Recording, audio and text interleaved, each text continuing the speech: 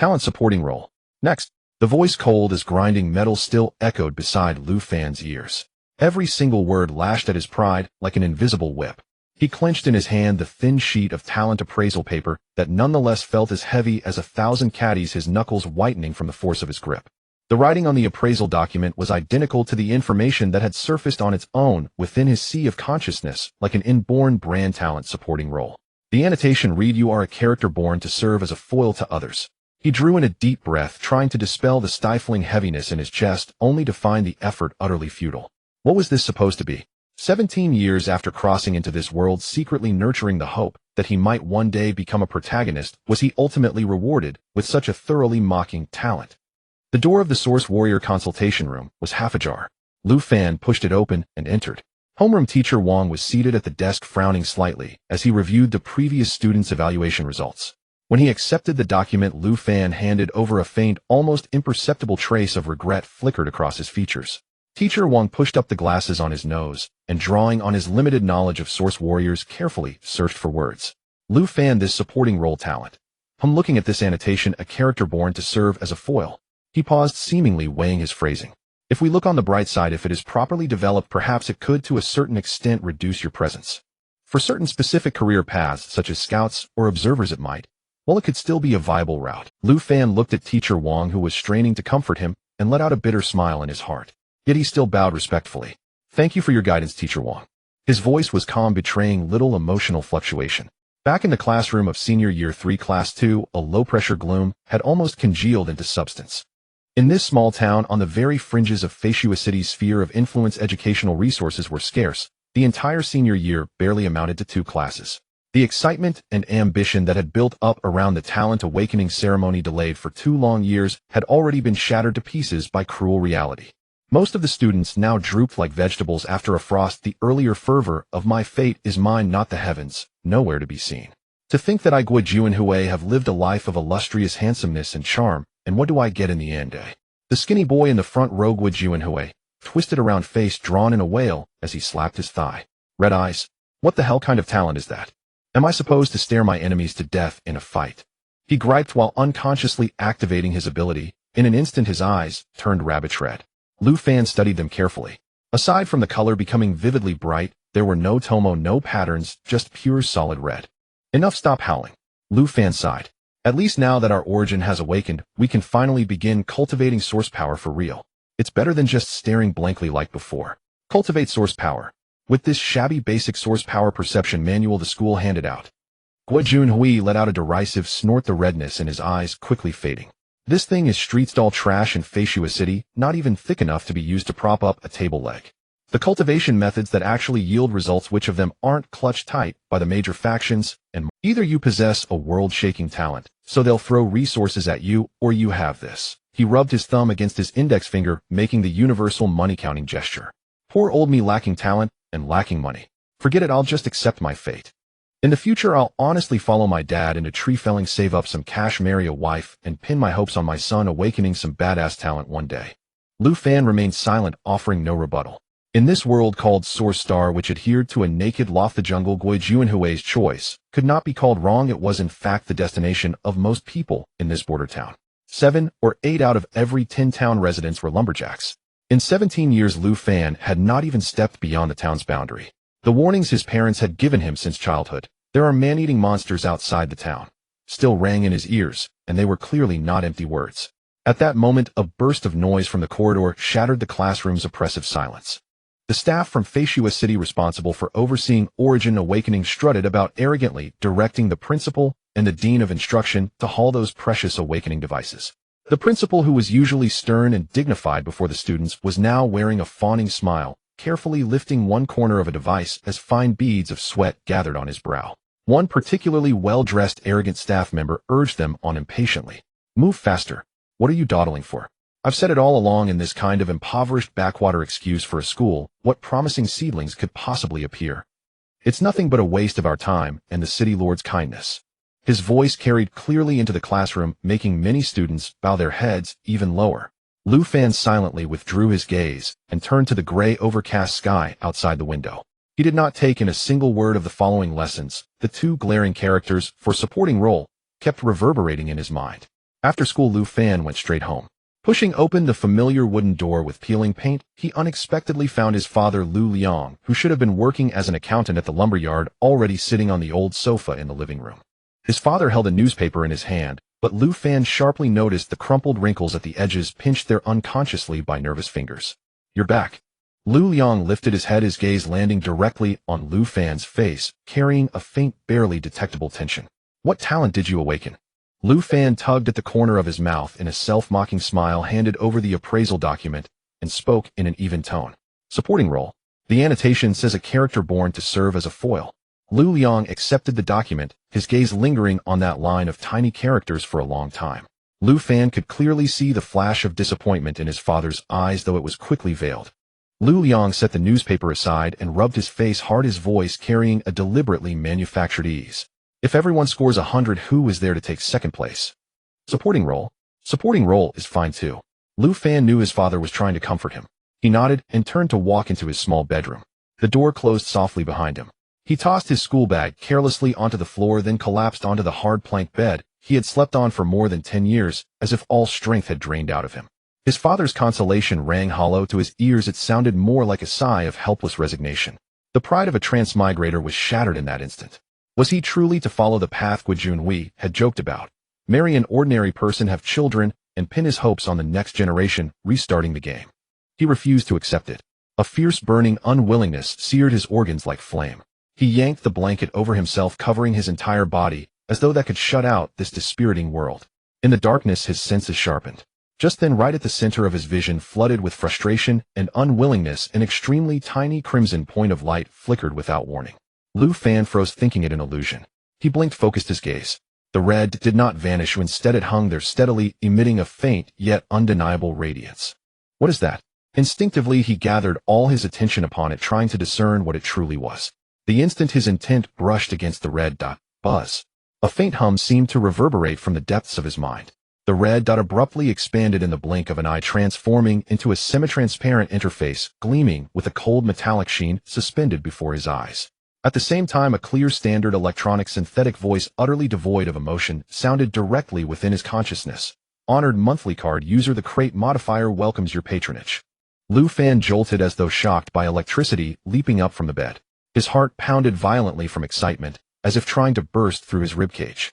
A modifier. This was the golden finger standard to transmigrators. Hope in the midst of despair. Yet just as he was about to carefully study this so-called crate modifier, the semi-transparent interface abruptly vanished. Only the familiar ceiling remained before his eyes, and the dim light filtering in through the window. It was as if everything just now had been no more than a hallucination born from desperate longing. The ecstasy on Lu Fan's face froze in an instant. He rubbed his eyes hard, and once more focused his mind, attempting to summon the interface. Nothing responded. Lu Fan stood there utterly dumbfounded, his expression plunging from extreme excitement to vacant bewilderment in a heartbeat. He blurted out without thinking, "Where did my golden finger go?" Lu Fan's heart was still pounding violently. That fleeting glimpse of the modifier interface and the icy mechanical voice just now were definitely not an illusion. Forcing himself to calm down, he drove his mind to run at full speed, carefully recalling every single detail of what had just happened. How had it been activated? Right. When he had pulled the blanket over his head, plunging himself into a sealed, pitch-dark space. He hurriedly grabbed the blanket again, and without the slightest hesitation wrapped it tightly over his entire head. His field of vision was instantly devoured by darkness, and even his breathing grew somewhat stifled.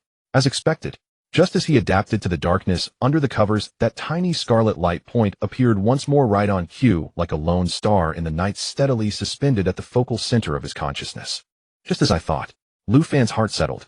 So this so-called box modifier was some shady thing that could only be opened in a sealed box-like space where no light could reach. What kind of absurd activation method was this? Forget it. Whatever it was, this would be the very foundation of his survival in this high martial world. As long as the functions were powerful enough, this small inconvenience was something he was willing to endure. Lu Fan almost had to forcibly press down the corners of his mouth that were about to stretch to his ears, striving to suppress his excitement.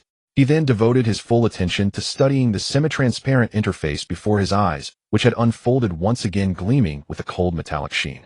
The style of this interface looked more and more familiar the longer he stared at it. Right? This was clearly the built-in modifier from a single-player game he had been obsessed with in his previous life. That thing's functions had been monstrously complete, attributes, items, skills, even story progression, there was almost nothing it could not alter. He had never imagined it would traverse worlds along with him. A surge of joy as violent as a volcanic eruption shattered the dam of his rationality. Lu Fan could no longer suppress himself and let out a low, muffled laugh within the cramped dark space beneath the blanket. Outside the door, his father Lu Liang, his mother Su Wan, and his younger sister Lu Ting, who had curiously craned her head forward, were just about to call him to dinner. The three exchanged glances, their faces showing a mix of worry and the tender concern reserved for a child they feared might have been dealt too heavy a blow. Mother Su Wan even subconsciously took half a step forward, wanting to push the door open and check on him, but Father Lu Liang gently held her arm, shook his head, and whispered, "Let him vent a bit. He just found out his talent is lacking. Of course, he's feeling awful inside." In the end, the three did not disturb him. They merely stood silently outside the door, listening to the intermittent, slightly unsettling laughter from within the room, their hearts filled with sympathy and helplessness. For in their eyes, Lu Fan's life was probably already set in stone. Under the blanket, Lu Fan finally managed to stop laughing. He took a deep breath, ready to formally initiate this modifier that could change his fate. Focusing his intent, he moved to select those modification options that looked incomparably powerful. However, his smile froze on his face in an instant, as though encased by invisible ice. The cold, emotionless, synthetic metallic voice once again echoed in his mind, and its content sent him plummeting into an icy abyss. Honored monthly pass user, your modifier service has exceeded its term by 210 months. Please make your payment in a timely manner to restore full functionality. Lu Fan was stunned for a moment, then clenched his teeth. So it was just Paytaus. Though his family background was ordinary, after years of frugality and the occasional pocket money from his parents, he did have some savings tucked away. For such a heaven-defying cheat, going broke would still be worth it. He impatiently clicked open the flashing recharge interface. Yet when he saw the required conditions and payment method on the recharge page, he was dumbfounded, as if doused from head to toe by a bucket of ice water. The recharge currency unit was RMB. It was a currency painfully familiar from his previous life, yet something that simply did not exist in this world. Lu Fan stared at the rows of grayed-out modification options on the interface. Invincibility, mode, infinite yuan power, talent copy. Each name alone enough to make one salivate. Then he looked again at the glaring RMB recharge portal. A wave of immense powerlessness and absurdity surged up in his chest. He felt as though he could cry, but had no tears. In this yuanxing world, where was he supposed to find RMB? Unwilling to give up, he began rummaging through every corner of the interface like a madman, trying to find another payment method or some loophole to exploit. Just as he was on the verge of despair and ready to give up, his gaze suddenly froze on an extremely inconspicuous corner at the very bottom of the interface. There, almost blended into the background, was a tiny icon emitting a faint golden glow. Beneath it was a line of small text: exclusive benefit for monthly pass members, 1 lifetime VIP trial modification opportunity. Though it was a familiar paywall tactic from his previous life, at this moment, it was undeniably a ray of light in utter desperation. Lu Fan's heartbeat suddenly quickened. His intent trembling, he carefully focused on the little icon and tapped it open. Whether he could defy the heavens and rewrite his fate would depend entirely on this. Congratulations, monthly pass user. You have obtained 1 lifetime VIP trial modification opportunity. You may modify 1 single character. To experience full heaven-defying functions, please renew your subscription promptly. Even the cold electronic voice now carried a hint of mocking playfulness. Heh! Lu Fan let out a powerless laugh, thick with self-mockery and pent-up frustration. This greed for money, coupled with a trial designed to bait users into paying, was unmistakably the style of that unscrupulous developer from his past life. It nearly drove him mad with anger. He forced himself to take a deep breath, suppressing the urge to rant, and began calmly analyzing his situation. Since he could only modify a single character, he had to maximize the impact of that one character and draw out its greatest possible value. A single character could still lever the course of destiny. He first tried to click on those formidable basic options. The life option would not open. A pop-up message appeared: please recharge promptly to unlock attribute modification permissions. Unwilling to concede, he then tried clicking yuan power, only for another icy prompt box to appear: please recharge promptly to unlock yuan power operation permissions.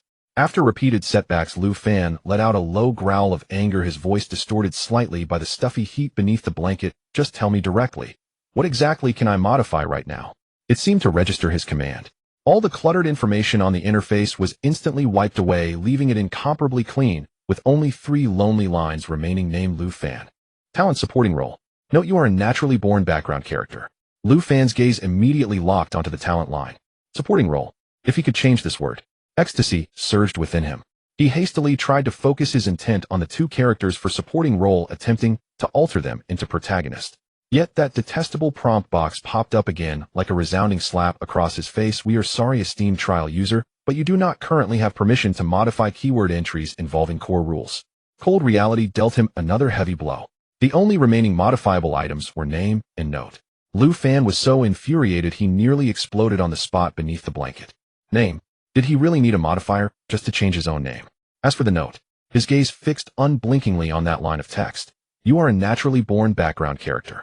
Suddenly, an incredibly bold, even somewhat insane idea streaked through his mind like lightning. Without further hesitation, he focused his intent and stabbed toward the third character in the note, the character for born. In an instant, a blank input box appeared above the position of that character, awaiting a new symbol to be. Gritting his teeth, Lu Fan poured all his hope and resolve into that blank box and entered a single. He would become a reborn supporting character. He wanted to see what kind of change this rebirth acknowledged by the modifier's rules would bring about. The very moment he completed the modification, the entire box modifier interface erupted in an extremely blinding scarlet radiance. That light flickered and trembled violently. The text on the interface began to twist and blur, emitting a strange zzzz of static, as though in the next second the modifier itself would collapse and disintegrate under the burden of this one altered character. Lu Fan was so tense that sweat poured from him. His whole body looked as if it had been fished out of water, his soaked clothes clinging tightly to his skin. He stared fixedly at the violently flickering, seemingly struggling interface, not daring to move a muscle, his heart filled with both anxiety and expectation. The process lasted nearly an hour, yet to him it felt as long as a century. At last the fierce red light receded like the ebbing tide, and the trembling of the interface gradually subsided. Looking carefully, he saw that the original note had changed, and beneath it a brand new line of small text had appeared, emitting a faint blue glow. Name: Lu Fan. Talent: supporting role. Note: you are a reborn supporting character. Box prompt: each day you may bring back cultivation from an anchor point, then be reborn to the current moment. Lu Fan stared at this prompt, his mind briefly unable to turn fast enough. Each day, he could bring back cultivation from an anchor point and be reborn to the present moment. This was somewhat different from the rebirth he had imagined. Did it mean foreseeing the future, or rewinding time? The key point was that he could even bring back cultivation. Instinctively, he felt that cultivation might be the more practical advantage. So he attempted to retrieve cultivation. However, that familiar blood pressure spiking prompt box popped up mercilessly. "Once more, honored user, please first set an anchor point." Lu Fan froze for a moment, then understood. Fine. It seemed that the prerequisite for this cultivation feature was that he first have an anchor point to which he could be reborn. He hesitated no longer. With a trace of curiosity and anticipation, he focused his intent on the anchor point option and gently tapped it. At the moment when Lu Fan, controlling his thoughts with a hint of curiosity and uncertainty, gently clicked on the anchor point option, a piercing scream sharp enough to distort the sound burst through the bedroom door like a red-hot iron striking hard against Lu Fan's eardrum. It was the voice of his younger sister, Lu Ting. Filled with indescribable terror and extreme pain, the sound made Lu Fan's heart tighten abruptly, as if gripped by an invisible hand. Sister. His 3-year younger sister, Lu Ting, was the most adorable girl in the world, cherished deeply in his heart. He had never allowed her to suffer even the slightest grievance. His brain had no time to think. His body reacted before his consciousness. Like a cat whose tail had been stepped on, Lu Fan leaped out of bed, all fatigue and confusion from earlier research instantly cast aside. He threw off the stifling blanket, not even bothering to put on his shoes, rushing barefoot toward the door like an arrow released from a bow. Only then did he realize that it was already pitch black outside, with the cold moonlight barely filtering through the window, casting vague patches of light on the floor. It was already deep into the night. Had he really been so absorbed in that modification interface for so long? However, at this moment, he had no time to ponder the issue of time. His sister's scream resonated like a warning bell, ringing frantically in his mind. He twisted the doorknob of the bedroom and flung the door open. A shadow accompanied by a foul wind rushed toward his face like a bullet fired from a cannon. Lu Fan never expected that something was lying in ambush outside the door. In a rush, he had no time to make any effective evasive maneuvers and could only instinctively shift his body to the side. The shadow's jumping force did not seem very strong. It failed to hit his head, but crashed heavily into his left shoulder, followed by the sound of teeth-piercing flesh echoed painfully. Ugh! Intense pain surged through his body like an electric current, and Lu Fan couldn't help but let out a cry of agony, losing his balance and crashing to the ground with a thud. In the dim moonlight seeping in from the living room window, he finally saw what had attacked him, an ant the size of a wild cat.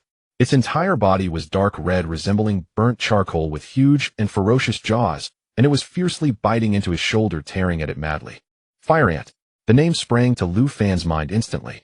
This was one of the most common calamity beasts often mentioned by teachers in class and positioned at the very bottom of the food chain. They usually acted in groups, although individually weak, their numbers were astonishing. His gaze swept fearfully around the living room. This glance made his scalp tingle, and the blood in his veins seemed to freeze in an instant. The entire floor, sofa, and coffee table were covered densely with dark red fire ants. They moved like a flowing dark red tide, emitting a disturbing rustling sound. And in the center of that tide, he saw the most unwelcome sight of his life. His sister Lu Ting's tiny body lay among the ant swarm. Her cute face, which always bore a sweet smile, was now half mangled, revealing stark white bone, and her hollow eye sockets silently stared at the ceiling. Several fire ants were gnawing at her remains. Shouting. Witnessing the tragic state of his sister, an indescribable fury, mixed with heart-wrenching sorrow, erupted from Lu Fan's chest like a volcano. Forgetting the pain coursing through his body, he let out a beast-like roar, using all his strength to smash his fist down on the fire ant still biting his shoulder. Bang!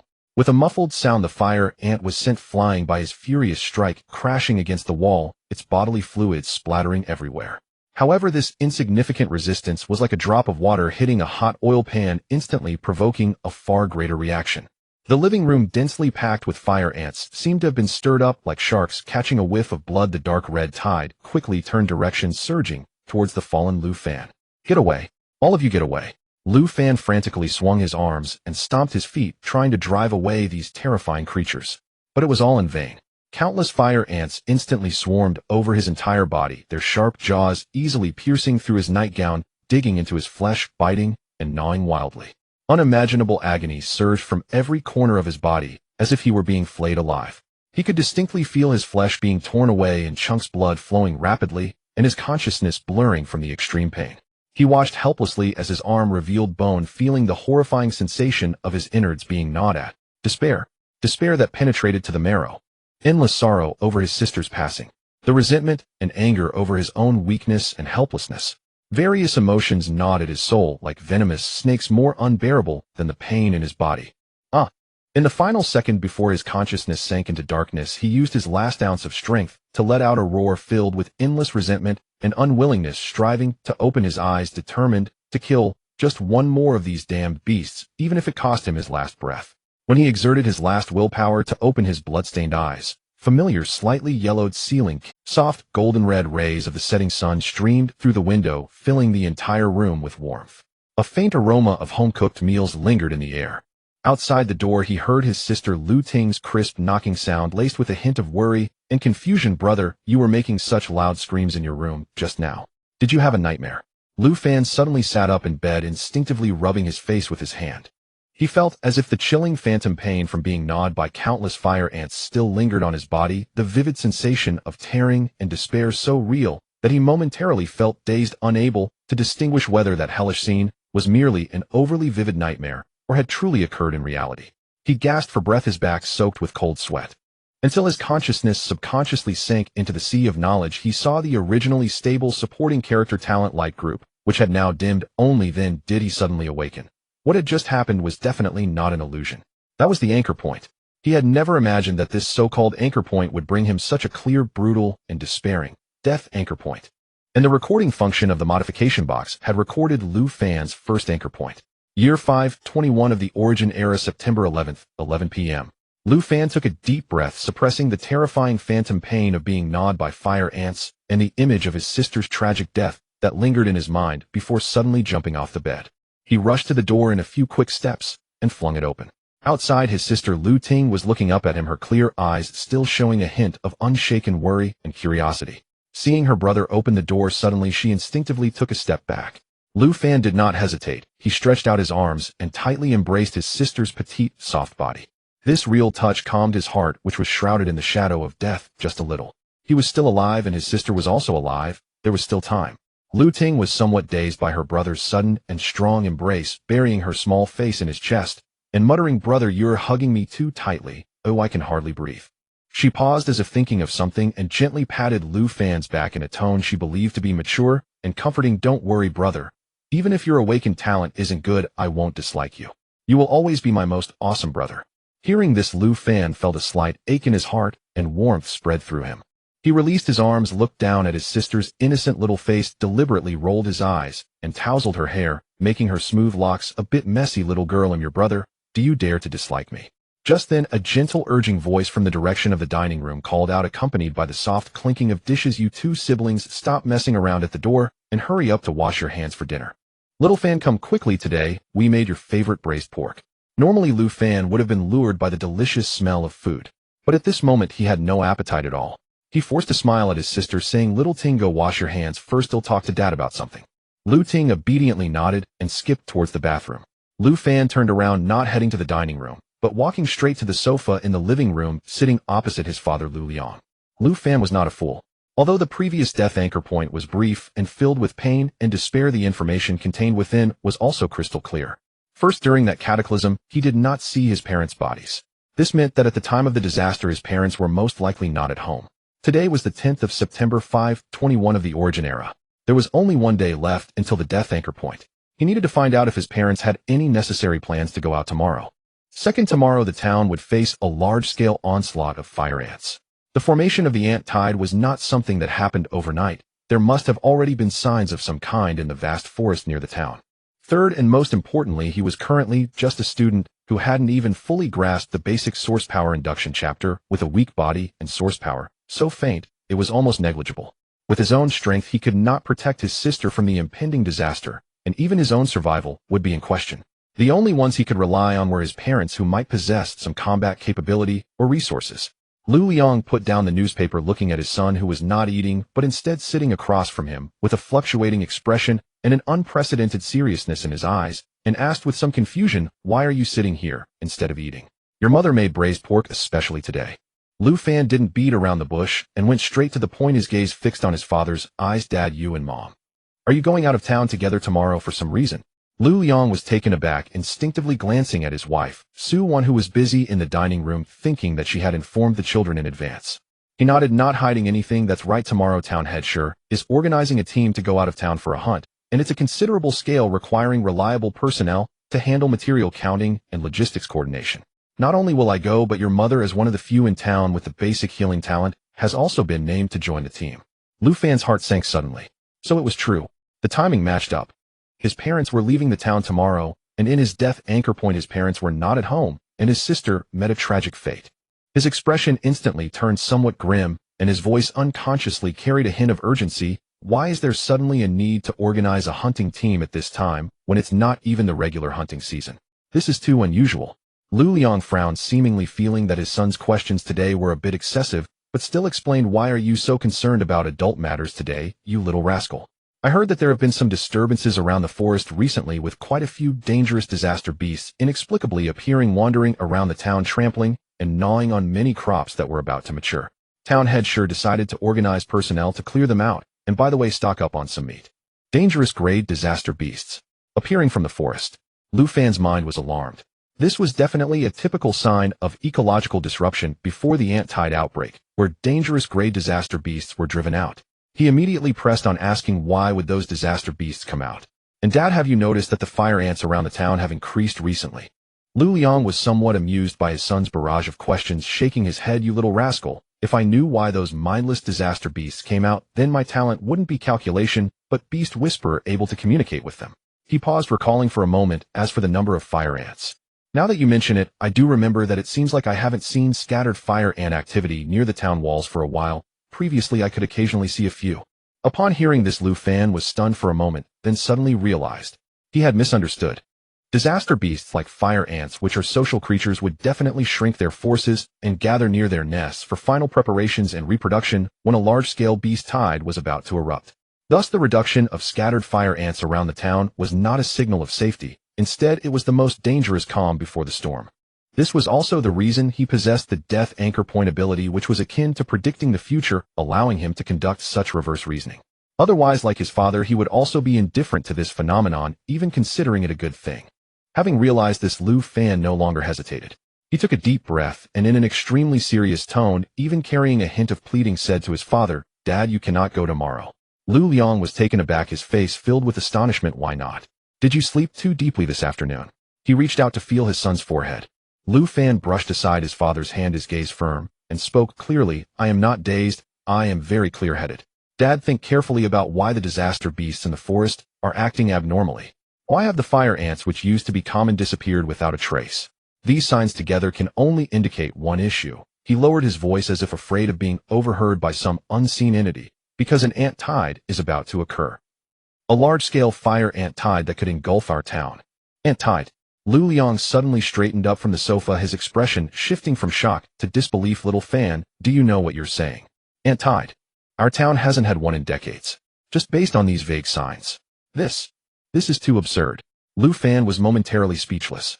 He opened his mouth, but couldn't explain. Should he tell his father that he had been reborn and had personally witnessed the despair of being gnawed to death by fire ants? In a moment of urgency, he could only attribute the reason to his talent. It's because of my talent. My supporting role talent. It seems to have undergone some special changes that allow me to sense the great danger in a vague way. He couldn't be too specific, only speaking vaguely. Your talent. The supporting role talent can predict danger. Lu Liang's brow furrowed, his sharp gaze fixed on his son's eyes, seemingly trying to discern the truth. The living room fell into a brief silence, only the faint voices of his mother and sister talking in the dining room. Suddenly Lu Liang interrupted his son, who seemed to want to explain further. He leaned forward, lowered his voice, and his tone turned unusually serious and solemn. Little Fan, look me in the eye. Is the news about the ant tide true? Lu Fan met his father's gaze without flinching. He thought of his sister's tragic death, the agonizing pain, and the desperate screams. He nodded heavily, each word seeming to be squeezed out through his teeth. I am certain.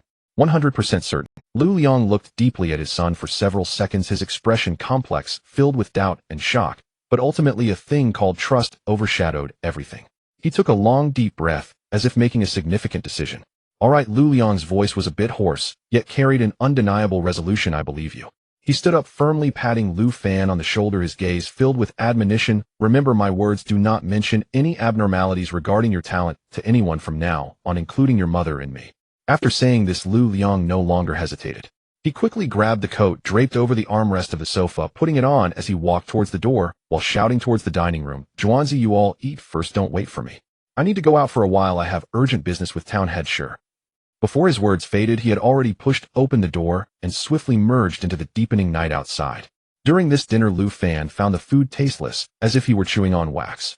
The red braised pork, meticulously prepared by his mother, seemed to have lost all flavor in his mouth, and his attention was completely absent from the dining table. His eyes repeatedly darted uncontrollably toward the front door, ears perked up, capturing any subtle sounds from outside.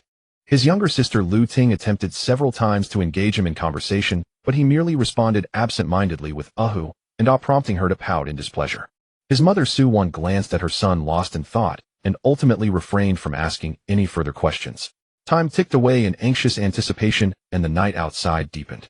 Until late at night, when all was silent, and even his sister had long returned to her room to sleep, a faint click of a key being inserted into the lock finally echoed at the door.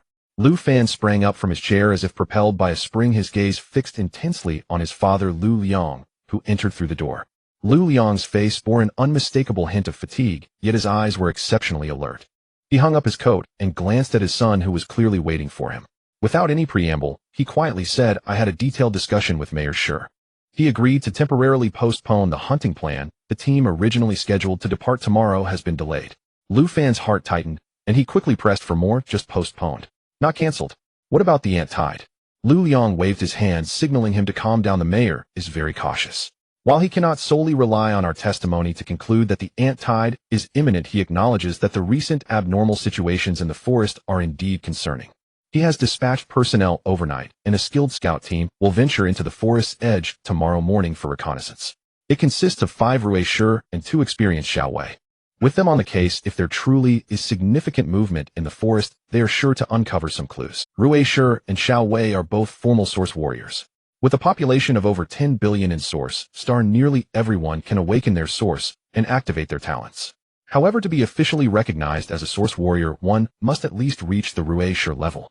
The initial display of sharpness and ambition qualifies one as Rui Shi. Further advancement into valor and decisiveness to protect one's domain earns the title Xiao Wei. This combination for reconnaissance is indeed a luxurious configuration. It is worth noting that even Lu Fan's father Lu Liang is merely a Rui Shi. Upon hearing his father's words, Lu Fan's tense heartstrings relaxed ever so slightly. Having source warriors go for reconnaissance is certainly better than doing nothing. Yet the thorn in his heart still remained. He gritted his teeth, his voice quivering slightly. What if? What if there's not enough time? What if the ant tide erupts while they are scouting? We do our part, and leave the rest to fate. Lu Liang patted his son's shoulder, his tone calm, yet tinged with helplessness. What we can do is to perform our best within our capabilities. Trust the source warriors in the town. They understand this forest better than we do and know how to deal with the disaster beasts. With that said, Lu Fan knew that further discussion would be futile. He silently nodded, still burdened with heavy feelings, turned and returned to his room. Closing the door, he cut off the light from the living room and the faint sound of his parents' conversation. Lu Fan did not turn on the light, but walked straight to his bedside and sat cross-legged.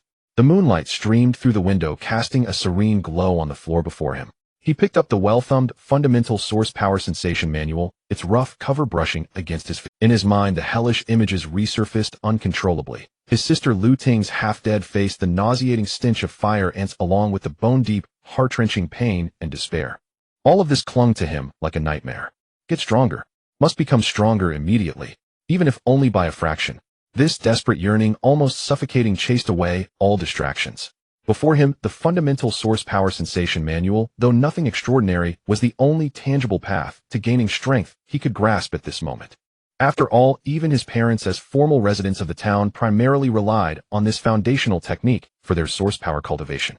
As for those powerful martial techniques, without source power as a foundation, everything is just a castle. He took a deep breath, clearing his chaotic thoughts, and attempted to guide the faint source power within him, which was nearly imperceptible, along a specific path for slow circulation.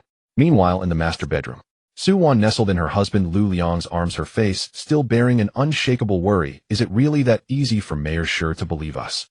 And he immediately dispatched a scout team.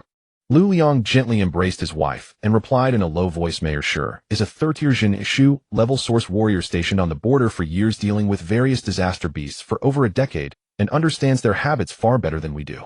I didn't directly mention the ant tide, only pointed out the recent abnormal escape of disaster beasts and the suspicious decrease of fire ant sightings.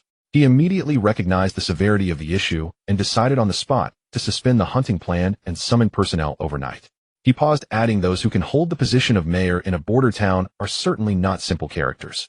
Su-Wan nodded slightly, her anxious heart easing a bit, but she soon recalled her son's unusual behavior tonight. Then, what about Xiao Fan today? Lu Liang raised a finger, gently pressing it against his wife's lips to stop her from speaking further. His gaze seemed exceptionally profound in the darkness. Whatever happened to Xiao Fan, or whatever opportunities he has encountered, those are his own fortunes and secrets. As parents, all we can do is unconditionally support him, trust him, and then wait patiently. Whether he becomes a dragon or a worm, time will provide us with the answer. Probing too deeply now may not be a good thing.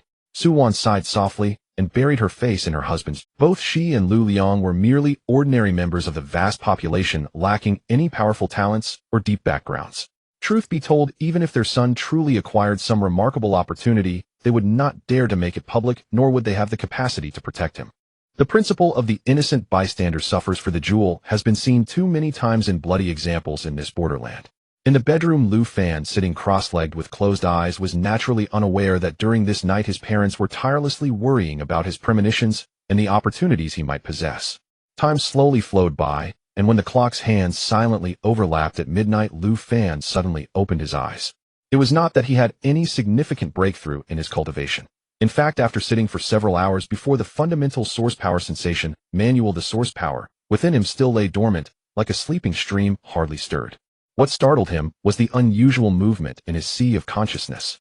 The supporting role talent, which had dimmed due to activating the anchor point just moments ago, seemed to be recharged by an invisible energy and lit up again. A surge of understanding welled up within him. It turned out that as long as it was past midnight, even if a day had passed, his supporting role talent would automatically refresh, allowing him to activate the rebirth ability again. However, he could only choose either anchor point or cultivation for each day. He pointed to cultivation. The box modifier once again popped up with a message, dear user, you currently do not have any source warriors available to increase your cultivation. Lu Fan understood that he needed to have a source warrior first to increase his cultivation. He then selected anchor point. I want to be reborn.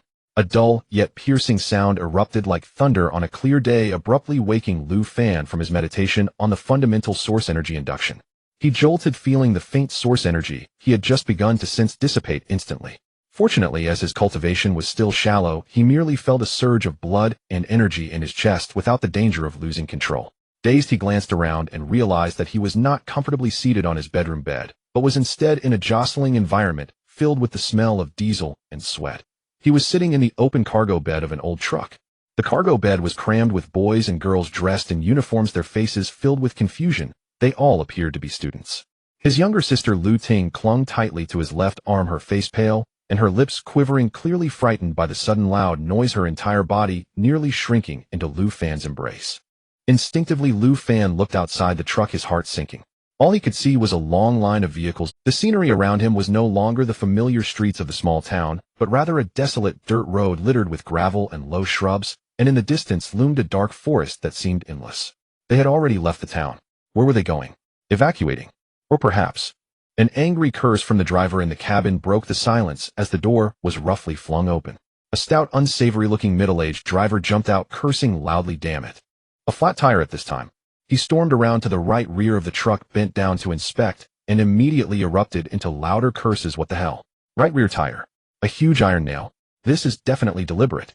Seeing that it was just a flat tire, and not an attack by a disaster beast, most people in the cargo bed breathed a sigh of relief and began to whisper among themselves. Lu Fan instinctively thought it might just be an accident. Just as he was about to relax his tense nerves, buzz, buzz, buzz. A swarm of wings vibrating at high speed filled the air, sounding like a symphony of death rapidly approaching from the horizon. The driver, who had just checked the tire, instinctively looked up at the sky. After just one glance, the anger on his face was replaced by sheer terror, and his complexion drained of color. He let out a scream that was not human, distorted by extreme fear. Flying fire ants. It's a swarm of flying fire ants. Run for your lives. Before he finished speaking, he abandoned the vehicle full of students like a frightened rabbit and ran headlong towards the front of the convoy. Lu Fan's heart abruptly stopped for a moment. He stood up suddenly and looked in the direction of the voice. There in the sky, several black dots the size of cats, glowing with a dark red sheen, were diving towards them at incredible speed. They resembled ordinary fire ants, but sported translucent, rapidly vibrating wings on their backs. These were the evolved form of fire ants he had seen in his textbooks, the flying fire ants capable of short-distance flight. The common fire ants he had encountered before could only crawl on the ground, and did not even rank as the lowest beast level. They were merely cannon fodder in the disaster beast tide. But these flying fire ants were entirely different. They flew at astonishing speeds with incredible impact force, and most terrifying of all was their incredibly hard heads, capable of easily piercing through an ordinary person's chest and skull. Each adult flying fire ant could be classified as a dangerous level disaster beast, requiring at least a sharp warrior among source warriors to kill. For students like them who were unarmed and possessed weak or even non-existent source power, encountering these creatures left them with only one choice: run. Lu Fan let out a fierce shout, grabbing his dazed sister Lu Ting and pulling her up from the cargo bed. Without hesitation, he threw her onto his back and scrambled out of the cargo bed, landing and using every ounce of strength to sprint toward the direction the driver had fled. He dared not look back, only able to hear the piercing screams of other students, the deafening buzz of the flying fire ants diving, and the sickening thud of hard objects striking flesh and bone. He ran desperately, his lungs burning, his legs feeling as if they were filled with lead. His sister Lu Ting cried intermittently on his back, her warm tears soaking the back of his neck. Out of the corner of his eye, he caught a glimpse of another truck nearby, seemingly trying to accelerate away from this death zone. Hope. A cold glint flashed in Lu Fan's eyes as he unleashed unprecedented potential, increasing his speed, desperately chasing after the speeding truck. As he got closer, he suddenly exerted all his strength to throw his sister Lu Ting into the cargo bed. Shouting, "Hold on tight." Lu Ting screamed as she fell into the cargo bed, caught by the panicking people inside. However, in the moment Lu Fan slowed down from this throw, a fierce wind suddenly struck from behind. He didn't even have time to turn around, feeling an indescribable, overwhelming force collide with the back of his head. Crack! It was the clear, despairing sound of his skull fracturing. His vision was instantly filled with darkness, splattered with warm, blood-scented liquid. In the moment before his consciousness faded completely, a bizarre thought unrelated to death flashed through Lu Fan's mind, accompanied by a touch of absurd self-mockery. This flying fire ant's head is truly damn tough. Oh. Lu Fan suddenly shot up from his bed in the dead of night, clutching his head tightly, with both hands letting out an uncontrollable low howl like a wounded beast. His temples throbbed as if being stirred by a drill, and the back of his head still felt the terrifying sensation of being shattered in an instant, even seeing the image of his brain splattering flashing before his eyes. That kind of pain beyond physiological limits felt like countless red-hot steel needles relentlessly piercing through his nerves, tormenting him to the brink of madness. He curled up and rolled in agony on the bed, a cold sweat instantly covering his forehead, his teeth chattering. After an unknown amount of time, the suffocating phantom pain slowly receded like a tide, leaving behind lingering aftershocks and a bone-deep chill. Lu Fan gasped heavily, feeling as if he had just been fished out of water, collapsing weakly onto the bed. He struggled to turn his head and glance at the glowing alarm clock on the bedside table. The hour and minute hands clearly indicated the current time, 12:01 at midnight. Only a minute had passed since he activated his rebirth ability. Excluding the time he spent rolling on the bed due to phantom pain, this meant that a complete rebirth process in the real world might have taken only a few seconds. This realization sent a jolt through his heart. It meant he would have a high margin for error and information gathering efficiency when facing crises in the future. As for the anchor point, it was set to 1800 on September 11th, 521 of the Source era. Calculating the time, he only had 18 hours of life left. But at this moment, there were more important matters. He suddenly flipped over and sat up, not bothering to wipe his sweat, quickly grabbing a pencil and a scrap of paper from the bedside table. Based on the fleeting memory from the death anchor point and from the glimpse he had seen at the front of the truck, he shakily wrote down a series of crooked numbers and letters. The license plate number of the truck that had gotten the flat tire, ultimately leading them to be exposed to the attack of the flying fire ants. Absolutely. He murmured to himself, his voice still carrying a hint of hoarseness from having survived a disaster, but his tone was resolute. I can never get on that cursed truck again. Lu Fan had not slept a wink all night. As the first light of dawn appeared on the horizon, he got up. Instead of packing his school bag as usual, he began rummaging through every corner of the house, gathering all the valuable and portable items he could find. Some dried meat, a few bottles of clean drinking water, his mother's spare herbal bandages, the sharpest short axe from his father's toolbox, and even his sister's treasured cloth doll, stuffing them all into several sturdy military backpacks. What was even more unusual was that he firmly stopped his sister Lu Ting, who was yawning and rubbing her eyes, preparing to go to school. Little Ting, we are not going to school today. Lu Fan's tone left no room for doubt. Lu Ting blinked, her big eyes filled with confusion. Why not, brother? The teacher will scold us for not going to school. Listen to your brother, there are more important matters today. Lu Fan did not elaborate. He simply ruffled his sister's hair with a firm hand. Their mother Su Wan came out of the kitchen with breakfast. Seeing this scene, her brows instinctively furrowed, and she was about to scold her son for his nonsense when she met Lu Fan's unusually calm, even pleading eyes. Suddenly, she remembered her husband's admonition from the previous night and recalled her son's unusual ability to sense impending danger. The words she was about to say got swallowed back down. She took a deep look at her son, watching him busily and methodically pack his things, and an inexplicable sense of tension gripped her. Little Fan. Su Wan hesitantly opened her mouth. Mom, trust me. Lu Fan raised his head and said 3 words, his determined gaze leaving no room for doubt. Su Wan was silent for a few seconds, then, as if she had made up her mind, she turned and began to pack, without saying another word. She quickly and efficiently packed the little food they had left, all the medications she could find, some warm but lightweight clothing, and a small iron box containing most of their family's savings that was hidden deep in a cupboard. She did not ask why, she simply expressed her support for her son through her actions. Before 10 a.m., their father Lu Liang pushed open the door, and the scene that met his eyes left him stunned. The house was nearly empty, all the essential supplies neatly categorized and packed, stacked orderly at the. His wife and children had already put on a set of old but sturdy leather armor. Although the style was outdated, critical areas were well protected, resembling a family ready for battle or to flee. Lu Liang opened his mouth. Well done. We must prepare to evacuate immediately. He quickly took off his accountant's work uniform, revealing a well-maintained chainmail underneath, then dragged out a wooden box from under the bed, swiftly donning a slightly heavier but more protective armored suit with metal plating, and finally strapped a sheathed standard long sword to his waist. At this moment, he was no longer the accountant sitting at a desk, but a Source warrior who had once fought in the wild and held the title of Ruesher. Just as Lu Liang finished dressing, dong, dong, dong, 3 heavy, prolonged, and urgent ringing sounds of a bell suddenly echoed across the entire town. The bell reverberated repeatedly, reaching the ears of every resident. The once bustling town seemed to have pressed the mute button, instantly falling into an eerie silence. Then came the frantic sounds of hurried footsteps, shouts, and crying children. Everyone who heard the 3 bells, no matter what they were doing, immediately dropped their tasks and rushed towards their homes with changed expressions. This was the highest level of emergency alarm for the town, signifying emergency evacuation for the entire town. At this moment, Lu Fan's family had already loaded all their luggage onto the old pickup truck they had used for many years. Lu Liang jumped into the driver's seat, Su Wan and Lu Ting quickly squeezed into the passenger seat, while Lu Fan agilely climbed into the bed of the truck, tightly gripping the railing.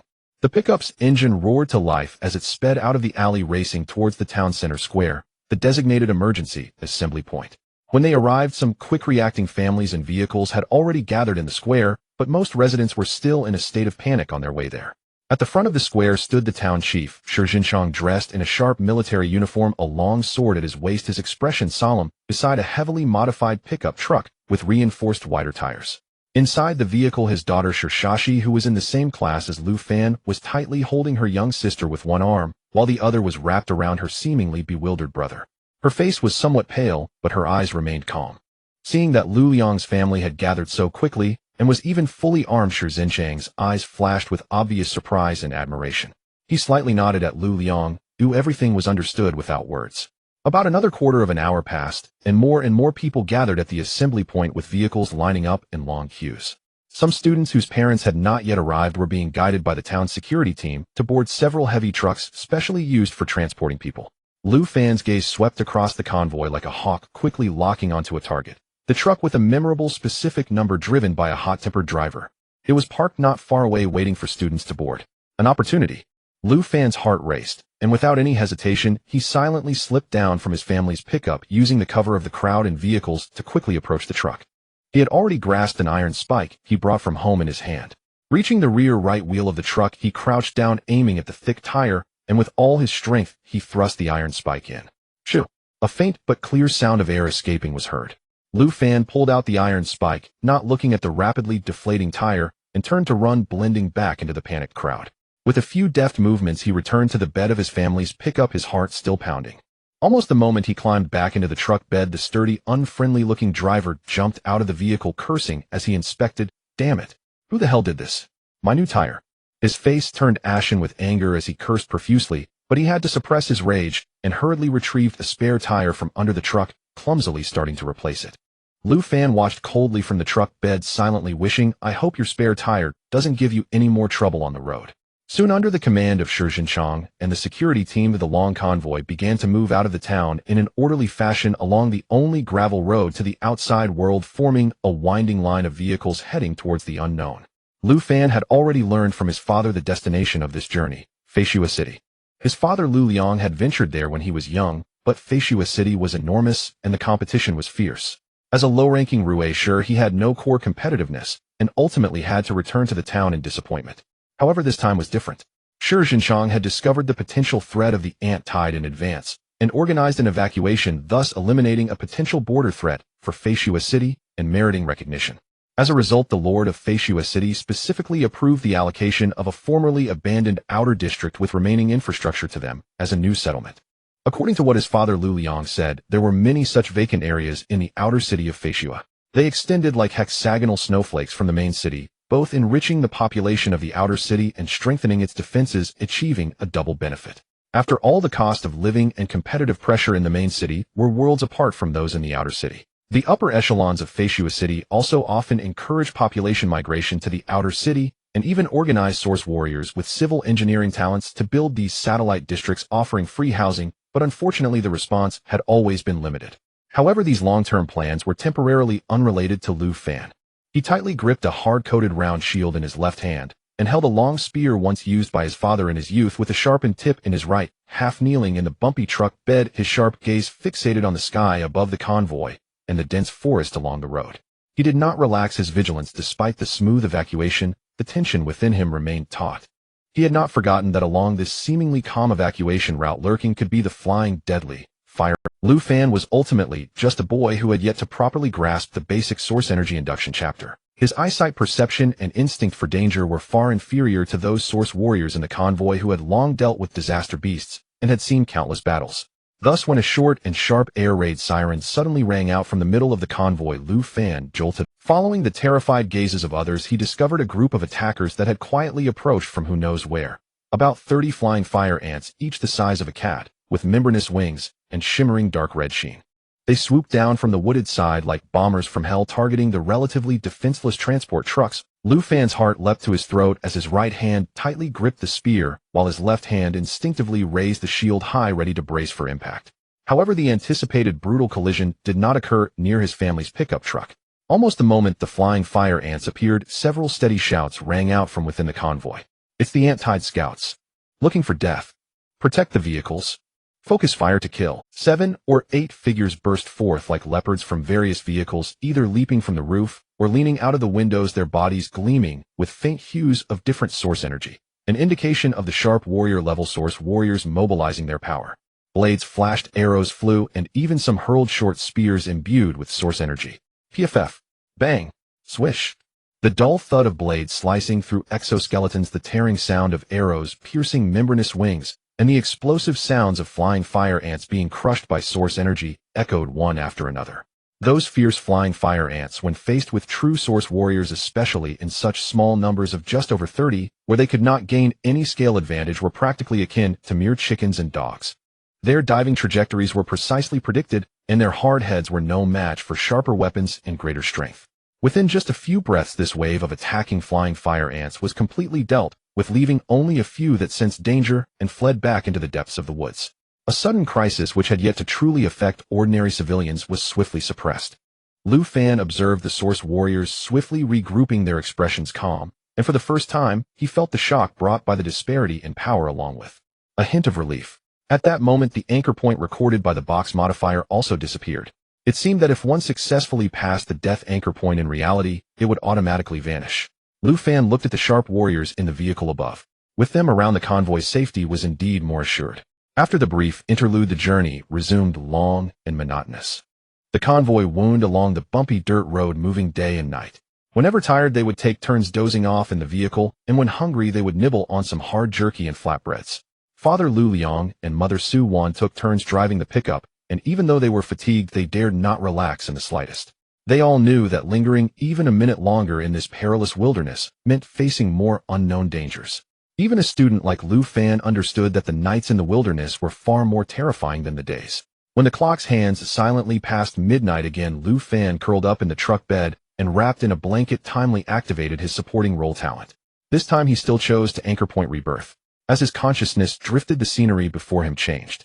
It was no longer the bumpy truck bed and the cold night wind, but a somewhat shabby yet reasonably tidy room. Lu Fan was sitting cross-legged on a hard bed, apparently meditating.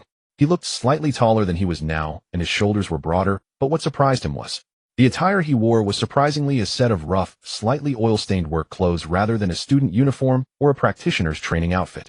Lu Fan's heart sank as he hurriedly looked at a simple calendar hanging on the wall. It read September 12th, 522 of the Source Era, 5 p.m. The date clearly indicated a year later. He had successfully lived for a year. This made his heart feel a bit relieved, but soon a greater confusion enveloped him. Worker attire. Could it be that a year later he did not continue his studies, nor did he embark on the path of a source warrior, but instead became a worker?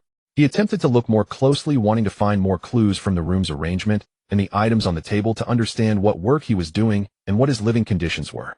However, he suddenly found it hard to breathe and erupted into a violent coughing fit, ultimately suffocating to death. Had he just died of illness? Feeling the jolting of the truck bed and the cold night wind once more, Lu Fan slowly opened his eyes, exhaling a long breath. Although this time the information provided by the anchor point was limited and even brought new confusion, at least he confirmed one thing. He had successfully avoided the current death crisis and lived to a year later. Even if in the end he died of illness, this in itself was a huge encouragement. After all, even he did not want to experience that deeply etched pain of death every time he activated his ability. Now dying of illness had become a rare form of peaceful death. Although it was already deep into the night, his mind was somewhat fatigued from the recent anchor point and the tension of the past few days. Lu Fan did not immediately fall asleep. A strong premonition urged him to readjust his posture in the jostling truck bed, palms facing up, and once again calm his mind, attempting to operate the basic source energy induction chapter. Perhaps it was due to the pressure of skirting death for days, or perhaps the rebirth ability was honing his mental strength in some subtle way, or maybe it was just a natural progression. This time, when he immersed his consciousness into his dantian, an unprecedented clarity emerged. There, the weak source energy that had previously been elusive and scattered at this moment seemed to be guided by an invisible force, beginning to slowly but steadily revolve around an invisible center point, forming an extremely tiny yet undeniably real vortex. Initially, Lu Fan thought this was an illusion caused by consecutive sleepless nights, but he held his breath and focused even more on his inner vision. The sensation of rotation not only did not dissipate, but instead became increasingly clear and stable. A faint stream of warmth was slowly being drawn in from his limbs and bones merging into it. At that moment in his sea of consciousness beside the originally solitary interface of the supporting role talent, a brand new section radiating a faint white light quietly appeared. Source Warrior. And below the Source Warrior section, a line of small text was prominently displayed: Basic Source Energy Induction Chapter Entry. It worked. It finally worked. A wave of immense joy washed away all his fatigue in an instant. Lu Fan could no longer contain himself, and the corners of his mouth uncontrollably curled up into a broad smile. He succeeded. He had finally taken the first step into source energy cultivation. This not only meant he officially became a practitioner, but also that he possessed the first source martial art that could reincarnate. His heavy eyelids, which had not closed for 2 days and nights, seemed unable to hold up any longer. A strong wave of sleepiness surged like a tide, and once his mind relaxed, the extreme fatigue of his body took over. Lu Fan didn't even have time to carefully experience the changes brought by the source energy vortex before he clutched that long spear and toppled onto the luggage bag in the truck bed, sinking into a deep sleep. A look of relief mixed with a hint of silliness still lingered at the corner of his mouth. In the cabin, Lu Ting, who had been quietly watching her brother, couldn't help but let out a giggle as she peered through the small window connecting the truck bed to the cabin. Mother Su Wan was rubbing her aching temples when she heard the sound and softly asked, "Ting Ting, what are you laughing?" Lu Ting pointed at the truck bed and with a childlike innocence said, "Mom, come look, brother is sleeping with a smile." Su Wan turned her head carefully upon hearing this, looking at her son, who was sleeping in a rather ungraceful manner in the truck bed through the window. Lu Fan had inherited more of her features. He had a decent foundation and was somewhat good-looking, but at this moment 2 incredibly prominent dark circles hung under his eyes from 2 days of high tension and no sleep, coupled with the exaggerated silly smile that remained even in his dreams. Su Wan couldn't help but smile gently, a tender expression crossing her fatigued face as she softly said to her daughter, "Your brother can finally sleep soundly for a while. Just that sleeping position is a bit ugly."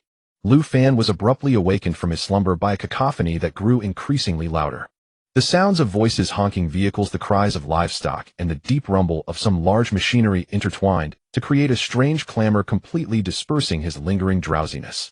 Blinking his sore eyes in confusion, he realized that he had somehow been moved from the jolting cold cargo bed of a pickup truck to a comparatively comfortable seat. A familiar thin blanket still covered him. Through the car window, he saw his mother Su Wan and his sister Lu Ting sitting on the luggage in the truck bed, curiously and somewhat timidly surveying the outside.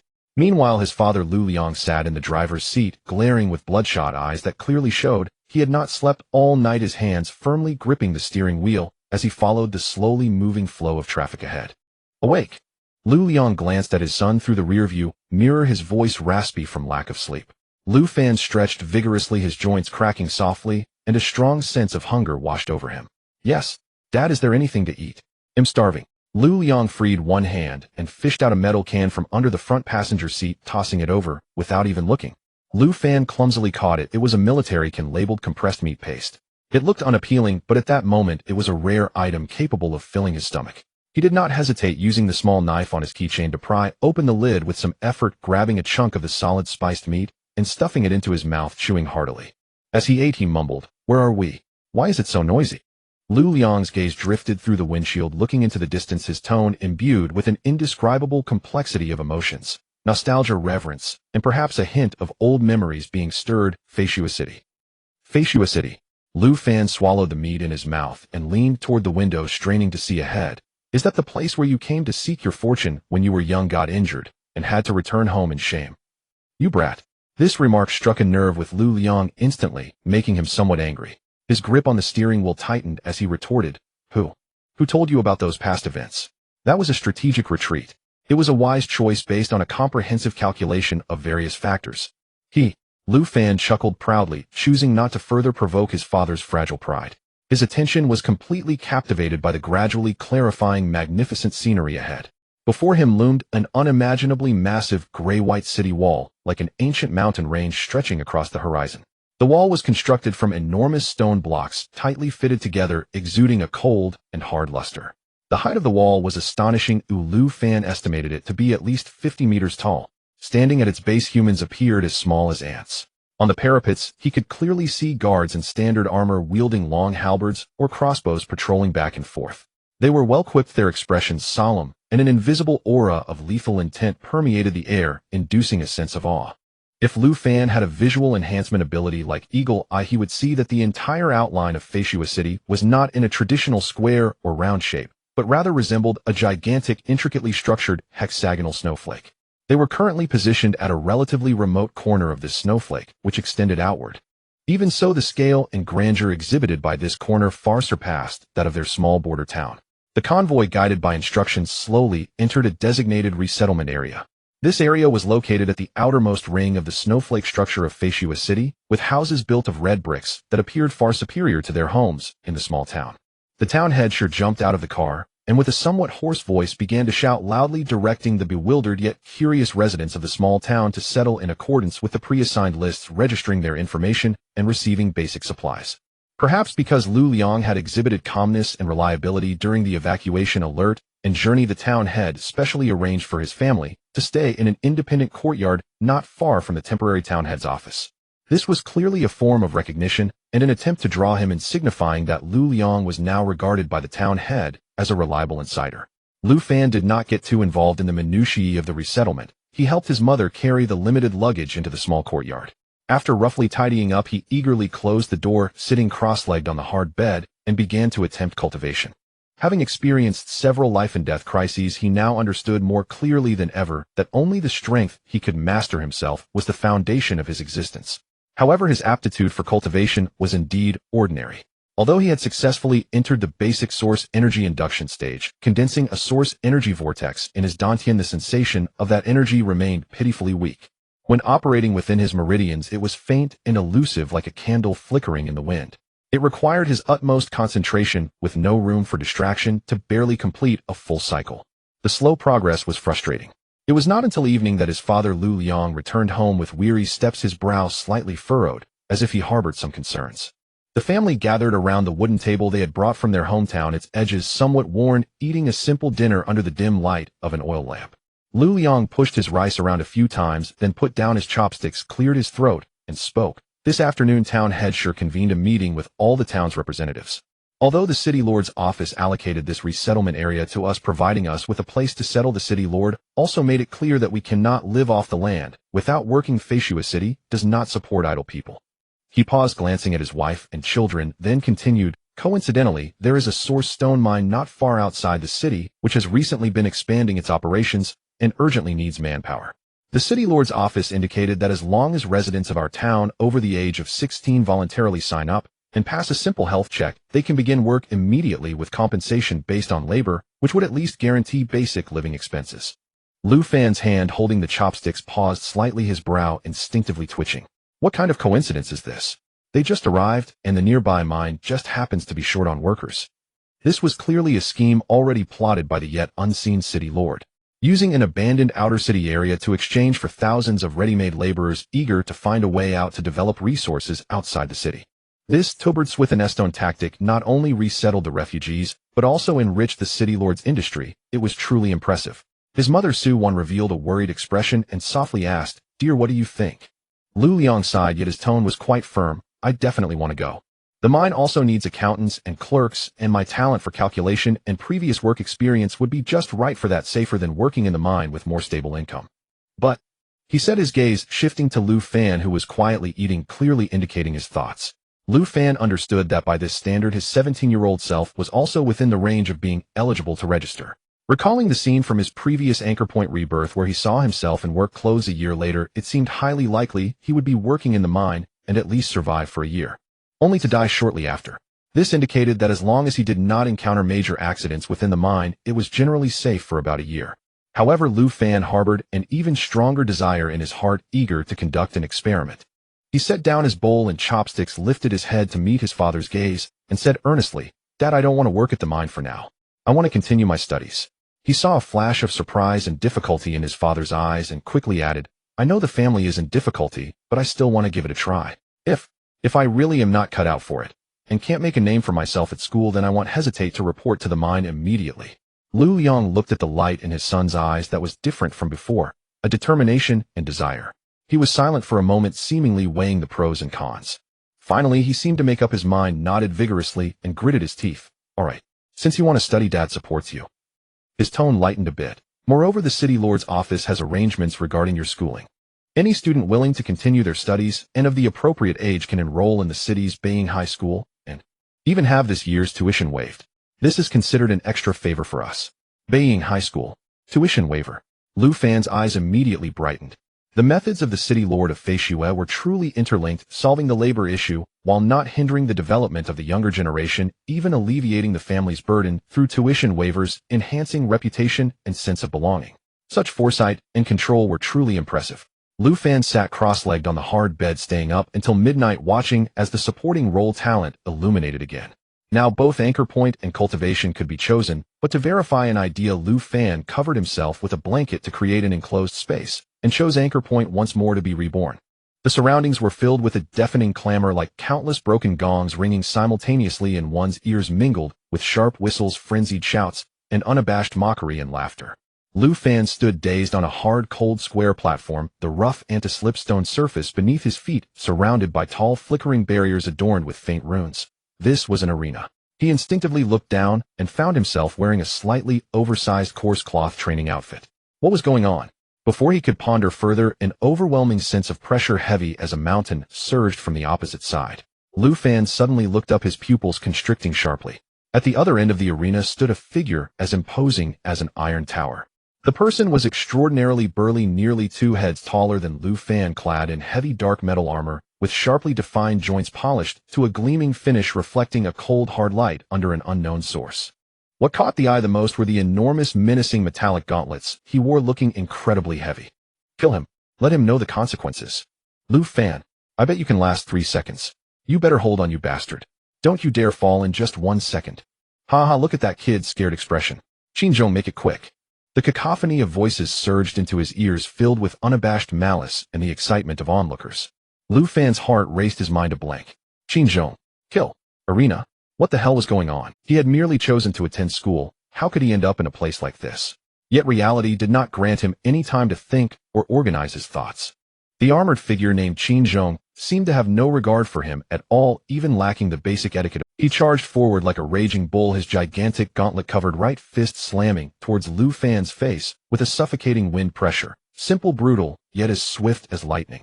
Lu Fan instinctively attempted to retreat and block, but his reaction speed was far behind the rhythm of the opponent's attack. He didn't even manage to make a complete defensive move before darkness engulfed his vision and an irresistible, immense force brutally struck his head. Pooh! It was not a dull collision sound, but rather a sickening thud akin to the explosion of a fruit. Lu Fan hardly felt much pain before his vision was instantly swallowed by endless darkness and a warm, viscous liquid splattering around. In the final moment before consciousness completely faded, he clearly caught a glimpse of the cold, indifferent gaze peering through the gap of the opponent's helmet, laced with a hint of disdain, as if looking at an ant. Ugh, huh. Lu Fan jolted awake, clutching his head tightly, gasping with a suppressed wheeze that sounded like a broken windbag. The terrifying phantom pain of his head exploding repeatedly assaulted his nerves like a tidal wave. The vivid sensation, as if he could see his brain matter splattered, nearly drove him to madness. He bit down hard on the edge of his pillow, the cotton nearly torn through by his teeth, his body shaking violently, cold sweat soaking through his thin pajamas. After a long time, the suffocating phantom pain gradually diminished like the retreating tide, leaving behind waves of exhaustion and a deep, bone-chilling cold. He slumped back onto the bed, gasping heavily, his eyes filled with shock and incredulous anger. What the hell? He had merely chosen to go to school. How could he be punched in the head on an arena? Was school really more dangerous than working in the mines? Qinzhong. Lu Fan gritted his teeth, internally engraving this nightmarish figure deeply. I will not rest until this grudge is avenged. Although he only survived less than 3 seconds in that bizarre anchor point, some details were still vividly imprinted in his mind. The frenzied shouts from the surrounding figures were mostly students wearing similar uniformed attire. Moreover, they were all in light summer clothing, with the sun overhead blazingly bright. Anchoring point recorded in the Sea of Consciousness, year 522, June 5th, 10 a.m. This meant that for the time from now until next summer, he would at least be safe at Beiying Academy and would not immediately encounter that deadly tribulation. But why? Why could the students in school kill their classmates on the arena so recklessly? What kind of place was Beiying High School? What rules were followed here?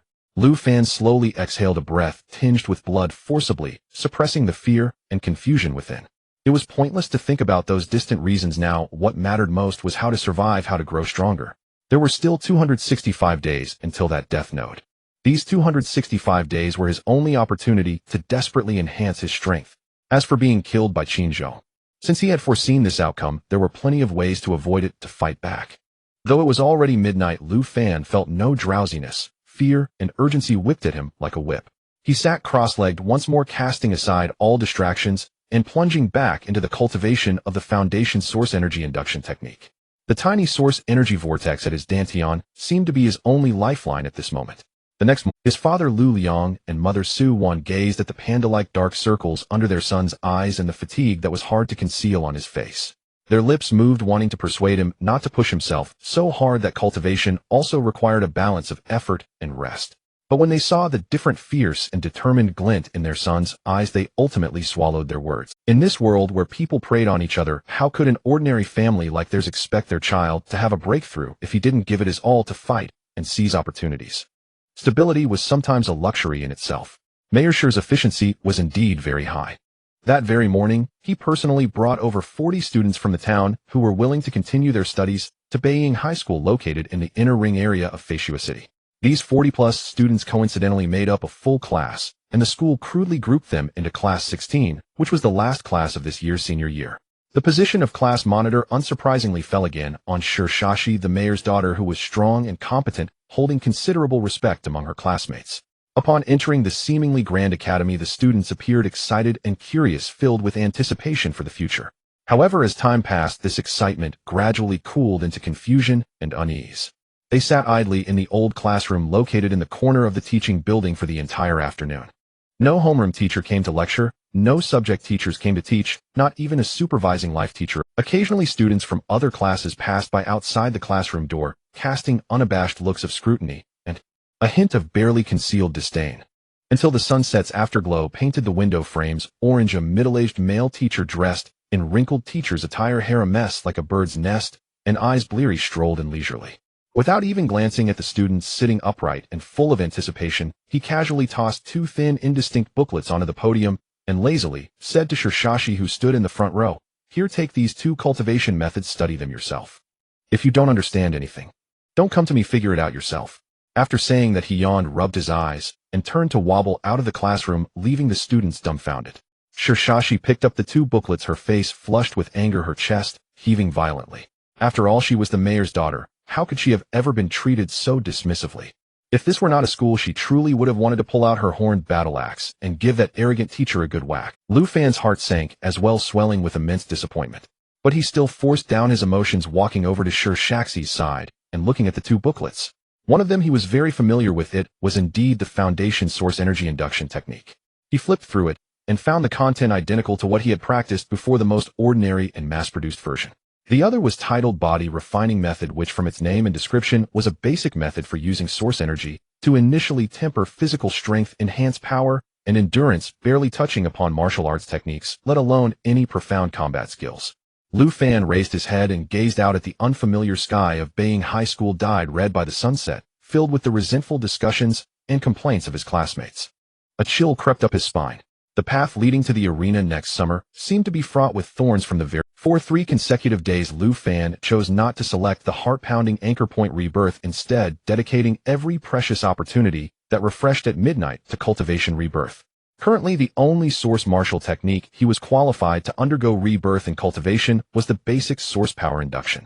This continuous 3-day cultivation infusion allowed Lu Fan to fully comprehend the horrifying nature of this choice. Each selection felt as though it compressed and refined an intangible period of training time that extended until the day of his death next summer into the purest flow of cultivation experience directly infused into his consciousness and physical instincts. It was not mere memory accumulation, but a profound and perfect replication of the insights into the operation routes of the techniques, the subtle manipulation of source power, and even the moments of breaking through bottlenecks. In just 3 short days, merely 3 times of cultivation rebirth equated to 792 days of practice. In his sea of consciousness, the basic source power induction in the source martial column boldly broke through from the initial entry realm to reach the form realm.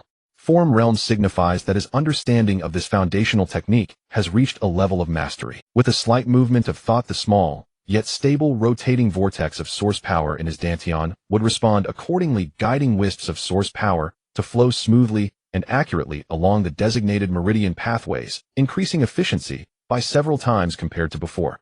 Feeling the source power within him significantly strengthened, and still slowly accumulating a faint yet undeniably real sense of power, quietly began to grow in his heart.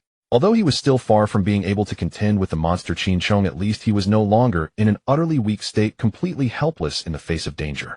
This brought a slight easing to his taut nerves. When he boarded the truck arranged by Teacher Shi to travel back and forth between the school and the relocation area, the cabin felt noticeably more spacious. Originally a group of over 40, now only about 20 remained scattered. In just 3 days, the cruel reality made over half of the students recognize the situation and choose to give up returning to work in the mines or other jobs in the relocation area. Because at Beiying High School, as the name implies, the core is centered around the word win. Every year, only 100 students successfully graduate and gain qualification for the higher martial arts examination.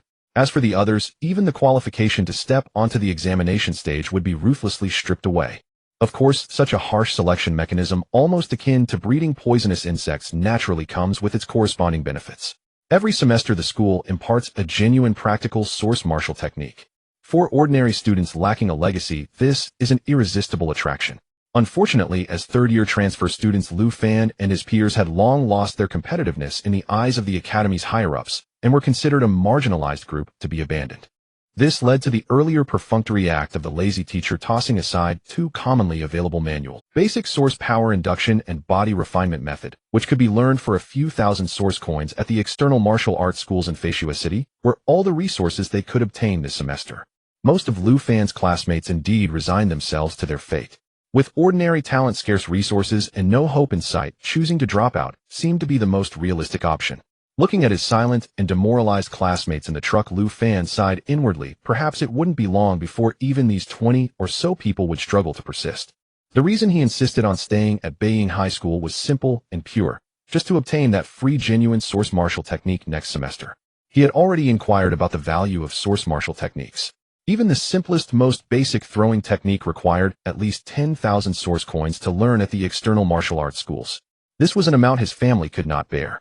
The school was his only avenue to access martial arts techniques. Stepping back into Beiying High School, Lu Fan's gaze unconsciously fell upon the 10 gray stone arenas that stood prominently on the playground, their cold stone, reflecting a heart-pounding sheen under the sunlight. The scene of his death anchor point played out right there.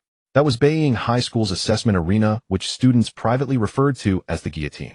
At the end of each semester, all teaching activities in the school revolve around these 10 arenas. All students must step onto the arena and determine their final ranking through actual combat. Rankings directly relate to resource allocation and the limited 100 graduation spots. Even more terrifying is that Beiying High School has an officially recognized death indicator. On the arena, fists and feet are blind and life and death are left to fate. If one dares not step onto the stage, simple, just voluntarily drop out.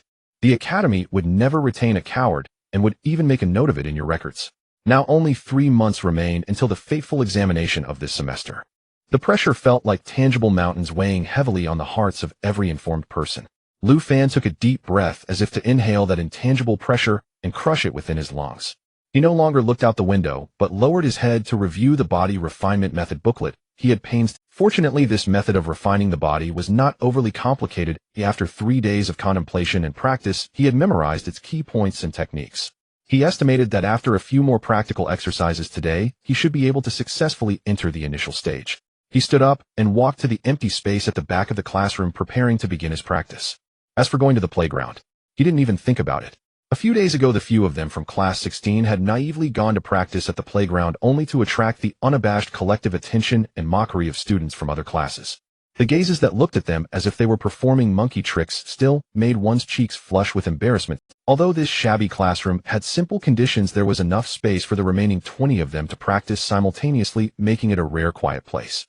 At dusk, when the afterglow of the setting sun once again gilded the classroom with a dim golden edge, Lu Fan's sea of consciousness trembled slightly, and a new line of text appeared behind the source martial column body refinement method entry.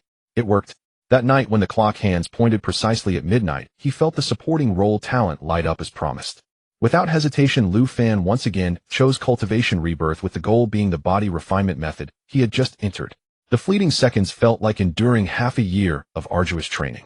A plethora of memories regarding the body refinement method, subtle adjustments in muscle exertion, and the optimal rhythm of coordinating source power to refine the body smoothly merged into his limbs, perfectly integrating with the results of his daytime practice. Originally somewhat awkward moves that occasionally went awry now became fluid, as if they had been practiced 1,000 times. The entry realm of the body refinement method was solidified by this influx of external experience, even subtly advancing towards a more skilled level. Subsequently, Lu Fan practiced the body refinement method completely once again on the empty ground in his bedroom. After finishing the set of movements, he keenly noticed that the source power in his dantian had roughly decreased by 1/5. It seems that with my current total amount of source power, I can support about 5 complete practices of the body refinement method each day. He focused his thoughts, and for the sake of convenience and measurement mentally set the source power consumed for 1 complete execution of the body refinement method to 1 point. His consciousness sank into the sea of awareness, looking at the interface that had quietly undergone changes. Name: Lu Fan. Talent: supporting role. Notes: you are a supporting character in a rebirth. Box tip: you can bring back cultivation from the anchor point daily. Reborn to the present. Source: martial basic source power induction form realm body refinement method entry. Source power 5 points. Looking at the clearly marked 5 points of source power, Lu Fan couldn't help but break into a complex smile. Having experienced rebirth and rigorous training, he finally became a standard weakling. A month slipped quietly by, 30 days and nights during which Lu Fan lived in an unrelenting cycle of arduous cultivation and rebirth. Each dawn he activated his supporting character talent to reset his cultivation, a ritual that not only elevated his strength steadily, but also etched 2 deep ink dark shadows beneath his eyes like permanent seals of exhaustion. His once pleasantly refined features now carried a lingering aura of gloom, as though he had never truly awakened from slumber. Their daily commute to school had likewise deteriorated, from a relatively spacious truck bed to a rattling, groaning minibus whose every jolt echoed like a death rattle.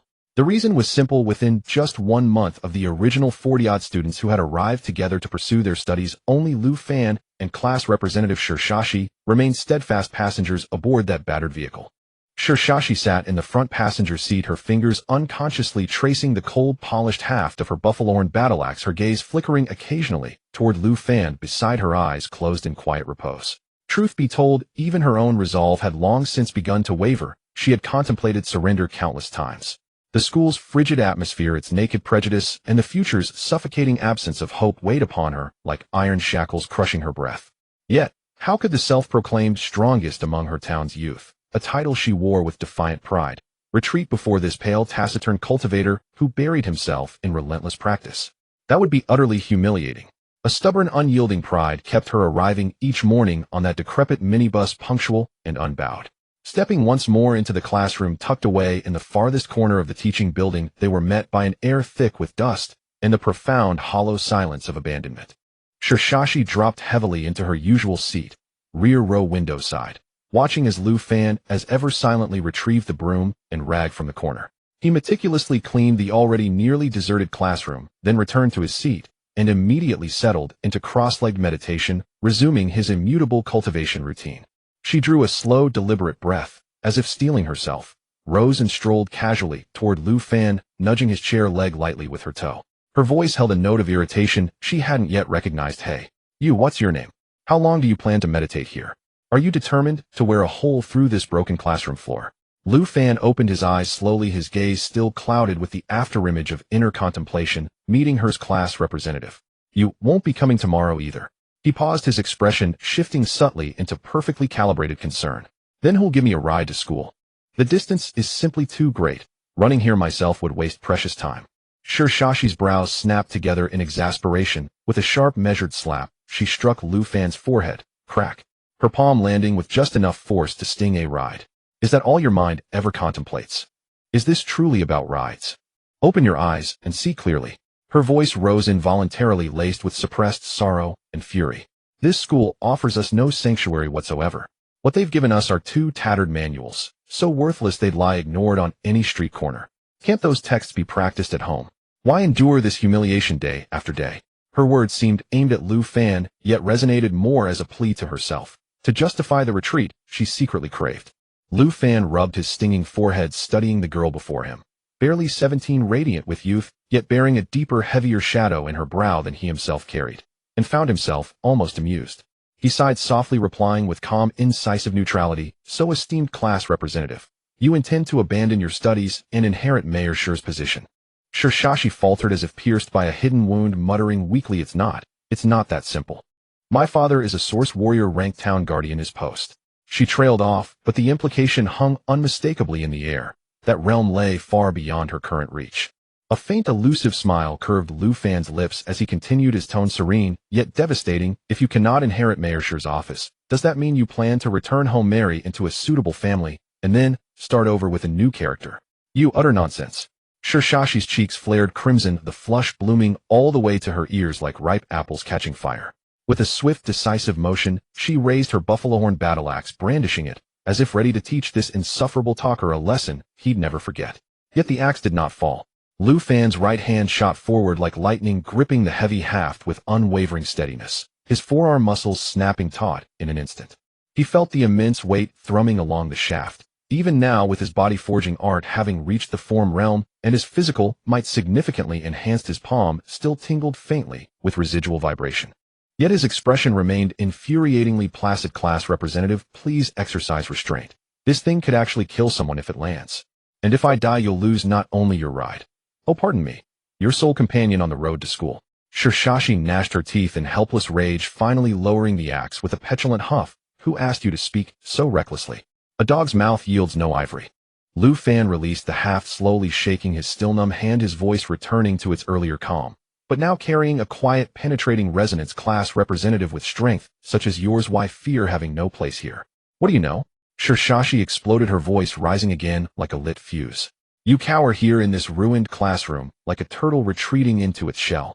You've never stepped outside to witness the sheer ferocity of their training on the practice grounds, the breathtaking mastery of their combat techniques. What do we have to compare ourselves against them?" Her voice trembled, not only with resentment, but with a subtle, unspoken dread.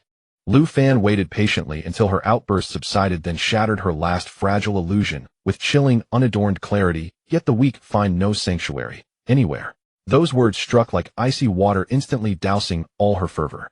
She stood drained, biting her lower lip hard, her eyes glistening faintly, as she whispered, "Of course I know that." Watching the girl slump, hollow-eyed and dispirited, Lu Fan scratched his head, realizing he may have spoken too hard. He awkwardly shifted the subject, hoping to ease the tension. "Class representative, come to think of it, I still don't know the precise nature of your talent." Shirshashi lifted her gaze and shot him a glare. Irritated, yet she answered anyway, "Lu Ban." "Huh." Lu Fan blinked, certain he'd misheard. A girl wielding a formidable battle axe, radiating palpable combat prowess, yet bearing the talent Lu Ban. The dissonance was jarring. "Lu Ban." Shirshashi practically shouted, her tone laced with grievance toward the name itself. "My talent's annotation reads, Lu Ban reincarnated." My father scoured dozens of crumbling ancient texts before finally uncovering the phrase, displaying one's skill before Lu Ban. Only then did he grasp the truth: my talent is item-bound, activating fully only when I hold an axe. By the end, a small, self-satisfied smirk played on her lips as she instinctively swung her imposing buffalo-horn battle axe, as if proving her claim beyond dispute. Lu Fan's mouth twitched violently, his expression twisted into something profoundly bewildered before he managed, after a long pause, wasteful beyond measure. "Class representative, today, I have witnessed true, unparalleled wastefulness." He knew well that following the Great Awakening cataclysm on Source Star, vast swathes of ancient literature had been lost, leaving later generations to interpret archaic terms through literal, often comical translations. "What nonsense are you spouting now?" Shirshashi frowned, convinced Lu Fan had grown especially insufferable today. Lu Fan inhaled deeply, striving to make his expression appear sincere. "Class representative, have you ever considered, beyond swinging that axe, creating something? Shirshashi blinked, utterly perplexed. "Creating what?" Lu Fan paused thoughtfully, then ventured cautiously, "For instance, a repeating crossbow." Shirshashi instinctively wanted to refute Lu Fan's seemingly fanciful suggestion. A repeating crossbow? Was that something that could be made easily? Yet deep down, the unwillingness to concede that was pricked by Lu Fan's words, along with a hint of stubbornness, ultimately overshadowed her doubts. She bit her lip as if in a fit of pique and seized the cowhorn battle axe, leaning against the table, firmly stating, "Let's go. I want to see what kind of flour you can find in the library.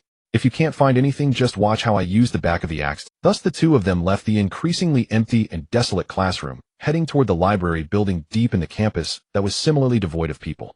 Baying School, while a typical academy that valued martial prowess above all, was well equipped with basic facilities, though like their class, it was neglected and sparsely populated.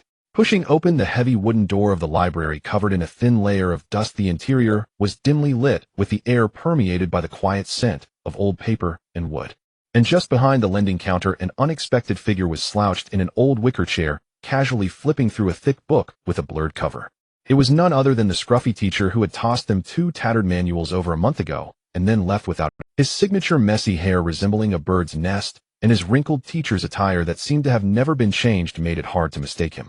Lu Fan stared at those signature large eyes surrounded by heavy dark circles fixating on him intently. Shirshashi did not hide her dissatisfaction, her beautiful eyes nearly shooting fire as she glared at this extremely irresponsible teacher. However, facing their almost tangible gazes, the scruffy teacher appeared utterly oblivious, not even bothering to lift his eyelids, remaining engrossed in the pages of his book, even leisurely wiggling his toes. Lu Fan took a deep breath, suppressing his displeasure, and approached, trying to make his tone sound more respectful. "Teacher, we would like to borrow some books on weapon making." Before he could finish, the scruffy teacher waved his hand impatiently, his gaze still glued to the book, lazily interrupting. "I've already said solve your own problems, and don't bother me. The books in the library are on the shelves. Find them yourself, register them, and take them. If you can't find them, then tough luck." His tone was as flat as if shooing away a fly. Lu Fan was nearly choked by his words, letting out a dissatisfied huff. Such a teacher was truly the epitome of irresponsibility. He had completely given up on receiving any help from this teacher. "We'll find it ourselves." Shirshashi stomped her foot in anger, pulling Lu Fan toward the dusty rows of bookshelves. Compared to the strictly controlled and fiercely guarded source martial arts manuals, books on weapon making and craftsmanship were much less restricted. It made sense, so any force would surely love to see a few master smiths and craftsmen emerge within their jurisdiction, as powerful weaponry was a key avenue to enhancing overall strength. Since the awakening of the Source Star and the shift in rules, the gunpowder weapons that dominated the old era had completely lost their effectiveness, turning into mere scrap metal. When Lu Fan had just crossed over, he had also stubbornly experimented with gunpowder formulas, only to find that regardless of whether it was saltpeter, sulfur, or charcoal, when mixed in proportion, no matter how he ignited it, it seemed to have lost a core activity and could not produce a violent redox reaction, let alone an explosion. It was as if the times had circled back to a pattern where cold weapons were the mainstream.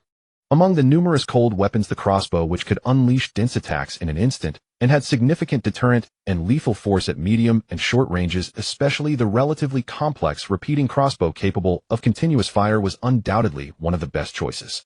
As Lu Fan wandered between the bookshelves, his gaze sweeping over the spines of both new and old books, he caught a glimpse of Shirshashi, who was frowning, visibly impatient, yet still diligently searching.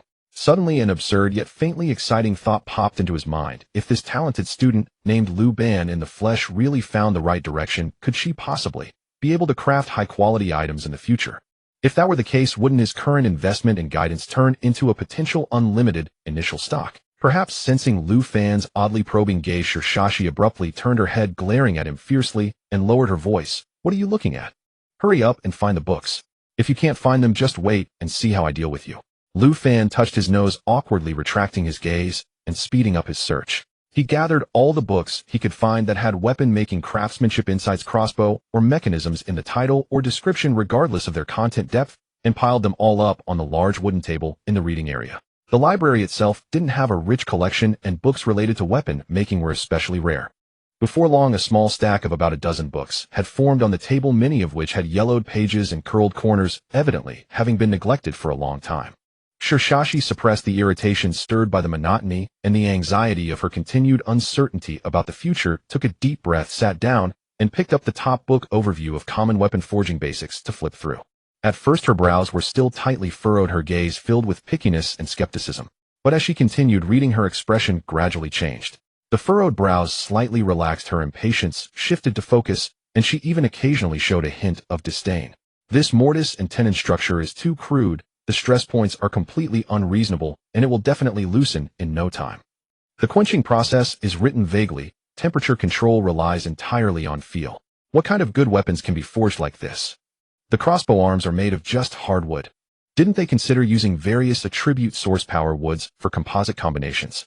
As she flipped through, she unconsciously gestured on the table with her fingers, occasionally muttering low criticisms and suggestions for improvements regarding methods recorded in the books that countless craftsmen revered. She even felt that if she were to take action, she would definitely refine these designs to be more reasonable and powerful. Lu Fan watched as Shirshashi quickly immersed herself in the material, even beginning to spontaneously conduct technical criticism, a slight smile curling at the corners of his mouth.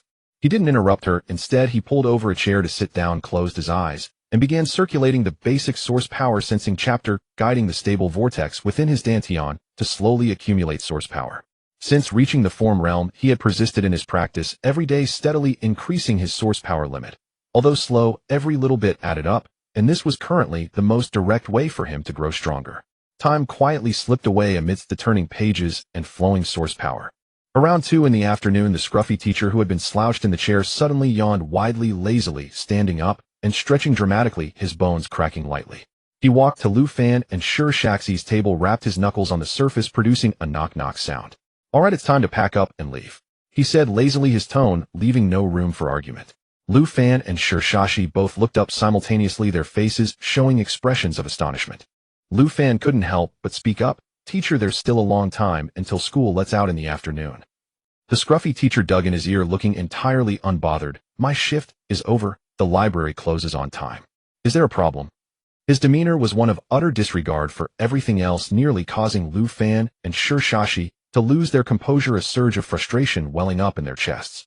In the end, the two of them still had to pack up the books they had flipped through under the impatient gaze of the scruffy teacher, leaving the library in a huff. Watching the two walk away, angrily, a glimmer of barely noticeable source power flickered in the seemingly sleepy eyes of the scruffy teacher. His gaze first fell on Lu Fan's back, murmuring softly to himself, "Has the basic source power sensing chapter reached the form realm? The traces of the body forging method are also approaching the form realm. Could this kid be an overlooked?" He shook his head and shifted his gaze to Shirshashi, who was walking ahead, still angrily waving her axe, as if venting her frustration, his eyes growing somewhat deep. "If that kid is an overlooked gem, then this little girl." He recalled how Shirshashi had flipped through those weapon books, her eyes occasionally sparkling with insight, and her unconscious desire for critique and improvement regarding existing techniques. Since she began to seriously read those books, that spirit within her has been continuously emerging. He glanced back at the pile of weapon-related books that had already been organized on the reading table. The library originally had very few stocks in this regard, yet in just half a day this girl had nearly devoured everything, and it seemed she had absorbed quite a bit. For 3 consecutive days, Lu Fan and Shirshashi spent nearly all their spare time in that quiet, nearly deserted library. Lu Fan focused primarily on consolidating his cultivation, while Shirshashi plunged headlong into weapon crafting manuals, as if possessed. Her astonishing aptitude and innate intuitive grasp of structure and material manifested with breathtaking clarity over those 3 days. In just 72 hours, she had thoroughly studied and internalized every available volume in the library on weapon forging, mechanical principles, and metal treatment. Many concepts she extended with bold, original insights unrecorded even in the texts. Yet theoretical breakthroughs soon collided with harsh reality. They lacked both raw materials and a proper workshop. Brilliant designs and inspired ideas remained trapped in thought, unable to take tangible form. They sat before an empty table, paralyzed by frustration. Shirshashi drumming her fingers irritably against the haft of her battle axe, Lu Fan's brow deeply furrowed. Chen Chun, the so-called patchy-haired teacher, who had been slumped lazily in a reclining chair as though asleep, appeared to catch their predicament from the corner of his eye. His languid voice sliced unexpectedly through the library's silence. "TCH. The way you're scratching your heads and tugging your ears. You want to forge weapons, but have neither workshop nor materials." Lu Fan and Shirshashi turned simultaneously toward him, eyes wary, convinced this unreliable instructor would offer nothing useful. Chen Xinyan then slowly sat upright and pointed toward a direction behind the school. "There's a dedicated smithy behind campus open to enrolled students. The rule is simple: 5/10 of all serviceable weapons forged during your session go to the school. The remainder is yours." Lu Fan and Shirshashi exchanged glances, astonishment flickering unmistakably in both pairs of eyes. They had never imagined such a facility, tailored for unconventional paths, existed within this martial-centric academy.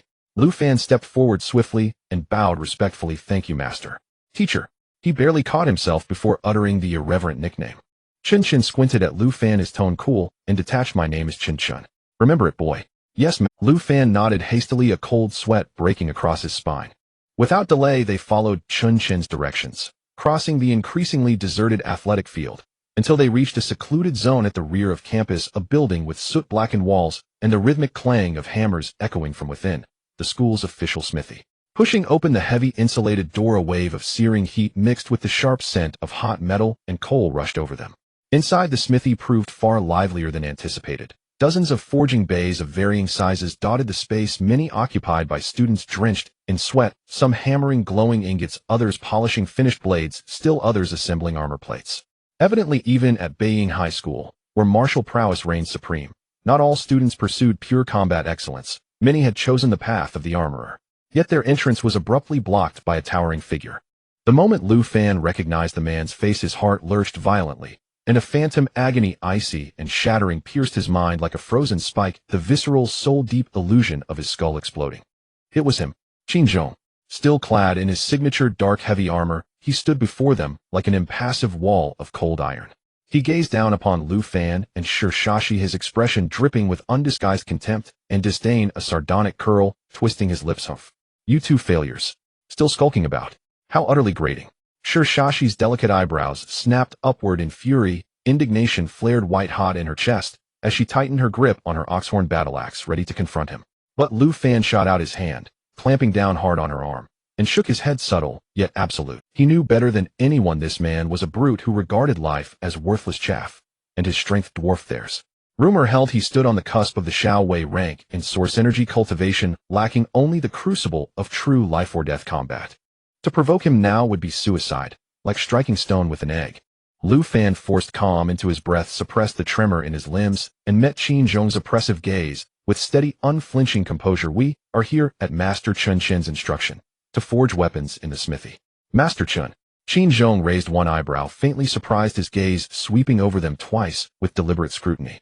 He paused, then spoke again, his tone still hostile, laced with veiled menace. Better be true. If I discover you've misused Master Chen's name, I'll ensure you learn the rules of this place, thoroughly. With a contemptuous snort, he strode past them like a predator surveying its domain, his heavy tread fading down the corridor. Lu Fan watched Qin Zhong's retreating back until the last echo of his footsteps vanished. Only then did he release Shirshashi's arm. His palm, damp with nervous sweat and clenched tension, glistened faintly. Why did you hold me back? That kind of. Shirshashi fumed, fists still coiled. Lu Fan murmured, low voice, taught we can't afford to challenge him. Not yet. Shirshashi bit her lip, resentment warring with reluctant acknowledgement, then swallowed her anger whole. They entered the smithy and sought out Master Lu, the facility's supervising instructor, a man in his 40s, his skin roughened and reddened by decades near roaring forges. He appraised Lu Fan and Shirshashi, lingering especially on the insignia marking them as students of Class 16. His eyes flickering with barely concealed disdain. He assigned them the most ordinary, most remote forging bay, though its equipment was complete: bellows, anvil, quenching trough, and hammers and tongs of every conceivable size. As Qin Chen had said, the provided materials were merely crude, impure iron ingots, clearly intended for novice practice. Master Lu had initially expected to watch these inexperienced newcomers flounder, perhaps even scald themselves with stray sparks, amused by their hapless ineptitude. To him, such clumsy fumbling was the natural state of arrogant freshmen. What followed, however, nearly unhinged his jaw. The moment Shirshashi stepped into the bay, her gaze sharpened, focused, incisive, utterly transformed. She first inspected the furnace and bellows with swift, practiced efficiency, then ignited the coal and manipulated the airflow with instinctive precision, calibrating the flame to the ideal forging temperature. Next, she seized a heavy iron ingot with long tongs and slid it precisely into the furnace's hottest core. Once the metal blazed chariot, she withdrew it, placed it squarely on the anvil, and with her right hand swung a massive hammer, its weight seemingly disproportionate to her frame, striking with fluid grace and impeccable rhythm. Clang, clang, clang. A resonant musical cadence filled the bay. Each blow landed with surgical accuracy. Showers of sparks erupted as the raw, irregular lump of iron yielded, its shape emerging visibly, impurities driven out with every precise impact. That technique, that bearing, was no novice's. It belonged to a master craftsman who had spent lifetimes at the forge. Master Lu stared, slack-jawed, speechless. Only when his gaze drifted to Lu Fan, awkwardly fumbling with the bellows, struggling to recall textbook passages utterly out of his depth, did he regain equilibrium, nodding inwardly. Ah, there, that's how a freshman should look. That girl, unnatural. He shook his head and withdrew, leaving the bay, a place that had unsettled him profoundly. Shirshashi, immersed in her craft, remained oblivious to the world beyond her anvil. Pausing mid-strike, she returned the half-formed billet to the furnace, wiped fine sweat from her brow with the back of her hand, and turned to Lu Fan, who was desperately trying and failing to regulate the fire, asking, "Hey, what weapon do you favor?" I'll forge one first, just to test these tools and gauge the heat. First, let's make a sturdy one-handed shield, Lu Fan replied, recalling Qin Zhong's terrifying fists with visceral unease. He reasoned that until he could defend himself reliably, a dependable shield mattered more than any offensive armament. Shirshashi wrinkled her nose in mild disdain and muttered under her breath, "Coward." Yet she turned away, already sketching shield geometry and internal reinforcement schematics in her mind. After being mercilessly kicked out of the forging room by Shirshashi under the pretext of being a hindrance and affecting my performance, Lu Fan could only touch his nose and return to the empty classroom, where he was the only occupant. Resolute in his decision, he thought that since he couldn't help, he might as well make the most of his time to improve himself. He sat cross-legged and soon immersed himself in his cultivation, guiding the source energy to flow steadily and accumulate within him. However, Lu Fan was completely unaware that his movements with Shirshashi that afternoon, as well as his solitary cultivation at this moment, were being closely observed from the rooftop of a distant teaching building by two sharp gazes. Chen Qin, still sporting his signature messy hair, stood with his hands in the crumpled pockets of his teacher's uniform, leaning casually against the railing, his gaze curiously sweeping over Lu Fan in the classroom before shifting toward the forging room, from which faint hammering sounds continued to emanate. A deep, authoritative voice emanated from behind Chen. "Chen, when did you become interested in such inferior product?" Unbeknownst to him, Chun Jun, the principal of Beiying High School, had quietly taken his stand there. This middle-aged man with a stern visage and eagle-like sharp eyes was the architect and enforcer of all the stringent rules at Beiying High School, including the graduation of 100 students ironclad policy. At the same time, he was also Chun Chen's father. If not for this relationship, Chun Chen's working hours from 9 to 2, quitting at 2 in the afternoon, would have long since seen him dismissed. Chun Chen scratched his messy hair, his tone nonchalant, yet hinting at a barely perceptible curiosity. "I can't say I have high hopes, just that it's a bit surprising." By common standards, this transfer student, who had been discarded with 2 worthless books, would be considered determined if he managed to last half a month. They actually persevered for a month and seemingly had not given up, which was rather intriguing. Principal Chen's gifted eagle eye locked onto Lu Fan's figure in the classroom, and an invisible perception brushed over the scene like a breeze across a lake, creating subtle ripples. Awakening of the source occurs only in the 3rd year, and in just over a month managing to cultivate the widely available basic source energy induction and body forging technique to form realm indeed shows some aptitude. Unfortunately, that is as far as it goes. With above-average comprehension, moderate foundation, and slow accumulation of source energy, it is ultimately difficult to achieve greatness. His assessment was cold and objective, carrying the scrutiny typical of those in high positions. His gaze turned toward the forging room, and the penetrating power of the eagle eye made him feel as if he could see the scene within the partition. When his sight captured the ordinary iron ingot in Shirshaxi's hand under her precise forging, clever quenching, and a certain indescribable craftsmanship infused into it, it began shedding its mundane appearance at an unreasonable speed, gradually emanating a subtle, yet sharp glow akin to that of superior weapons. For the first time, a slight fluctuation appeared on his otherwise placid face. "That little girl." Principal Chen's expression tightened. "Her talent seems quite intriguing. It is not simply a power type or element type." Chen Chen nodded, affirming, "Yes, her talent seems to have truly been activated by those weapon-making books, no longer in that naive state of just knowing how to swing an axe. I can sense that when she focuses on forging, a peculiar wave of rules faintly surrounds her, though extremely weak. The potential seems significant."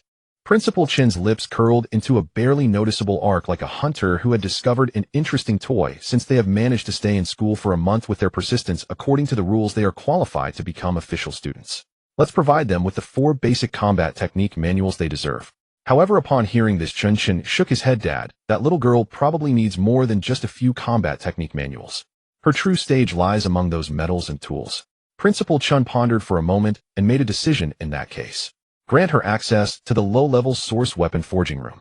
I want to see how far her talent can take her when she comes into contact with materials infused with source energy." Chun Chen slightly nodded, indicating his understanding. In this world, some people are just unreasonable. Once they find a path that perfectly aligns with their talent, their speed of power enhancement is akin to riding a rocket.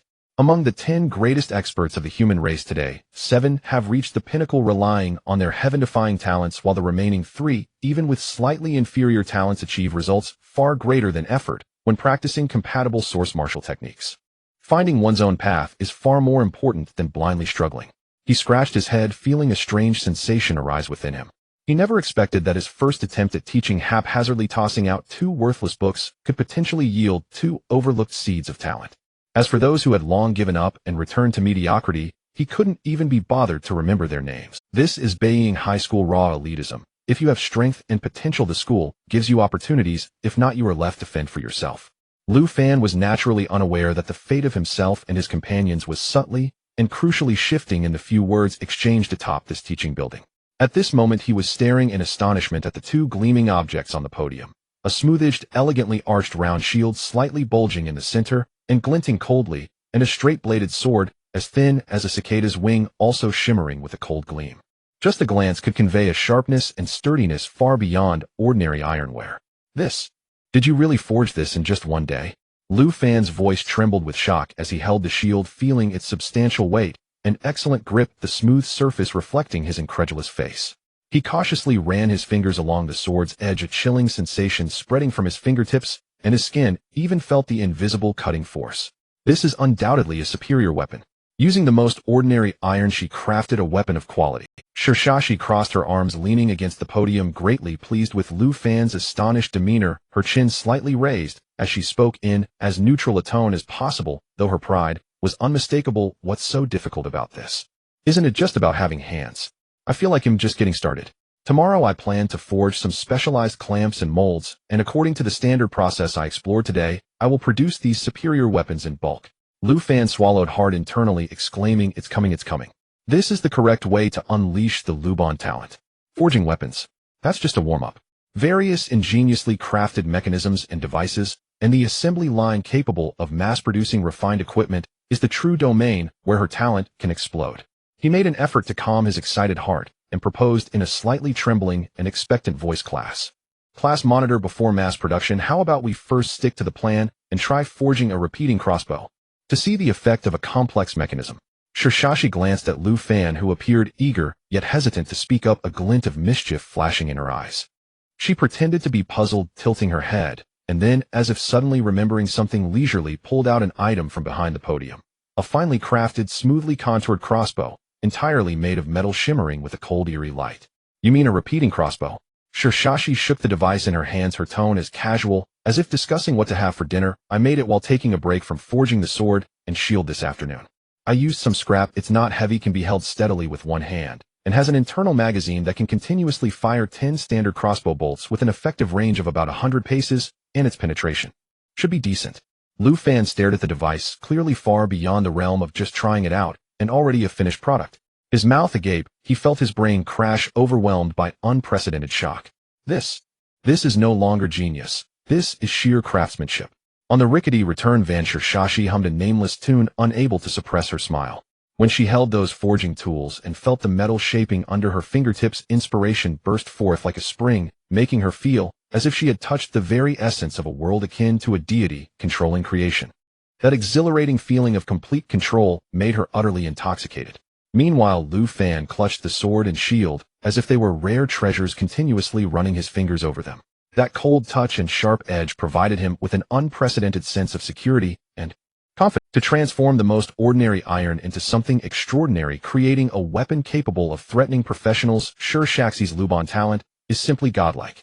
Lu Fan's gaze through the van's window seemed to pierce the barriers of space, landing on the 10 cold arenas of Beiying High School, focusing on that nightmarish figure, Qin Zhong. Now equipped with a superior weapon, Lu Fan's murderous intent began to rise. Qin Zhong, it's time to... In the early hours of that day, as the clock's hands precisely struck 12 once more, Lu Fan, without a moment's hesitation, sank his consciousness into the sea of awareness and decisively activated his talent as a supporting character. This time he chose to be reborn at the anchor point. He needed to validate, to confirm, and more importantly, to confront the fear and death deeply rooted in his memory. The scene before him twisted and transformed in an instant. The familiar sounds of chaos surged into his ears like a tidal wave, and the blinding sunlight illuminated the rough stone arena, reflecting a dazzling light.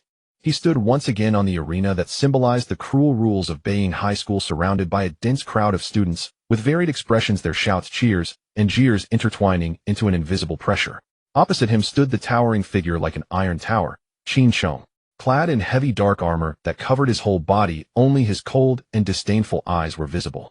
Through information gathered over time, both intentionally and unintentionally, Lu Fan had come to know that Qin Zhong's talent was a terrifying defensive ability called Iron Wall. It was rumored that once activated, he could amplify his physical defense by tenfold in a short time. This was a power so formidable it bordered on unreasonable, and it was his greatest reliance to maintain his position at the top of the senior class. Since he saw Qin Chong again in this anchor point rebirth, it meant that in the original timeline, he still could not escape the fate of being killed by him. The thought of that excruciating pain from a shattered skull made Lu Fan's body tremble involuntarily, a primal fear, imprinted by death, echoing from the depths of his soul. However, just as this fear was about to bite into his soul like a venomous snake, he suddenly sensed something different. A solid and reassuring sensation came from his left arm. That was a beautifully crafted round shield with smooth edges, elegant curves, and a slightly raised center. In his right hand, he gripped a straight-edged, single-handed sword that emanated a cold gleam. The style and quality were unmistakably the weapon personally forged by Shirshashi. The difference in equipment meant a change in the process. Lu Fan's previously anxious gaze instantly sharpened like a blade wiped clean of dust. An uncontrollable smirk mixed with tension, excitement, and determination crept onto his lips as his gaze locked onto Qin Chong, and the fear in his heart was temporarily overwhelmed by a surge of battle intent. The reason he chose to face Qin Chong again was to validate the results of his month-long rigorous training, to see how far he could go against him while wielding the weapon. Qin Chong on the opposite side let out a disdainful cold snort, too lazy even to utter a polite, "Please advise." In his eyes, Lu Fan, a transfer student from a remote town with mediocre talent, was no different from a bug that could be crushed with ease. He suddenly exerted force with his feet, unleashing a rapid movement martial skill. Explosive step. His entire being shot forward like a cannonball, accompanied by a gust of fierce wind closing the distance in an instant, and his metal-clad right fist, without any flourish, barreled straight toward Lu Fan's head. It was the same familiar strike, aiming to explode his skull like last time, ending what he perceived to be an inevitable battle. But this time Lu Fan did not freeze or stand still. The moment Qin Chong moved, Lu Fan he suddenly crouched low, sinking his center of gravity while tightening the muscles in his left arm, thrusting the round shield upward at a clever angle. Clang! A dull yet resounding metallic collision echoed. Qin Chong's heavy fist, capable of shattering stone, struck fiercely against the shield. The tremendous force made Lu Fan's arm tremble, causing him to slide back involuntarily by half a step, with a slight dent appearing on the shield's surface, but he ultimately blocked it. Moreover, at the same moment he deflected the punch, Lu Fan's right hand moved. The sword in his hand slashed out a fierce arc like a long-hidden venomous snake, leveraging his body rotation, and crouched to strike swiftly at the ankle of Qin Chong's supporting leg. Screech! A painful metallic tearing sound pierced the air. Qin Chong let out a shocked and furious cry of pain. In disbelief, he looked down, only to see a gash torn open in the calf of his sturdy armor, with blood gushing from the cracked seams. Since donning this armor and activating the Iron Wall talent, no student at Beiying High had ever truly breached his defenses, causing him to bleed. The sharp pain at his ankle and the humiliation of being injured by a bug ignited Qin Chong's fury. His eyes instantly filled with bloodshot veins, his previous disdain replaced by impatience and rage. "You seek death," he roared, no longer holding back. The power in his fists sparkled faintly as he unleashed the more explosive fist technique, raining down punches on Lu Fan like a storm. Lu Fan's heart sank. He knew the real test was just beginning. Besides basic source energy induction and body refinement, he didn't know any offensive or defensive source martial skills. Bang, bang, bang, clang, clang. The heavy impacts continued to resonate. His strength and attention on the sheet. Bang, bang, bang, clang, clang. The heavy impacts continued to resonate. Lu Fan wielded the shield with unwavering determination, using the physical enhancements from body refinement and his precise control over the shield's center of gravity to repeatedly block and deflect Qin Chong's heavy punches. Each collision sent shocks through his arms, his blood surging, yet he persisted steadfastly.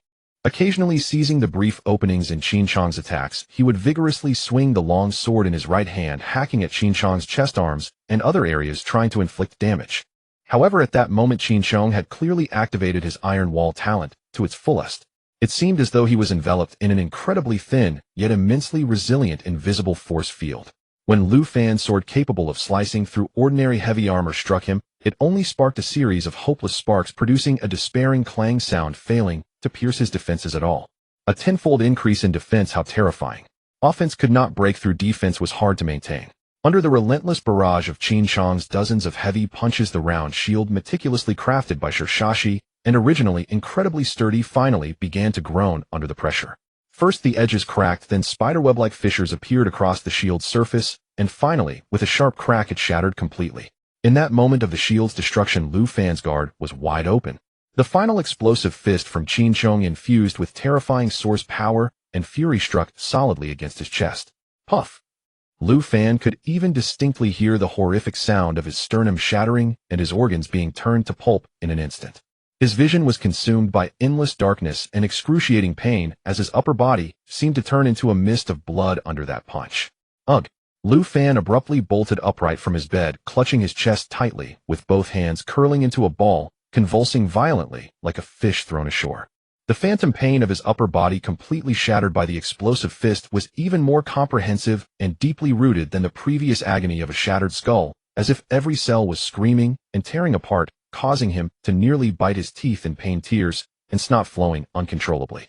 He bit down hard on his pillow, suppressing a sound from his throat that was like a dying beast, and for several minutes that suffocating phantom pain gradually lessened like a receding tide, leaving behind a cold and exhausted feeling throughout his body. However, as the pain receded like a tide and reason regained its foothold, Lu Fan collapsed on the damp cold sheets, but couldn't help but let out a low, deep, and satisfying laugh, growing louder, filled with the relief of having survived and an indescribable joy. 5 minutes. A full 5 minutes. This time he had held out against Qin Chong, who had activated the Iron Wall talent and unleashed his full power for over 5 minutes. He had even managed to injure Qin Chong's ankle during the initial phase, when he had been overconfident and not fully defensive, causing him to bleed. Compared to the previous outcome, where he was killed in less than 3 seconds at the anchor point, this progress was monumental. He had finally extended 3 seconds to 5 minutes. How could he not feel joy? Once the tremors in his body had completely settled, Lu Fan struggled to sit up and splashed cold water on his face.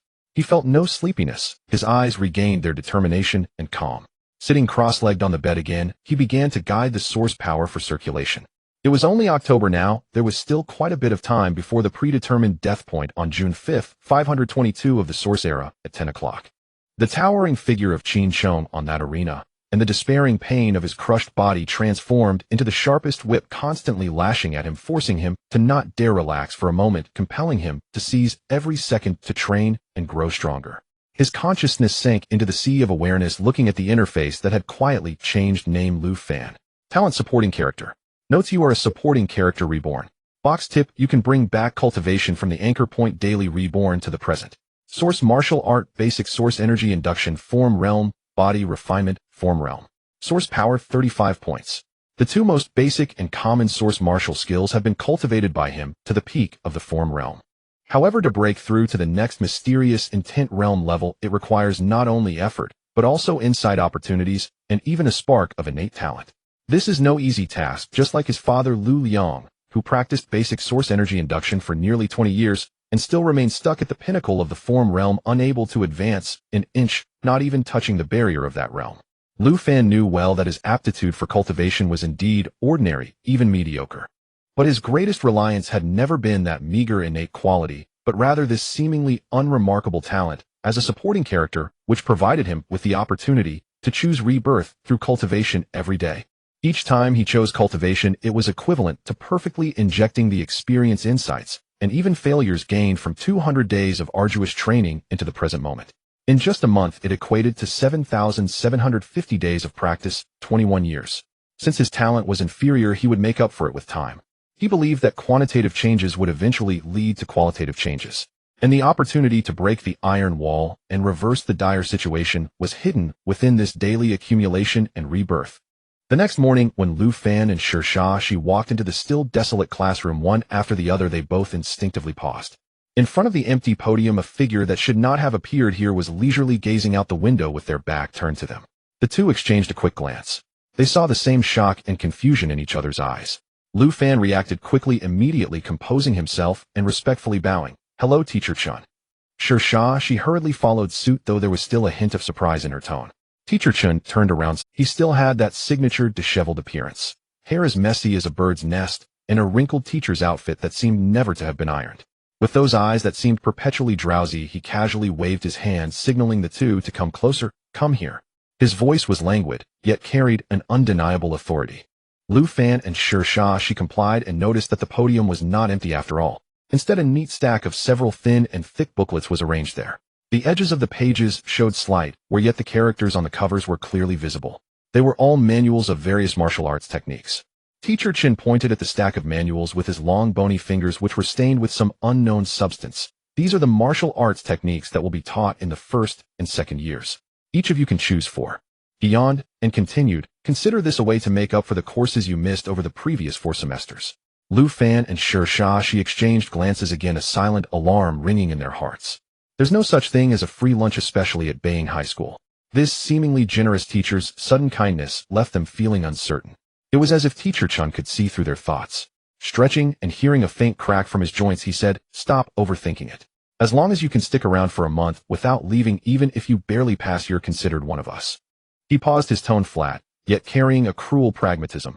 The school treats its own, so resources will not be withheld from those who belong. Of course, he changed the subject, his gaze sweeping over the two with a hint of scrutiny.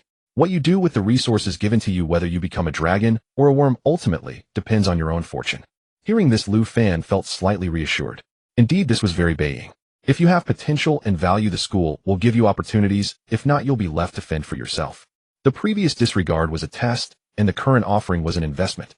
Understanding this, he no longer hesitated and gave Shi a look that said, let's grab what we can first.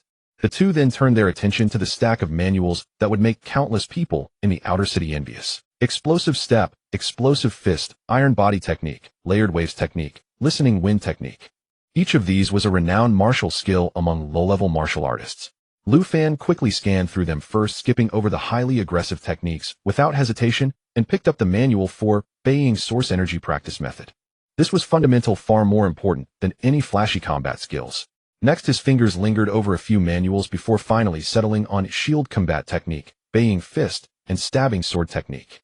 A sturdy shield for protection, a basic fist technique for close combat, and a precise stabbing technique aimed at delivering a fatal blow. This was the survival and counterattack path he had planned for himself based on his supporting character talent and repeated experiences of death and rebirth. First, he aimed to secure his own survival before seeking opportunities to strike back. On the other side, Shirshai's choices were completely different. She directly picked up this source energy control. This was crucial for her precise forging. Then she chose Explosive Step, seeking the ultimate in instant displacement.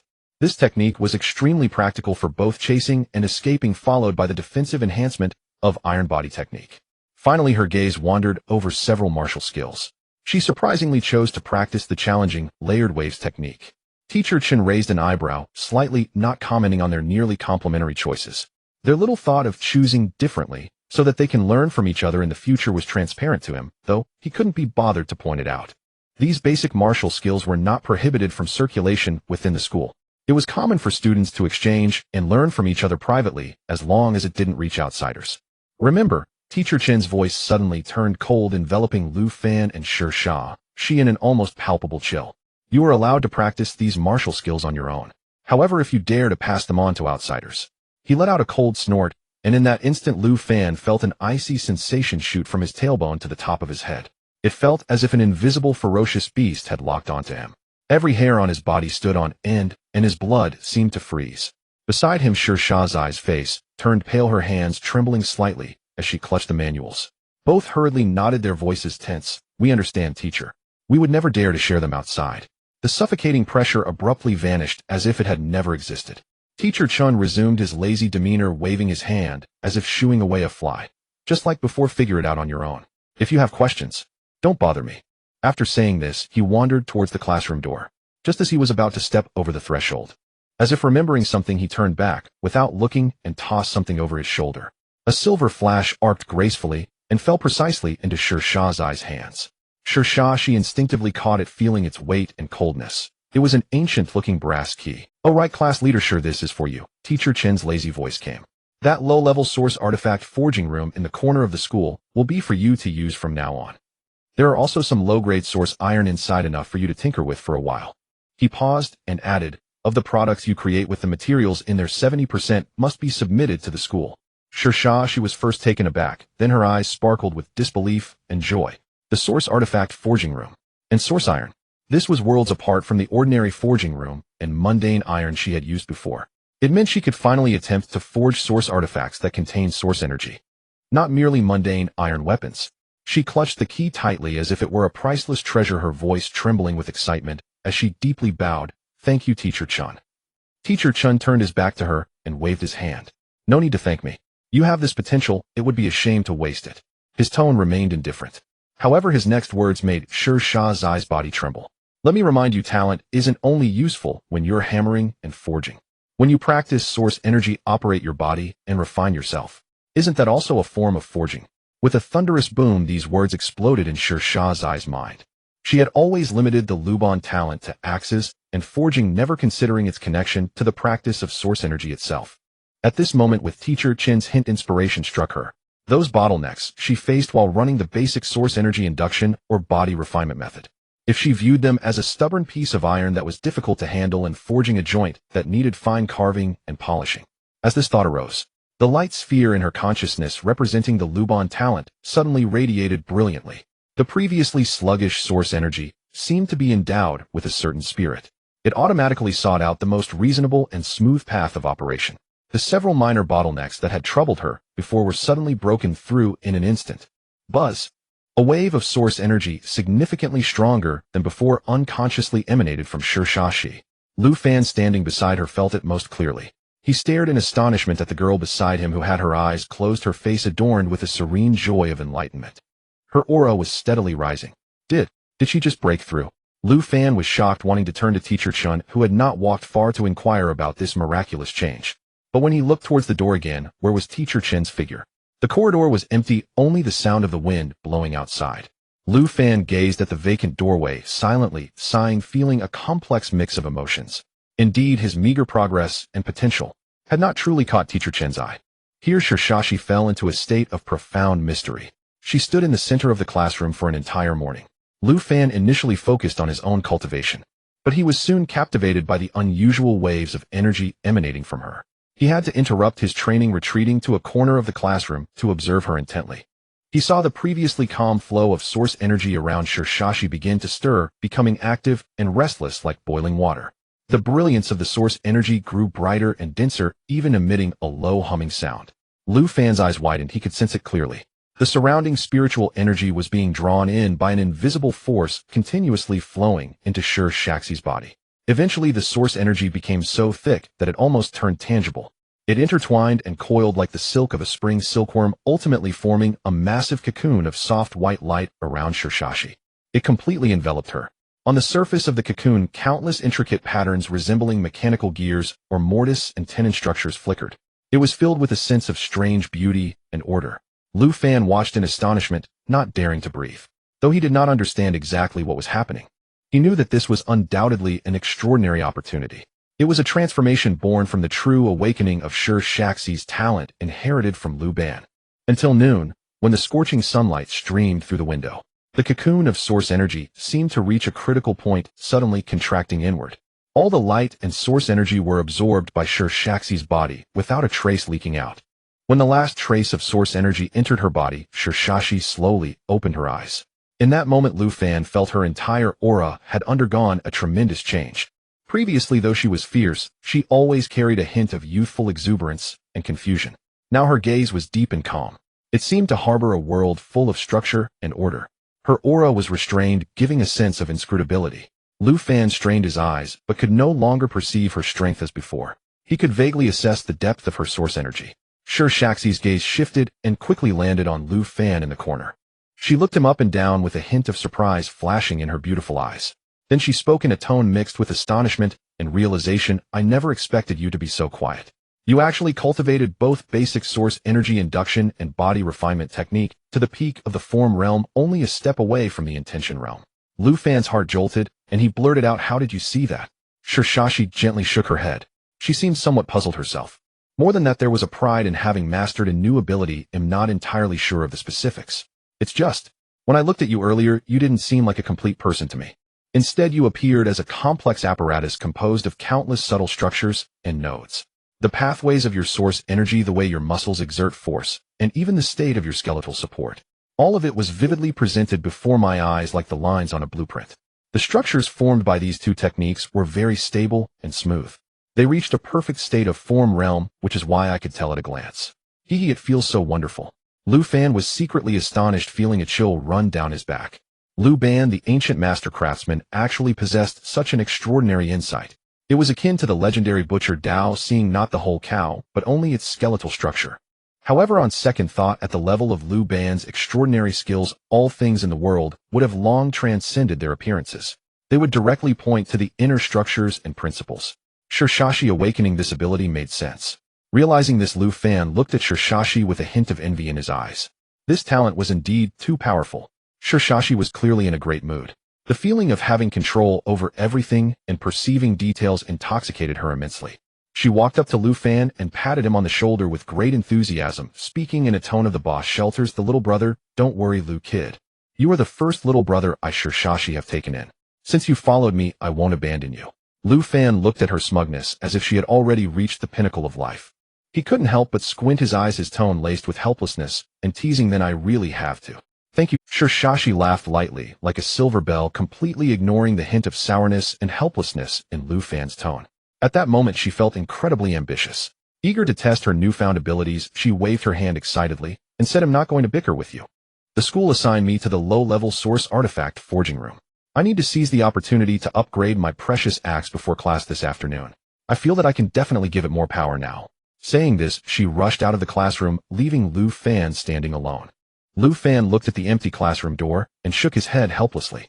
He then collected his thoughts, his gaze becoming resolute and calm again. Without the extraordinary talent of Shirshashi, who could make rapid progress with a single epiphany, all he could rely on were his diligent efforts and that unique supporting character talent. He walked directly to the center of the classroom and sat down cross-legged. His gaze swept over the few basic source martial arts manuals. 100 Winds Source Energy Cultivation, Method Shield Combat Technique, 100 Winds Fist Stabbing, Sword Technique, Source Energy Control, Explosive Step Iron Body Technique, and the most difficult Layered Wave Technique. For the time being, his goal was to grind through these source martial arts to reach the form realm level, to master them as if they were second nature. Fortunately, except for Layered Wave Technique, which involved complex source energy stacking and oscillation techniques, and was extremely difficult to practice, the others were all foundational. They were not overly complicated techniques and focused more on the coordination of source energy and the body. Moreover, Lu Fan had already cultivated body refinement technique to the form realm. His control and mastery of his body far exceeded that of ordinary people. This allowed him to practice these basic source martial arts with double the results for half the effort. He devoted 10 full days to it. Finally, he successfully entered the basics of all these source martial arts, lighting them up in the source martial section of his Sea of Consciousness. And this was just the beginning. Every day at midnight, when the clock struck 12 at the moment his supporting character talent refreshed, he would immediately choose cultivation for rebirth. During the day, he would either be in the classroom or searching for quiet corners on campus. He thoroughly digested and absorbed these experiences, transforming them into real muscle memory and combat instincts. He was like an untiring training machine, repeatedly practicing every move, adjusting every operation of source energy tirelessly. Time flew rapidly in this high-intensity training. In the blink of an eye, more than 2 months had passed. When Lu Fan once again sank his consciousness into the Sea of Consciousness and looked at his attribute panel, even he felt a slight shock. Name Lu Fan. Talent supporting character. Note you are a supporting character. Box tip: you can bring back cultivation from anchor points every day. Reborn to the current time. Source martial basic source energy induction intention realm, body refinement technique form realm, 100 Winds source energy cultivation method form realm, shield combat technique form realm, stabbing sword technique form realm, explosive step form realm, iron body technique entry, layered wave technique entry. Source energy 167 points. The initially practiced basic source energy induction has successfully broken through the bottleneck and entered the mysterious intention realm level through the accumulation of cultivation and personal insight. This indicated that his understanding and mastery of source energy had already surpassed many practitioners who had trained for years. In fact, if you think about it, although he had only been through over 2 months, Lu Fan had nearly trained for 40 years in these source martial arts. And the main technique he was currently practicing had changed to 100 Winds source energy cultivation method, which was the fundamental technique of Baying High School. The source energy attributes cultivated were heavy, domineering, and had extremely strong explosive power, far surpassing the peaceful source energy cultivated from basic source energy induction.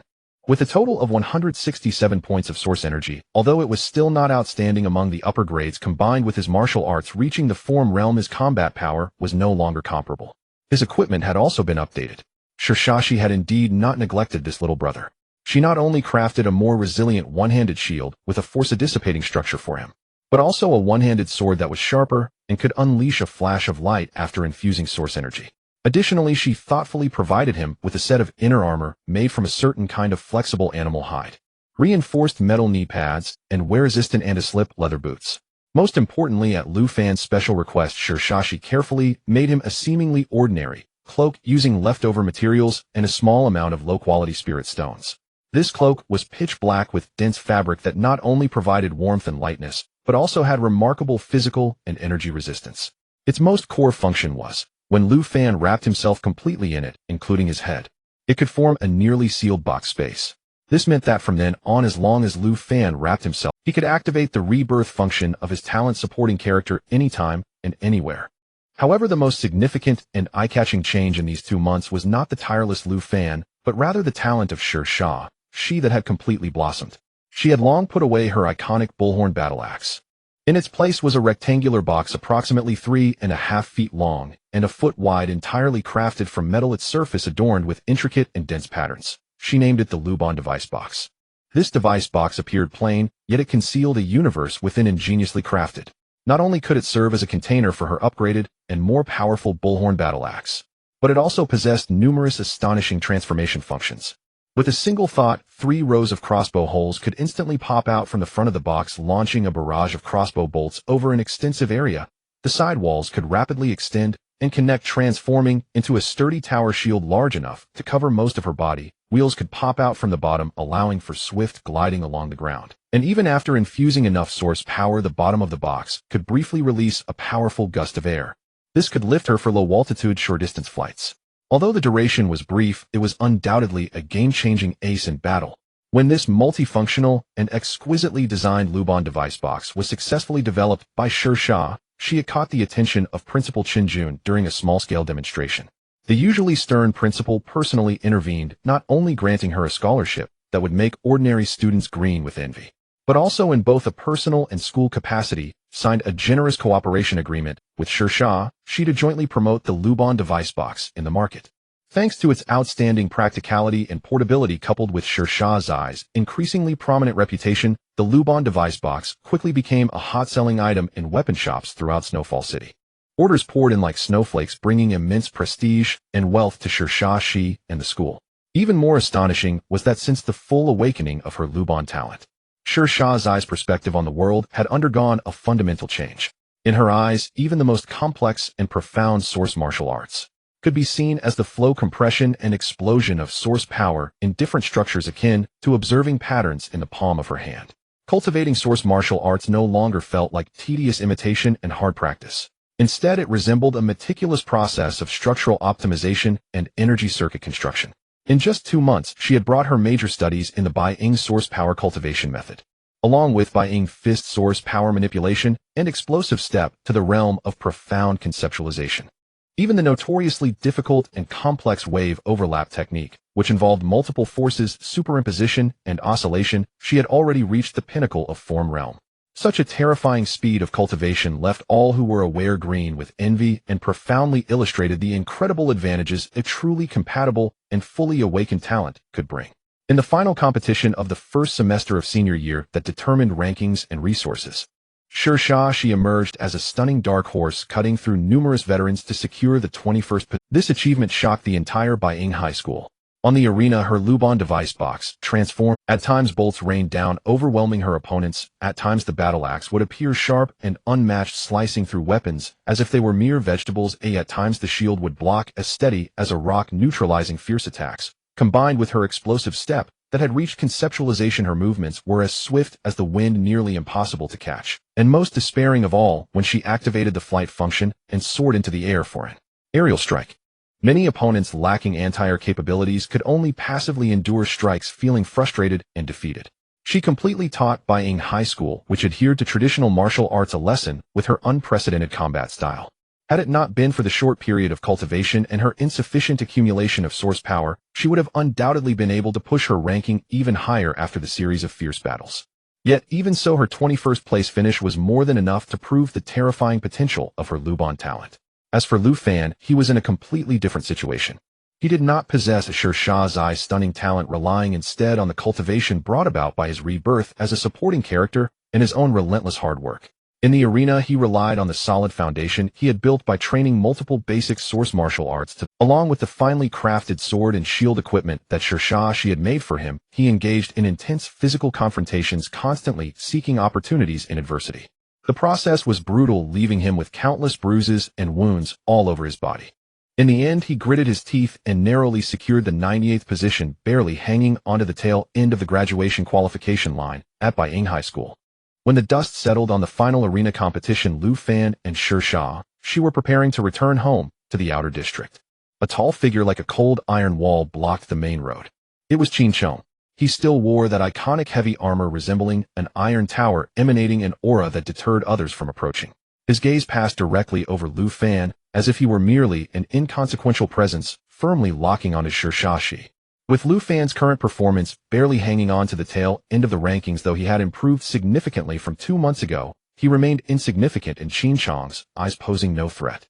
His target was the now prominent and exceptionally gifted She. Although he did not fully comprehend the specifics of the Luban talent, the fact that She was a rising star in Baiying High School, even catching the principal's attention, made her value and potential impossible to ignore. In Qin Chong's simplistic and crude reasoning, such an outstanding woman naturally belonged to a strong man like him. Qin Chong lifted his chin slightly and spoke to She in a tone that was almost patronizing. She, I have my eye on you. Be my woman, and I will protect you at Baiying High School. He originally thought that as the top student in senior year, reaching out to a girl from a remote town would surely astonish her, and she would gratefully agree. However, Sha's eyes reaction completely caught him off guard. She didn't even bother to lift her eyelids, directly and decisively rejecting him with a cold tone, not interested, move aside. Such a blunt rejection struck Qin Chong like a resounding slap in the face. He had never suffered such humiliation in his life, especially not in front of so many people. A surge of rage erupted within him, and Qin Chong's face turned crimson with anger. Without caring for any semblance of composure, he roared, "If you don't accept my offer, you'll regret it," and swung his fist clad in a metal gauntlet with a vicious gale directly towards She. To him, it was necessary to teach this woman, who knew no bounds, a lesson to help her realize reality. Lu Fan, who had been silently standing nearby, sighed inwardly at this scene. Without any hesitation, he stepped forward and instantly blocked in front of She. The round shield crafted by she suddenly lifted on his left arm. Source power surged into it, the shield surface glimmering faintly, perfectly meeting Qin Chong's fist. Bang! A dull sound of impact rang out. Lu Fan's body jolted violently, and his left arm holding the shield felt a wave of soreness and numbness as he barely absorbed the tremendous force. But in the end, he had blocked it. Qin Chong, seeing that his furious strike was actually thwarted by this tail-end Lu Fan, was even more enraged, his eyes filled with murderous intent. Source power fluctuations surged dramatically from his body, clearly indicating that he was about to use his real strength. "You're seeking death." However, just as his imposing aura was about to explode completely, a lazy yet imposing voice like a ghost echoed from behind him. "Qin Chong, you have quite the nerve." Qin Chong's body stiffened, and the surging momentum deflated like a punctured balloon. He struggled to turn his head, only to see teacher Qin Chong, with unkempt hair, standing silently behind him, having appeared without him noticing. With his hands still in his pockets, but his seemingly drowsy eyes gleamed with a chilling light. Teacher Qin Chong didn't give Qin Chong any chance to explain. Before his words could finish, he casually lifted his foot, moving so fast that hardly anyone present could. He kicked Qin Chong's leg, bent. Thud! The heavily armored and weighty Qin Chong was sent sprawling to the ground like a straw man. The heavy sound echoed without resistance. Immediately afterward, teacher Qin Chen's foot landed on Qin Chong's chest. It appeared as though he exerted no effort, yet it made Qin Chong, who possessed the iron wall talent, feel as if a mountain was pressing down on him. Breathing became difficult, and he could only emit muffled grunting sounds from his throat. His face flushed red, the previous arrogance completely vanished. Teacher Qin Chen's voice was cold and devoid of any emotion. "There are plenty of arenas in the school for you to compete in. No one cares about life or death. But who allowed you to fight at will within the school? Do I need to teach you the rules a second time?" The last assessment of the first semester of senior year has come to a close. With a body marked by the trials of time and a quietly growing strength, Lu Fan and she finally returned home to the outer district of Feishui City. In the cold air, a unique sense of relaxation fills the atmosphere. The long month-long holiday has officially begun. Moreover, there are less than 10 days remaining until the most important traditional festival on Yuan Star, the New Year. This outer district, once abandoned and now gradually revitalized by their group of immigrants, has long since made she a well-known figure. She is no longer that newcomer who could only toil in a dilapidated classroom. With her astonishingly awakened talent in Lu Ban, she has made remarkable strides. She successfully persuaded Bai Ying School to invest in this area, establishing a factory dedicated to producing Lu Ban instrument boxes. With her rapidly increasing strength, she has become the undeniable focal point of this region.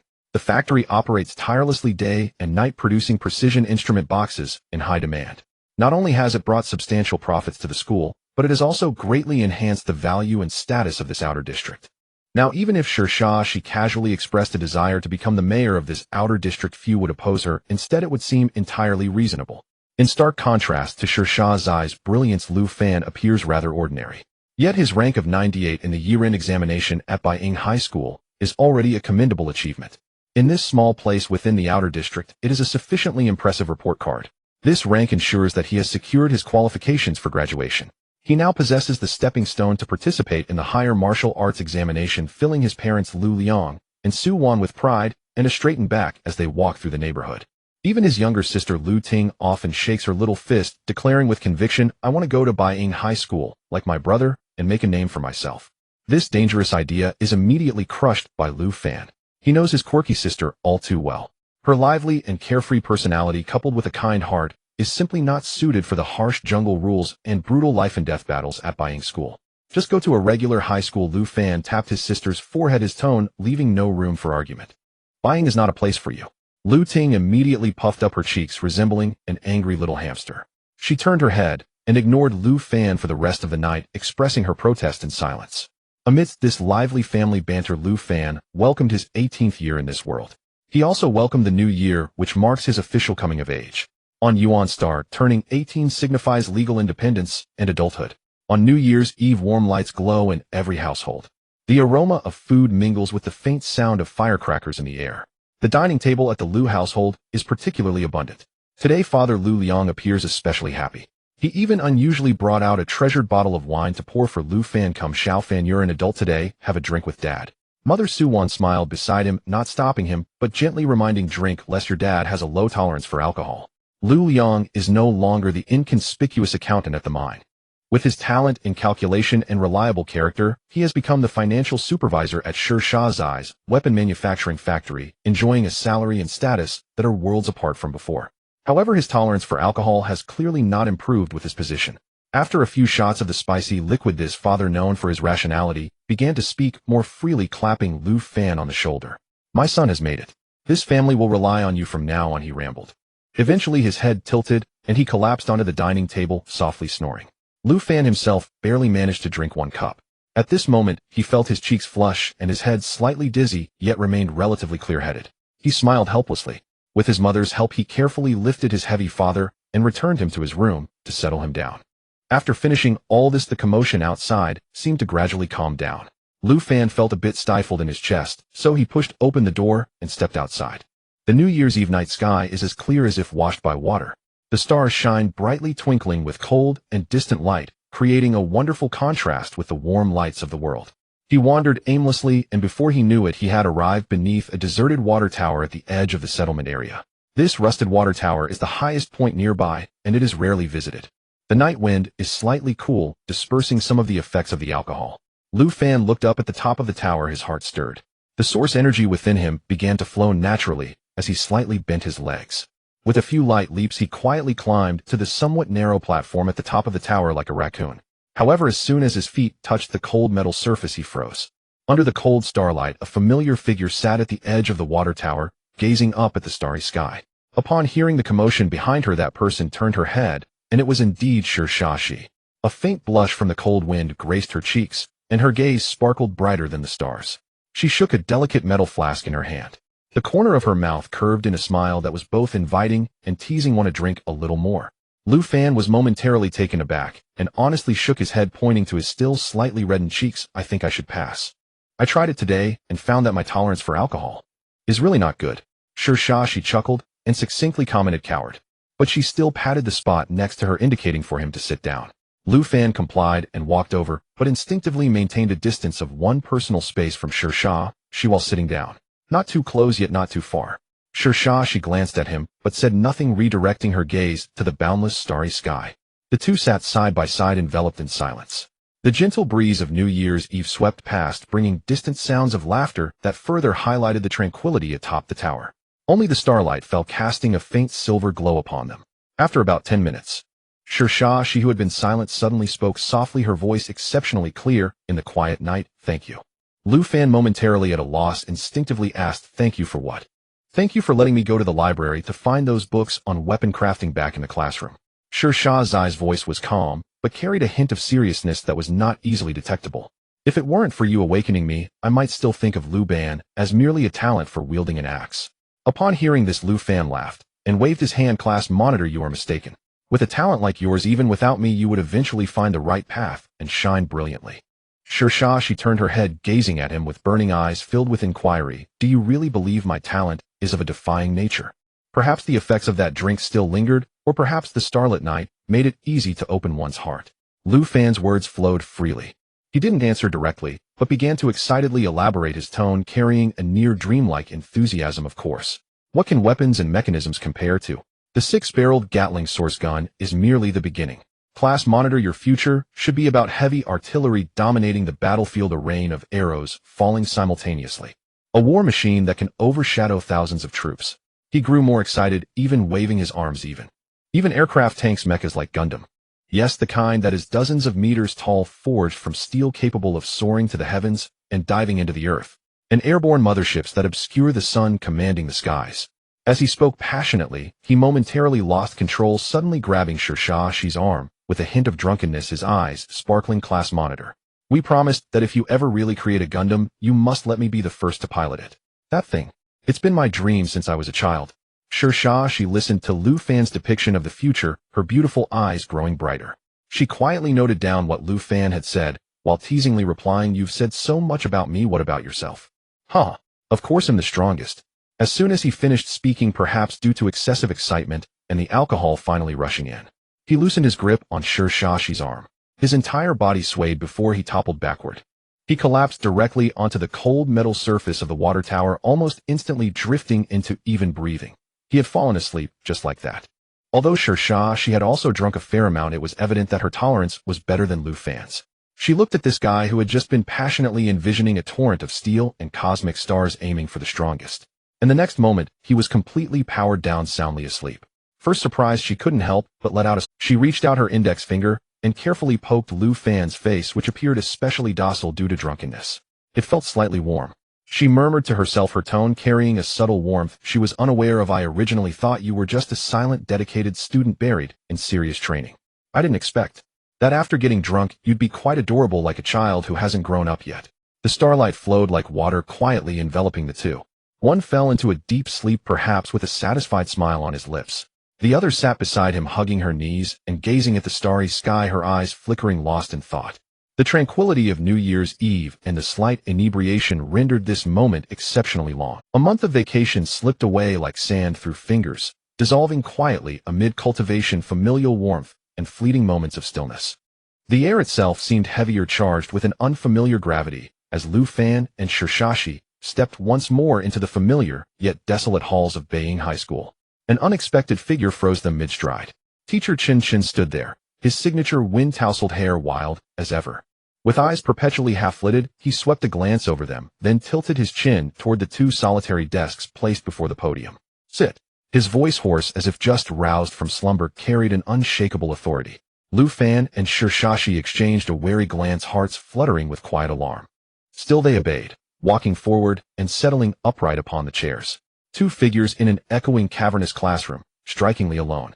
For the first time, the palpable urgency unique to graduating seniors, the weight of imminent life-altering choices, settled heavily upon their chests. Chen Shun leaned casually against the edge of the lectern, posture effortlessly offhand. His gaze lingered on their faces for a long moment before he spoke, tone flat and detached, as though commenting on the whether the senior high source martial examination, colloquially known as the martial exam. "It is your best, and perhaps only, chance to leap across the dragon gate, little minnows like you." He paused, granting them silence to absorb the gravity of his words. "First, secure a ranking among the top 100 in the June final examinations. Only then will the school issue your official recommendation letter for the martial exam. Fail that, and all else is irrelevant." Lu Fan and Shershashi instinctively straightened their spines. The top 100 was no trivial goal, especially within Being High where elite peers clashed fiercely in relentless competition. As for the exam itself, its format is straightforward. Chun continued. You will be sent into a source realm under the jurisdiction of Foresee City. Survive inside for 3 days, and you pass. A source realm. Lu Fan murmured, the unfamiliar term slipping from his lips. Yes, a minor extra-dimensional pocket anchored to our world. Chun, unusually forthcoming, added, its source energy density is elevated, but so too are its perils. It serves as a den for calamity beasts. Your performance will be judged by your gains, primarily by calamity beast cores. Each core's value varies according to species and rank, translating directly into examination points. Of course, he added, shifting his gaze deliberately to Foresee, there exists another path to demonstrate. Take your ingenious contraptions, the Lubon artifice chest, or other specialized devices. If recognized during the exam, they qualify as bonus achievements. Foresee's eyes gleamed faintly. Her hand drifted unconsciously toward the gear pouch slung at her side. One last note. Chun lowered his voice, lacing it with subtle warning.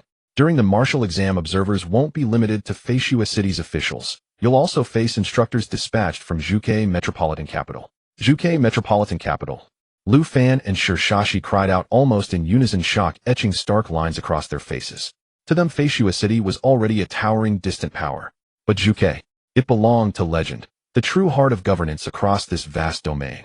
A celestial star impossibly remote, visited by none, spoken of in hushed reverence. Chun scoffed at their stunned expressions, dousing their awe without mercy. Don't dream too high. That's the hallmark of the inept. This exam may well be the closest you ever come to Zhuke in your entire lives.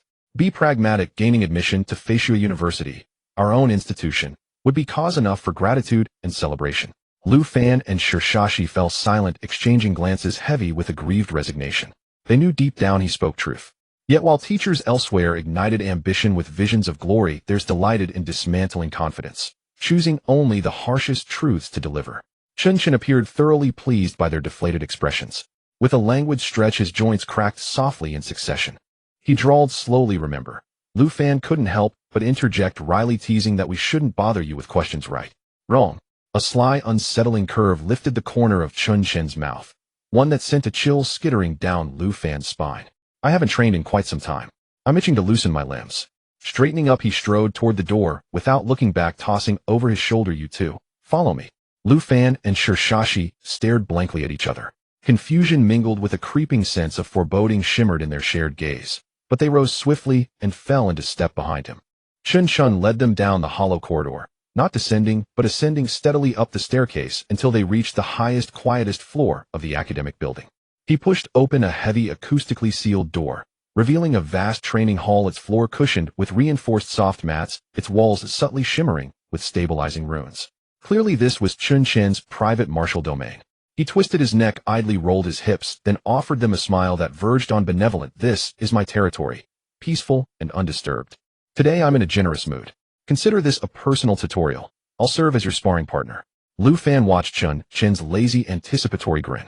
Years of being left to fend for himself, compounded by the sting of recent dismissal, now surged forth seeking release. He'd long yearned for a legitimate chance to teach this irresponsible teacher a lesson, and now, opportunity had arrived. Class rep, I'll go first. Lu Fan barked low, channeling source energy instantly. In a blur, he vaulted past Foresee. With a sharp ring of steel, his one-handed sword cleared its scabbard. Its gleaming blade sliced the air, bearing the precision and resolve of months spent mastering the thrusting sword technique, aimed unerringly at Chun's face. Fast, accurate, ruthless. He believed even upper-year elites would falter beneath such a strike. Yet, within the next heartbeat, Lu Fan's vision blurred. Chun's form seemed merely to sway, no motion discernible. Before Lu Fan could register movement, an unstoppable force slammed into his abdomen. A thunderous impact. Lu Fan flew backward like a severed puppet, crashing hard onto the padded floor several meters away. Only after landing did agony erupt, visceral crushing, forcing him into a fetal curl drenched in cold sweat. Chun hadn't budged an inch from his original stance. He dug idly at his ear, voice dripping with disdain, speed slower than a snail's crawl. Combat awareness duller than rusted iron. You dare take the martial exam at this level? You're not sitting for evaluation, you're delivering yourself as banquet fare for calamity beasts. Lu Fan lifted his head with difficulty. Gazing up at Chun's twisted, exhilarated, scrutinizing smile, one thought crystallized: this wasn't just some unkempt instructor. He was a living Yama, lord of hell. Foresee, witnessing Lu Fan's instantaneous defeat and blistering critique flared with fury. Without a word, the Luban artifice chest strapped to her back whirred softly, gears clicking into place. In an instant it reshaped, two frost-edged repeating crossbows locking into position. Whip whip whip, 10+ custom-forged steel bolts erupted, hurled like tempest-driven rain shrieking through the air to envelop Chen's vital points. Such density and velocity would stagger, or fell, most Xiao Weirank source martial artists. Chun merely chuckled, a sound brimming with absolute certainty edged with faint boredom. Through Lu Fan's pain-blurred vision, Chen's silhouette dissolved, flickering into translucent afterimages gliding effortlessly between the bolt's trajectories. His arms swept lazily, trailing ghostly trails. When his form solidified once more, the dozen-plus bolts hovered harmlessly in his grasp, bound together like obedient stalks of rice straw. Such parlor tricks might trouble source martial artists below Jinsho rank, but against someone of my Yu Qi standing, they're child's play, laughable. Yu Qi, a formally certified tier granting authority to traverse perilous wildernesses alone, executing missions beyond mortal reckoning. Far rarer, and vastly more formidable, than Jinsho. Not waiting for Shishashi's shock to subside, Chen materialized beside her like a specter. One hand settled lightly, yet inexorably, upon her shoulder. A force beyond comprehension surged through her. Her source energy congealed her body, betrayed her, and she crashed to the mat utterly powerless. Though unharmed by the cushioned fall, the sheer loss of control chilled her to the marrow. Chen loomed above Lu Fan, and Shishashi sprawled on the floor. All trace of lethargy vanished from his face, replaced by icy, merciless rigor. Rise. His voice low and unwavering brooked no refusal. Again. For the entirety of that day, Lu Fan lost count of how many times he was struck down, hurled aside. Each charge met with effortless, contemptuous dismantling. Shishashi fared no better. Every weapon deployed, every tactic devised, crumbled beneath the chasm of raw superiority in speed and strength. The quiet pride that had bloomed from improved rankings and incremental growth, born of exams and self-training, was now exposed as fragile illusion. Through this grueling, unrelenting special training, Chen shattered it. Not gently, but with brutal, unvarnished finality. When Chen finally called a halt, both lay drained.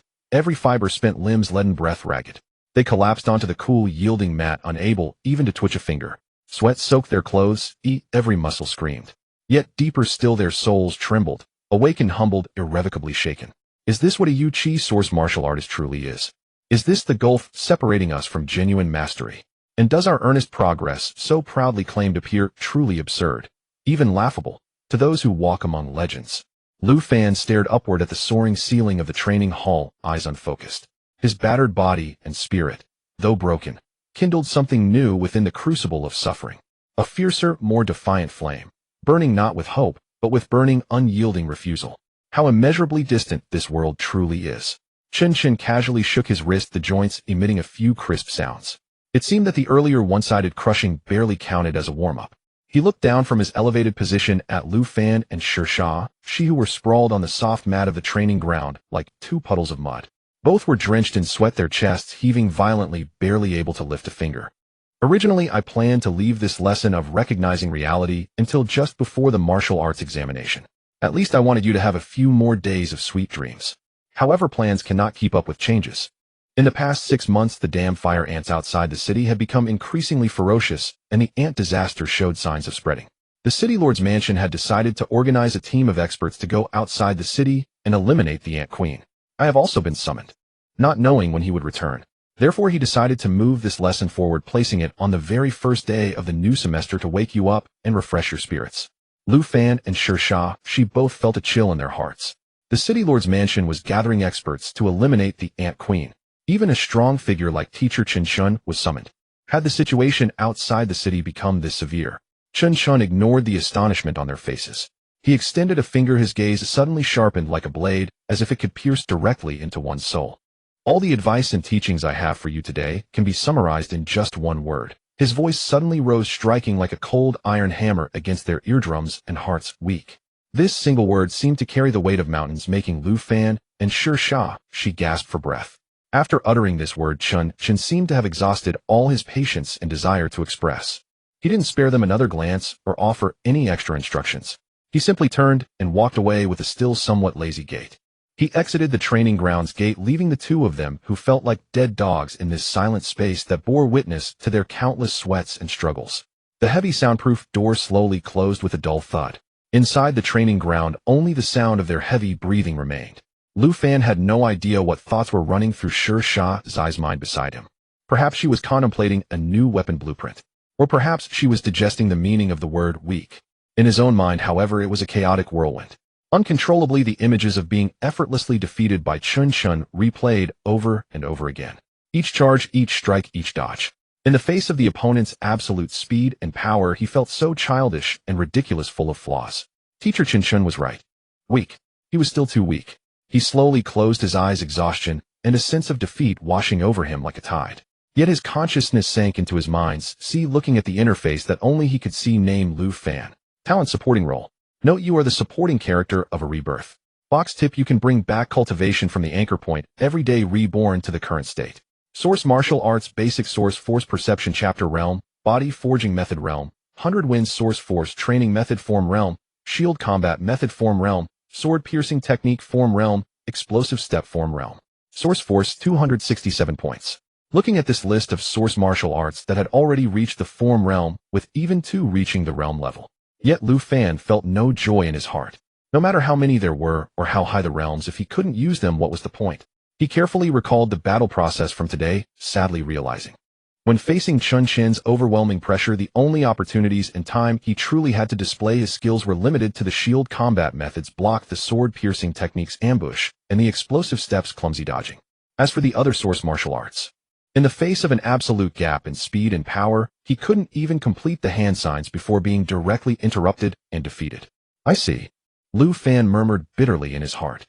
Through this battle, he completely understood the deeper meaning behind Chun Chen's word weak. Too much cannot be digested. Blindly pursuing comprehensiveness and the quantity of source martial techniques is utterly meaningless in a real life and death struggle, especially in front of an overwhelmingly powerful opponent.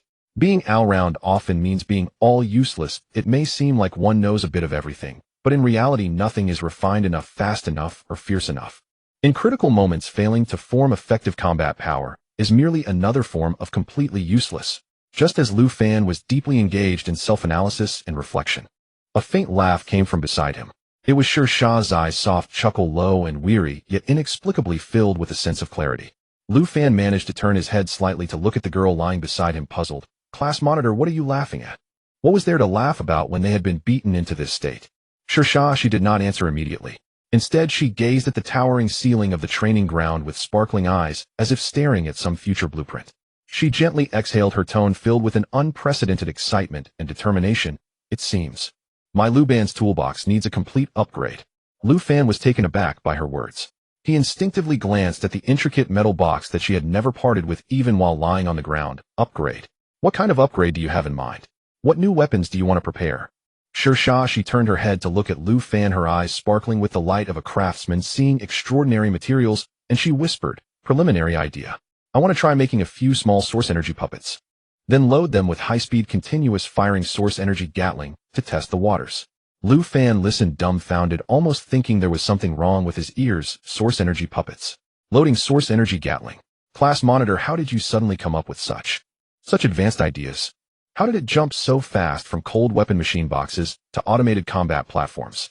She blinked, a quirky smile on her face, pointing at Lu Fan. Did you not tell me? Me? Lu Fan was bewildered. When did I ever say that to you?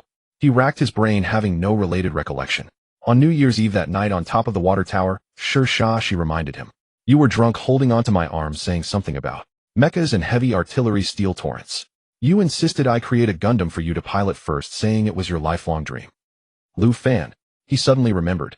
New Year's Eve, the starry sky, the water tower, and that damn drink. Some blurry and embarrassing memories surged to the forefront, causing his face to flush red, wishing he could find a hole to hide in.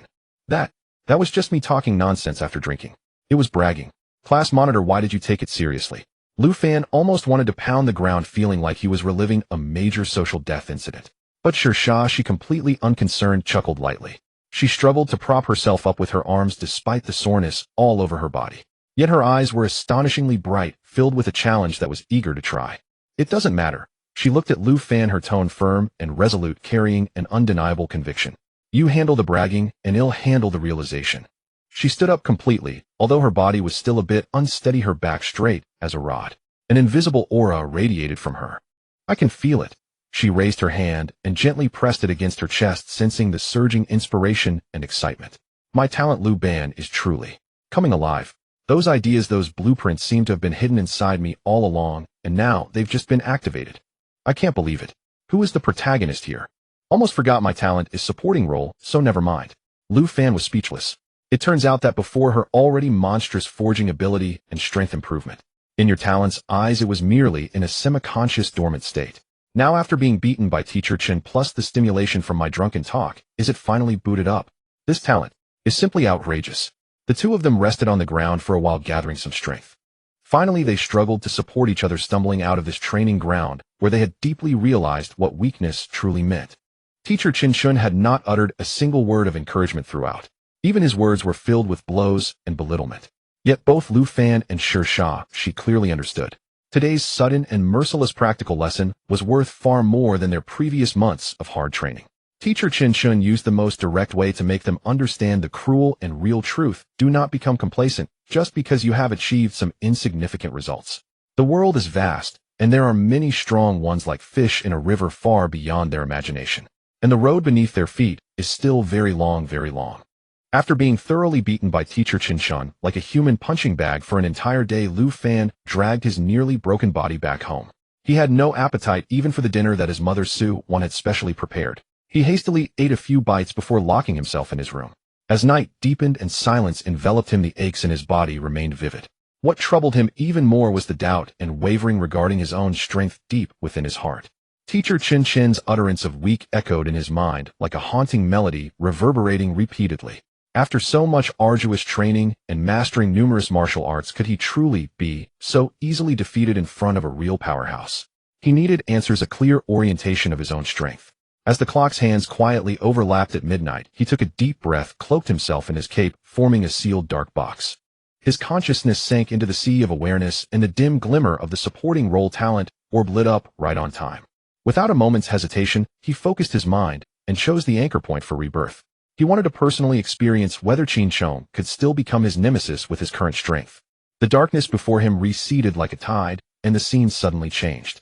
The cold and hard arena ground he had anticipated did not appear. Instead, he found himself standing on the rough and massive bricks of a city wall, along with a chilling wind filled with a heavy scent of blood and charred flesh. Lu Fan suddenly opened his eyes, and his pupils instantly contracted. He discovered that he was not standing on the school arena, nor was he in the familiar sickbed at home. Instead, he was on the top of the towering 50-meter wall of Foresee City. His left hand tightly gripped a round shield with a chipped edge, while his right hand held a long sword with a curled blade. Surrounding him were countless defenders dressed similarly to him, their expressions ranging from ferocious to numb and from despair to determination. They were leaning against the wall, shouting with all their might, brandishing various weapons. They were engaged in a desperate battle against the endless tide of dark red fire ants climbing up from the outside. The shouts of battle, the clashing of weapons, the roars of beasts, and the wails of the wounded intertwined into a tragic symphony of hell deafening to the ears. Lu Fan instinctively tried to move his feet, but stumbled violently.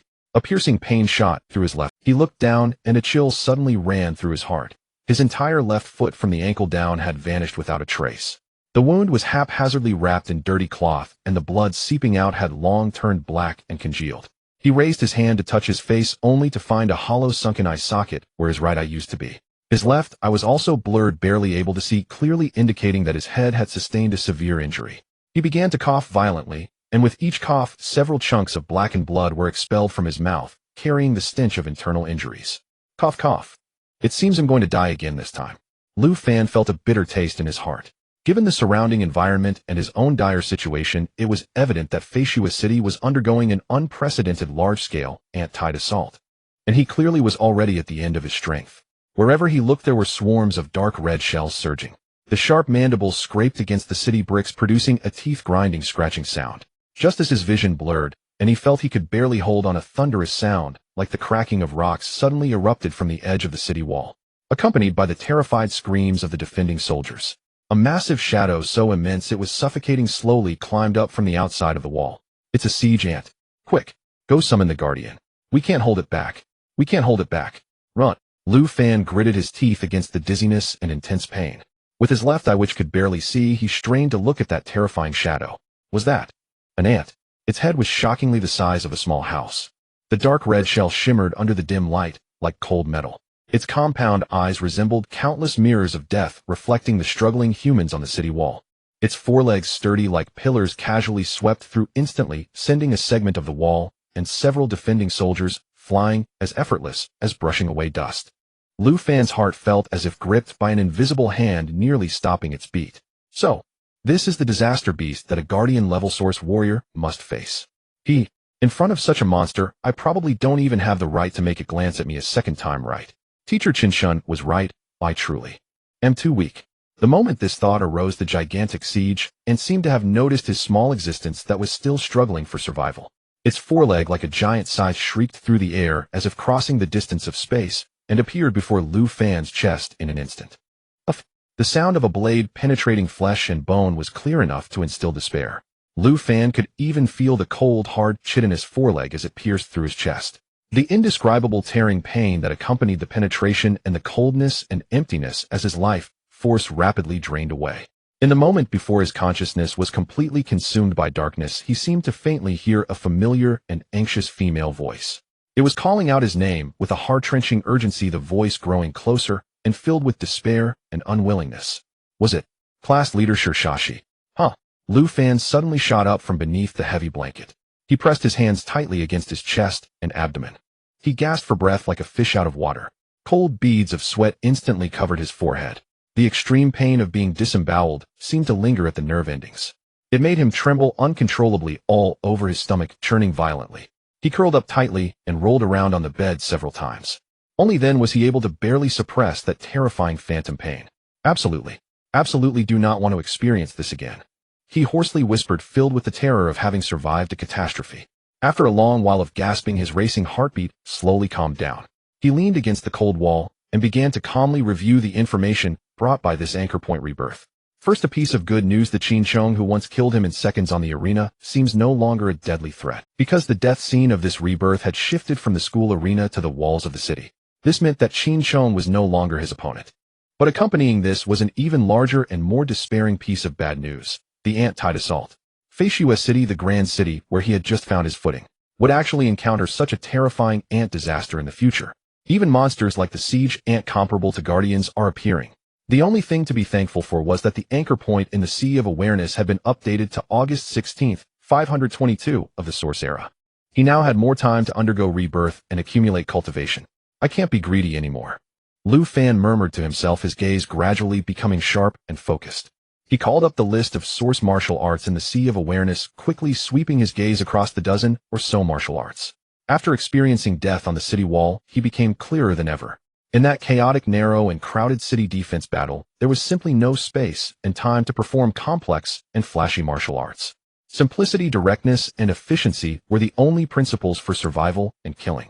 His gaze finally landed on 4 source martial arts: the 100 Winds Source Power Cultivation Method, Body Refinement Method, Shield Combat Method, and Stabbing Sword Technique.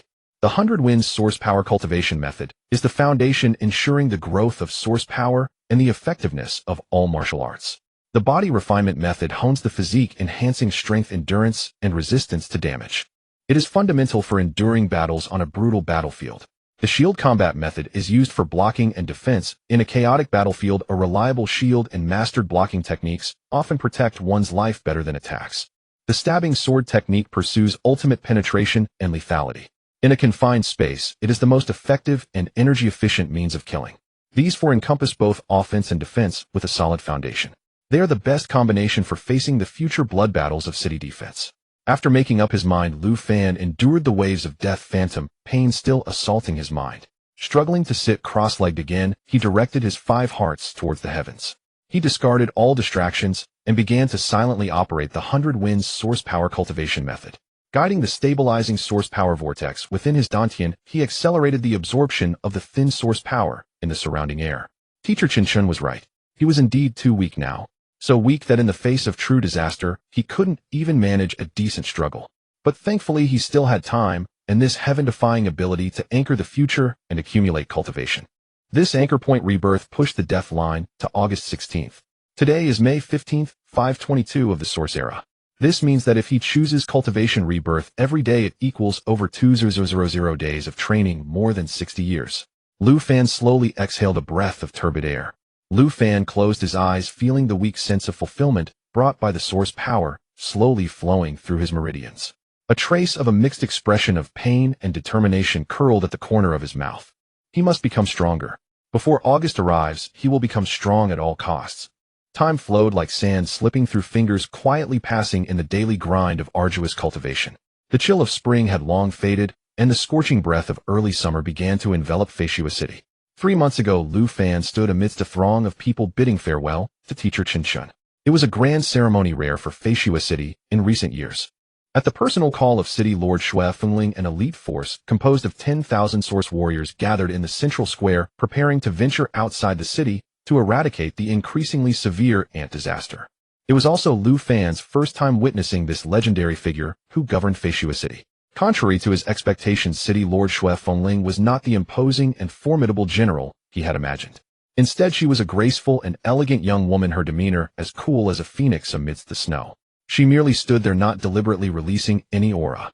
An invisible yet immense pressure enveloped the square, like an intangible domain silencing the crowd of thousands with only the banners flapping in the wind. Nearby residents with insight whispered in awe, "Did you see that? That is City Lord Xue, a 7th-tier champion-level powerhouse. It said she could move mountains and fill seas with just a finger. Champion. With bravery unmatched, she overshadowed all in the present. She was truly a being capable of sustaining a regional power. No wonder she could become the city lord of Foresee City, with millions under her rule and land spanning millions of square kilometers comparable to a nation under her gaze, and the short yet highly inspiring call to arms. The morale of the soldiers surged to its peak, their roars shaking the heavens. The army marched forth like a tidal wave of awakened steel, departing the city in grand fashion. They rushed towards the dark forest shrouded in the ant disaster. In the following months, the atmosphere within the city seemed to lighten considerably. Television news broadcasted frequent reports of victories from the front lines. The screens were filled with scenes of source warriors swiftly annihilating the fire ant hordes. The announcer proclaimed in an uplifting tone that the ant disaster was being effectively contained. The enemy retreated in stages. It was predicted that within 2 months at most, the ant problem that had plagued the borders of Foresee City for years would be completely eradicated. A wave of optimism spread among the common folk. Were it not for Lu Fan, who a month ago could not help but activate the anchor point for rebirth and personally witness the extremely brutal city defense battle in August. Even with his enhanced strength, he had fought to the end with the siege ant that climbed atop the city walls. He truly would have shared the same blind optimism as those ordinary citizens. Before long, while the army achieved victories outside, would it turn into a battle for survival for Foresee City? This stark contrast and the foreboding despair weighed heavily on Lu Fan's heart like a colossal. He had tried to casually remind some neighbors around him with a tone as inconspicuous as possible. "I heard the ant beasts in the forest have been acting strangely. Shouldn't we pay some attention to the city defenses?" However, the response he received was mostly laughter filled with disbelief. "Lu Fan, have you become muddled in your cultivation? Those little fire ants. I could squash several with a single step. The news said the army is about to wipe out their nest. You're just being overly concerned. Strengthening the city defenses? How much money and effort would that take? Don't worry, if the sky falls, a tall person will hold it up." No one took his warning seriously. To most, fire ants were merely the lowest tier of disaster beasts. If not for their sheer numbers, they wouldn't pose any real threat. How could they possibly shake the iron bastion of Foresee City? Such baseless fears. Fortunately, one person truly took his words to heart. After hearing Lu Fan's subtle yet earnest warning, Shashi returned home that day and spoke seriously with her father, Mayor Shi. She conveyed Lu Fan's concerns with exceptional seriousness and strongly suggested that they immediately begin reinforcing the defenses of the outer city and stockpiling supplies for the city defense. Mayor Shi now listened to his precious daughter almost without question, especially after witnessing the astonishing changes brought about by her Luban talent. He regarded her as the family's hope and good fortune. Although he also felt the fire ant threat was somewhat exaggerated. Out of trust in his daughter and the principle of better safe than sorry, he immediately mobilized available personnel and resources in the town. He began to add defensive structures in key locations of the outer city and stockpile city defense equipment. Upon hearing this news, Lu Fan's tense heartstrings finally relaxed a little. Even if it was just an additional simple trench or a few more stones. Perhaps it would save a few more lives under the impact of the forthcoming ant tide. He knew well that he was currently inconsequential and could not change the overall situation or persuade those blindly optimistic. The only thing he could do was seize this final precious time to madly enhance his own strength. He poured all his energy into the cultivation of the 4 selected core source martial arts. The 100 Winds Source Power Cultivation Method Body, Refinement Method Shield Combat Method, and Sword Thrusting Technique. Coupled with the Midnight Rebirth of Cultivation, which brought a torrent of 4 months of training experience. Lu Fan finally pushed these 4 core source martial arts to the level of intention. After cultivating the source martial arts to the realm of intention, Lu Fan could distinctly feel the changes within himself. It was no longer merely about the proficiency of techniques, but a deeper integration. When wielding a shield, every block, disengagement, and counterattack flowed seamlessly. It was as if the shield had become an extension of his arm. Wherever his mind reached, the shield preceded him. When wielding a longsword, every thrust condensed his entire essence. Fast, precise, and ruthless to the extreme, with no excess embellishments, only the pursuit of a single fatal strike. He felt as if he had touched the soul of these martial techniques, executing them fluidly, as if they were an extension of his will. He originally thought he would maintain this ascetic rhythm of cultivation forever, until the foretold calamity in August arrived. However, on that day the tranquility was shattered. The classroom door swung open, and Shirshashi rushed in her presence, commanding attention. Behind her were 2 remarkably striking things. They were 2 half-human tall constructs made entirely of dark, dense metal resembling large canines, but infused with a cold mechanical beauty, source energy puppets. As they moved, their limbs emitted faint yet smooth metallic friction sounds, following Shirshashi closely. Their eyes, glowing with a ghostly blue light, calmly scanned the surroundings. Lu Fan stared in awe, his mouth slightly agape, momentarily forgetting to speak.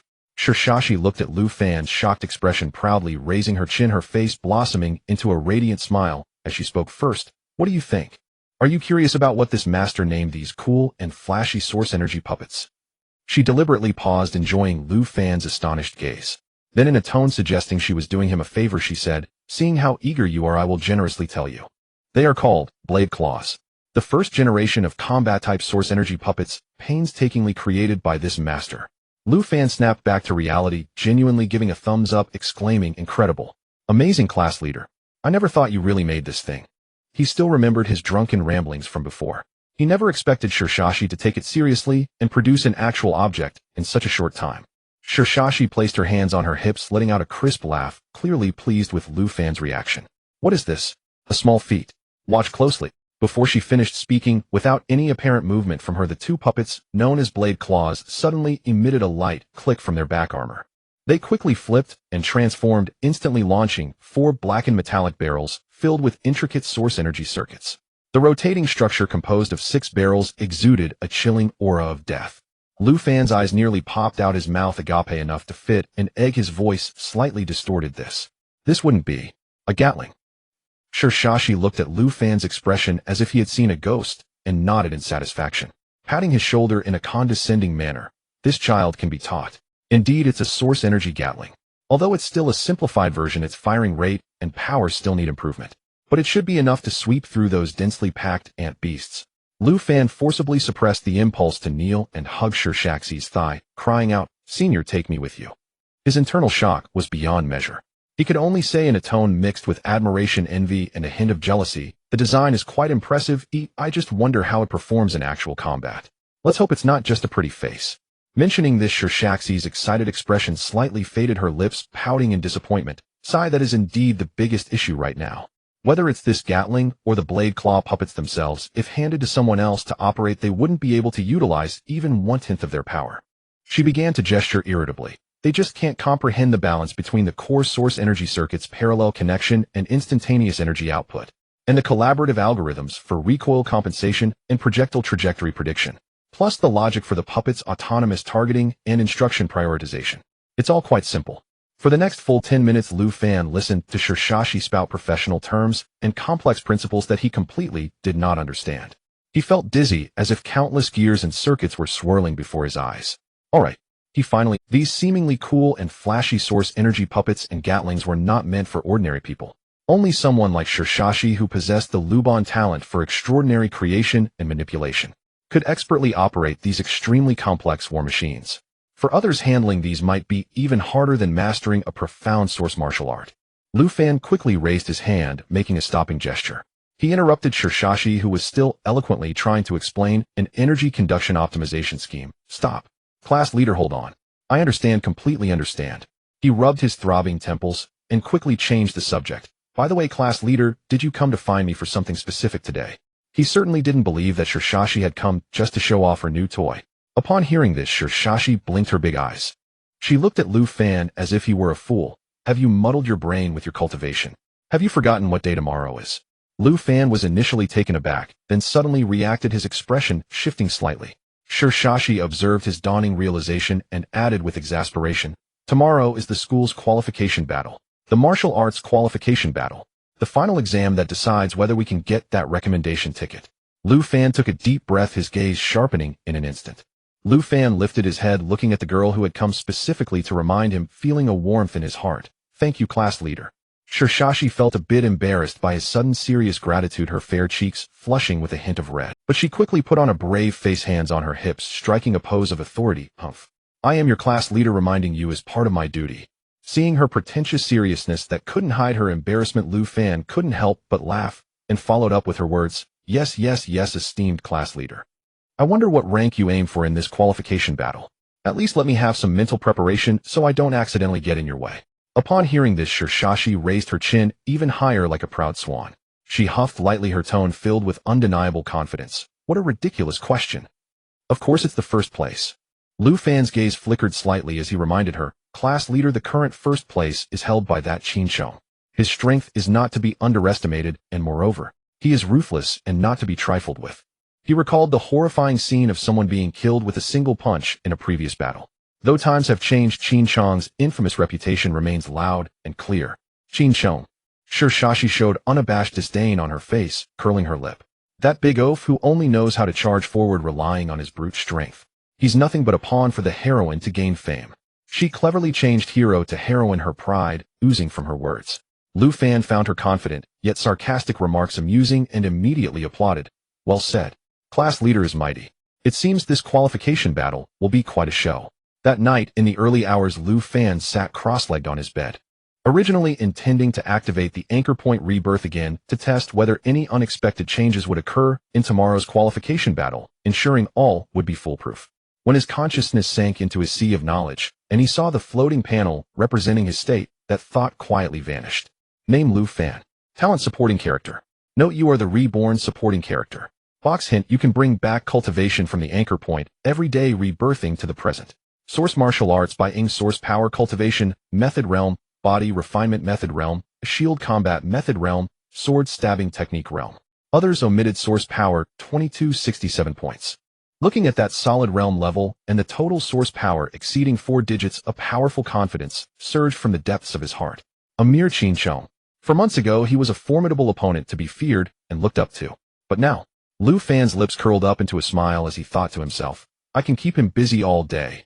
Thus he no longer hesitated and decisively chose cultivation rebirth. A familiar sense of disorientation washed over him, filled with pure and majestic source martial cultivation. It felt as though he had crossed the river of time, with the source power from the future anchor point continuously flowing into his body, merging into the 4 source martial techniques. Unfortunately, his cultivation aptitude was indeed, as teacher Chen Shun had once evaluated, merely average, though it steadily increased his source power total to 2,267 points. Lu Fan had observed Shirtown Chief, a guardian-level source martial artist, and estimated that Lu Fan's source power was about twice his. However, the realms of those 4 core source martial techniques seemed to have encountered an invisible barrier, firmly stuck at the peak of realm, without any sign of breaking through to the next level. Lu Fan had once stubbornly searched through the cold library of Baiying High School, rummaging through books about breakthroughs in source martial techniques.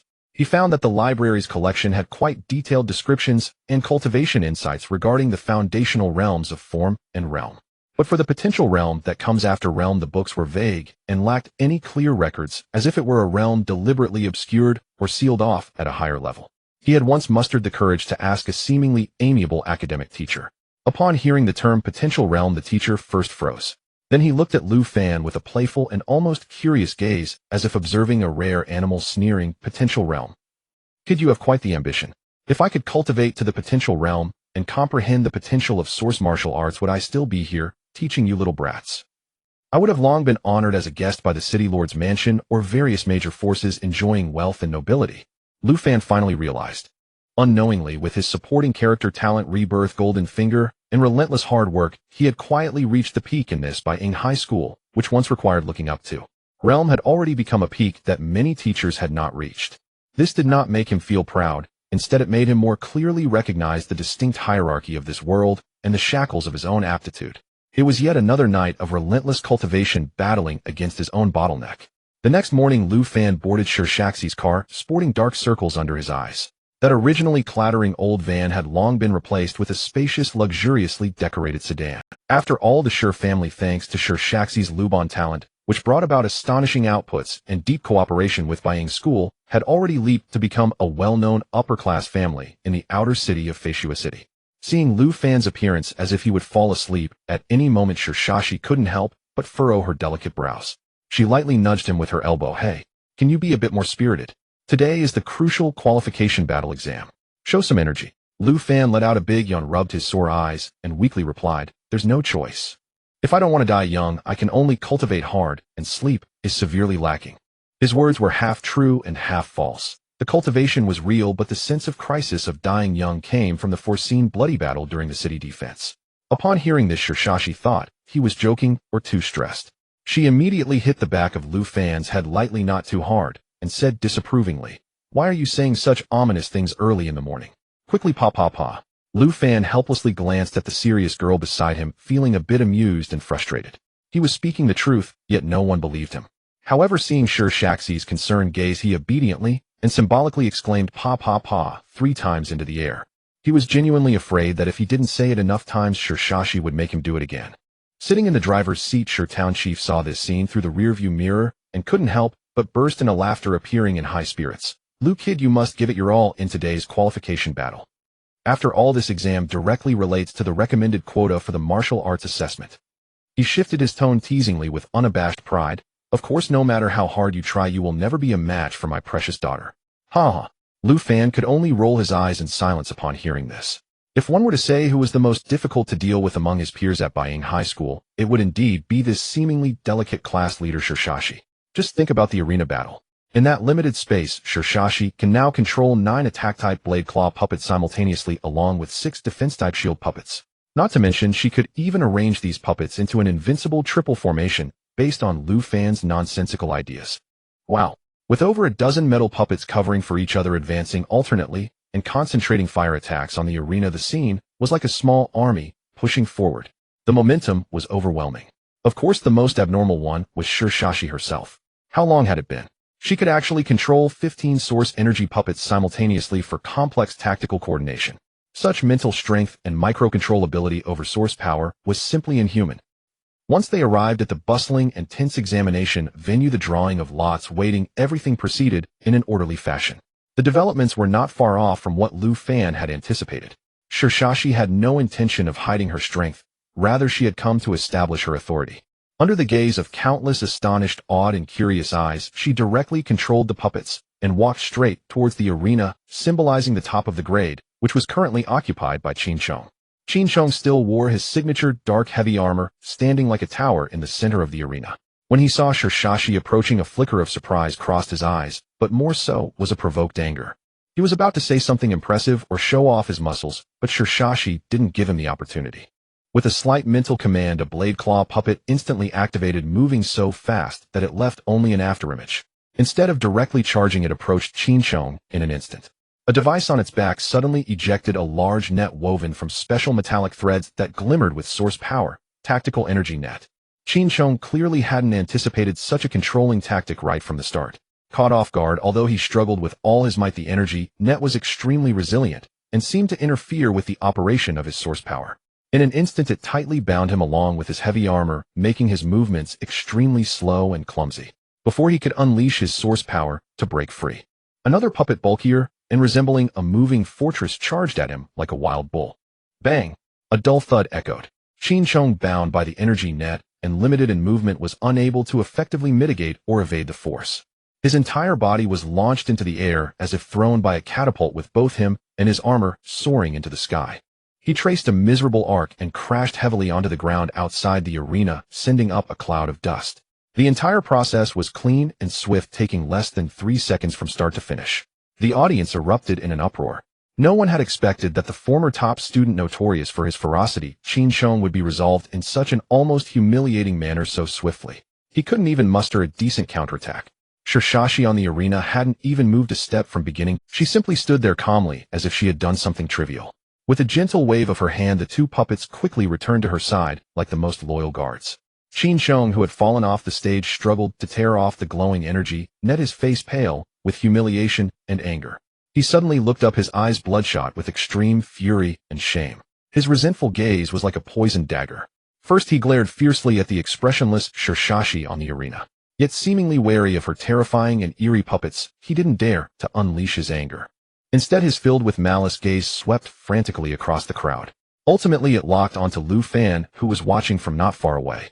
That look seemed as if he wanted to devour Lu Fan alive. Lu Fan rubbed his nose, a helpless bitter smile appearing on his face. No wonder Qin Sheng harbored such resentment toward him. It turned out there was this reason. The final selection that determines the qualification for the martial arts examination is simple yet brutal. On the vast playground of Baiying High School, 100 gray stone arenas have long been neatly erected. From No. 1 to No. 100 they stand in sequence like giant beasts waiting for prey, exuding a cold aura. At noon today, when the clock strikes 12, anyone who remains steadily standing on the arena regardless of the method used or how many challengers he has defeated will automatically obtain the school's recommendation for the martial arts examination. At the edge of the playground, a high platform has been specially erected. Principal Chen Jun and all the homeroom teachers of the senior class sit upright, overlooking the fierce competition about to begin below. At this moment, Teacher Zhang from Class 1 has a face so dark it seems like water could drip from it. He stares intently at the direction of Arena No. 1, his teeth grinding together. Qin Sheng is the prized disciple he has painstakingly cultivated. He is his capital for boasting, as well as an important bargaining chip for evaluation and resource allocation at the end of the year. However, just now the Qin Sheng he had high hopes for was unexpectedly defeated in front of everyone by that transfer student Shirsha, she using an unknown puppet technique in an almost humiliating manner within 3 seconds. This made him feel as though his face had been ruthlessly slapped in public, and it stung fiercely. He couldn't help but turn to the calm-faced Principal Chun and forced a smile, saying, "Principal, this child Qin Sheng was just careless and underestimated his opponent. With his strength, a slight adjustment will surely allow him to reclaim his glory." Principal Chin's gaze remained fixed on the 100 arenas below. His voice was steady, betraying no hint of emotion, but carried an undeniable authority. "Teacher Zhang, you jest. The batch of students that includes Qin Sheng is precisely our school's poor harvest year. The overall quality is low, which allowed him to fortuitously dominate for 3 years. Now that a true genius Shirsha has emerged, he is simply exposed for what he is. If one's strength is lacking, one must acknowledge it." Teacher Zhang was left speechless, his face flushed, his chest heaving. He wanted to refute, but could find no solid grounds. In the end, he could only sulkily close his mouth, swallowing down his resentment and unwillingness. His gaze towards the arena below grew even more sinister. Meanwhile, Lu Fan was slowly walking towards his designated arena. According to the rankings from the previous semester, he was placed at 98th. Thus, he must first stand on Arena No. 98, serving as the initial arena master, welcoming all challengers. Of course, he could also, like Shirsha, directly challenge the higher-ranked arenas. But at this moment, he had no such intention, because a fierce figure filled with hostility was striding towards Arena No. 98, as if intending to kill. It was Qin Sheng, who had just suffered a crushing defeat and was eager to regain his lost honor and vent his. Qin Sheng evidently viewed Lu Fan as a soft persimmon to be easily squashed. He planned to use a devastating victory to wash away the humiliation of being taken down by Shirshashi. Thud. Qin Sheng couldn't even be bothered to walk down the steps, leaping directly onto Arena No. 98. His heavy body crashed down like a boulder, producing a dull sound that made the arena tremble slightly. The surrounding noise fell silent. All gazes instantly focused on this low-ranking arena that had previously gone unnoticed. Then wild cheers and whistles erupted, with some even starting to place bets on the spot. "Qin Sheng, kill him. Teach him a lesson. Lu Fan, hold on. I bet you can last 3 seconds. Don't you dare go down in just 1 second. I've staked all my pocket money on you. Ha ha, look at that kid Lu Fan, is he scared silly? He doesn't even dare to draw his sword. Qin Sheng, don't waste time, give him a quick end."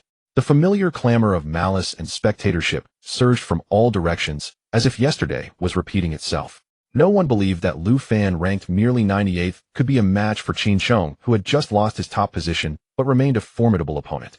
Even though Qin Sheng had just suffered a crushing defeat in the eyes of most people, he was still the top powerhouse of the grade, effortlessly crushing a transfer student who ranked at the bottom. To be honest, in several recorded anchor points, Lu Fan had repeatedly brought back the despair and pain of having his head smashed by a single punch from the opponent.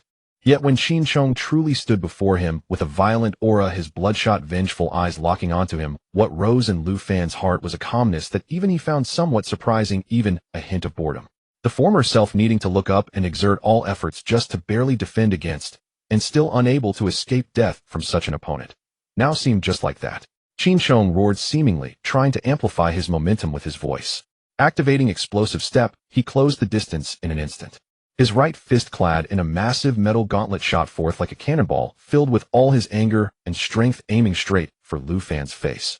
This punch was fast, fierce, and accurate, capable of shattering stone. In past anchor point memories, this punch had crushed Lu Fan's skull. But now, Lu Fan didn't even use his left arm shield. He merely raised his right hand, seemingly casually, fingers splayed, meeting that howling iron fist heat in. Bang! A sound not particularly loud, yet not the anticipated scene of Lu Fan's arm breaking and vomiting blood did not occur. His seemingly ordinary palm proved to be as strong as the most solid iron clamp. Firmly and securely it grasped Qin Chong's powerful descending fist. Unmoving, the terrifying force transmitted from the fist seemed to vanish without a trace, like a cow sinking into the sea. Qin Chong's grimace instantly froze, replaced with utter astonishment and disbelief. He felt as if his punch had struck an ancient mountain. This is impossible. Qin Chong let out a furious roar, a mix of shock and rage. He couldn't believe it. His internal source force surged wildly, activating his talent iron wall in an instant. A layer of dark, heavy metallic sheen covered his entire body along with his heavy armor. His defensive power surged tenfold in an instant.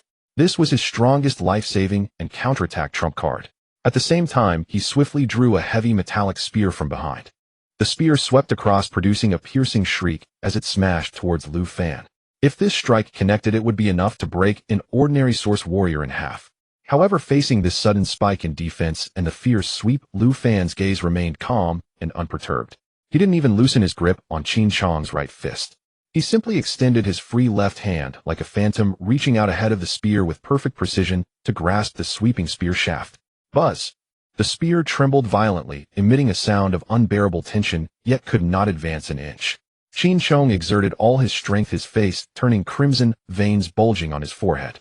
He tried to pull back his fist and reclaim the spear, yet felt as if he were grappling with the entire earth. The opponent's arm and palm seemed to be rooted in place, unable to budge. Lu Fan slowly lifted his gaze. His eyes, usually a bit dull from lack of sleep, appeared clear and profound at this moment. At this moment, they calmly observed Qin Chong, whose face was contorted from overexertion. That gaze seemed to be examining an inconsequential object. So weak. At this moment, Qin Chong appeared far too weak in front of him.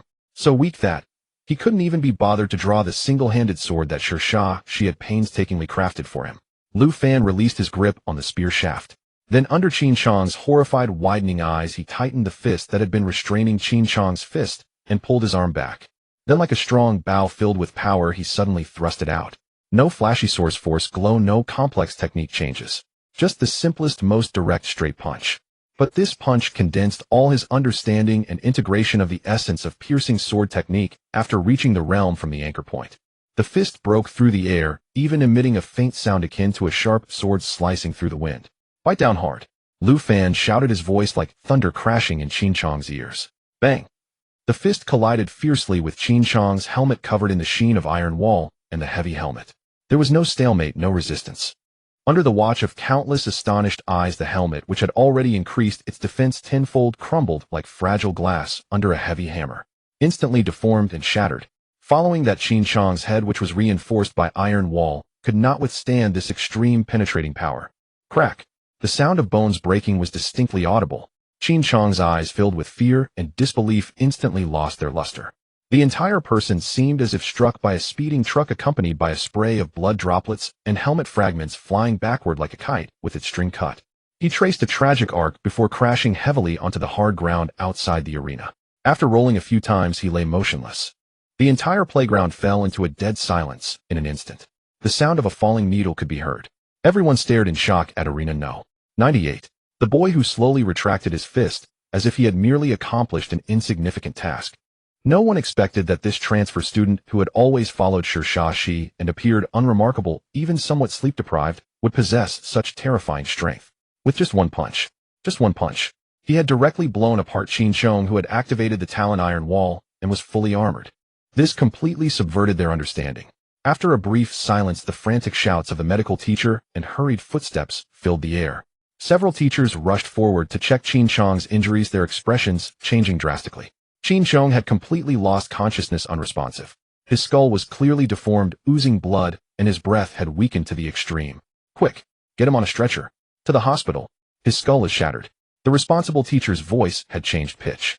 Several teachers hurriedly lifted the seemingly lifeless Qin Chong onto the stretcher. They rushed towards the school hospital at the fastest speed. Lu Fan looked at the departing Qin Chong and murmured, "We're even now." On the high platform, teacher Zhang from class 1 had gone from ashen to pale. He gripped the armrests of his chair tightly, his knuckles turning white from the strain, his body trembling slightly. Who could have imagined? Who could have imagined? A mere transfer student from a remote town, someone he had never regarded with even a glance, a country bumpkin, could so cleanly defeat his proud disciple Qin Chong. And all with just one punch. This was not merely a slap in the face, it was a brutal rubbing of the prestige and pride he had accumulated over the years into the dirt. Principal Chun, sitting in the main seat, flashed a glimmer of brilliance in his eyes. His talent eagle eye activated slightly, clearly seeing Lu Fan's punch. The source force fluctuations condensed to the extreme, and the intent that perfectly integrated the essence of piercing sword technique. At least 2 martial techniques have been cultivated to the realm. No, possibly more. Principal Chun felt a sense of wonder in his heart, even a hint of appreciation. This child is truly remarkable. After all, Lu Fan only performed the awakening ceremony in his senior year, which was a full 2 years later than the students from Feishui City. To achieve such accomplishments in such a short time, regardless of what he relied on, this temperament and potential far surpassed that of ordinary people. Meanwhile, those students who had previously been wildly cheering and mocking Lu Fan were now like ducks with their throats squeezed, unable to make a sound. Their gazes towards Lu Fan were filled with shock, fear, and a hint of indescribable awe. No one dared to regard him as a country bumpkin who could be easily bullied any longer. Only Shirsha Xian Arena no. One showed no surprise at Lu Fan's earth-shattering punch. She even yawned slightly, as if she had known this outcome all along. After all, she saw Lu Fan every day, even if he rarely went all out in front of her. Yet with her keen perception, she had long sensed the growing pressure emanating from Lu Fan. She had never felt such pure and restrained pressure, even from her father, who was of the guardian level. Lu Fan stood on the No. 98 arena, his gaze sharp as lightning. He slowly swept his eyes over the students below who had just been frenziedly cheering, but now fell silent like cicadas in winter. Wherever his gaze fell, the students hurriedly lowered their heads, or averted their eyes, not daring to meet his stare, and no one dared to make even a hint of disrespectful noise. Strength is the best language. Lu Fan casually flicked his right hand, which had just sent Qin Chong flying, as if brushing off a bit of dust. A vague snort escaped his nose. Then with a swift motion, he gracefully jumped down from the arena. As he passed by, the onlooking students automatically parted like the tide. They made way for a wide passage. No one dared to stand in his path, and many even instinctively retreated half a step, their eyes filled with awe and trepidation. Lu Fan did not linger, and walked straight towards the adjacent No. 2 arena. However, before he could step onto the arena's stairs, the original champion guarding the No. 2 arena turned pale instantly. He had witnessed the horrifying scene of Qin Chong being killed with a single punch. Now, seeing the harbinger of doom, Lu Fan, approaching him, he had no courage left to resist. "I concede," he nearly shouted, his voice trembling slightly. Before the referee could announce it, he hurriedly jumped down from the arena, voluntarily relinquishing his qualification. What a joke! To fight against a monster that could crush Qin Chong with a single punch. That was not striving for qualification, that was seeking death. He did not want to end up like Qin Chong, severely injured and on the brink of death, unable to participate in future exams. Seeing this, Lu Fan paused slightly, sparing himself some effort. He stepped forward calmly and took his place on the now vacant No. 2 arena. On the side, Shirsha Shi on the No. 1 arena noticed Lu Fan easily occupying the No. 2 arena. A faint smile of understanding appeared at the corner of her mouth. She said nothing, merely leaning back lazily against her puppet, which resembled a mobile fortress. She pulled out some snack nuts from her small bag and began to eat leisurely. For a moment, the other 98 arenas were still filled with intense shouts and the sounds of clashing weapons. Fighting fiercely for that precious qualification, the battles were in full swing. Yet the No. 1 and No.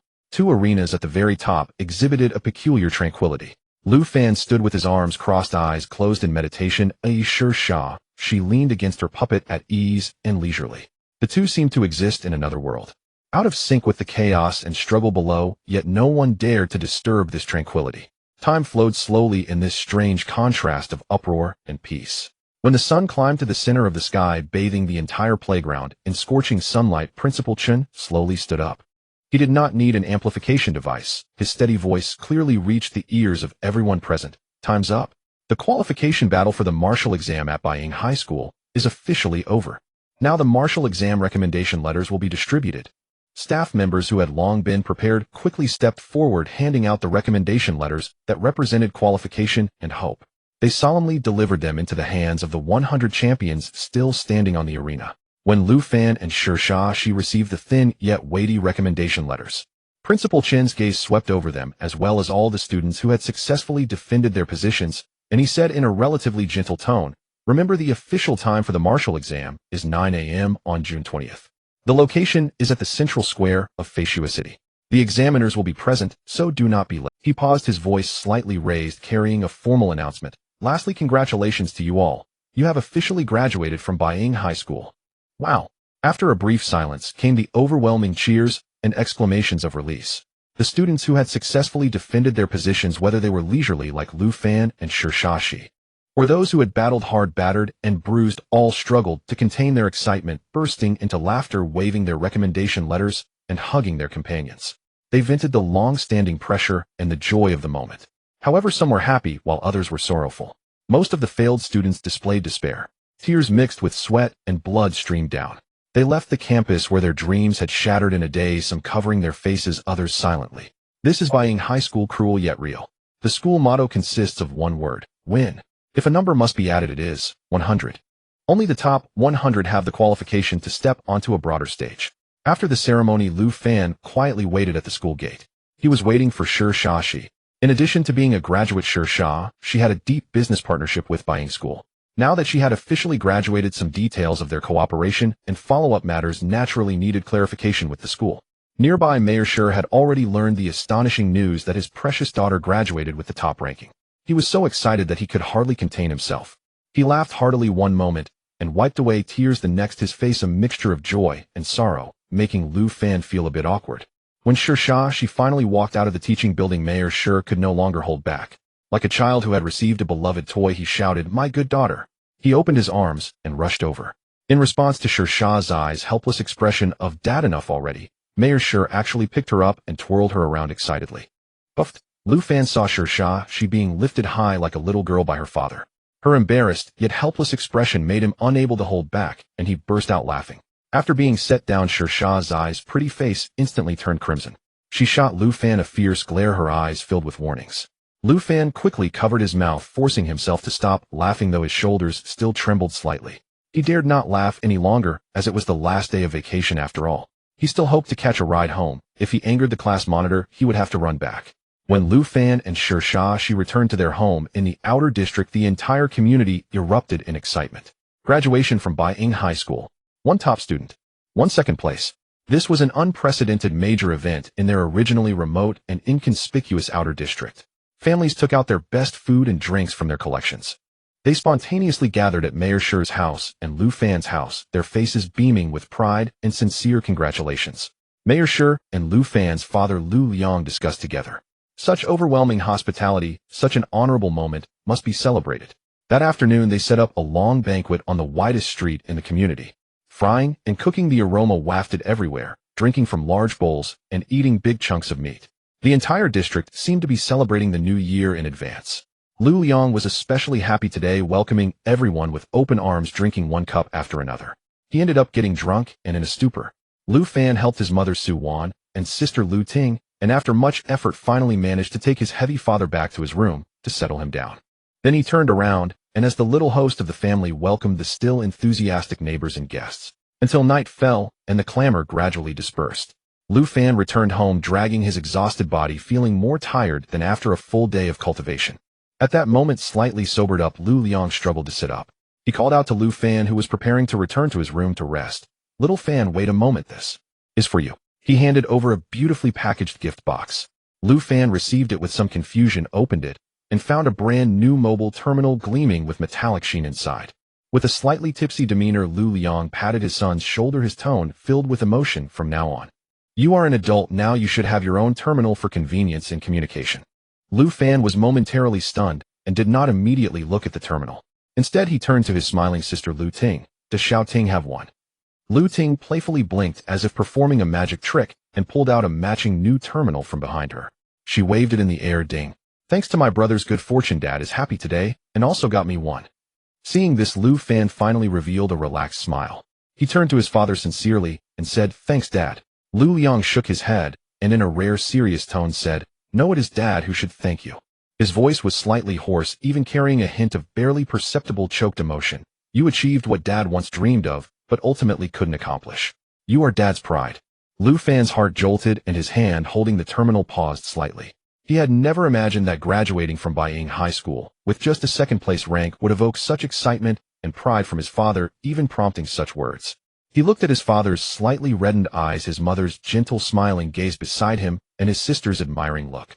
It felt as if something had struck him hard in the heart. A warm current surged within him, a mix of emotions that left him unable to calm down for a long time. The night grew deeper. Lu Fan lay in bed, yet sleep eluded him. His father's words, You are Dad's pride, and that choked tone echoed repeatedly in his mind. He got up, put on a coat, and quietly walked out of the house. Under the cool moonlight, he strolled again to the familiar water tower at the edge of the community. He needed to blow off some steam to calm his turbulent emotions. However, when he lightly leaped up to the top of the tower as usual, he discovered that he was once again a step too late. Under the silvery flowing moonlight, she was already sitting there gazing up at the vast starry sky, her profile appearing particularly gentle and tranquil in the moonlight. The cold moonlight poured down like mercury on the rusted top of the water tower, casting a soft silver sheen over the two people sitting side by side. The night breeze was slightly cool, tousling Lu Fan's hair. It also brought with it the faint, unique scent of the girl beside him, a mixture of engine oil and sweet fruit. He gazed at Zai's serene profile, illuminated by the moonlight, unable to help but tease her with a hint of a smile. Class monitor, this place. Could it possibly be your secret base? Why do I feel like I run into you every time I come up here? She turned her head and shot Lu Fan a glare, her bright eyes reflecting the light of the stars and moon. With a hint of embarrassment at having her secret exposed, she said, You guessed right. This is the exclusive stargazing platform of your class monitor. You always come uninvited, and I haven't kicked you off yet. That alone is a great act of mercy and extraordinary tolerance. Though her words were fierce, the slight upward curve at the corner of her mouth revealed she wasn't truly angry. Lu Fan didn't mind, chuckling lightly as he naturally sat down at a distance of a fist's length from her. Mimicking her, he tilted his head back to gaze at the vast, dazzling starry sky. The deep night sky resembled a massive piece of inky satin studded with countless twinkling diamonds. It was distant and mysterious, as if it could devour all troubles. It also reflected the smallness and confusion of the human heart. She caught a glimpse of the noticeable bulge in Lu Fan's pocket, clearly the shape of a new terminal.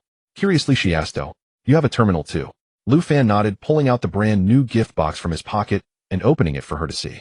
Yeah, I just got it today, a gift from my dad. Zai's eyes lit up with a hint of playful mischief as she suddenly reached out and snatched the terminal away, her movements so quick that Lu Fan barely had time to react. She skillfully pressed the power button, and the screen lit up. She immediately opened the contact's interface. Indeed, it was empty except for a lonely contact, Xiao Ting. She naturally knew this referred to Lu Fan's quirky younger sister Lu Ting. For some reason, upon seeing this overly clean contact list, she felt an inexplicable sense of relief, even a trace of unnoticeable satisfaction. Her fingers moved quickly across the screen. While operating, she stole glances at Lu Fan from the corner of her eye, noticing he was lost in thought, staring at the starry sky and not paying attention to her small actions. She swiftly entered her contact information. The name was saved as Shi. After saving, she hesitated for half a second before seeming to make a firm decision. Her finger quietly pressed and held, using the edit function to secretly move her name above Xiao Ting, occupying the first position in the contact list. Having completed this, she felt a sense of satisfaction, mixed with a hint of guilty joy. She returned the terminal to Lu Fan and feigned calmness as she said, Here, it's yours back. You can reach me if you need anything in the future. Lu Fan truly didn't notice her secret operation. His mind seemed to have been drawn away by the vasts. He took the terminal casually, stuffing it back into his pocket, his gaze still somewhat unfocused as he looked at the night sky. A faint layer of confusion at odds with the tranquility of the night clouded his brow. She sharply noticed his unusual demeanor tonight, unlike the usual Lu Fan, who either practiced hard or had a slightly mischievous side. She gently nudged him with her arm, her tone carrying a hint of serious concern. Hey, what's wrong? Did your soul get carried away by the stars? You seem different from usual. Lu Fan, jolted by her touch, came back to reality and instinctively shook his head. It's nothing. Zai's eyebrows shot up, adopting the authoritative stance of a class monitor as she reproached him. Don't play coy. If something's wrong, just say it, no need to beat around the bush. Lu Fan was taken aback by her assertive concern, then smiled helplessly.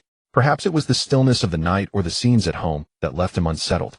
He fell silent for a few seconds before finally describing to Shah his father's emotional words after drinking too much, as well as the reactions of his mother and sister. He didn't embellish too much, just calmly narrated. She listened quietly, not interrupting. Only after Lu Fan finished did she gently nod. Under the moonlight her profile appeared softer.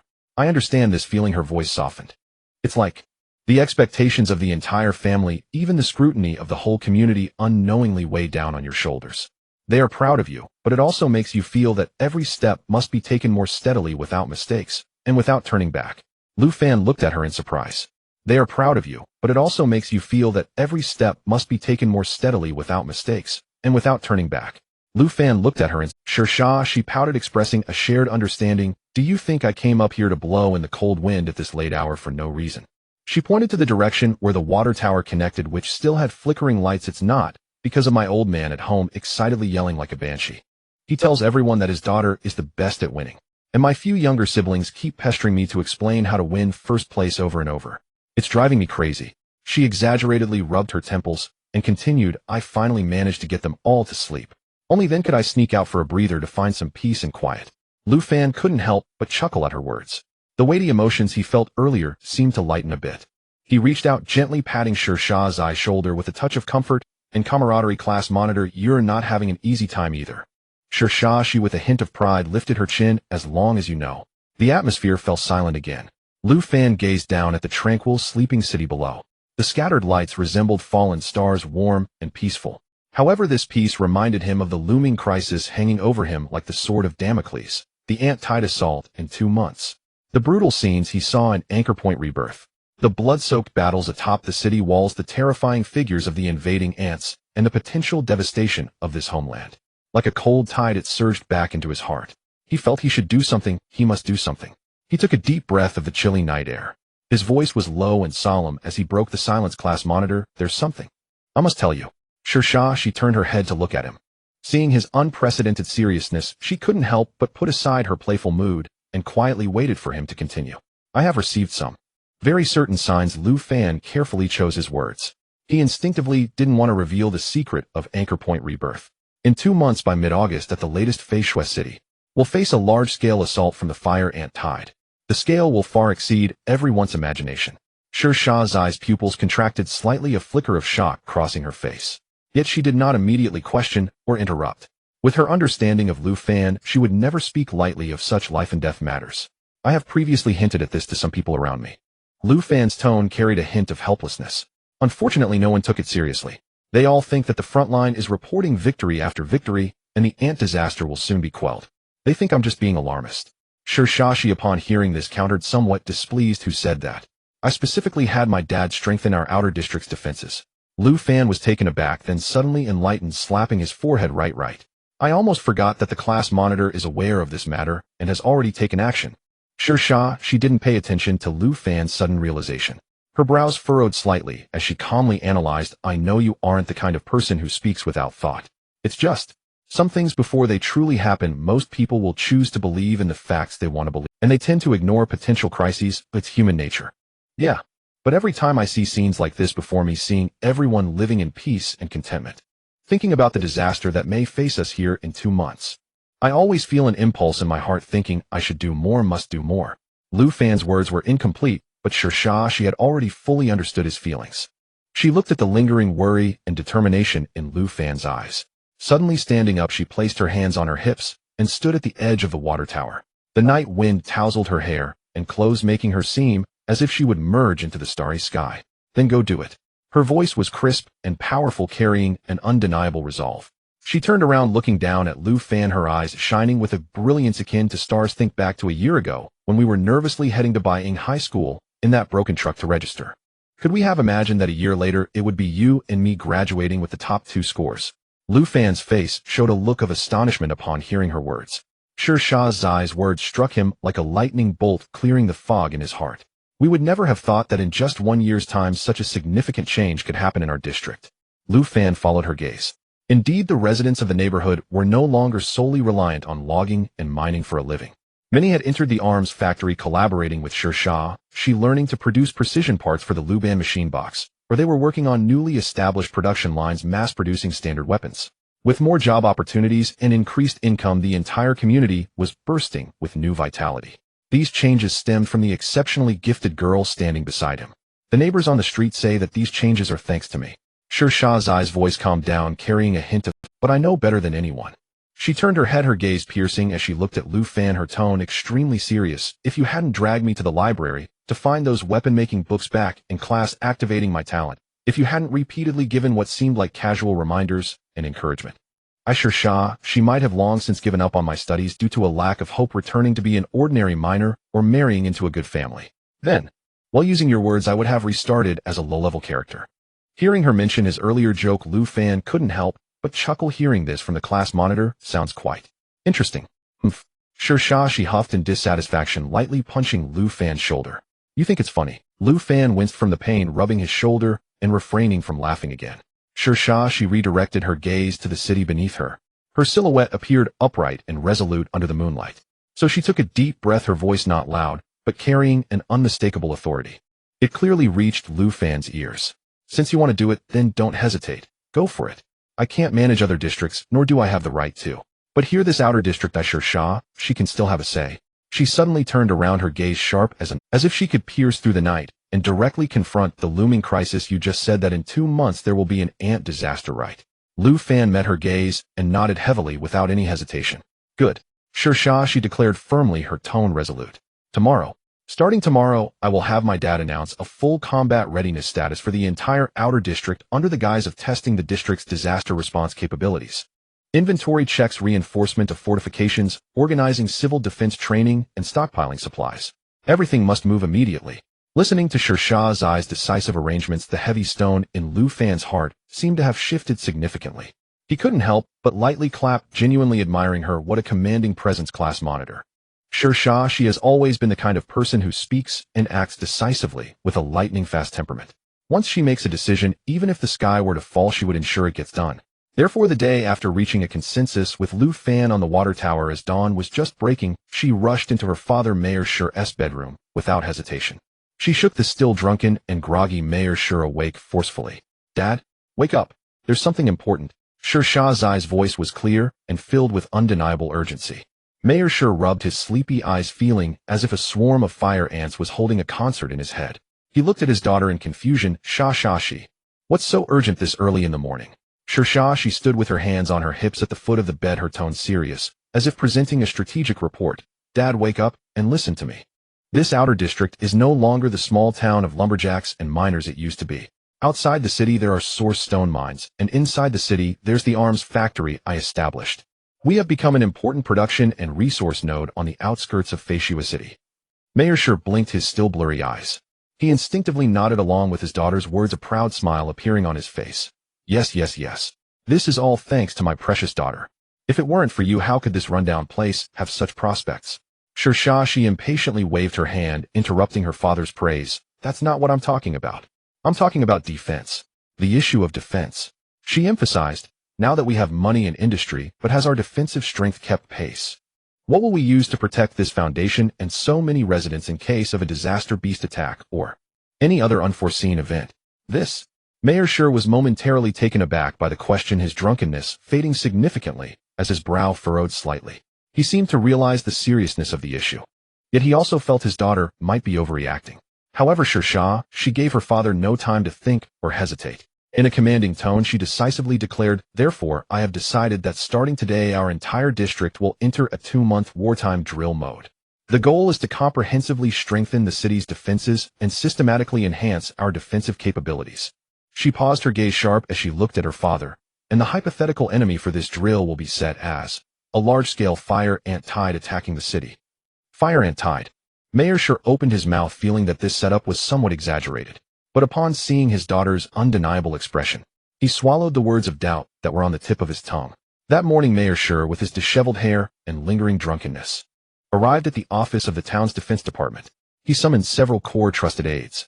With a slight headache, he conveyed his daughter Foresee's decision about the citywide wartime drill. To be honest, if this statement had come from Mayor Schur himself, it would likely have been met with retorts from his seasoned subordinates, citing reasons like disturbing the people and wasting resources, overthinking, and the frontline situation is great. He might even have been mocked for having his brain caught in the door. But now the one speaking was Ashur Shashi, the actual treasure and technical core of the entire outer district. She was the benefactor leading everyone to a better life and a top student in the current graduating class of Bayang High School, with a bright future ahead. Her words carried a completely different weight. The trusted aides exchanged glances, although they internally felt it was somewhat overblown. No one dared to directly refute her. After all, no one wanted to offend this Shur Dejiang, who was now recognized at high levels of faciosity. Moreover, strengthening defenses in itself wasn't a bad thing. It was just that the scale and reasoning were a bit unique, hence in a subtle and complex atmosphere. Shur Shah's wartime drill order was swiftly conveyed and began to be executed. When Lu Fan finished a day of hard training, he was startled by the sounds of clanging and shouting coming from outside as he stepped out of his home to check. The originally tranquil evening, which should have been filled with cooking smoke and dinner preparations, was now a scene of bustling construction. Almost all the residents, regardless of gender or age, were involved in this grand project. Some were reinforcing tiles on their rooftops.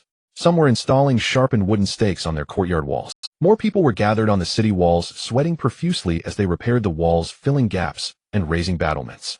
And among the busy crowd, Lu Fan immediately spotted that familiar figure. Shur Shah, she stood atop a section of the city wall holding a charcoal pencil and blueprints, occasionally pointing at the wall and at other times writing and drawing on the blueprints. Her expression was focused and serious, as if she were a general planning a grand strategy. The sunset's afterglow spilled over her, casting a golden halo around her.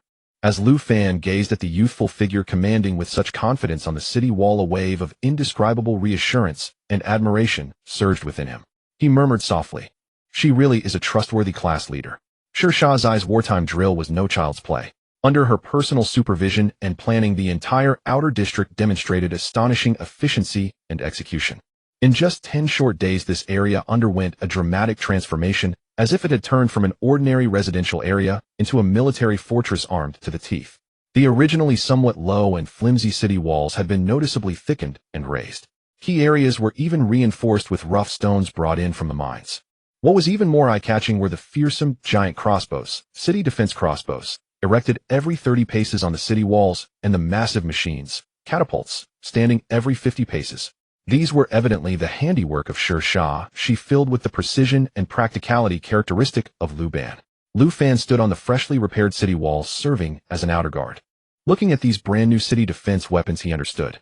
The specially crafted arrows of the city defense crossbow, thick as a child's arm, gleamed with a cold light, were clearly prepared for the breach ants he had seen in the anchor point, which resembled moving fortresses. The catapult was even more peculiar.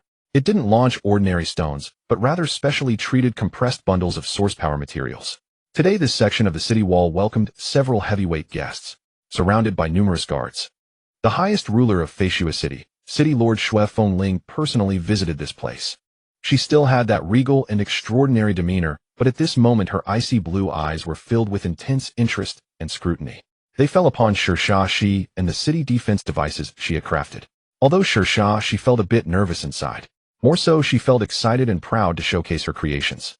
She personally commanded the operation, demonstrating the power of the city defense crossbow and catapult for the city lord of Xue City. Bang! A deep penetrating sound of a bowstring echoed. The thick arrow transformed into a blurred shadow, shooting out at a speed difficult to capture with the naked eye, accurately hitting a heavy steel plate placed several hundred meters away, simulating defense against a level 2 disaster beast. Boom! A loud noise erupted as the steel plate was instantly pierced, leaving a gaping hole with twisted edges, showcasing incredible power. A glimmer of surprise flashed in City Lord Xue Fengling's eyes as she nodded slightly. The power of this city defense crossbow indeed exceeded her expectations. Against a level 2 disaster beast, as long as it hit the vital point, it could definitely cause effective damage. As for the higher level fierce disaster beasts, these ordinary devices would indeed struggle to breach their defenses, often requiring special weapons infused with source power by source warriors to be effective. But this was already quite remarkable. Next came the demonstration of the catapult. With a command from Shur Shah, the operator suddenly pulled a massive spherical package was thrown high into the air. Upon reaching the designated area, the package suddenly unfolded. In an instant, a giant net covering an area of about 100 meters and shimmering with a peculiar sticky glow came crashing down like a net from the heavens. It completely enveloped, stuck to, and wrapped up dozens of scarecrow dummies, simulating a dense ant swarm. The movements of the dummies froze instantly, as if sinking into an invisible quagmire unable to move. This scene was visually striking. Seeing this, City Lord Shui Feng Ling finally couldn't help but lightly clap her hands, a genuine smile of appreciation appearing on her stunning face. Her voice was clear and melodious. Good. What a sticky giant net. Sure to Jiang, you truly are ingenious. To create such a clever and practical defense device. This device is great for dealing with large numbers of low-level disaster beast waves.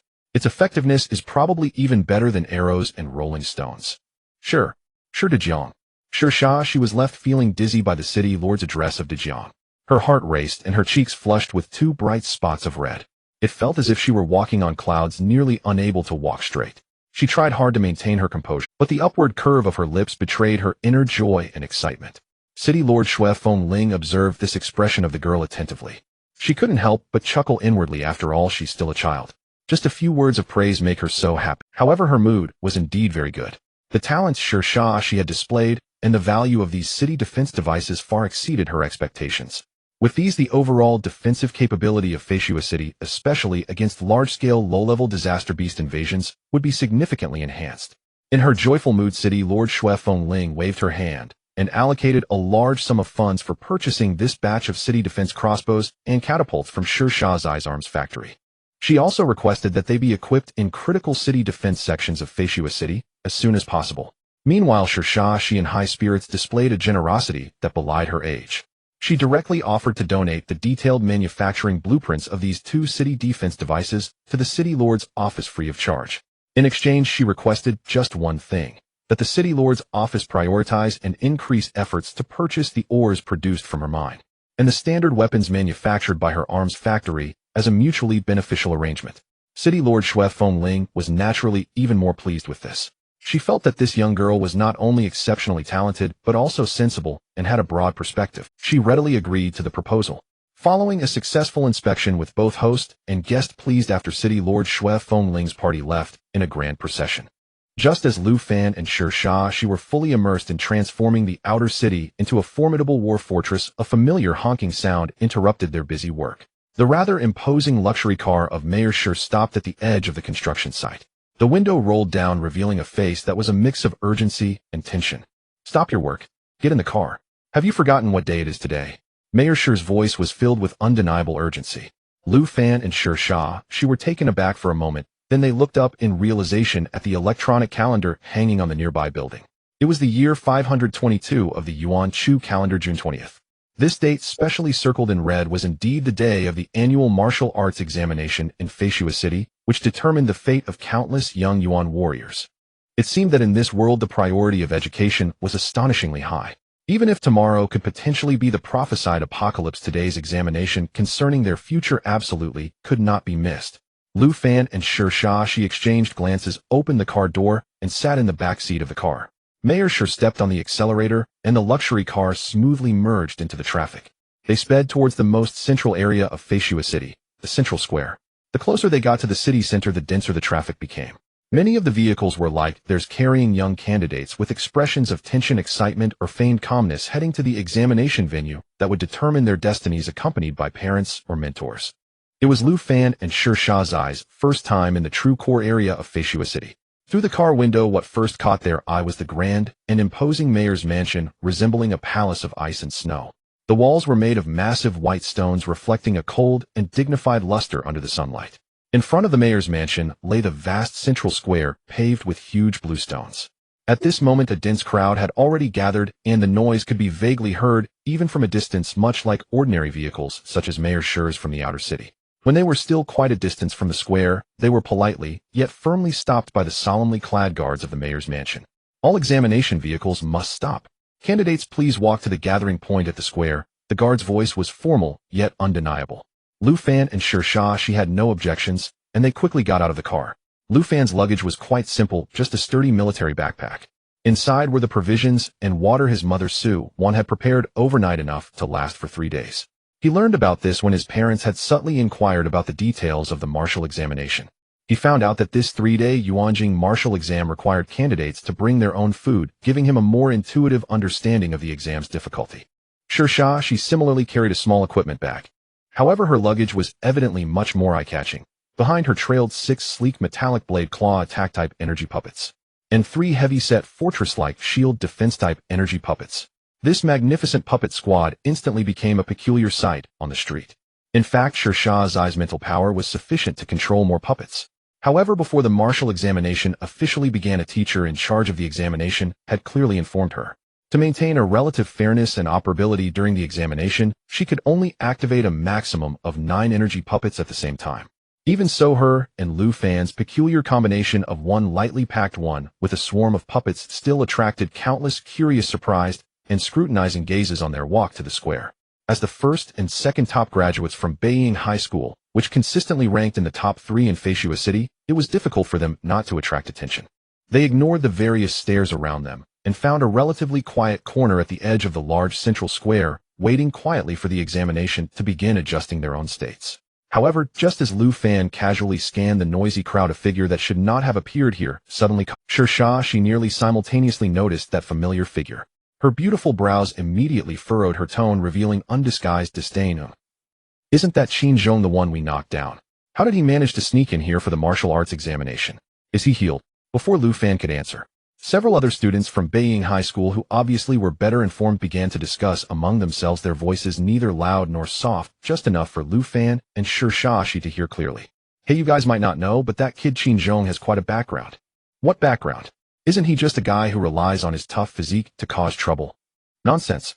He's actually the illegitimate son of one of the top families in Foresee City, the Wang family. Illegitimate son. Is that true? Then why is his last name Qin? Because he's an illegitimate son, he hasn't been favored and doesn't even have the right to carry the Wang surname. I heard that after being severely injured in the qualification battle last time, his mother, worried for her son, cried in front of the Wang family head for a long time, even resorting to desperate measures. The Wang family head probably did it for the sake of face, or thought that he still had some training value, which is why he pulled strings to transfer him to another school and secured a spot for the martial examination. Tisk, so he took a backdoor route. Shah's eyes lit up with interest in such family. Lu Fan's concerns were more practical. He noticed that Qin Zhong was currently following closely behind a young man, clearly in a submissive manner. The young man was clad in luxurious fitted silver armor that gleamed under the sunlight, and his brilliant golden hair flowed like liquid gold. With a handsome face and upright posture, he exuded an extraordinary aura, standing out among the crowd like a crane among chickens. Was this the big shot that Qin Zhong had found? As if sensing Lu Fan's scrutinizing gaze, the golden-haired young man suddenly turned his head. His eyes precisely passed over the crowd and landed on Lu Fan. That gaze was calm, yet carried a sharpness that seemed to penetrate the heart. Like a hawk sweeping over the ground, a mere glance made Lu Fan feel a slight tightening of his skin. Then that gaze casually shifted away, as if Lu Fan were just an inconsequential symbol in the crowd. Lu Fan's brows slightly furrowed, feeling a chill. What piercing eyes! That's Yishan, the legitimate son of the Yi family, the slender classmate replied, clearly a walking encyclopedia, lowering his voice excited. That's Yishan, the legitimate son of the Yi family, the slender classmate replied, clearly a walking encyclopedia, lowering his voice excitedly. He's also one of the favorites to win this year's martial examination. I heard his strength has already broken through to the guardian level. Whether that's true or not, he's definitely impressive. Upon hearing this, Lu Fan understood. So he was from the Yi family. No wonder he had such presence and strength. Guardian level. If the rumors were true, he was indeed a formidable opponent. At that moment, a commotion and low exclamations suddenly erupted among the candidate crowd. All eyes, including those of Lu Fan and She were involuntarily drawn to the scene. They saw the crowd parting as if by an invisible hand, and a young girl walked gracefully towards them. She wore a pure white long dress untainted by dust with long flowing black hair. Her face was as exquisite as a finely crafted work of art, her skin glowing like snow. She exuded a cold, ethereal grace, as if she were a snow spirit untouched by the mundane world. Simply walking quietly, she naturally became the focal point of the entire venue. The slender young man beside her displayed his encyclopedic nature again, excitedly whispering, "It's Shui Luing, the second daughter of the mayor. Oh my, she truly is as stunning as the rumors say, with a beauty that surpasses all and an extraordinary aura." Lu Fan couldn't help but glance at her a few more times. In his heart, he had to admit that this girl's looks and grace were indeed exceptional. But he quickly collected himself, secretly complaining, what are these guys here for, the exam or to admire beauties? However, he suddenly felt a chill on his back. A familiar gaze filled with killing intent had firmly locked onto him. He slightly turned his head and sure enough met Shershah's eyes, narrowed eyes glimmering with unfriendly light. Shershah's eyes voice was cold as ice, as if it could drop icicles. Is she really that beautiful? Your eyes are about to fall out. So infatuated. Lu Fan's mouth twitched slightly, quickly realizing that the class monitor seemed a bit displeased.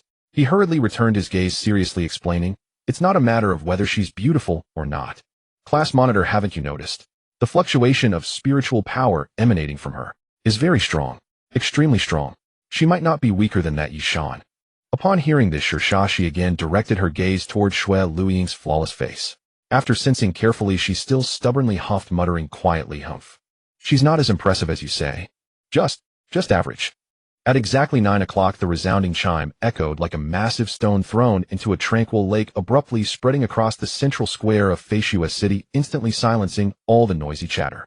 Thousands of candidates awaiting the martial examination collectively held their breath, their gazes fixed on the several invigilators who had suddenly appeared at the center of the square.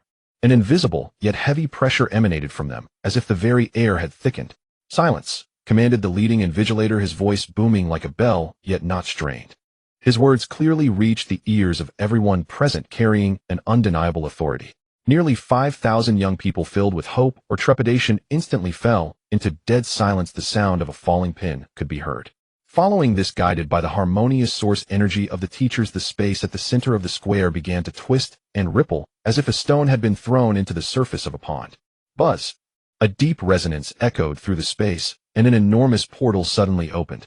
The door frame flickered with a ghostly blue energy ripple, jumping like electric current. Inside the portal was a profound, swirling, indistinct chaos. This was the gateway, a spatial passage connecting the main world with the mysterious source realm. The door stood nearly 10 meters high and wide, towering majestically, emanating an ancient and vast aura. Even candidates hailing from Foresee City had few opportunities to witness the opening of the gateway, let alone those from the outer districts like Lu Fan.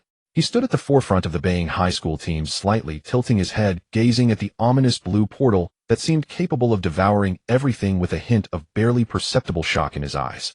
This was the great power capable of crossing spatial barriers. The invigilator's gaze was sharp as lightning, sweeping across the crowd, and he spoke in a deep voice. Present your martial examination recommendation letters. Now enter the source realm in order. Your task is to survive for 3 days within. Your final score will be calculated based on the level and quantity of the disaster beast crystal cores you hunt. His words paused slightly, his tone growing heavier, carrying a clear warning. Remember, the source realm is not an amusement park. Dangers lurk everywhere, and life and death are your own responsibility. If you feel your strength is lacking and wish to withdraw, just shout forfeit loudly in the source realm. The invigilators will escort you out. But if you overestimate your abilities and perish at the hands of a disaster beast, do not blame others. The rules were simple, even brutally stark, laying bare the jungle law of this world. The students of Beiying High School couldn't help but show signs of tension upon hearing this. They instinctively moved closer to the two figures at the front of the team. Foresee and Lu Fan, the two individuals who secured first and second place in the qualification battle, naturally became the backbone for all their classmates. Lu Fan took a deep breath, no longer hesitating, and took the lead, stepping into the ghostly blue light curtain. At the moment he crossed the gateway, he felt a lightness envelop him. It was as if he had passed through a layer of cold water film, and as his vision blurred, the scene before him had entirely changed. No longer was it the noisy square, but a spacious area enveloped in soft white light. The area was approximately the size of 2 or 3 soccer fields. This was the safe zone within the source realm. At the edges of the space stood a row of calm-breathing, well-equipped invigilators. They stood like statues, coldly observing the candidates being sent in one after another. The leading invigilator stepped forward, his voice coldly repeating the final warning. This is the safe zone. Disaster beasts do not dare to approach. If you regret your decision, now it's not too late. Choosing to stay here will be regarded as an automatic forfeiture of your martial examination qualification. His gaze was sharp as an eagle, sweeping over the young and vibrant faces. Once you step out of the safe zone, life and death are in the hands of fate. If you are killed by a disaster beast, do not blame me for not reminding you. Lu Fan and Foresee exchanged glances, both seeing determination and eagerness in each other's eyes. The two had long agreed to form a team and advance together during this martial examination. In this perilous source star world, both the strong and the weak needed reliable teammates to trust their backs. Foresee turned around to face the Beiying High School classmates who were being transmitted one after another behind them. With her hands on her hips, she exuded the air of a big sister. Her crisp voice carried a tone of undeniable authority. You guys, once you go and stay alert, and keep your eyes wide open. If you are unsure of your strength, or encounter danger you can't handle, don't push yourself. You can try to move closer to where Lu Fan and I are operating. Understood? Understood, big sister. The Beiying High School students seemed to have found their anchor, nodding in unison as their anxious emotions eased considerably. Let's go, Lu Fan said succinctly, signaling to Cece. Without further delay, the two moved like arrows released from their bows. They were the first to charge out of the white light that symbolized safety and forfeiture. Outside the safe zone, the scene changed dramatically. Towering ancient trees shot up from the ground, their dense canopies nearly blocking out the sky. Only scattered rays of light filtered through the overlapping leaves. The air was thick with the damp scent of earth and the smell of decaying organic matter. And a faint, almost imperceptible scent of a predator lingered. Vines twisted around them and dense shrubbery flourished, filling the area with a primal and dangerous atmosphere. They had barely stepped out of the safe zone when a dense thicket on their right suddenly erupted. Crash! A massive forest python the thickness of a water barrel and covered in dark green scales shot out. Like lightning, it lunged forward, its mouth open wide enough to swallow a calf, charging straight at Lu Fan and Cece with a gust of foul wind. The ambush came suddenly and swiftly. However, Lu Fan did not even turn back, merely letting out a distinct clang. The one-handed sword in his right hand unsheathed as if it had a life of its own. The glimmering sword blade traced a cold arc in the dim forest. There was no earth-shattering momentum, only the lethal sharpness brought by extreme speed and precision. The sword light flashed and vanished. The gigantic forest python froze in mid-lunge. Then its body was cleanly severed in two. Foul blood and entrails spilled out onto the ground. The massive snake head remained with a fierce expression, rolling to the ground. Lu Fan flicked his wrist, the sword tip lightly nudged. A diamond-shaped crystal about the size of a fingernail and emitting a faint earthy glow flew out from the snake's head and landed in his hand. It was the power core of the disaster beast, the source core. The entire process unfolded in a flash, clean and decisive, without any hesitation. Cece beside him didn't even raise an eyebrow, as if she had just swatted away an annoying mosquito. Calmly, she took out the point booklet issued upon entering the source realm, glanced at it, and stated in a steady tone, Forest Python, danger level lower tier, disaster beast, worth 5 points. She closed the booklet, looking into the depths of the rainforest with sharp eyes. The manual mentions that the further into the source realm you go, the stronger the disaster beasts become. Naturally, the points are higher, but it also becomes increasingly dangerous. Lu Fan weighed the still warm source core in his hand and said in a deep voice, according to past years' conventions, a score of at least 600 points is needed to safely enter the top 10. To be safe, let's set our target at 1,000 points. Agreed. Cece nodded slightly, then with a thought. Let my little guys lead the way, improving efficiency and saving energy. The Lubon mechanism box strapped to her back emitted a few very soft, smooth clicking sounds. In the next moment, 6 gleaming blade claw puppets darted out silently, like cheetahs, swiftly spreading out to the front and sides. Crack! Crack! The sharp metal claws easily sliced through the sturdy vines obstructing their path, clearing a passage through the dense shrubbery. Lu Fan and Cece ignored the sporadic low-tier disaster beasts with low points that appeared around them. Instead, they advanced straight towards the depths of the rainforest along the path opened by the puppets. Both were confident in their own strength. Ordinary danger level and fierce level disaster beasts posed no threat to them at all. Even when encountering stronger fierce level disaster beasts, the outcome was still uncertain. The two maintained vigilance and traveled swiftly for about 10 kilometers. In a somewhat open area filled with muddy pits, they discovered a group of creatures rolling in the mud. They were stout like calves with rough gray-black fur. Their backs were covered with a layer of heavy armor resembling metal. 2 curved tusks glinted sharply. This was a herd of iron-backed wild boars renowned for their defensive and charging power, numbering over 10. Cece quickly flipped through the manual and whispered, Iron-backed wild boar, danger level upper tier, disaster beast, tough and meaty, powerful, in charge, worth 20 points each. Lu Fan scanned the group of pigs, quickly counting 13. Quite a number, perfect for warming up and accumulating some early points. Good. Cece's eyes sparkled with excitement. She moved her hands quickly in the air as if playing an invisible instrument. The 6 blade claw puppets immediately changed formation. Like well-trained soldiers, they silently encircled from the side, attempting to divide the pig herd. However, the iron-backed wild boars possessed extremely keen senses. Umph! The leading robust wild boar king let out a threatening roar, its small crimson eyes filled with ferocity. In an instant, all the iron-backed wild boars shimmered with innate light. Some had a metallic sheen over their heads, innate ability, Iron Head. Others inflated their skin, greatly enhancing their defense, innate ability, Thick Skin. They lowered their heads, directing their most lethal tusks forward, their hind hooves scraping the ground. Then, like 13 roaring heavy tanks, they charged collectively. The ground trembled slightly, mud splattered, and the momentum was astonishing. Their primary target was undoubtedly Lu Fan, who stood at the forefront. Bring it on. Lu Fan was not startled, but rather pleased, his fighting spirit surging. He did not evade, but instead lowered his stance, raising the round shield on his left arm instantly. The Baying source energy cultivation method in his body swiftly operated, infusing energy into the shield, causing its surface to glow faintly, preparing to take the incoming charge heat in.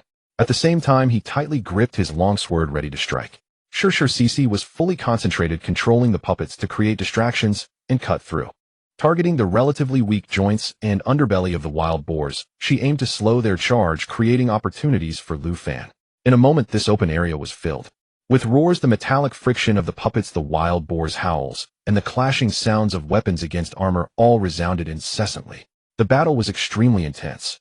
The defensive capabilities of these iron-backed wild boars far surpassed those of the forest python, especially that layer of iron on their backs. Even Lu Fan's sharp sword and the puppet's claws struggled to break through in one strike.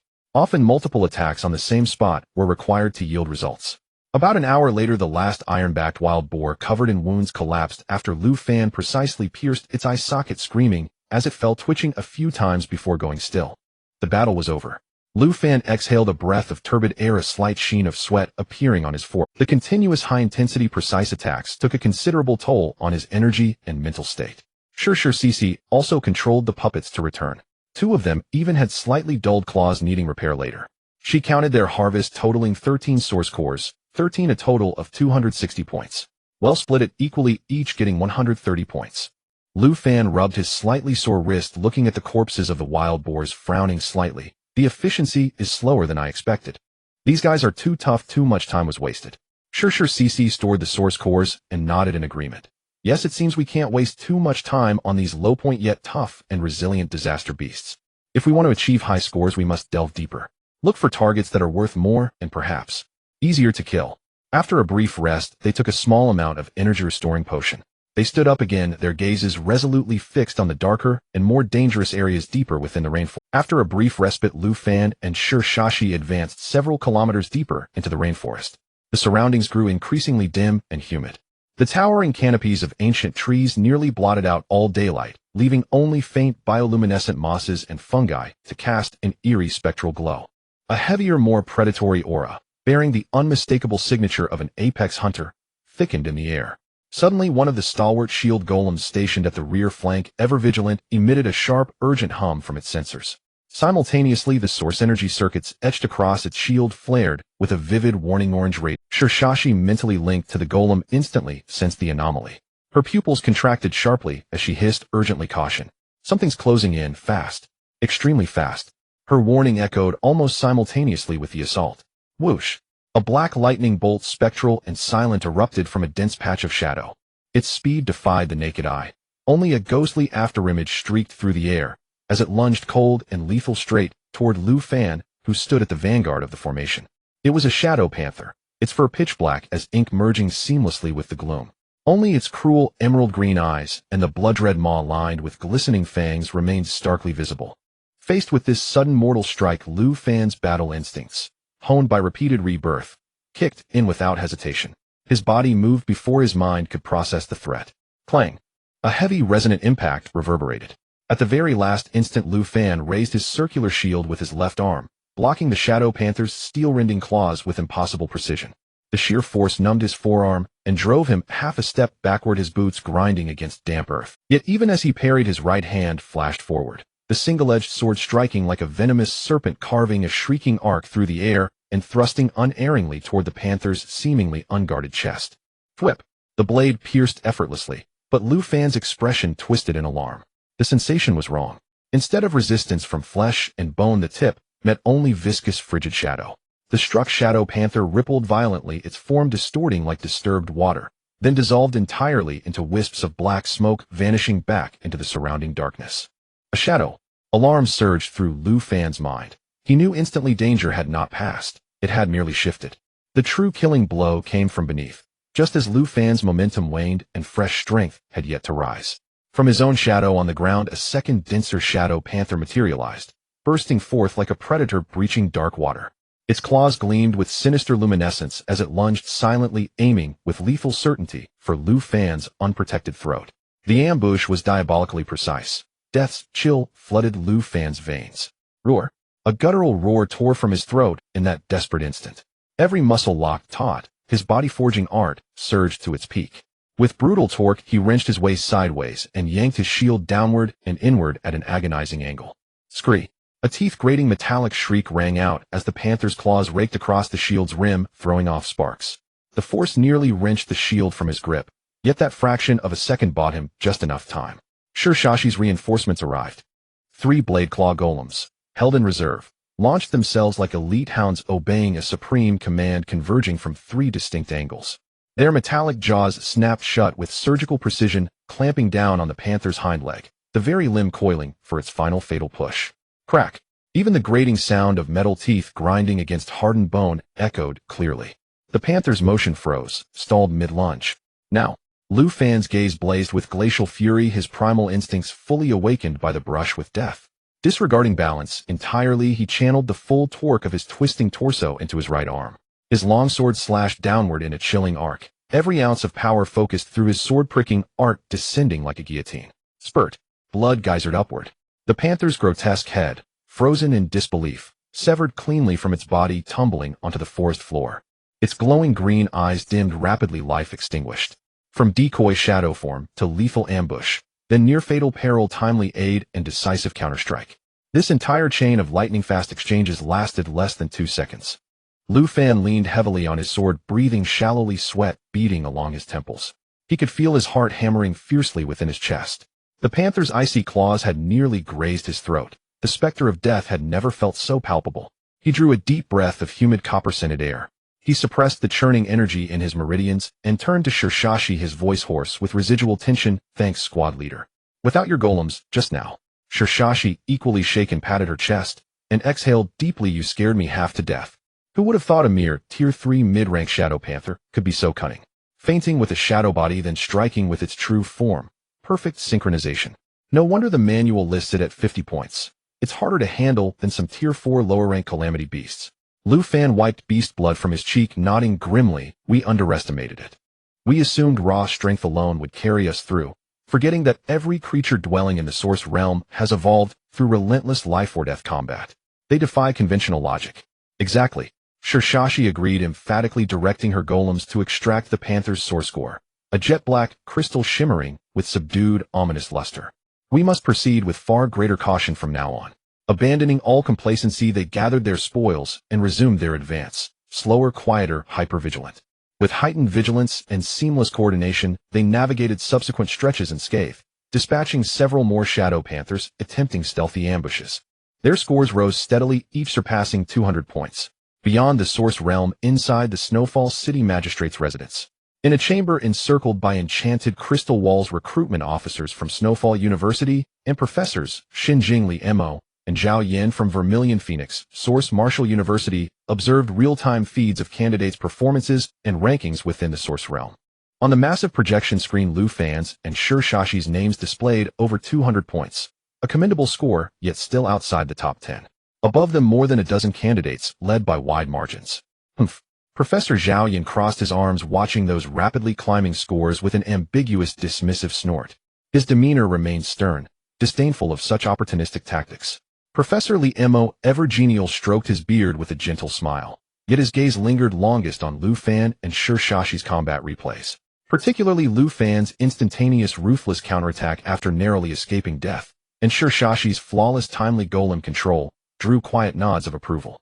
Professor Xinjing reclined lazily in her chair, idly spinning a source energy stylus between her fingers, a faint sardonic smile playing on her lips. She saw through the charade immediately. The top-ranked noble-born candidates were exploiting familial intelligence, pre-knowledge of calamity beast distribution and traits within this year's martial exam. They entered the realm targeting only high-point pre-studied beasts, ensuring swift, efficient kills. Such targeted hunting naturally dwarfed the performance of grassroots teams like Lu Fan's, forced into unpredictable trial-by-combat encounters. The diversity of calamity beasts hunted and the capacity to respond to unforeseen threats is equally vital to our evaluation at Vermilion Phoenix University. He wouldn't dare remind them, though. Jing mused inwardly, her gaze fixed intently on Lu Fan and Shashashi's feet.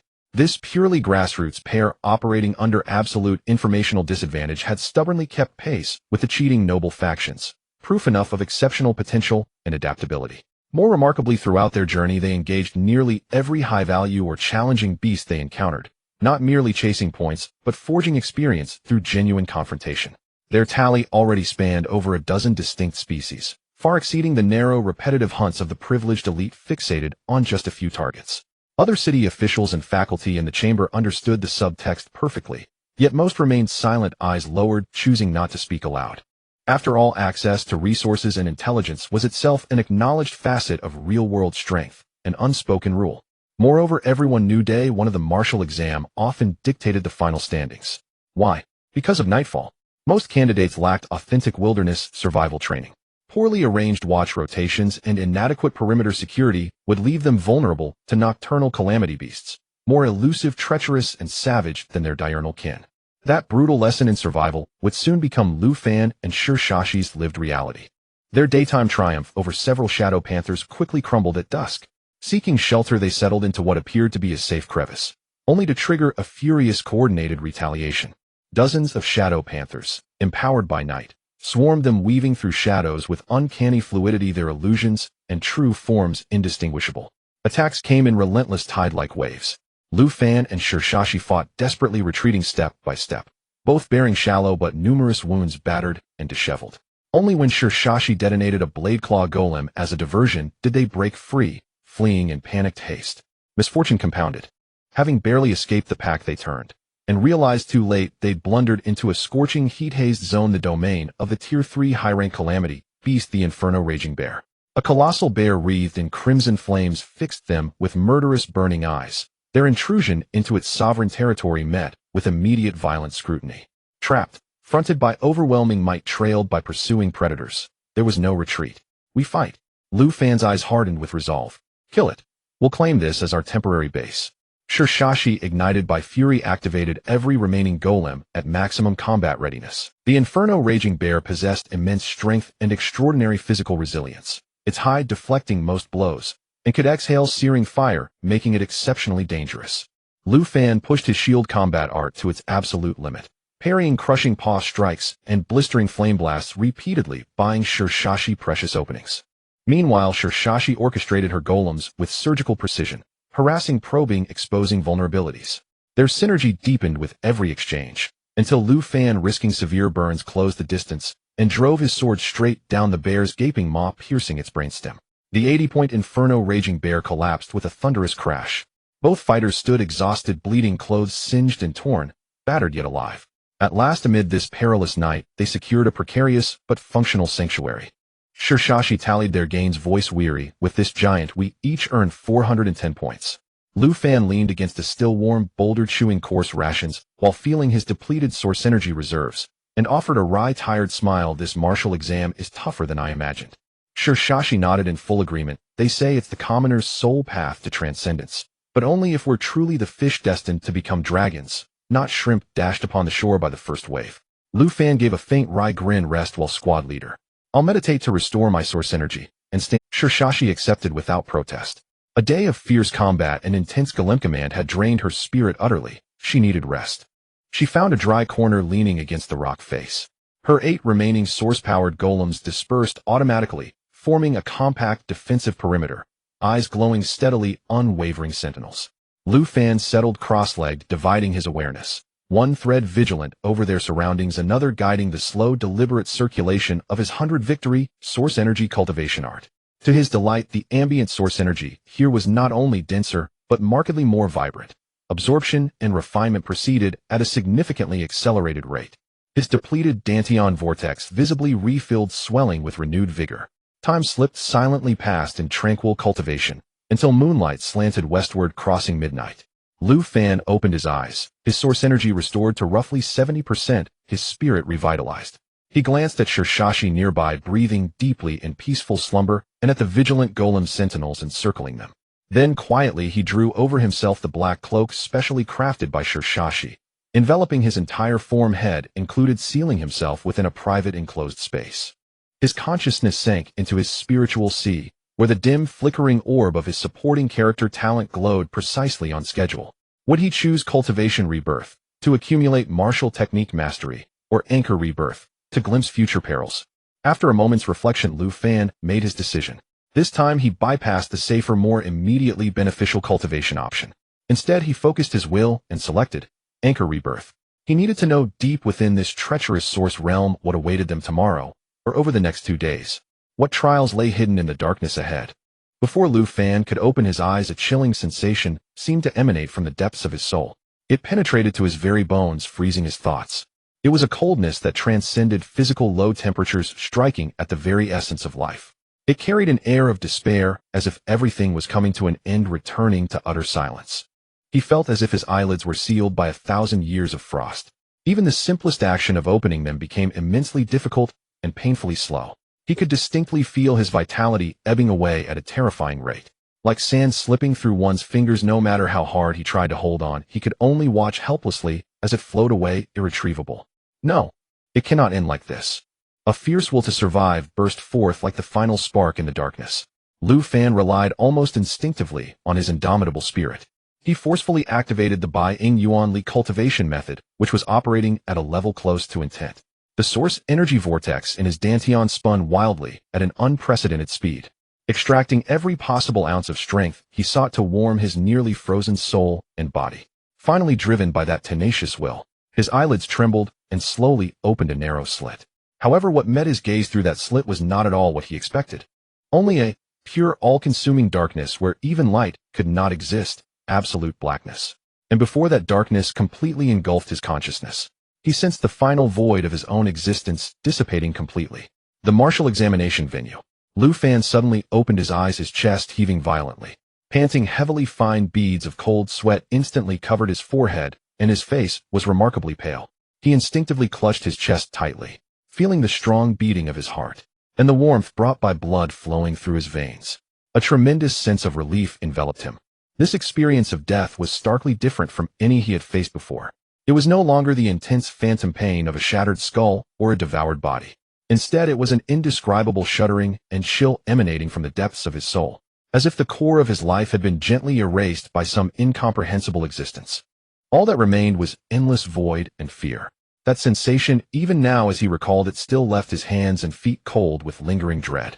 After several long minutes, Lu Fan's wildly beating heart gradually calmed. His chaotic breathing also began to even out. He leaned against the cold cave wall, his brow tightly furrowed. His mind replayed the brief, yet terrifying death experience. What exactly attacked me just now? He murmured softly, his voice carrying a barely perceptible tremor. He couldn't even comprehend what had happened to him, or how he had died. Where was the enemy, and how did they attack? Everything began and ended in that absolute darkness and extreme. The only information was death itself. This was undoubtedly the most unsettling part. However, in this truly terrible experience, it wasn't all bad news. As he sank into his sea of consciousness to check the interface representing his anchor point rebirth ability, he discovered that the recorded time had quietly updated. Year 523 of the source initial chronicle, May 17th, 2000. This meant that in the future recorded by that anchor point, he had successfully survived for another 330 days. He had crossed beyond the upcoming martial examination and the catastrophic ant disaster siege foreseen in July. This at least proved that he could safely navigate both the current martial examination and the subsequent city defense. But what kind of monster was that thing that would be able to instantaneously kill him without resistance even before he could comprehend its existence 330 days later? Lu Fan felt a heavy pressure enveloping his heart. The slight confidence he had gained from his strength increase was shattered in that moment. The world was far more dangerous and mysterious than he had imagined. At that moment, he felt no trace of sleepiness, and his mind was exceptionally clear due to the earlier soul-shaking experience. Just as his thoughts were chaotic, repeatedly pondering that unknown death threat, a faint yet rhythmic sound of fighting reached his ears. Accompanied by subtle fluctuations of source energy, it drifted through the night wind from deep within the distant thicket. Lu Fan's brow immediately furrowed. In the dead of night, the source realm was several times more dangerous than during the day. Many powerful disaster beasts that thrived at night began to stir. With limited visibility and disrupted perception, even they, the source warriors, needed to exercise extra caution while moving at night. Who would choose to hunt for points in such a perilous place at this hour? It was akin to dancing on the edge of a knife. He hesitated for a moment, but ultimately decided to wake his companion beside him. He gently nudged She, who was wrapped in a warm blanket and sleeping soundly, even letting out faint snores. This girl really had a big heart managing to sleep so deeply in such a perilous place. She opened her eyes in a daze. Rubbing her eyes, she let out a delicate yawn, her voice laden with the laziness of just waking up. Is it time to switch shifts? Lu Fan shook his head and lowered his voice, saying, It's not a shift change. Listen, it seems like someone is hunting in the distance, and the commotion is quite loud. Upon hearing this, Shersha's eyes' sleepiness dissipated significantly. Her ears perked up slightly as she carefully discerned the sounds in the distance. Her beautiful brows arched slightly, a look of surprise appearing on her face. Someone really dares to make such a commotion at night. I haven't forgotten the experience of being chased by that group of shadow leopards. Who is so brave? Her curiosity was immediately piqued, her big eyes sparkling in the darkness. She quickly rummaged through her gear bag. She pulled out 2 intricately designed monoculars equipped with night vision and magnification functions, handing one to Lu Fan. Let's go, she said, eagerly waving her hand. Let's sneak over and see which deity is performing. Lu Fan's interest was also piqued as he accepted the monocular. He wanted to see who possessed such strength and audacity, daring to be so ostentatious in the depths of the source realm at night. The two of them silently slipped out of their temporary hiding spot in the tree hollow like 2 shadows merging into the night. They nimbly climbed up the tallest ancient tree nearby, using the thick branches and dense canopy as cover, moving quickly and stealthily towards the source of the sound. The closer they got, the clearer the sounds of battle became. The clash of weapons slicing through the air, the muffled sounds of source energy colliding, the furious roars of disaster beasts, intertwined, indicating an intense battle. Soon they reached the edge of the battlefield. Using the monocular and the gaps in the tree canopy, Lu Fan clearly saw the scene unfolding in the clearing below. He saw 3 examinees locked in a fierce battle with a large group of agile shadow leopards moving like flowing shadows. One of them was clad in dazzling silver armor. Even in the dim night, it shone brilliantly. In his hand, a spear resembled a sea dragon, each thrust accompanied by a sharp whoosh. It was Yishan. The other was encased in an expensive-looking heavy dark full-plate armor. Like a human fortress, he wielded a giant tower, shield the size of a door, firmly positioned at the forefront, withstanding most of the shadow leopard's attacks and bites. None other than Qin Chong. The third figure was slender and agile, dressed in a close-fitting dark light armor, moving like a wraith at the edge of the battlefield. In his hands, 2 short blades gleamed coldly as he constantly harassed and lured the shadow leopards, disrupting their group assault, preventing them from forming an effective encirclement.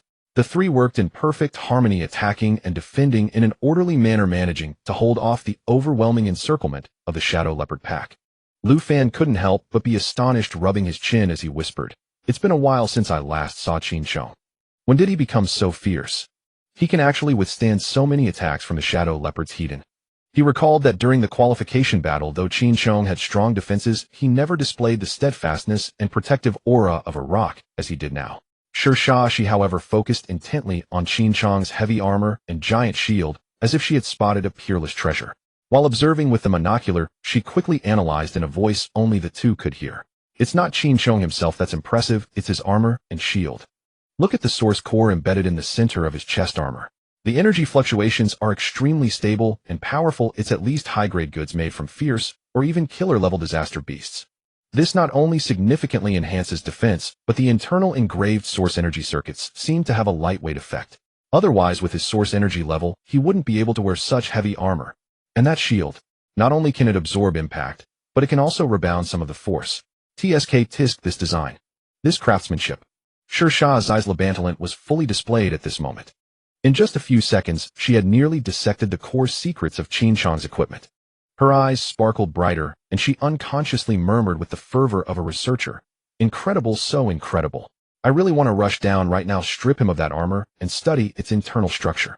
Lu Fan couldn't help but twitch his lips. However, with her reminding him, he also understood that Qin Chong's iron wall talent could increase defense tenfold. Now paired with this evidently exquisite heavy armor and shield crafted by the Wang family to compensate for his lack of strength, the combined effect was far from simple addition. Qin Chong now was practically a moving steel fortress. No wonder he could hold the front so confidently.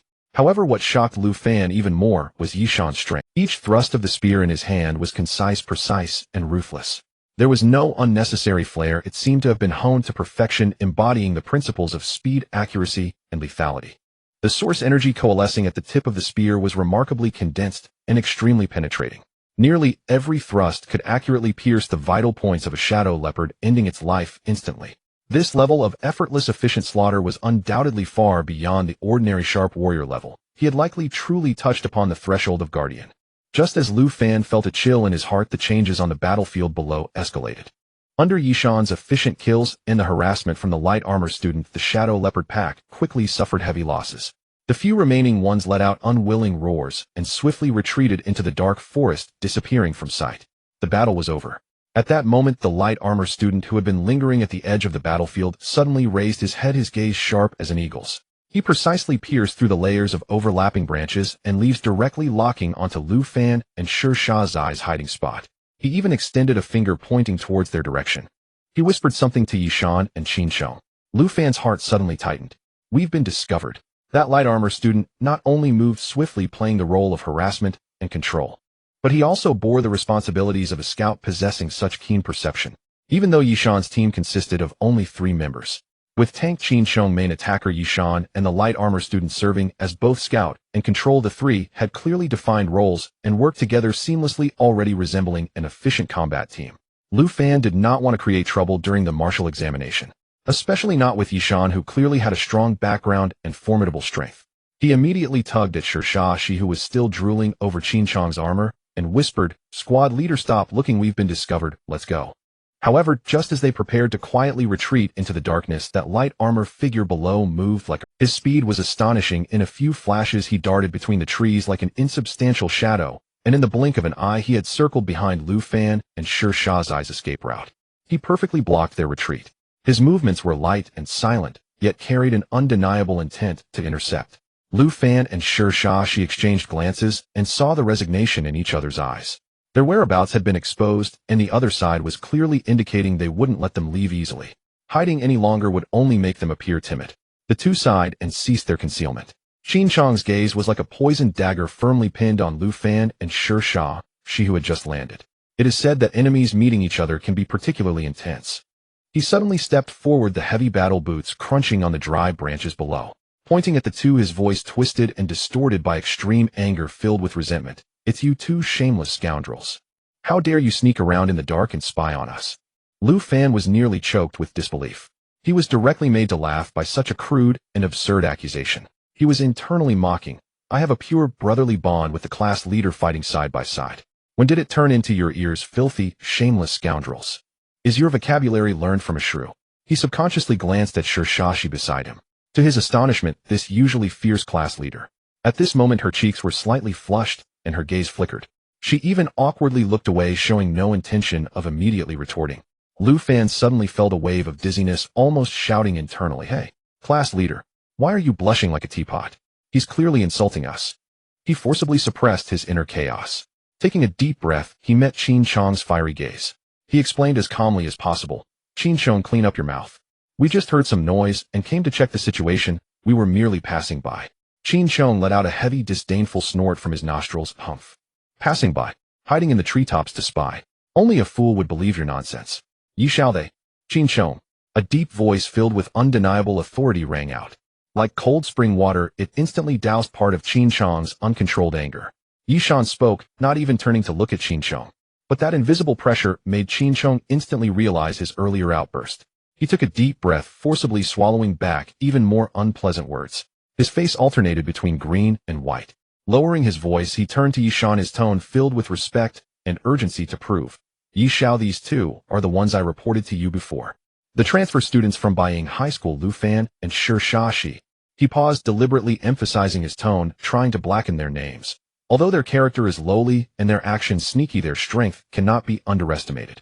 That Lu Fan has an odd fighting style. That Shi Shazai even controls strange puppets. If we don't take them down now, I'm afraid it will severely impact the second young lady's chances of winning this martial arts exam. "Qinsheng." Yishan's voice suddenly rose, carrying a hint of cold anger. Like thunder, it interrupted Qinsheng, who was about to spill a core secret. His sharp gaze swept over Qinsheng with a clear warning. Qinsheng stiffened all over, finally realizing that in his panic, he nearly revealed the most important task target in front of outsiders. Suddenly cold sweat poured down, and he tightly shut his mouth, not daring to say another word. However, the speaker was unintentional, but the listener was keen. Lu Fan's ears perked up, a glint of light flashing in his eyes. Second young lady. Winning first. These keywords like fragments quickly pieced together in his mind. He had previously wondered why a genius of Yishan's caliber would team up with Qin Chong and even assigned a dedicated scout. Now it seemed that the core task of this trio was likely not merely for their own good scores, but to ensure that the so-called second young lady, most likely the city lord Shui Luing, could secure the first place in this martial arts exam. To achieve this goal, they needed to clear away all potential threats among the competitors in advance.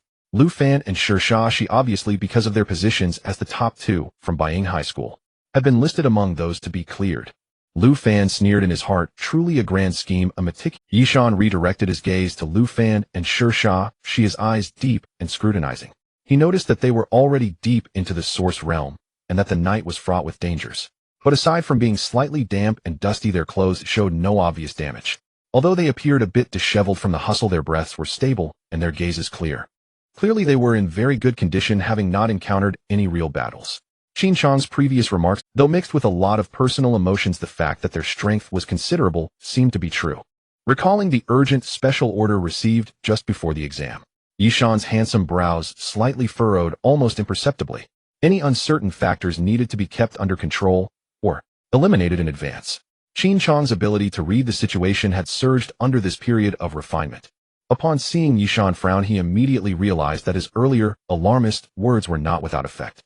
At least they struck at Yishao's concerns. His eyes quickly darted, and he immediately switched to a face of deep understanding and considering the team. He proactively volunteered, "Yishao, I indeed have some unresolved personal grievances with those two. Since we are enemies in this martial arts exam, it is fate that brings me to settle this matter.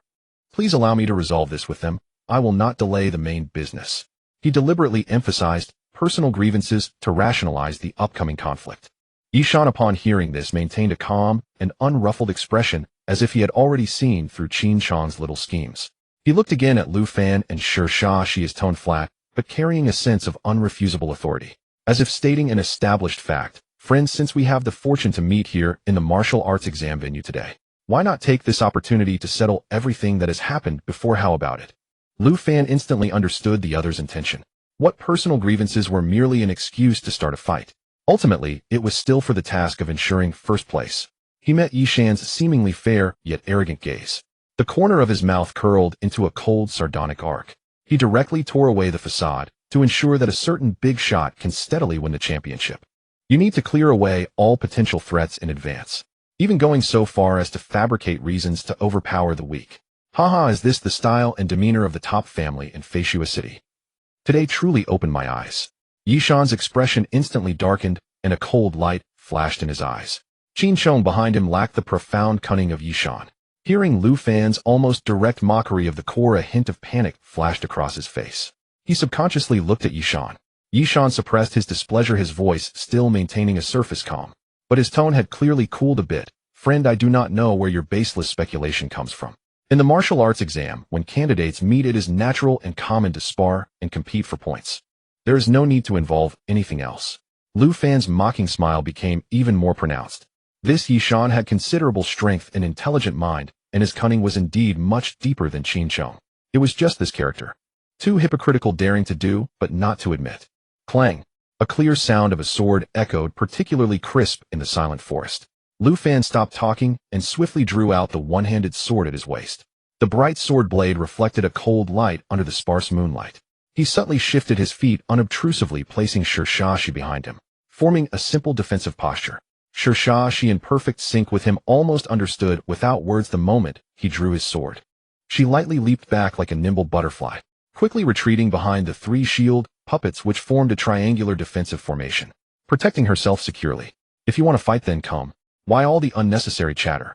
Lu Fan's voice was not loud, yet carried a decisive determination, echoing clearly in the clearing of the forest. Whoosh! Almost the instant Lu Fan finished speaking, the first to move was indeed that slender, light-armored student. He was like a cheetah poised to strike, his figure flickering, leaving behind a series of faint afterimages. His target was crystal clear, not Lu Fan in front, but Shi Shaoxi protected behind the puppets. In his battle logic and common sense, an opponent who could control so many source energy puppets. Their body is typically the core and weakness of the team. As long as he could break through the defense and eliminate the controller up close, those troublesome puppets would naturally become a pile of scrap metal. His speed was extremely fast with two short blades in his hands, shining with a deadly cold light. Attempting to bypass Lu Fan and directly target Shi. Class leader, be careful. Lu Fan, seeing this, felt his heart tighten and hurriedly shouted a warning. However, Shi, protected by the shield puppets, showed no signs of panic on her face. She even let out a disdainful snort. Humph. Want to sneak attack this, master? In your dreams. Without any complex movements, she merely willed it slightly.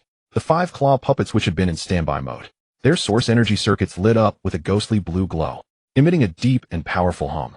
In the next moment, they charged like metal hounds brought to life, pouncing towards the light-armored student from different angles, bringing with them a fierce momentum.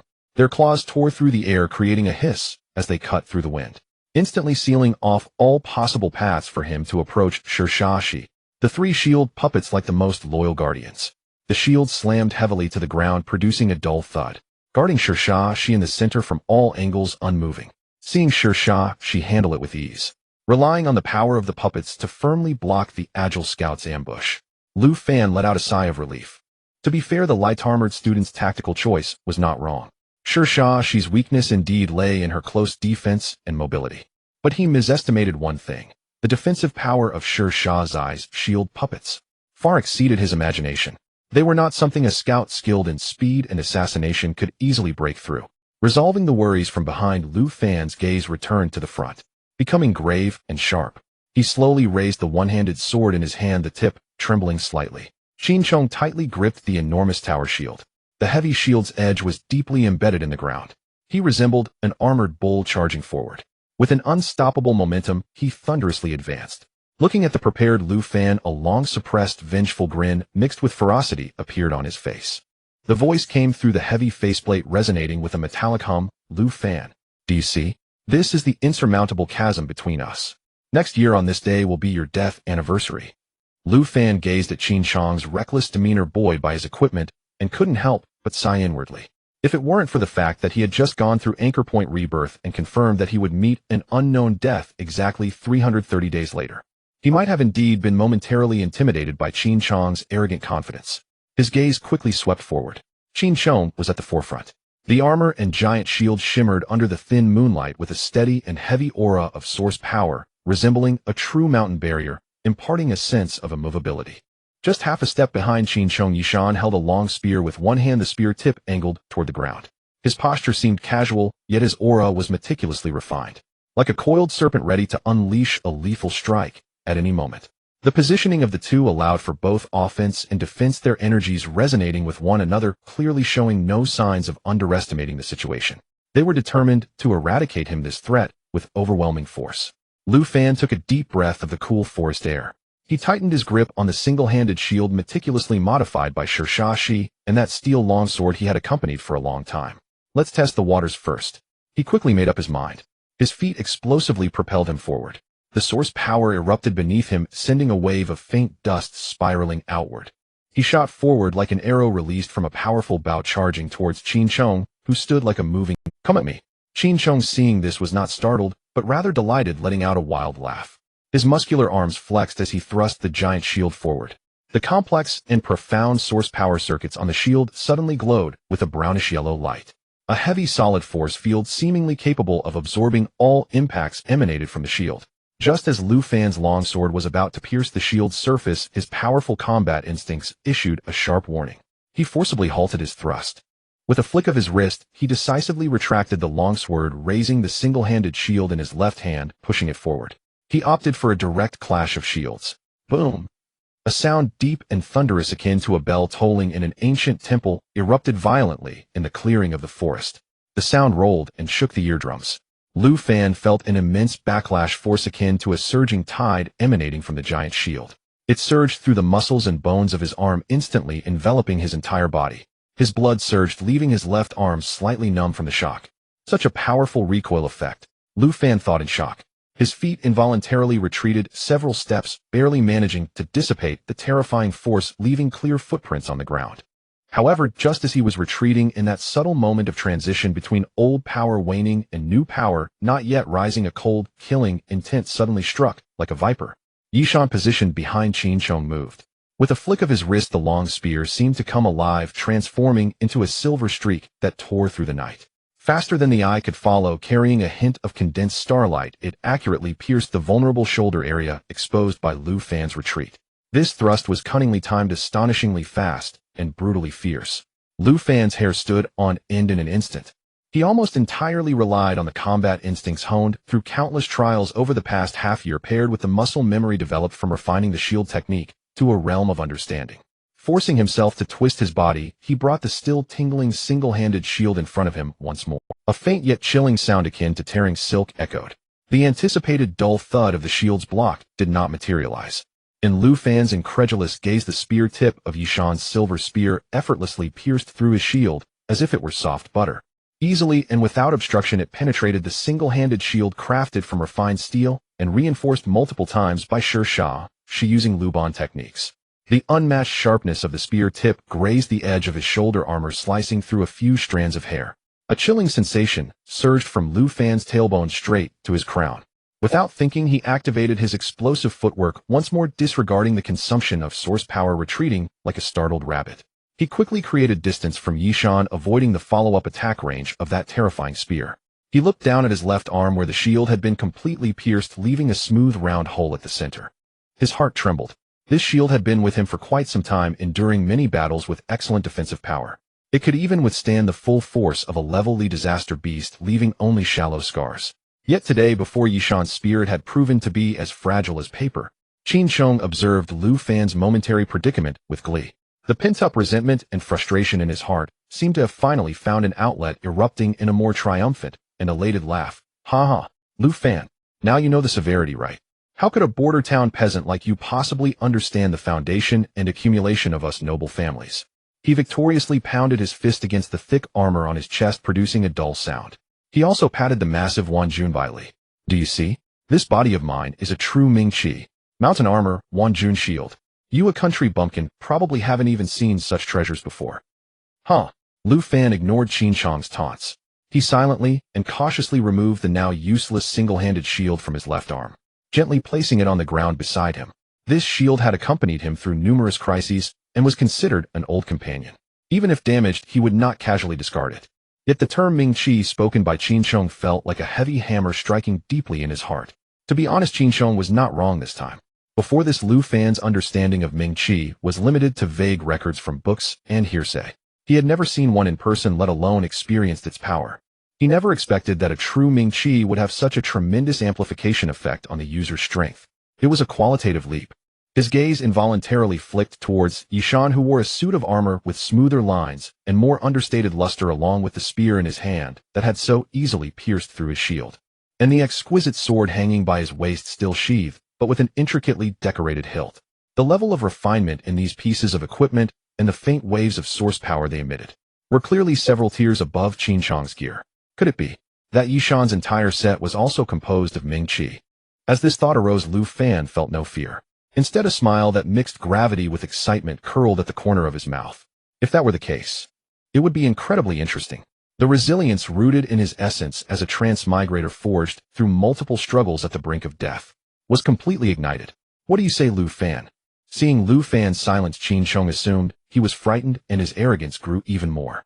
If you know what's good for you, hurry up and kneel to beg for mercy. For the sake of being classmates, perhaps Yi Xiao will be in a good mood and spare you a dog's life. Lu Fan raised his head, a seemingly relaxed expression on his face, but his eyes were cold as knives. Oh, then I really must thank you, Qin classmate, for your generosity. Before he finished speaking, his eyes suddenly sharpened. However, his tone abruptly turned icy. You should first receive my sword before we talk. The vast source power of 2,567 points was instantaneously mobilized, surging into the steel longsword in his right hand like a rushing river. The sword glowed faintly, its brilliance condensed into substance. In the next moment, Lu Fan's wrist trembled, his arm becoming a blur of motion. Sword art, understanding downpour style? SSSSS. In an instant, countless points of starlight rained down like a torrential storm. With a piercing sound of slicing air, they enveloped Qin Sheng like a dark cloud, dense enough to seem like they would pierce through him and his heavy armor. Qin Sheng's wild laughter on his face instantly froze, replaced by pure terror. He had never encountered such a terrifying and rapid thrust before. He screamed in fright, instinctively curling his massive body, desperately hiding behind the giant Wanjun Seeing Qin Chang's near-ostrich response, the mocking curve at the corner of Lu Fan's mouth became even more pronounced. Indeed, even with aiming Qi, a fool remains a soft persimmon at heart. At the moment when Qin Chang focused all his attention on defending against the rain of swords, Lu Fan's figure slipped past like a phantom. Using the cover of the sword's momentum, he expelled source power in a more intricate manner as he ducked and darted, moving like a slippery fish. In an instant, he bypassed the massive shield, his long sword, like a venomous fang probing from the darkness, silent, yet swift as lightning. He aimed straight for Qin Chang's defenseless face hidden behind the shield. What a... Qin Chang felt his vision. A face filled with cold, killing intent, and a rapidly enlarging star occupied his entire field. The ultimate fear of death suddenly seized his heart. He was terrified, his soul nearly escaping his body, letting out a scream that resembled no human sound. Instinctively, he tilted his head back to evade. However, Lu Fan's sword strike was too swift and cunning. Despite Qin Chang's desperate dodging, the sharp sword tip still could not be completely avoided. In an ironic twist of fate, it fiercely stabbed into the thick neck armor before his throat. The Ming-Chi mountain armor indeed had astonishing defenses. The spear tip failed to completely penetrate this last line of defense. But the penetrating force contained in Lu Fan's sword art, refined to the realm of understanding, was like attacking from afar, solidly crashing against Qin Chang's vulnerable throat. Ugh! Qin Chang staggered as if struck hard, his eyes bulging with bloodshot veins. He could no longer hold on to the heavy Wanjun shield. Clang! The giant shield fell to the ground. He clutched his throat tightly with both hands, his mouth gaping, only able to make the sound of a wind-blown bag. His complexion rapidly shifted from red to purplish-brown, clearly indicating that the penetrating force had harmed his windpipe and even his throat bones. Seeing Qin Chang in such a state instantly rendered powerless and on the brink of death. Yishan, who had always been calm, finally changed his expression.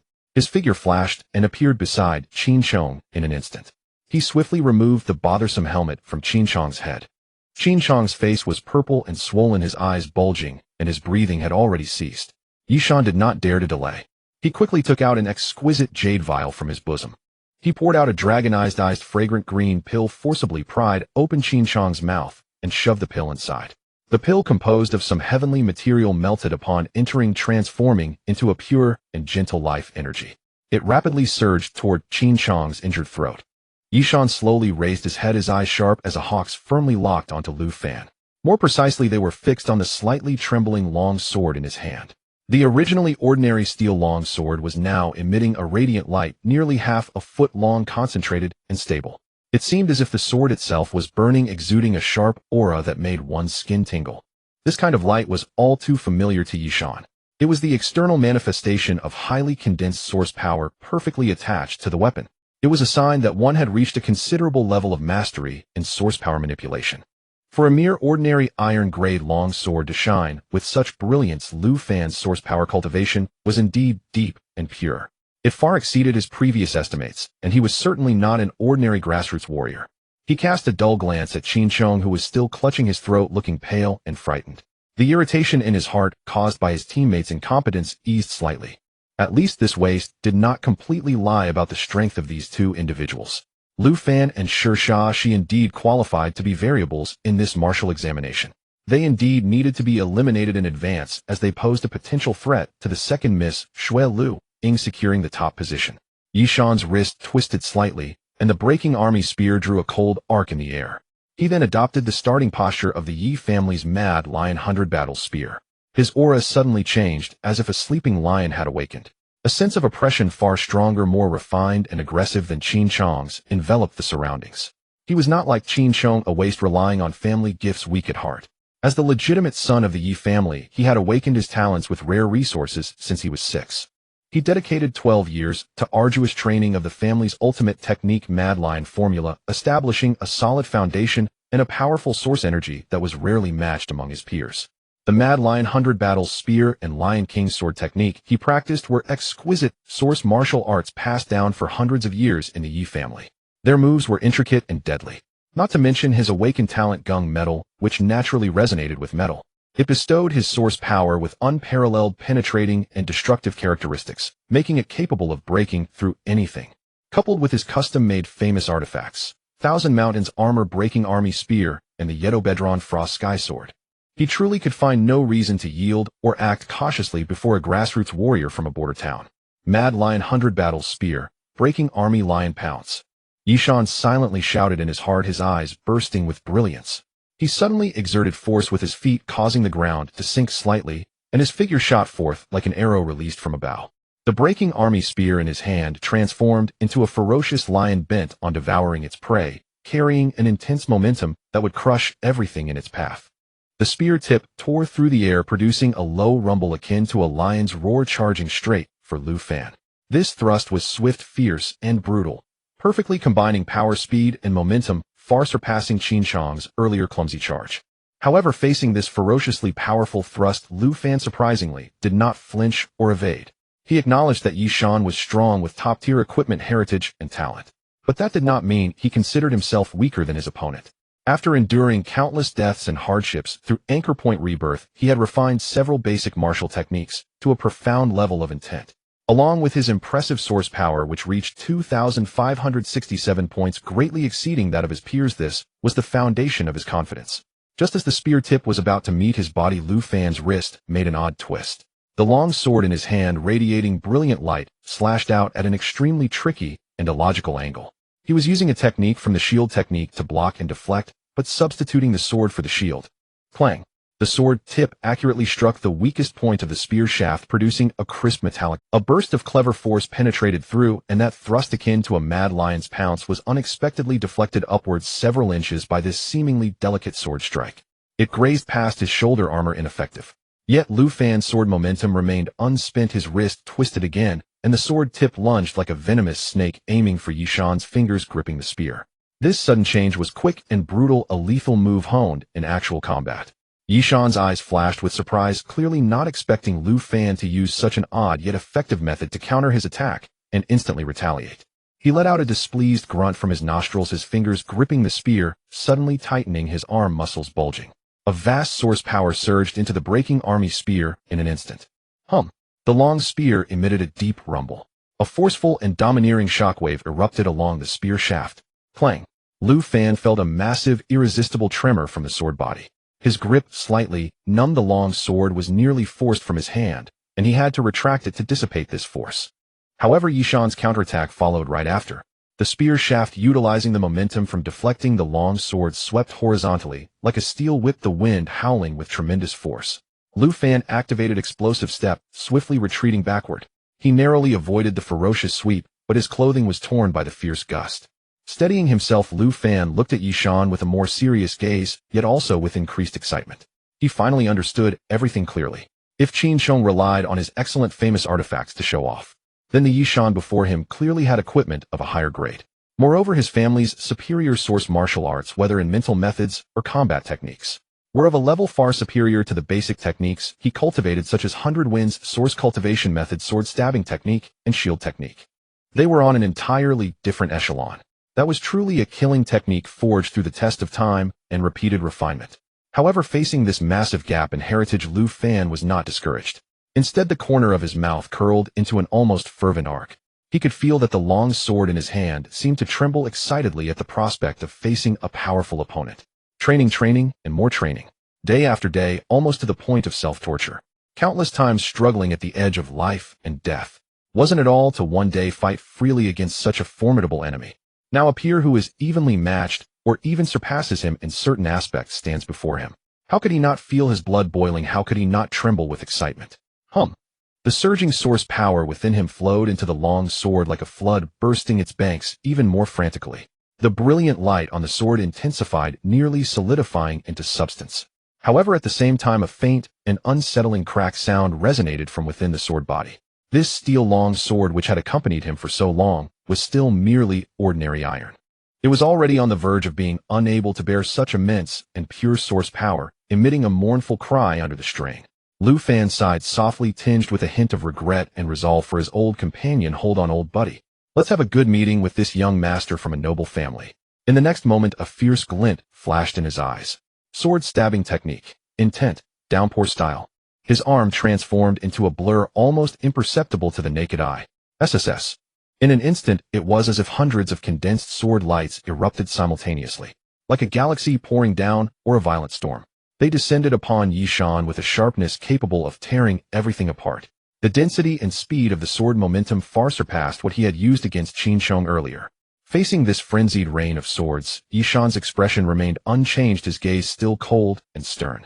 He suddenly swung the breaking army spear, creating overlapping shadows of the spear. In an instant, a silver barrier was formed in front of him, impenetrable. Mad Lion 100 Battle Spear, Furious Lion's main spin. The long spear whirled, stirring up violent whirlwinds. The spear tassel exploded, truly resembling the mane of a lion when enraged. Not only did it block Lu Fan's 100 sharp thrusts, but the metallic sparks also burst forth like fireworks. The swirling spear momentum contained a powerful force of shredding. It even threatened to engulf and shred Lu Fan's long sword and arms. Nice move. Lu Fan, witnessing this, not only felt alarmed, but was instead delighted, laughing as he abruptly changed his sword momentum. He actually executed the essence of shield technique, intent, force dissipation with the long sword. The sword no longer met force with force, but moved like a flexible willow branch. It adhered closely to the violently spinning spear shaft, vibrating and sliding at an incredibly subtle amplitude. Layer by layer, it guided, deflected, and dissipated that terrifying force of shredding. SSSS. The piercing sound of metal grinding made one's teeth ache. The two fought fiercely, their weapons clashing intensely. Their figures intertwined, colliding and separating at high speed, then colliding again. The spear moved like an angry dragon emerging from the sea, and the sword danced like a spirited snake. The sounds of source power, colliding weapon strikes, and footsteps shattering the ground echoed continuously. The aftermath of the battle stirred up layers of dust and fallen leaves from the ground, creating chaotic waves of air.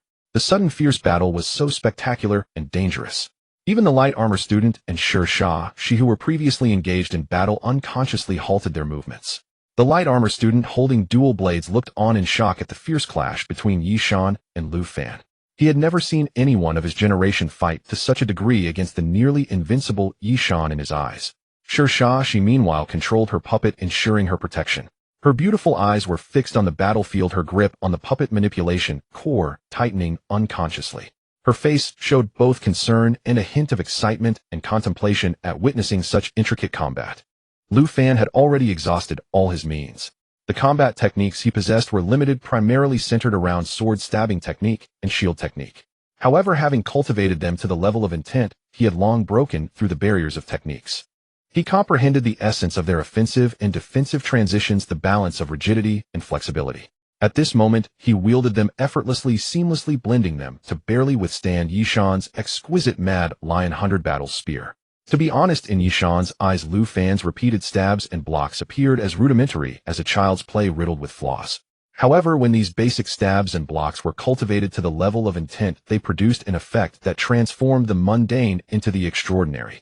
No matter how many killing moves Yishan unleashed with the Mad Lion 100 Battle Spear, such as Lion King's Earth Split, Mad Lion's Tail, Flick, Angry Lion's Mountain Crash, with great momentum and overflowing source power, they were always met with Lu Fan's three axes, countered instinctively and brilliantly, either blocked, dodged, or deflected back with sheer force. Moreover, Lu Fan, relying on his remarkably abundant source power reserves coupled with the efficient energy utilization brought by intent-level martial arts. After a prolonged battle, he gradually turned the tide, beginning to gain a slight upper hand. His sword became faster and heavier. The condensed sword light, like a festering sore, continually sought out the minute gaps in Yishan's technique transitions, forcing Yishan to divide more of his focus on defense. After a prolonged attack, without success, Lu Fan even felt a subtle sense of suppression. This was absolutely intolerable for the proud and self-proclaimed invincible Yishan among his peers. A surge of anxiety and anger spread like a wildfire in the depths of his heart. He was the legitimate son of the Yi family. How could he be pressed to such a degree by a grassroots warrior who only knew a few basic martial techniques? In a battle of experts, the most taboo is a restless heart. Just as Yishan, eager for results, executed a Mad Lion's thrust with excessive force, creating a slight opening in his defense. Now's the time. Lu Fan's eyes sparkled with brilliance. The long-awaited opportunity had finally appeared. He suddenly stepped with explosive step, his figure slipping in like a phantom. The long sword drew a mysterious arc, not thrusting straight, but employing a clever hooking technique. Clang! The sword edge accurately hooked at the connection between the spearhead and the spear shaft. That was a relatively weak point for long weapons. Yishan felt an odd force of deviation from the spear body. The spear unexpectedly swung uncontrollably to the side, exposing his chest. And Lu Fan's sword, like a venomous snake lying in wait, seized the exposed gap, turning into a deadly cold light that aimed for Yishan's throat. Fast, accurate, brutal. This sword gathered all of Lu Fan's spirit source power and combat wisdom. It seemed to transcend the limitations of space. Not good. The hair on Yishan's body stood on end in a fraction of a second. A bone-chilling shadow of death enveloped him like an invisible hand instantly, seizing his heart and nearly suffocating him. This was the first time he, as the legitimate son of the Yi family shrouded in countless accolades and surrounded by tight protection, felt so clearly and so closely. The threat of death. In that moment his mind nearly went blank, filled only with extreme fear. However, just as he stood on the precipice of life and death for some reason, a forgotten image suddenly flashed in his chaotic mind. It was when he had mastered the Mad Lion formula, feeling spirited and invincible among his peers. His taciturn enlightenment teacher, after observing his performance, had looked at him with a complex gaze and uttered a line he had dismissively brushed off. "Young master, with your current strength, equipment, and heritage, you are among the top tier of the younger generation in the entire Foresee city. Unfortunately, you ultimately lack the most crucial element." The elder's voice carried a hint of regret and depth. "You lack the true experience and comprehension of life and death battles." At that time he had scoffed, believing that in the face of absolute strength and foundation, life and death struggles were merely acts of brutes. Until this moment, until the cold sword tip was about to touch his throat. He suddenly understood the true meaning of his teacher's words. A lion raised in a greenhouse could never become the true king of beasts. In this moment of epiphany, Yishan's body seemed to react before his consciousness did.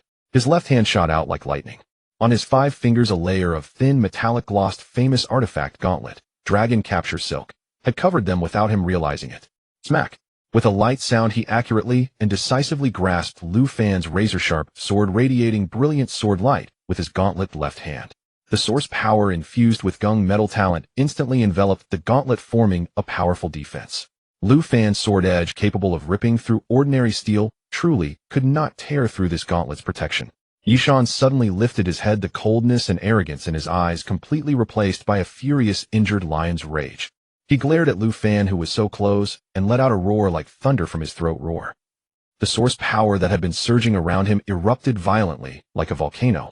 A sense of terror and brutality far more horrifying than before spread outward from his center, like a... Lu Fan felt an overwhelming force transmitted from the sword body. Accompanied by the deafening lion's roar, it sent his blood surging. Without hesitation, he immediately exerted force to withdraw his sword. In an instant, he created several meters of distance between himself and Yishan. He gazed at his opponent, whose aura had suddenly changed with utmost seriousness. He could clearly feel that Yishan's source power was operating, compressing, and undergoing qualitative changes in a frenzied manner. This guy, after being driven to the brink, was going to reveal his true trump card and prepare to go all out. Feeling the rising and alarming pressure, Lu Fan couldn't help but force a wry smile, muttering to himself, this momentum, this stance of breaking through in the heat of battle. Who exactly is the protagonist here? Oh, almost forgot my talent is that of a supporting character. However, his grip on the sword became even steadier. The fighting spirit in his eyes burned even more fiercely. So what if he was a supporting character? Yishan stood in place, his aura boiling like a furnace. The previously restrained sharpness now radiated outward, cutting through the surrounding air with a faint hissing sound. He was fully focused on sensing the earth-shattering changes occurring within him. His talent, Gung Jin. In this moment, there was unprecedented liveliness and excitement. Originally, his Gung Jin talent could only attach the indomitable Gung Jin Chi to weapons, greatly enhancing their penetration and destructive power. But at this moment, this unmatched sharp aura was flowing and spreading spontaneously like mercury spilling across the ground. It broke through the inherent limits of the past, slowly covering his entire skin, even faintly penetrating into his limbs and bones. A very thin yet tangible metallic sheen appeared on his skin's surface. It was as if he had transformed into a drawn sword, radiating an aura so sharp that it was hard to look at. As the favored son of the Yi family, he had a profound family background. Yishan instantly understood what his current state meant. This was no mere explosive burst of source power or increase in combat intent. This was the sublimation of talent. It was a certain leap in the level of life. It was the dream of countless source warriors. Evolution of talent to the second stage, the metamorphosis realm. Ha ha ha. Even though Yishan was usually very reserved, his emotions now could not hide the wild joy and excitement within. He couldn't help but burst into loud laughter, filled with the thrill and confidence of breaking free from shackles and mastering greater power. He suddenly lifted his head.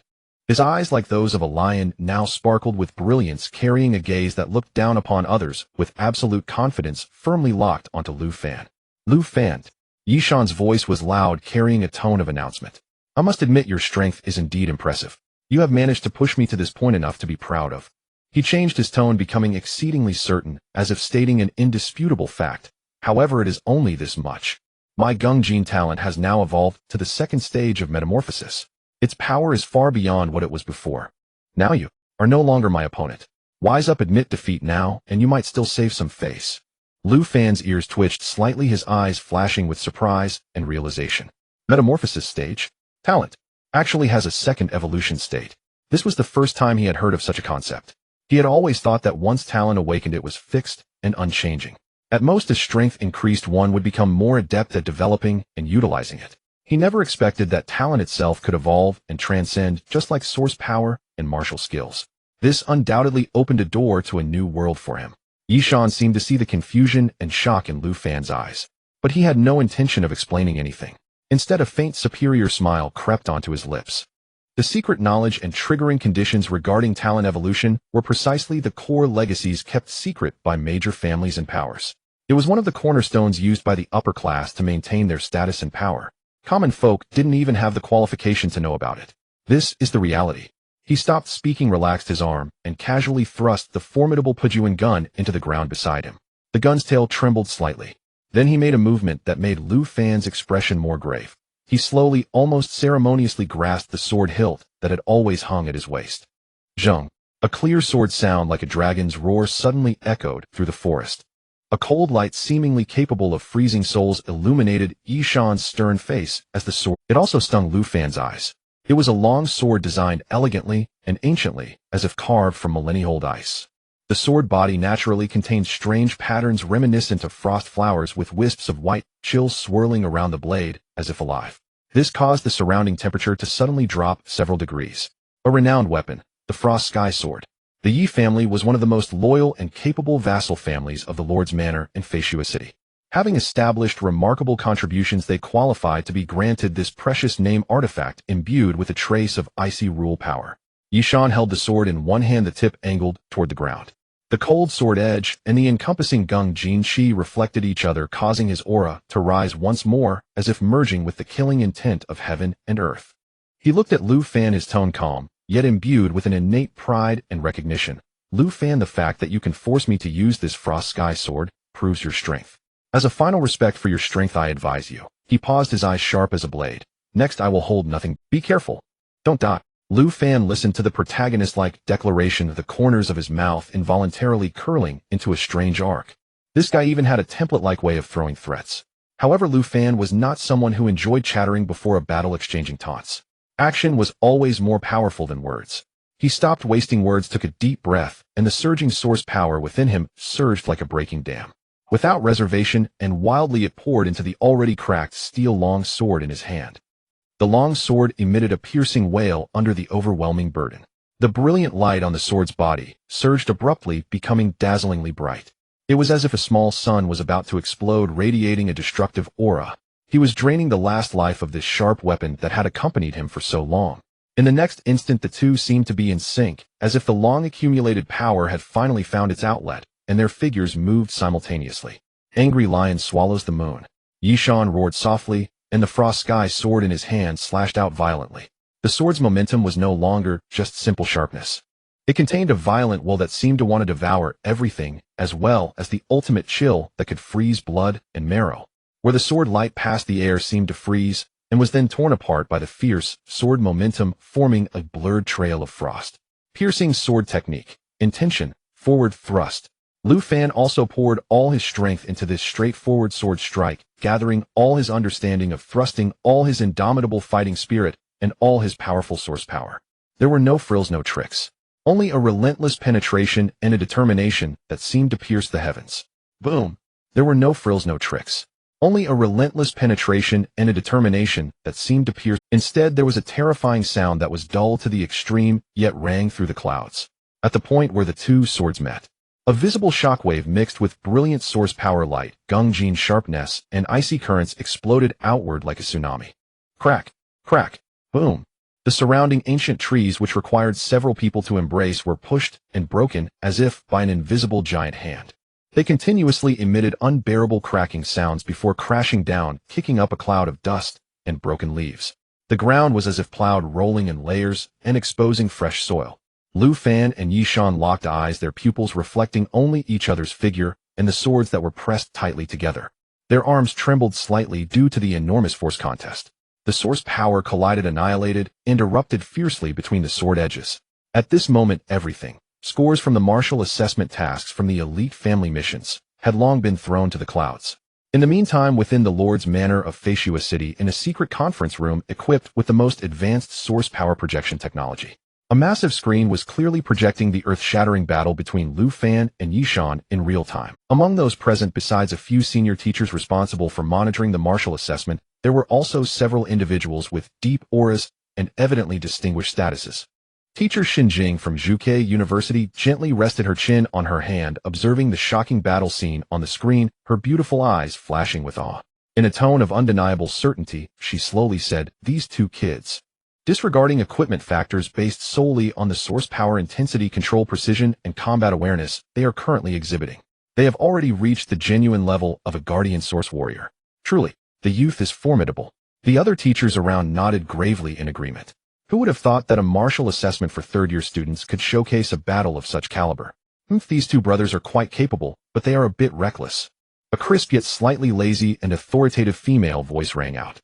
Everyone turned to see a remarkably beautiful young girl sitting beside the main seat. She appeared to be in her early 20s with long black hair, cascading like a waterfall. Her features were exquisite, resembling the most perfect creation of heaven. Most notably, her pair of light red eyes shone like the purest rubies, bright and clear, carrying an innate determination and brilliance, as if able to see through people's hearts.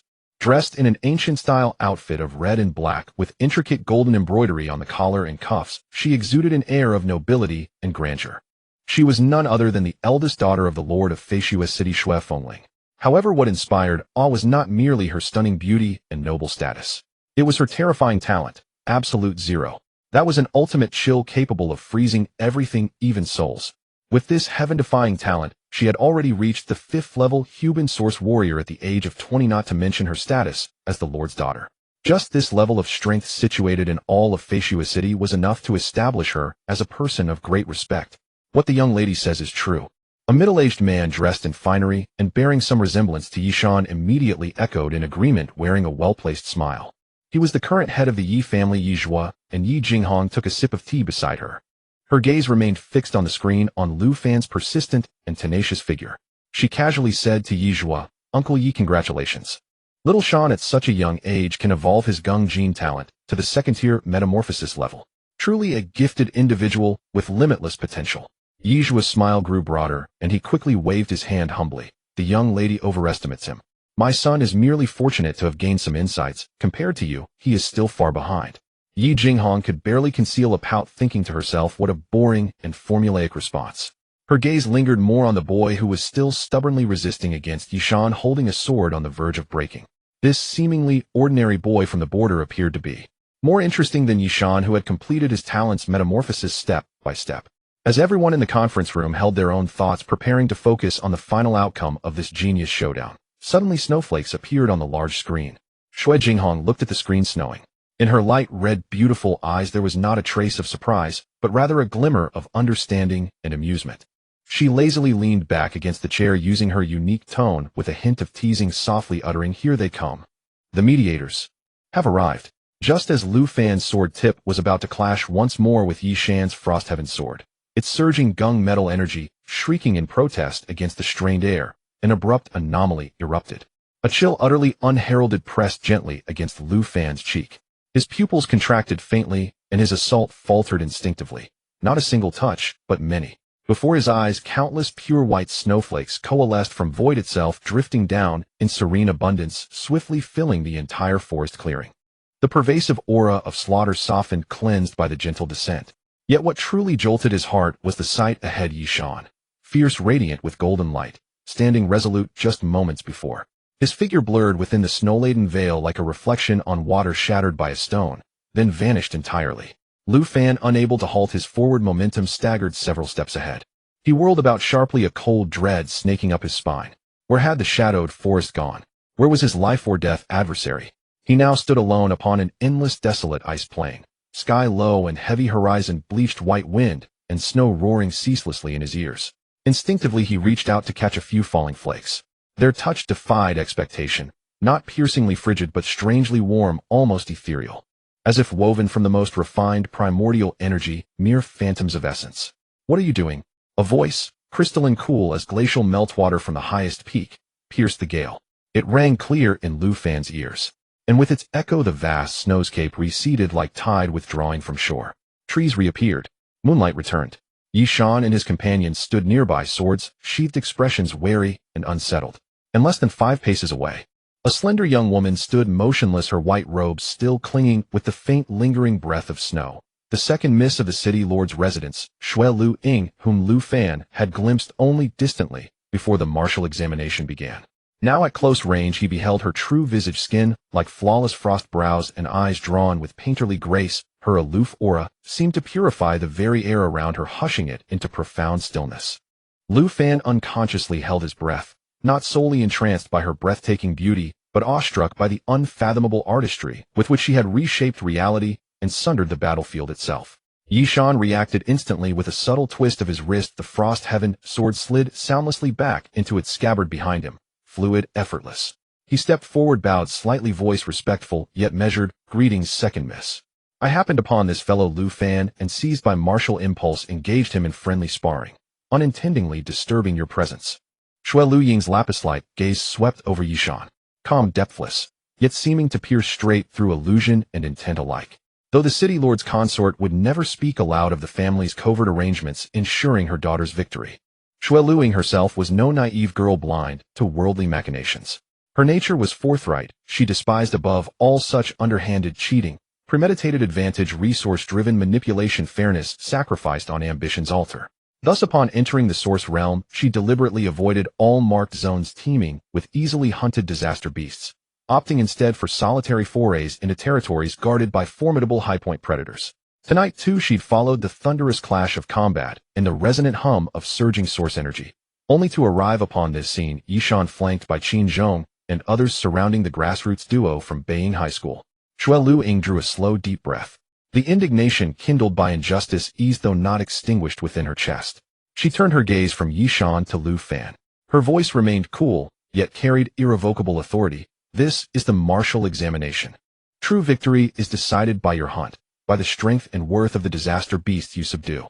Private brawls, brute contests of ego, what merit do they hold?" Without awaiting reply, she pivoted gracefully, her white robes tracing a crisp wintry arc against the night.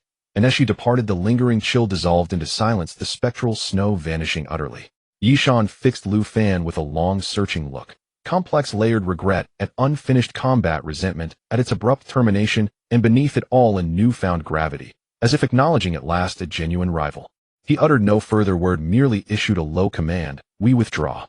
Then, with the lightly armored student and the shaken, throat-stinging Qin Zhong in tow, he melted into the forest's deepening shadows. The lethal tension, a hair's breadth from detonation, dissolved as if erased by Shui Lu Ying's. Only after Yishan's group had vanished beyond sight did she finally emerge from the protective circle of her iron shield, puppet, dashing to Lu Fan's side in swift, eager strides. She nudged his ribs with her elbow, not hard but pointed, and smirked, voice edged with barely concealed envy. "Hey, still staring? She's long gone. Your eyeballs'll pop right out." Lu Fan blinked back to awareness, rolling his eyes with exasperated disdain. "Nonsense." I was pondering Yishan's words. "Which words, eh?" She blinked, curiosity instantly alight. "The second stage of talent evolution, metamorphosis." Lu Fan's brow furrowed in thought. I've seen traces of it in you before." She paused, then her expression shifted, recognition dawning.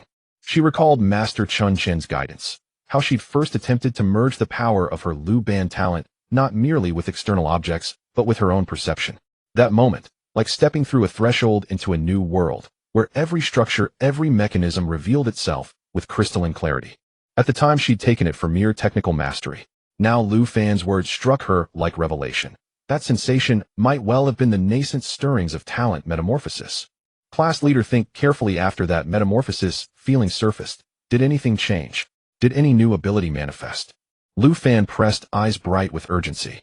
She scratched her head, searching for words. "Changes. Well, my mind feels sharper. Problems I'd struggled with while crafting puppets. Joints linkages. I grasped them effortlessly then. My hands moved faster, more precise. It felt as if constructing anything had become instinctive, effortless, inevitable. Does that count? It counts, absolutely. Lu Fan's eyes flashed with conviction. This is no mere refinement. It's a quantum leap in comprehension and command over creation itself. His gaze drifted inward, to his own sea of consciousness, where the dim, muted glow of his supporting role talent pulsed faintly beside an inscription stark as fate's decree. You are a reborn supporting character. Ever since that enigmatic box modifier activated, replacing the word reborn with something else, he'd been consumed by exploiting the convenience of cultivation rebirth, relentlessly advancing his source martial arts. Yet he'd never paused to truly contemplate, to deeply probe the inherent power latent within the supporting role talent itself. After all, as a supporting figure shouldn't control over one's own presence. Mastery of concealment, stealth, evasion. Be innate, fundamental. Had he grown too reliant on the shortcut of rebirth-driven cultivation, neglecting the bedrock essence of who, or rather what, he truly was? Lu Fan sank into profound self-reflection, until a sharp slap landed on his shoulder, shattering. Stop brooding alone. That commotion drew disaster beasts. We're sitting ducks. Move, or we'll be overwhelmed. Lu Fan jerked upright, ears straining. Indeed, rustling whispers stirred in the darkness and hostile presences crept ever closer from all sides. He nodded sharply. Go. Without hesitation, the two darted into the trees, swift and silent, threading through the ancient forest with practiced agility. Yet as they ran, Lu Fan's inner stillness fractured. Alert, vigilant, he began deliberate experiments, consciously dampening his aura, synchronizing his rhythm with the forest's subtle pulse, adjusting each footfall's weight and cadence to vanish into the ambient hush. He sought in his own way to unlock the long-sealed gate of his supporting role talent. A faint, peculiar resonance, barely perceptible, began to coil around him, elusive as breath, potent as promise. In the next 2 days of the martial arts examination, Lu Fan consciously slowed down his approach, which relied purely on brute strength, and devoted more of his focus to developing his own talent as a supporting character. Perhaps this talent inherently aligned with such characteristics, or perhaps the keen perception honed through multiple rebirths played a role. He quickly grasped the techniques of restraining his aura and lowering his presence, as if a forgotten instinct was gradually awakening. According to Shaxi's astonished evaluation, Lu Fan, if you just stand among the crowd, if I am not paying close attention, I might easily overlook you. This transformation was further enhanced during a rebirth of cultivation on the night of the second day of the martial arts examination, when his consciousness sank into the sea of awareness facing that familiar choice. With the thought, Lu Fan no longer focused solely on the enhancement of source martial cultivation, but distinctly added the instruction. Focus on understanding and developing applications related to the talent of the supporting character. After one night, it equated to a concentrated practice that felt like 329 days and nights. For the already attained realm-level techniques of sword stabbing and shield combat, the improvement brought about by such accumulation was minimal.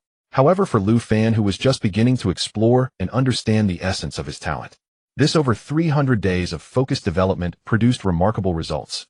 He gained a deeper understanding of how to better play the role of a supporting character, how to integrate more naturally into his surroundings. He developed a deeper insight into how to make his presence seem insignificant. On the third day of the martial arts examination in the morning, Lu Fan concealed himself within the dense canopy of a towering ancient tree. His aura was nearly completely restrained, and even his breathing became barely audible. His heartbeat slowed to an extremely calm rate. If not for Shashi knowing in advance that he was lurking there, anyone merely sensing the area would think it was just a twisted branch, or perhaps a shadow naturally formed by the tree. Throughout the day's hunting, Lu Fan completely changed his style. He no longer pursued direct confrontations. Instead, he brought the assassin's arts of lurking, tracking, and striking with precision to their peak. Utilizing his newly developed stealth abilities, he resembled the apex predator of the jungle. He was always the first to spot his target silently closing in. At the moment when the disaster beast was most relaxed, he unleashed the terrifying lethality of the realm-level sword stabbing. He completed the hunts accurately and efficiently. The entire process was clean and swift, with the fluctuations of his source power suppressed to a minimum. Often the nearby disaster beasts remained unaware as their prey lay dead. Such an efficient hunting method left even Shashi astonished. He only needed to control a puppet for necessary vigilance and assistance. The efficiency was even higher than when they had cooperated with 2 people before. When the resounding bell proclaiming the end of the martial arts examination echoed through the dense rainforest, resonating in every corner of the source realm, Lu Fan and Shirshashi exchanged glances, both seeing a hint of relief in each other's eyes as they counted the spoils from the past 3 days.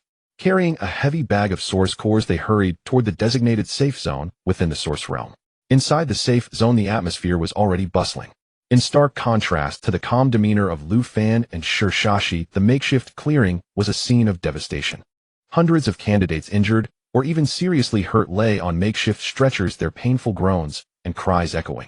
Moreover, a dozen corpses were covered with glaring white cloth, silently narrating the brutality of the martial arts examination. The air was thick with the smell of blood and herbs.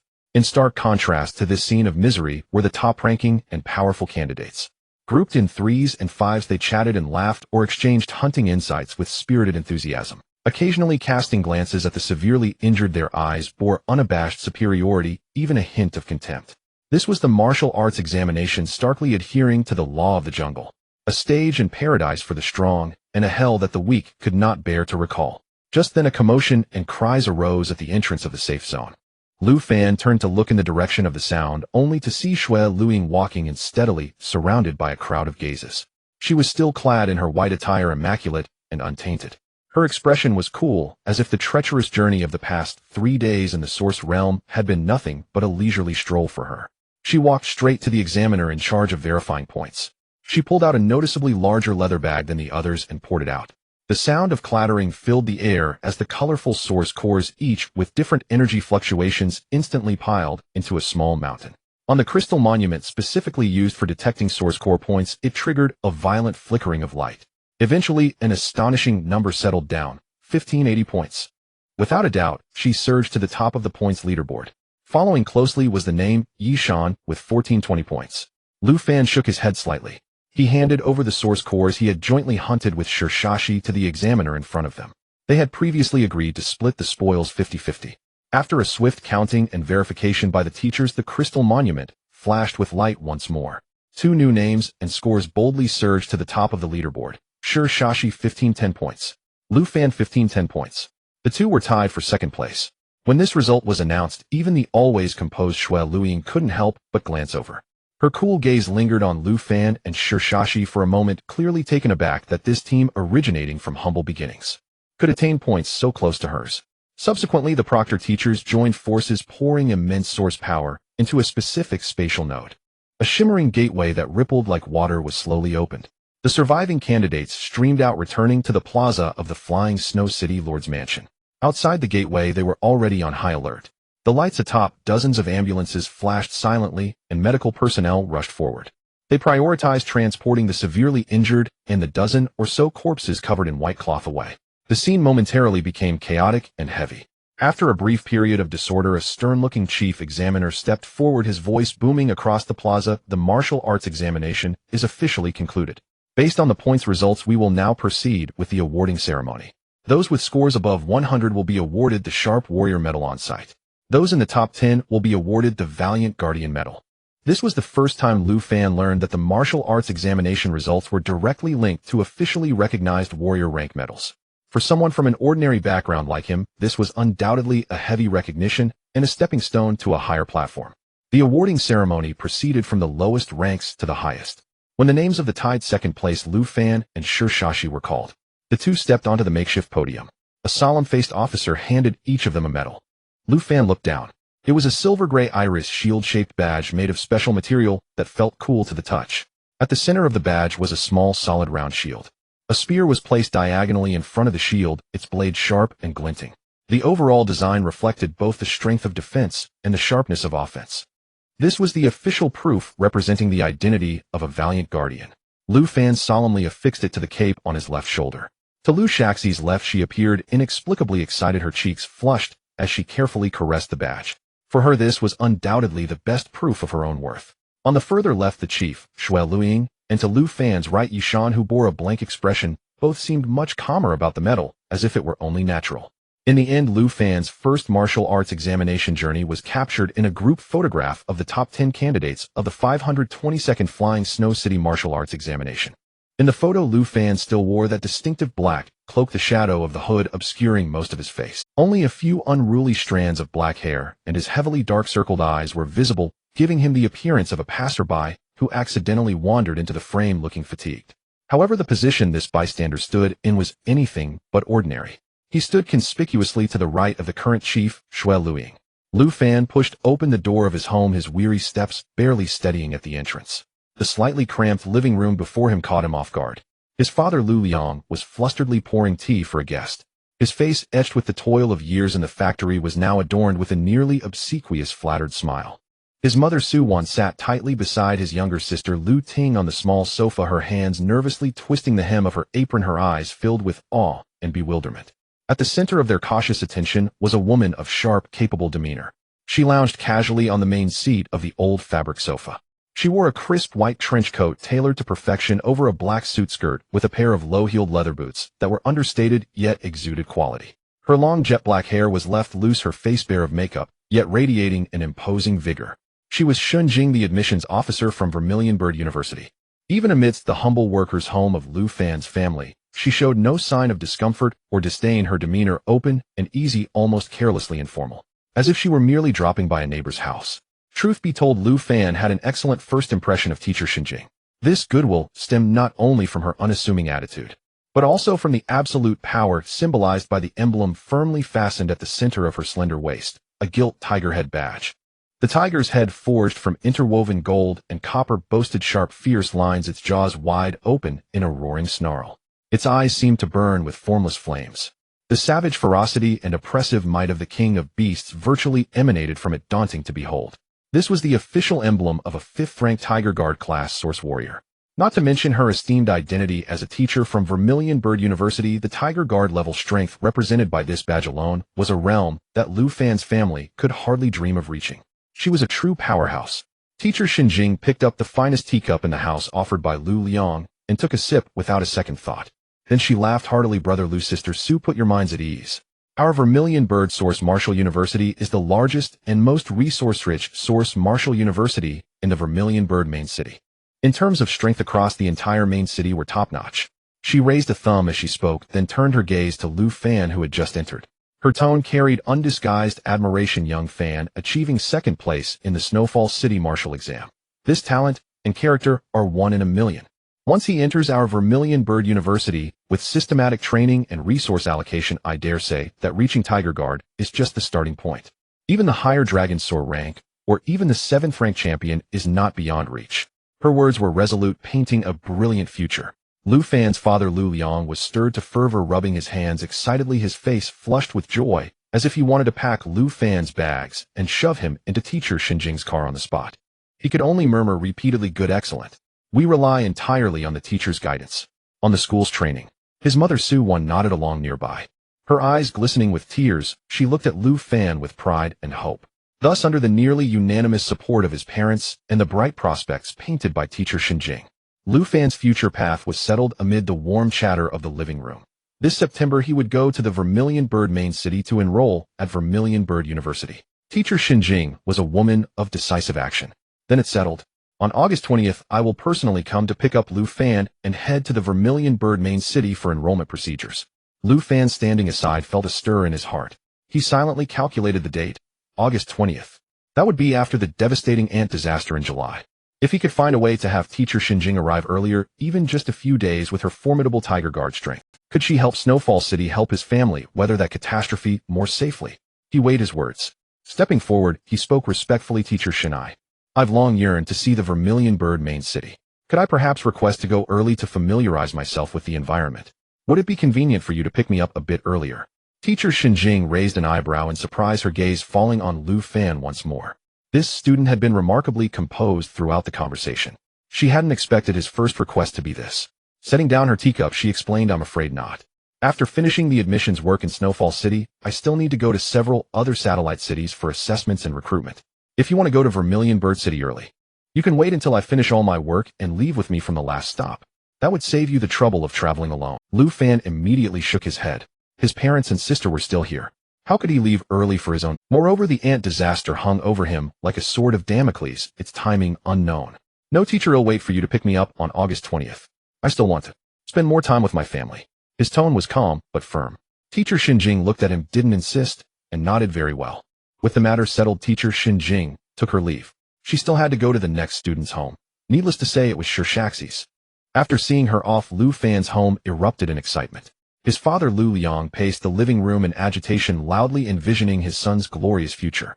His mother Su Wan held Lu Fan's hand, repeatedly gazing at the Brave Guard badge newly pinned on his shoulder, tears of joy streaming uncontrollably. Even his sister Lu Ting chattered around him, her young face full of adoration. The whole house was steeped in a jubilant, festival-like atmosphere. Lu Fan looked at his family's elation, swallowing the words that had been on the tip of his tongue. He had wanted to warn them about the ant disaster in July, to tell them to stock up on supplies and prepare defenses. But seeing them so immersed in joy, he couldn't bear to spoil the mood with an unspoken bad news. Nor could he explain how he knew. In the end, he chose silence. This family pride and glory reached its peak that evening during Snowfall City's evening news broadcast.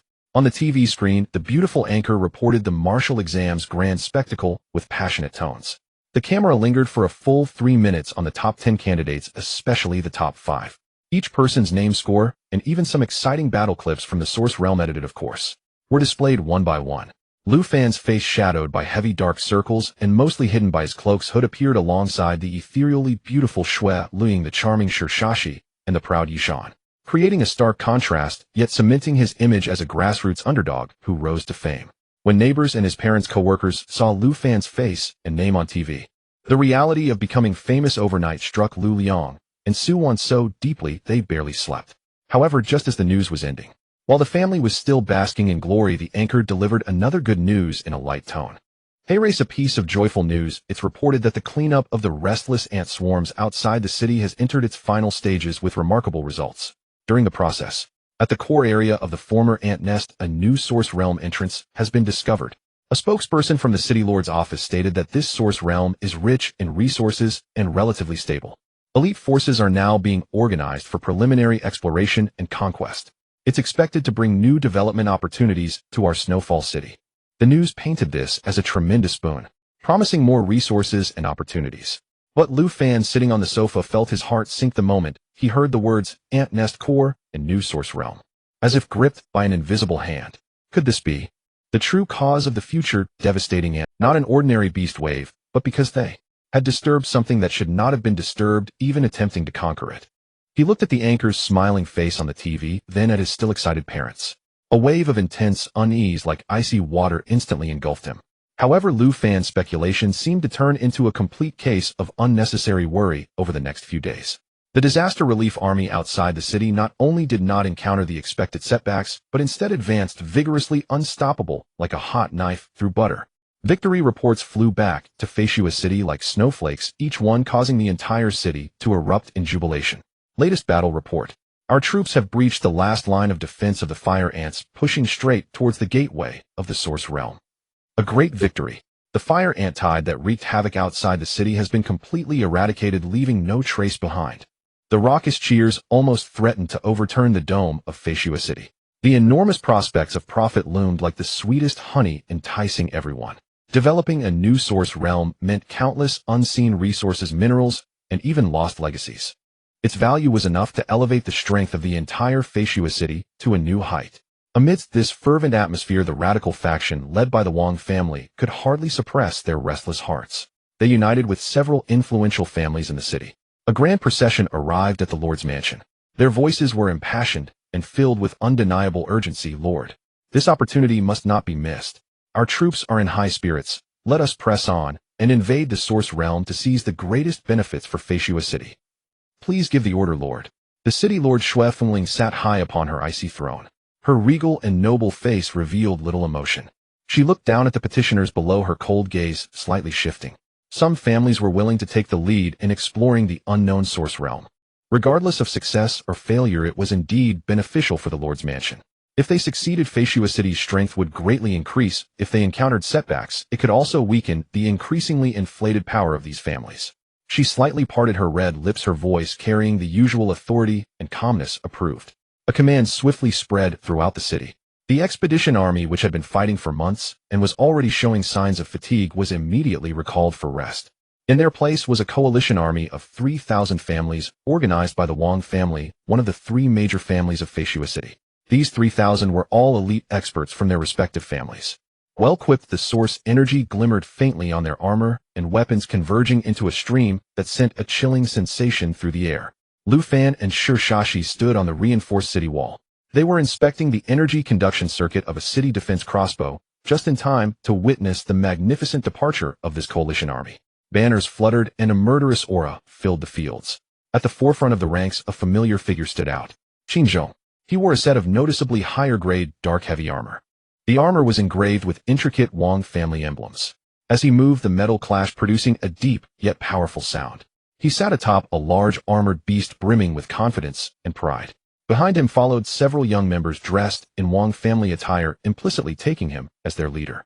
Clearly, with his special status as an illegitimate son and not insignificant strength, he had made a name for himself within the Wang family. Seemingly sensing the gaze from the city wall, Qinzhong slightly turned his head. His eyes crossed the distance, briefly meeting Lu Fan's gaze. In that glance, there was no longer the resentment and frustration from the martial arts examination. Instead, there was a cold indifference from a superior position and a hint of pride about to achieve great accomplishments. The corners of his mouth seemed to curl into a faint smile. He then turned his head away, disregarding them. Lu Fan calmly withdrew his gaze, his expression devoid of any ripples, merely shaking his head slightly.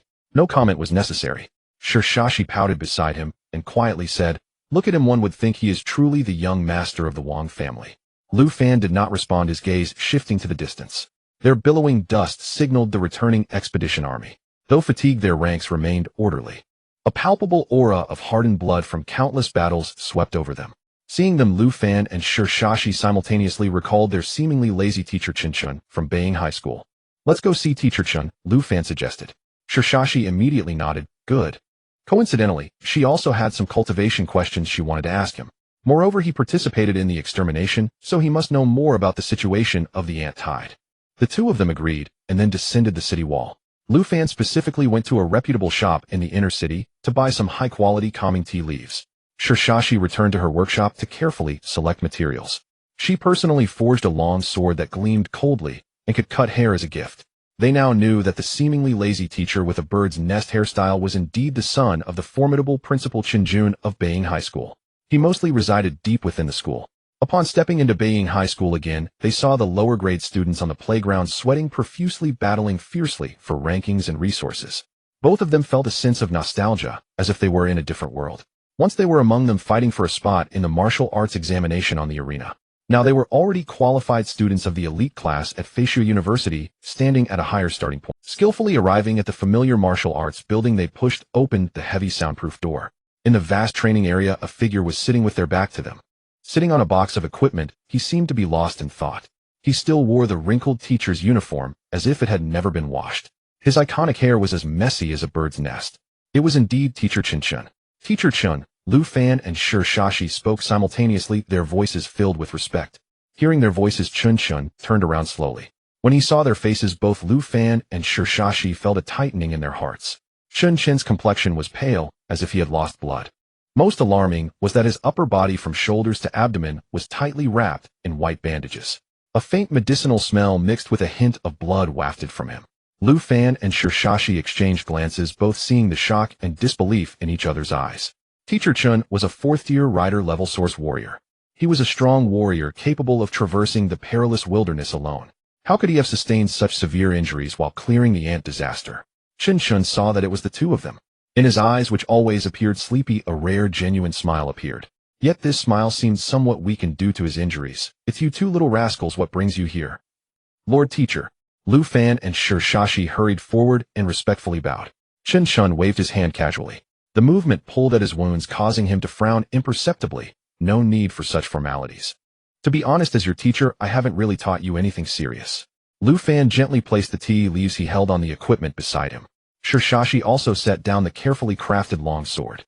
Qinchun's gaze swept over the gifts, and he chuckled lightly, his tone teasing. "I haven't congratulated you yet. The joint second place in this year's martial arts examination has brought great honor to our Beiying, thanks to teacher's previous cultivation and guidance."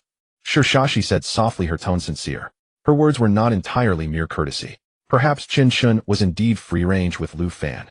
But for her, from granting access to the library, awakening her true talent, to opening the low-level source equipment forging room, every step was crucial. This also aligned with the blatant rules of Beiying High School, and even the entire Source Star.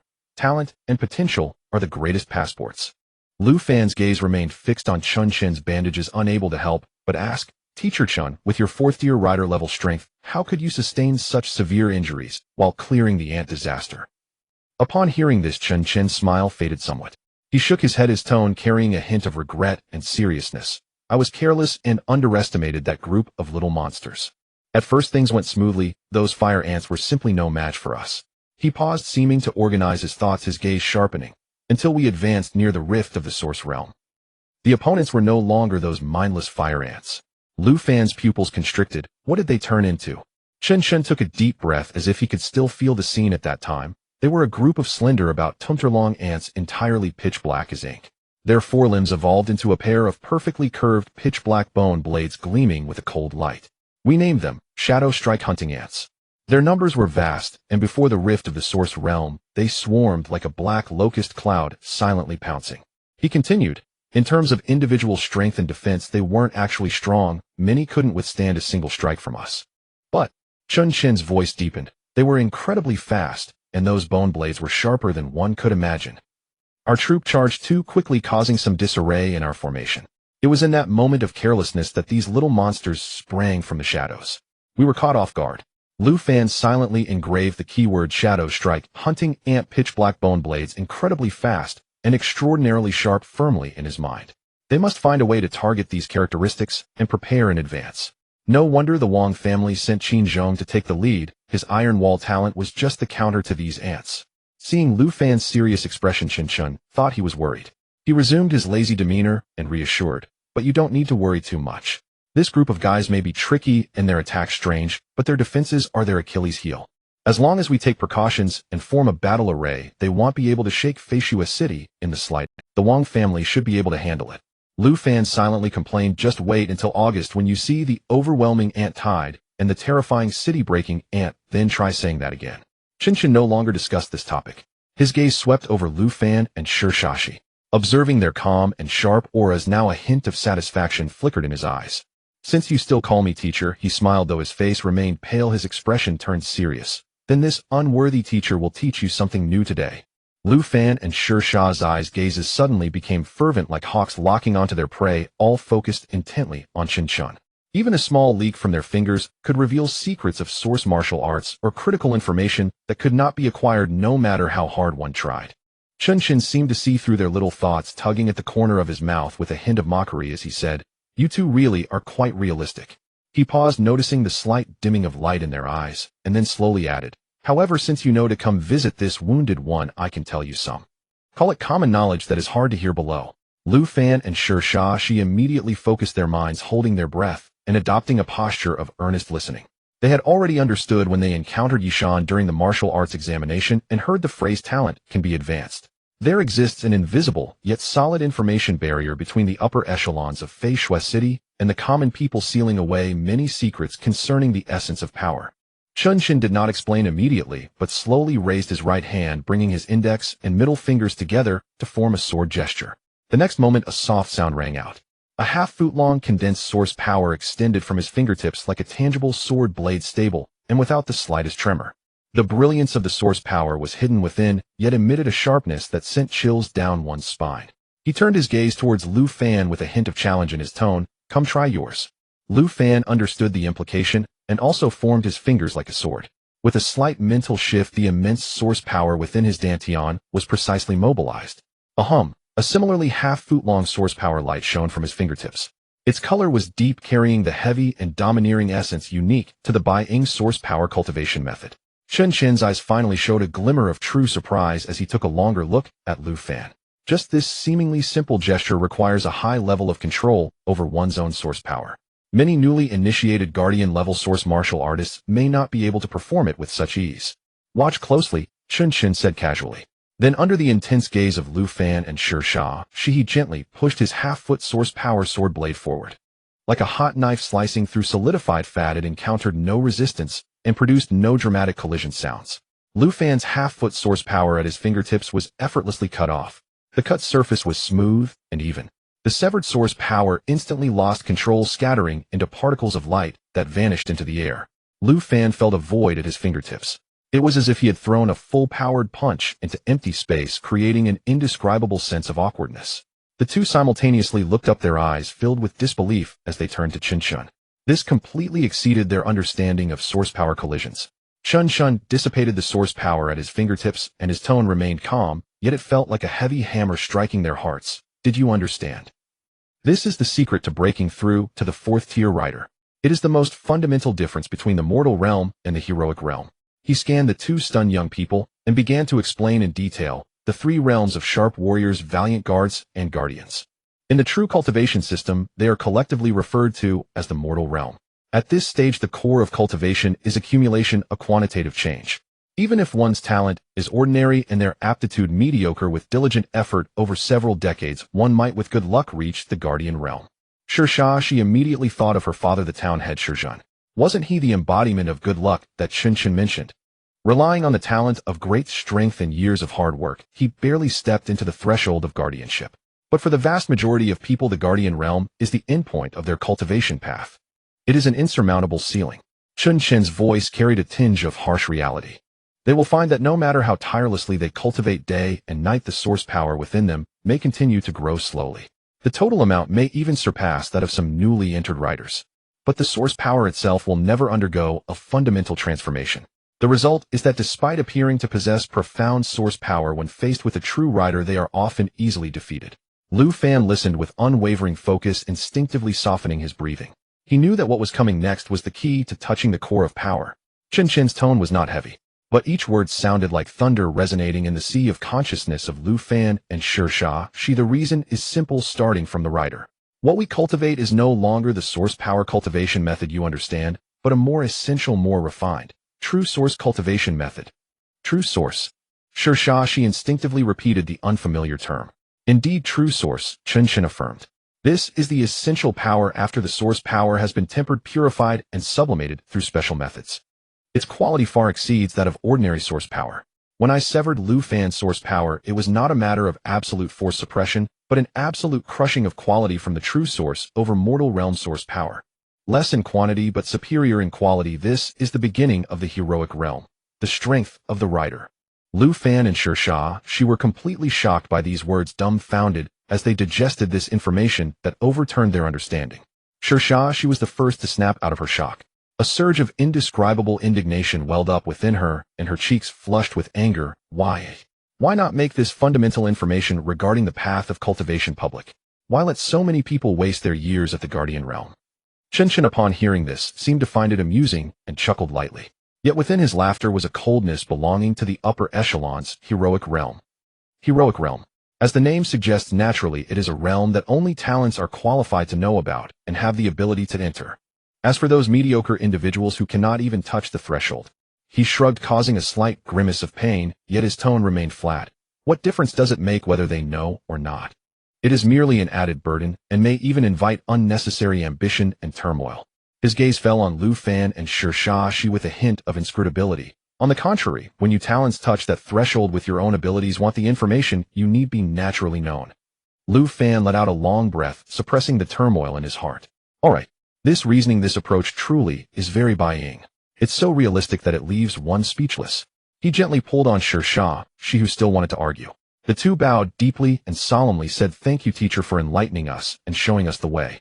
After straightening up, Lu Fan asked the most crucial question, "Teacher Chun, how can we obtain this true source cultivation method?"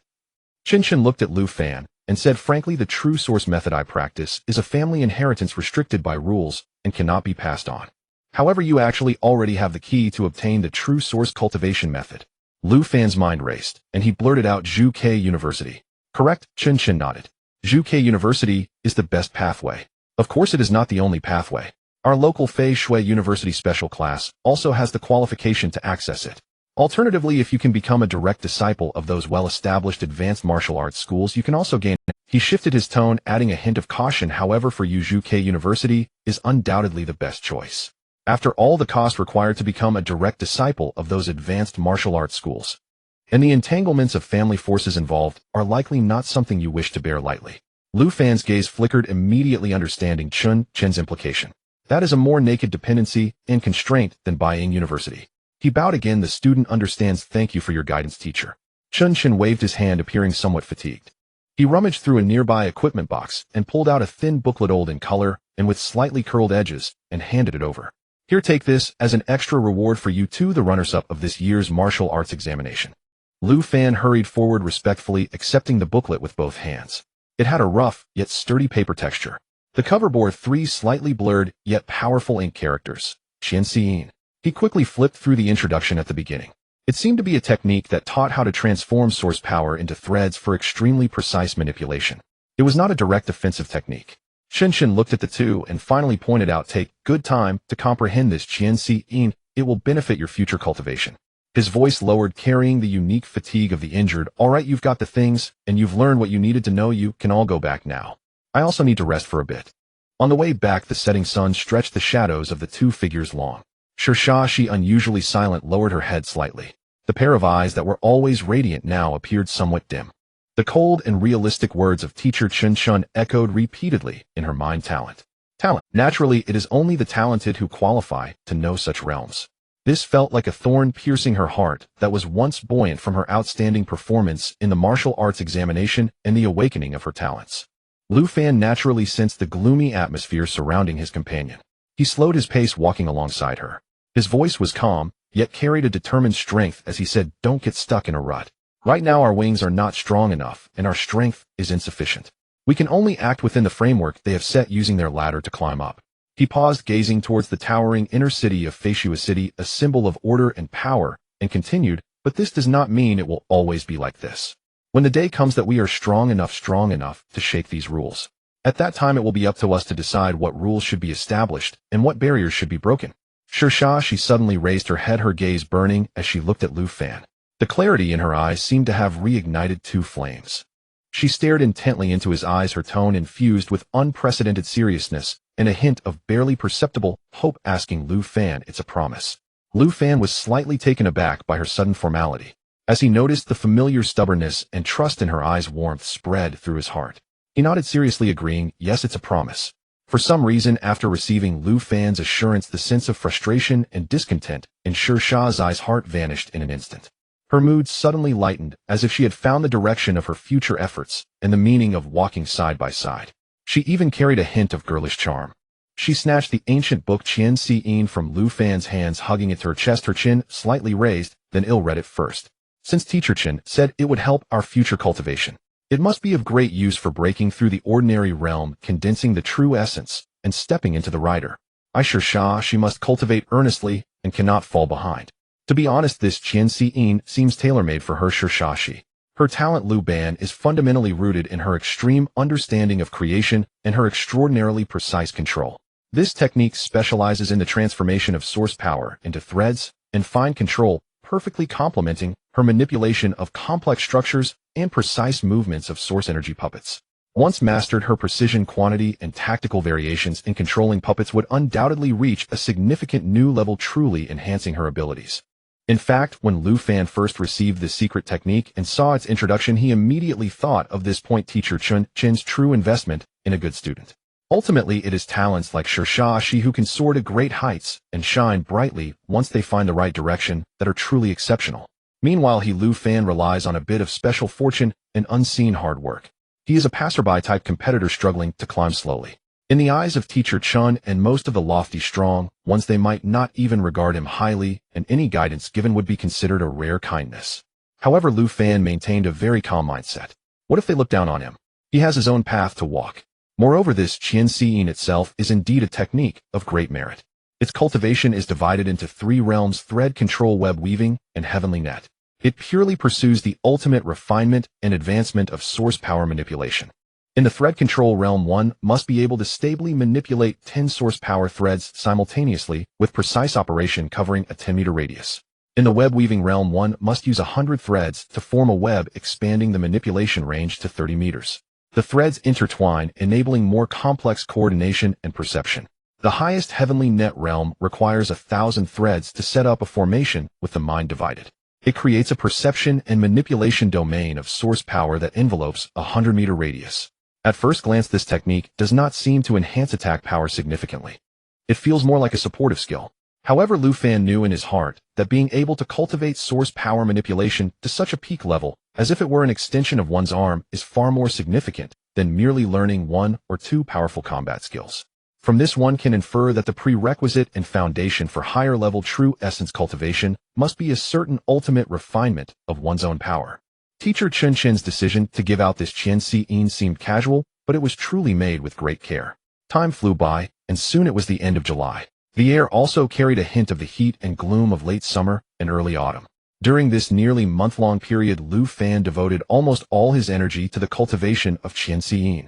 Every day, he chose to rebirth through cultivation, continuously stacking the experiences and insights of future practice onto the present. Roughly calculated, his immersion time in Qian Si Yin was almost equivalent to more than 20 years of continuous hard training for an ordinary person. Yet despite such cheat-like efforts, he had only just managed to cultivate Qian Si Yin to the mid-stage of the second realm web weaving. He could stably manipulate 60 to 70 source power threads, simultaneously covering a range of over 30 meters around him. The slow progress left him feeling somewhat helpless. This undoubtedly reaffirmed the constraints brought about by his above-average cultivation aptitude. In contrast, Shashi, this girl was simply a monster. While Lu Fan was still struggling in the mid-stage of web-weaving Shashi, she had confidently announced that she had mastered Qian Si Yin to its highest realm, Heavenly Net. With the thought, 1,000 source power threads silently spread out like the nerve endings extending from her. They precisely covered a spherical space with a radius of 100 meters centered on herself. In this area, every gust of wind and movement of grass, every flow of source power was under her control. The mastery of Qian Si Yin had directly led to a qualitative leap in her abilities. Previously limited by the precision of her mental power, she could manage at most 9 source energy puppets simultaneously. Now this number had astonishingly surged to 50. Not only that, but she also used this time to combine the fine control brought by Qian Si Yin to successfully create and optimize upgraded models of Blade Claw and Sturdy Shield. Shadow Leopard, modeled after the streamlined body of the Shadow Leopard, covered entirely with a special light-absorbing coating that can absorb light and source power fluctuations. It possesses extremely strong stealth capabilities. Its limbs are equipped with blades capable of tearing through most alloy armor. Additionally, it is outfitted with 6 rotating source energy Gatling guns on its sides. It can be described as a Grim Reaper combining silent assassination and explosive firepower. Rampart, abandoning a humanoid form, it adopts a structure of 3 massive, freely combinable turtle shell-shaped energy shields. The surface of the shields is engraved with a complex hexagonal energy matrix.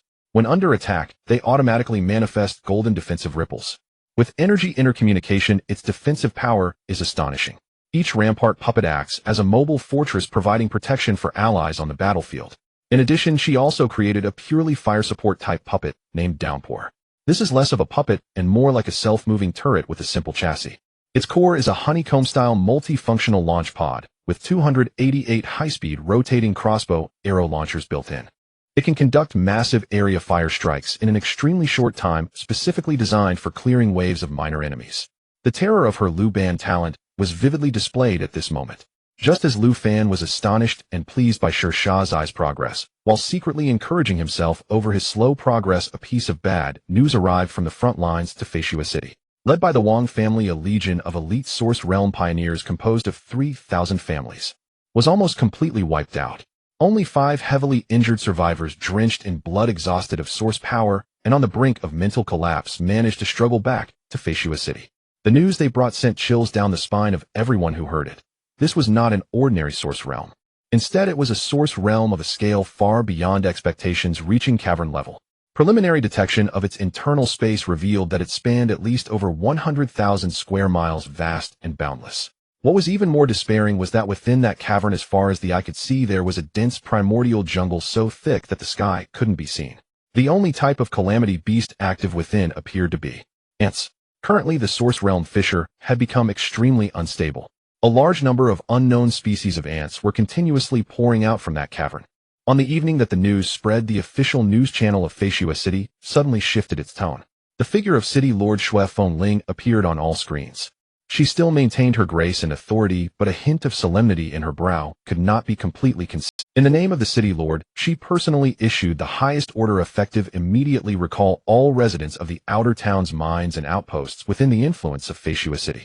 Abandon all assets that cannot be carried and evacuate everyone back to the main city and satellite urban areas. Foresee City is now entering a state of full combat readiness. The threat level of this ant disaster is temporarily set at level 5 slaughter level. When Lu Liang heard the term slaughter level come from the city lord's mouth, he gasped sharply, his face instantly turning as pale as paper. His body even trembled slightly out of his control. His eyes were filled with unprecedented fear. Because deep in his memories, the last time Foresee City officially rated a slaughter level beast disaster was when he was still a child. And that time, he lost his parents forever. It was a true disaster of death. Even though Lu Fan was already prepared for the impending ant disaster, he still felt a jolt of fear when he heard the words 5th level slaughter level catastrophe spoken by the news anchor. He still felt a tingling sensation on his scalp, overwhelmed with inexplicable dread. This was far from the ordinary ant tide he had imagined. The news clearly stated that this slaughter level was merely a provisional assessment from the Lord's Manor. This meant the actual situation could be even worse. The threat level might still be raised, further escalating to a higher tier that only existed in history textbooks and the city's highest alert protocols. Lu Fan forced himself to calm down, rapidly recalling the disaster level knowledge taught in school. What does a slaughter level catastrophe entail? It meant that this calamity would undoubtedly involve at least a slaughter level disaster beast driven by the will to massacre, capable of turning a city into a mountain of corpses and a sea of blood in a very short time. At least a dragon ascendant level powerhouse would need to risk their life to combat it. Such entities like dragons and tigers surveying their territory were beyond the capability of an ordinary army. To safely quell such a disaster, it would typically require the deployment of a transcendent champion level powerhouse. Brave enough to lead the charge, capable of stabilizing the region, they were truly giants that could support the heavens. Just the thought of such a level monster lurking behind the endless sea of ants sent a chill racing up Lu. His heart pounded rapidly, an unprecedented sense of anxiety enveloping him. The existence of such a level was completely beyond his current understanding and ability to cope.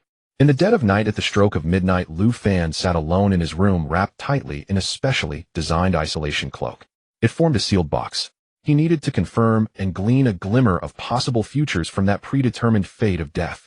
His consciousness sank into the sea of awareness where the dim supporting role talent light orb lit up as expected. Without hesitation, he focused his mind and chose Anchor Point Rebirth. The familiar feeling of disorientation washed over him. The scene before him twisted and shattered in an instant, engulfed by endless darkness. It's here. Lu Fan concentrated his will with all his might. He struggled in this void of death, yearning to see more, to see further. This time, perhaps due to his enhanced strength, his mental power was far stronger than before. He indeed managed to persist a few more seconds than ever.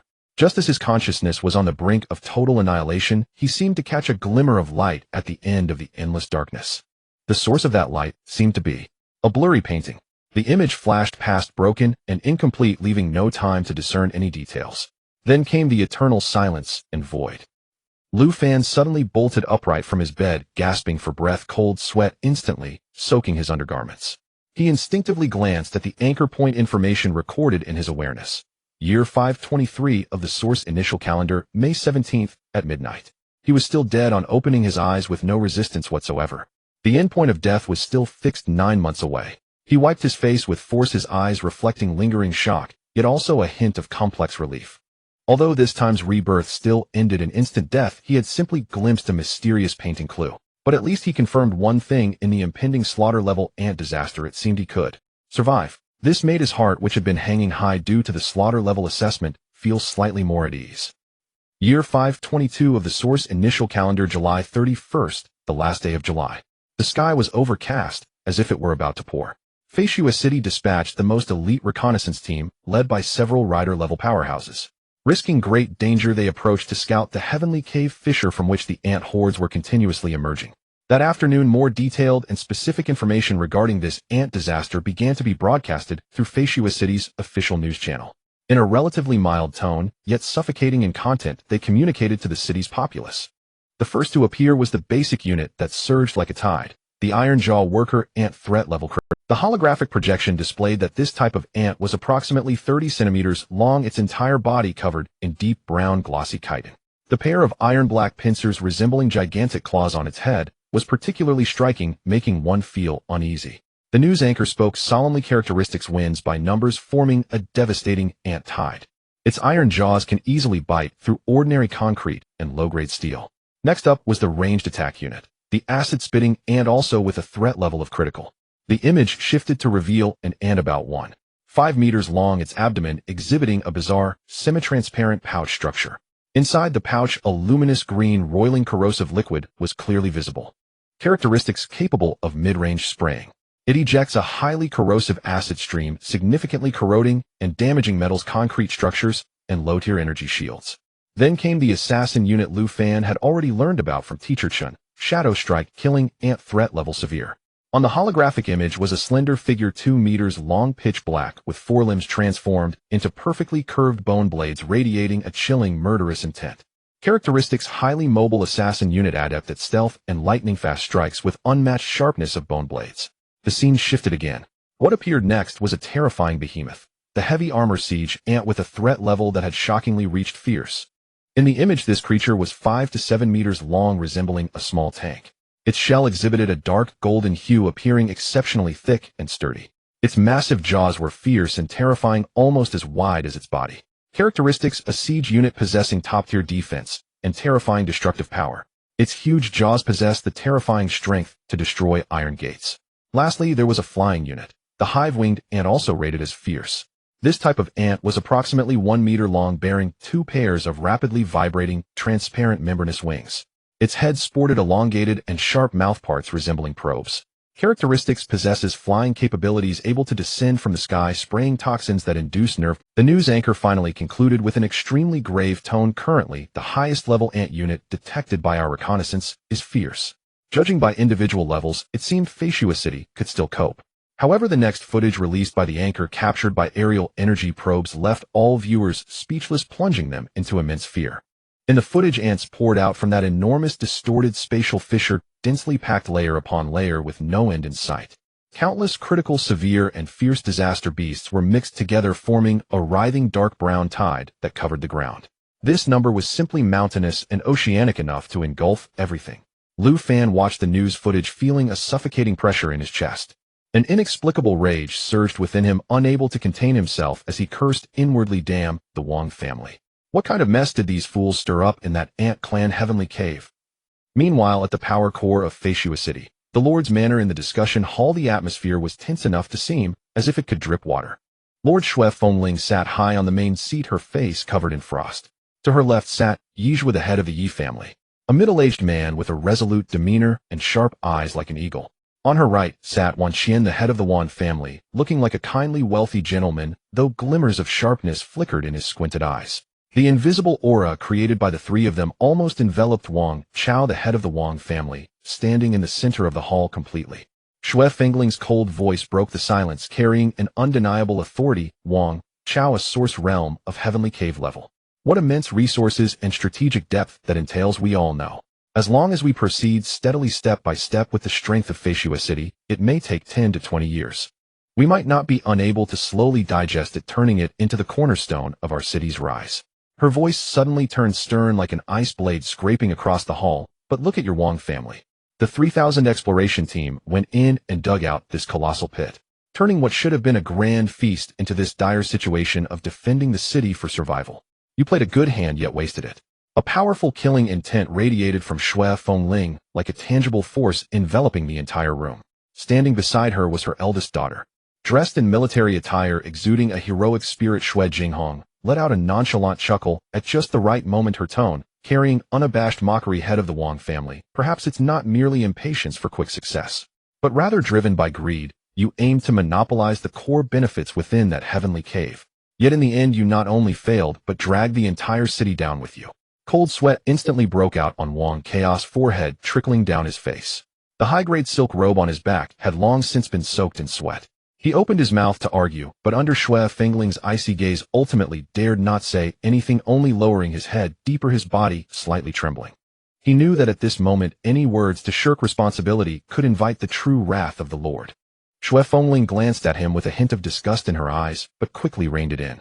She knew that now was not the time for accounting. Stabilizing the overall situation was paramount. She spoke calmly, her voice regaining composure, but carrying an irresistible force. Wang family immediately gather 5,000 family private troops and affiliated forces again. Equip the best weapons and armor and report to the southern city wall within 3 days. Then go out of the city to delay the advance speed of the ant tide. Wang Chao suddenly raised his head, his face drained of color. The southern city wall faced directly towards the Ant Clan Heavenly Cave fissure. It was undoubtedly the most pressured, the first to engage, and also the most dangerous line of defense. This was clearly sending his Wong family to serve as cannon fodder, redeeming their sins with blood and life. He wanted to argue, to plead. But when his gaze met Xue Fengling's eyes cold as eternal ice, all words choked in his throat. A bone-chilling dread poured from his head to his toes, instantly awakening him. He had no doubt. As long as he dared to utter a single no, this seemingly regal female lord would certainly take action, immediately killing him on the spot to intimidate the entire situation. Yes, I will obey the Lord's orders. Wang Chao gritted his teeth, squeezing out this sentence through clenched jaws. He deeply lowered his head, concealing the fleeting resentment and fear in his eyes. Inside the council hall of the city lord's mansion, the air was as stagnant as a frozen ice lake. Yizhua, the head of the Yi family, served as the most trusted aide and absolutely loyal supporter of Xue Fengling. He was the first to break the suffocating silence. He suddenly stood up and walked steadily to the massive conference table, which was laid out with a detailed military map of Feishua City and its surrounding areas. He pointed heavily at a winding mountain range approximately 500 miles outside the city. My lord, everyone, the current situation is already clear.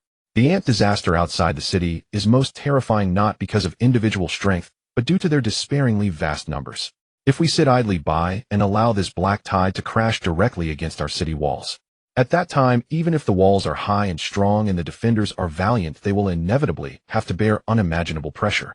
He slid his finger along the direction of the mountain range, finally stopping at a narrow valley resembling a pocket. In my opinion, the best countermeasure is to take the initiative and not be passive and beaten. We should send out an elite bait force retreating while engaging. Lure these mindless beasts to this place, Falling Eagle Valley. His fingers circled the valley sharply, his tone resolute. This place has a treacherous terrain with a narrow entrance and a relatively spacious interior with steep cliffs on both sides. It is indeed an excellent place for an ambush. According to the intelligence obtained at the cost of life from the frontline scouts, these ant beasts, apart from a few special variants, their chitinous shells and internal structures, are generally afraid of high temperatures and flames. As long as we successfully lure the main force of the ant tide into the valley, at that time all our source warriors skilled in fire attributes will work together to set the mountains ablaze. A glint of ruthlessness flashed in his eyes. Let this Falling Eagle Valley truly become the burial ground for these ants, using a raging fire to weaken their living forces outside the city to the greatest extent. Sitting at the head of the table, city Lord Xue Fengling, with fingers as delicate as jade lightly tapping the armrest of the chair, producing a rhythmic sound. She slightly nodded, her cold gaze revealing approval. Head of the Yi family, this strategy greatly pleases me. Taking the initiative to push the battlefield away from the city walls is indeed the best strategy.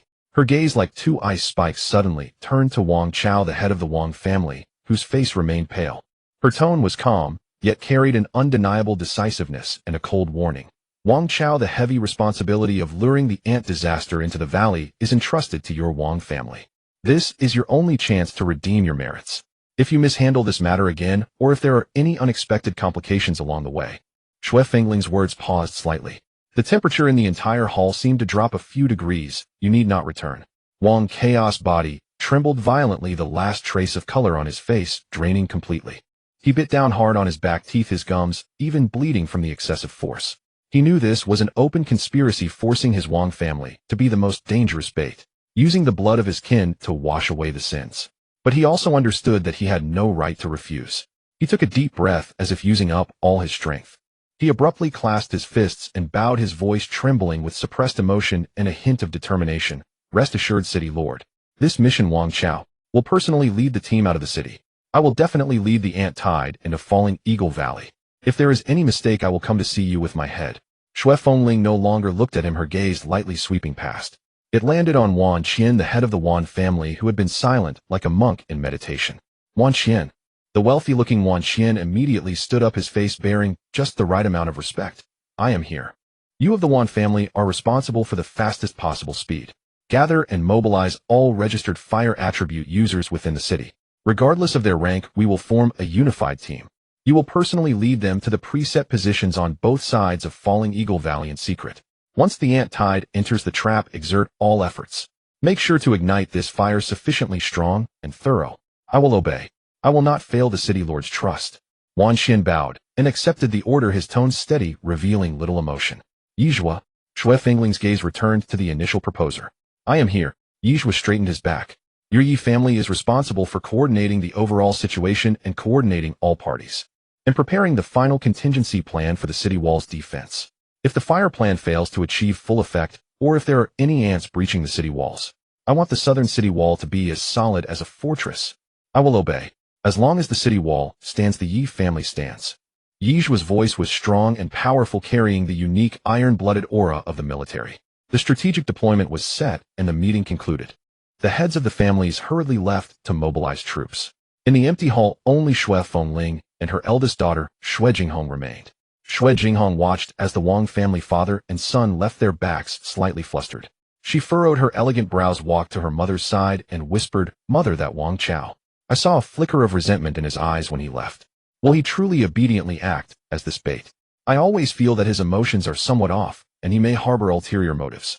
Xue Fengling picked up the slightly cool teacup beside her and gently sipped. A hint of icy and all-seeing curve appeared at the corner of her mouth as she said indifferently, Jinghong, you are still too young. Wang Chao is someone with grand ambitions and limited talent, eager for life, yet afraid of death. If he obediently acts as bait, perhaps he could even exhaust his last drop of blood for my Foresee city, seeking a name for himself after death. But if he dares to entertain other thoughts. She set down the teacup, her gaze deep as a cold pond. Then he would be seeking his own death. At that time there will naturally be someone to send him off. Xue Jinghong was taken aback at first, then suddenly enlightened, a look of admiration appearing on her face. So mother has already laid out a backhand, truly a masterful plan. She changed the topic, her spirited face revealing a fighting intent. However, mother, this ant disaster is indeed far larger than before. Relying solely on the scout's intelligence, I feel it is not sufficiently intuitive. I want to personally venture out of the city to get closer and investigate, to explore the realities of these ants, especially to see if there have been any changes near the cave heaven fissure that we have yet to grasp. Xue Fengling pondered slightly, looking at her daughter's determined and confident eyes, and finally nodded, approved. But remember, your mission is reconnaissance, not to fight to the death. Safety first. If there is danger, retreat immediately. Do not linger. Mother, you can rest assured. Xue Jinghong confidently patted the sword at her waist. How can I be surrounded by those ants? They won't be able to hold me back even if they tried. Xue Fengling slightly nodded. Oh, she did not doubt this. With Xue Jinghong's strength, as long as she does not encounter the truly terrifying beings hidden deep within the ant tide, self-preservation is more than sufficient. Her gaze returned to the map, her brows slightly furrowing. The disaster beasts currently revealed indeed only reached the ferocious level at most. But according to top-secret intelligence, in the depths of the ant clan cave heaven, the steel-jaw guardian ant of destruction level has been confirmed, and that devourer ant queen, which can command such a vast army, seems to possess a collective will of its own. The threat posed to the entire Foresee city by such a large number of ant beasts and the catastrophic consequences that could arise are assessed to be at the annihilation level, truly living up to its name. Her gaze unconsciously shifted to the outer city area of the southern district on the map, suddenly remembering that new highly regarded master stone, Mason Shirshashi, seemed to be assisting in the defense near the southern city wall. Coupled with the bait-burning plan proposed by Yi Zhuo, her heart felt slightly reassured. Even if sporadic ant groups break through the fire assault and rush to the southern city wall, with the equipment there and the novel weapons that Shirshashi has developed, it should not cause too much trouble. Finally, her gaze crossed the map. As if penetrating the walls, it projected towards the distorted fissure of Source Realm in the southern sky. A hint of indescribable heat flickered deep within her cold eyes. A cave-level Source Realm. To say that Xue Fengling had no stirrings or ambitions would absolutely be false. Yet at present, stabilizing the overall situation and preserving the city must take precedence. This game still needs to be played slowly. Let's see what results this first fire can produce. The next day, as Lu Fan and Shirshashi were inspecting the newly installed city defense crossbow rune array at the southern city wall segment, they saw a large troop bearing the Wang family banner. Like frightened stray dogs, their expressions were alarmed, and the order was somewhat chaotic as they hurriedly left through the southern city gate. Looking out, the crowd was dark and dense, seemingly numbering around 20,000. This was almost the majority of the core military force that the Wang family could mobilize. Shortly after, another elite force dressed in Wang family clothing, about 3,000 strong, silently rushed out of the city, their actions swift and orderly, forming a stark contrast to the Wang family's panic. By midday, the Yi family's banner also appeared. Another batch of even better equipped, formidable Yi family elites set out from the city in a grand manner. Lu Fan watched in confusion, scratching his head, and looked at Shirshashi in puzzlement. Squad leader, what's going on? The ant disaster outside the city is almost at the gates. Why are these big families rushing out? Could it be they see the situation as dire and are preparing to flee first? Shirshashi also frowned, clearly equally perplexed. At that moment, the public broadcasts on the city walls and the television screens in residents' homes lit up again. The Feishua news anchor with a steady and powerful voice announced the official decision to the entire city. Citizens, please pay attention. To respond to this ant disaster, the city lord's mansion has formulated the Burning Valley Plan. The troops from the Wang Wan and Yi families leaving the city today are executing this strategic task. The Wang family is responsible for luring the enemy, and the Wan family is responsible for fire attacks to annihilate the enemy, and the Yi family is responsible for support and defense.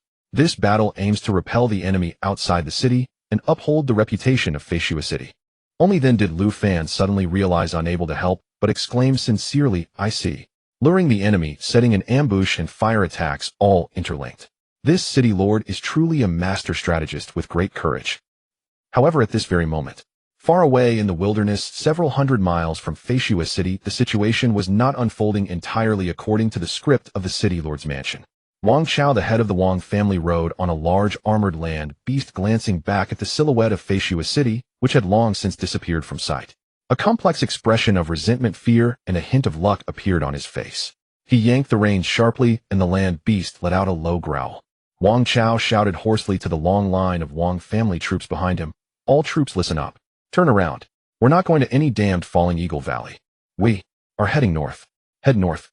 That's the direction of Tianqing City, an elder from the Wang family said uncertainly. Exactly. It's Tianqing City. A glint of ruthlessness flashed across Wang Chaos' face. Xue Fengling is clearly trying to use the ant disaster to wipe out my Wang family completely. I won't be foolish enough to seek death. If Feishua City cannot accommodate us, there will be places that can. Tianqing City has had its disputes with Feishua City. If we bring these 20,000 elites and ample resources to them, they will surely accept us. Under his strong command, the massive Wang family forces began to change direction like a betraying venomous snake winding northward, preparing to defect to their rival Tianqing City. However, they were unaware that every move they made was being watched clearly by a pair of sharp eyes hidden in the thick clouds high above. Yizhua, the head of the Yi family, unfurled a pair of azure wings formed from pure source energy, hovering in the sky. His talent was the extremely rare flight. He lowered the high-precision military telescope in his hand, revealing a smirk of anticipated mockery on his face. He whispered to a Yi family guard beside him, who also possessed flying abilities, the city lord truly has a brilliant strategy. She anticipated that Wang Chao, this fool, would not be willing to be cannon fodder. He would definitely flee at a critical moment, or even defect to the enemy city. He paused, his tone turning cold and merciless. This works too. Using these 20,000 live bait to attract the main force of the ant tide would likely yield even better results than the original bait plan, more realistic. He raised his hand and sent out a series of complex source energy light signals. Like invisible beacons, they were transmitted to the ground far below. Pass the order down to all the scout teams we send out beforehand. Execute the planned actions to guide and drive that largest ant tide. Change direction and encircle towards the route of the Wang family's defection. Yes, head. Yizhua coldly overlooked the traitorous troop heading towards their doom below. Wang Chao, that self-satisfied fool, had calculated every variable, yet fatally overlooked the single, most critical factor: Lord City Master Xue Fengling's vision and strategic acumen, far beyond the grasp of a petty self-serving schemer like him. He knew only that Tianqing City and Feishua City had long harbored mutual resentment, their tensions simmering endlessly. He could never have imagined when this unprecedented cataclysmic level Lu ant infestation erupted. Xue Fengling, a master of the ruthless maxim, let the friend die not the poor Taoist, had already laid a merciless gambit, a wolf-driven to devortager stratagem, deep in shadow. She had secretly dispatched several elite squads, each exquisitely trained in stealth and subterfuge, to steadily divert fragmented ant swarms drifting from the main tide. With meticulous precision, they redirected those branches straight toward the fringes of Tianqing City's domain. A stroke of dual advantage, easing her own burden while vexing an old rival. Why hesitate? Thus, when Wang Chao, clinging to the desperate hope of escape and survival, led his 20,000-strong Wang clan army northward, he was not marching toward salvation, but hurtling headlong into the vanguard of the very ant swarm deliberately guided there, the largest, most frenzied, and most savage host of all. A vision straight from hell itself. As far as the eye could see, the earth vanished beneath a seething, undulating carpet of dark brown chitin. An ocean of iron-jaw worker ants, death incarnate, poured forth in relentless waves. They emitted a bone-chilling rasping shshsh, like 10 million files grinding against one another. Intermingled among them, acid-etched spitter ants raised their translucent abdomens and vomited torrents of fluorescent green acid, rain-like, upon the panicked Wong soldiers. Metal armor and living flesh alike dissolved instantly in acrid white smoke. Shadow-strike hunter ants moved like phantoms, flickering through human shadows. Each black bony blade swept forth flinging arcs of warm blood and piercing shrieks. The Wong formation collapsed the moment contact was made. Ranks shattered, soldiers fought alone, then were swallowed, torn apart, erased by the endless ravenous ant sea. Wang Chao's eyes bulged with fury, watching helplessly as his life's work, the elite core of his clan, melted away like snow beneath sunlight. Familiar faces, clan elders, young warriors, contorted, vanished beneath monstrous mandibles. His heart bled, not from grief for the fallen, but from the shattering of his power base. "Lord, we cannot hold. Think of something." Quickly screamed his captain of guards, armor dented and soaked in blood, voice breaking with despair. Wang Chao snapped back to reality, his face twisting into a mask of utter ruthlessness. Cold by nature, he knew instinctively survival came first, above all else. "Follow me. Break through," he roared. A torrent of tiger bravadier primordial energy surged from within him, transforming him into a feral humanoid beast swinging his massive warblade. He carved a crimson path through the dense ant tide, heedless of his kinsmen behind him, taking only a dozen of his strongest, most merciless loyalists. Through sheer martial prowess and cold-blooded resolve to abandon all dead weight, they truly carved a sliver of life from certain annihilation, escaping the swarm's suffocating epicenter. Looking back, the 20,000-strong army had vanished entirely, replaced by a grotesque, writhing, chewing tide that blanketed the entire plain. The dozen survivors bore wounds and trembling limbs, faces etched with both relief and hollow uncertainty, survivors adrift in an unknown future. "Oh Lord, what now? What do we do?" gasped one subordinate, breath ragged voice, choked with residual terror. Wang Chao's chest heaved violently, his eyes burned with bloodshot veins and venomous hatred. Fixing his gaze upon Foresee City, he ground out each word, "Go to Tianqing City. If I do not avenge this, I am no longer Wang Chao." Yet before his vow could fully echo, high above within the clouds, golden light ignited without warning. At first, like distant stars, the lights swelled rapidly, transforming into golden arrows that split the air with shrieking force, tearing through the heavens. The arrow rain descended like divine judgment, precisely enveloping their tiny cluster. "Ambush!" Wang Chao's pupils contracted violently as he bellowed. He swung his warblade with frantic strength, thick layers of primordial energy sheathing the steel, deflecting several lethal shafts. Sparks exploded in sharp, ringing bursts. Though he held, the terrifying impact numbed his arm and churned his chi violently. His loyalists, however, exhausted, chi depleted, armor compromised, lacked his power or his reinforced armor. Thud, thud, dull wet punctures echoed, followed by short agonized cries. In a single volley, the last dozen loyalists fell like harvested wheat, slain instantly, drowning in pools of their own blood. Wang Chao lifted his head with immense effort, eyes tracing the arrow's origin. There, suspended high above, hovered a lone figure. Radiant wings of pure primordial energy unfurled behind him, blazing gold in the sun. He wore ornate armor emblazoned with the Yi clan insignia, holding a time-worn longbow shimmering with golden primordial energy. Yi Zhua, head of the Yi clan, Foresee City's second greatest powerhouse after Lord City Master Shui, Fengling, a 6th-rank Longxiang primordial warrior. Yi Zhua's gaze was glacial, surveying Wang Chao below like a trapped beast. His expression remained utterly blank, as if gazing upon a corpse already cold. Wang Chao's face drained of color, death's icy grip seized his heart. He forced a smile, ghastlier than a grimace, and croaked, "Lord Yi, I've hosted you at banquets." Yi Zhua's lips curled faintly, less a smile than the merest ripple of disdain, as though hearing the world's most tedious jest. Calmly, he drew his bowstring once more. A new arrow coalesced, denser, brighter, forged entirely of condensed light, blindingly radiant. Too much talk. FWSH. Golden light flashed, faster than sound. Wang Chao had no time even to raise a proper defense. The arrow pierced his hastily erected chi shield as effortlessly as paper, burrowing deep into his forehead with surgical precision. His plea, his fear, his hatred, all froze mid-expression. The light in his eyes dimmed, then faded. Thud. The ambitious yet profoundly foolish lord of the Wang clan crumpled heavily, raising a small cloud of dust.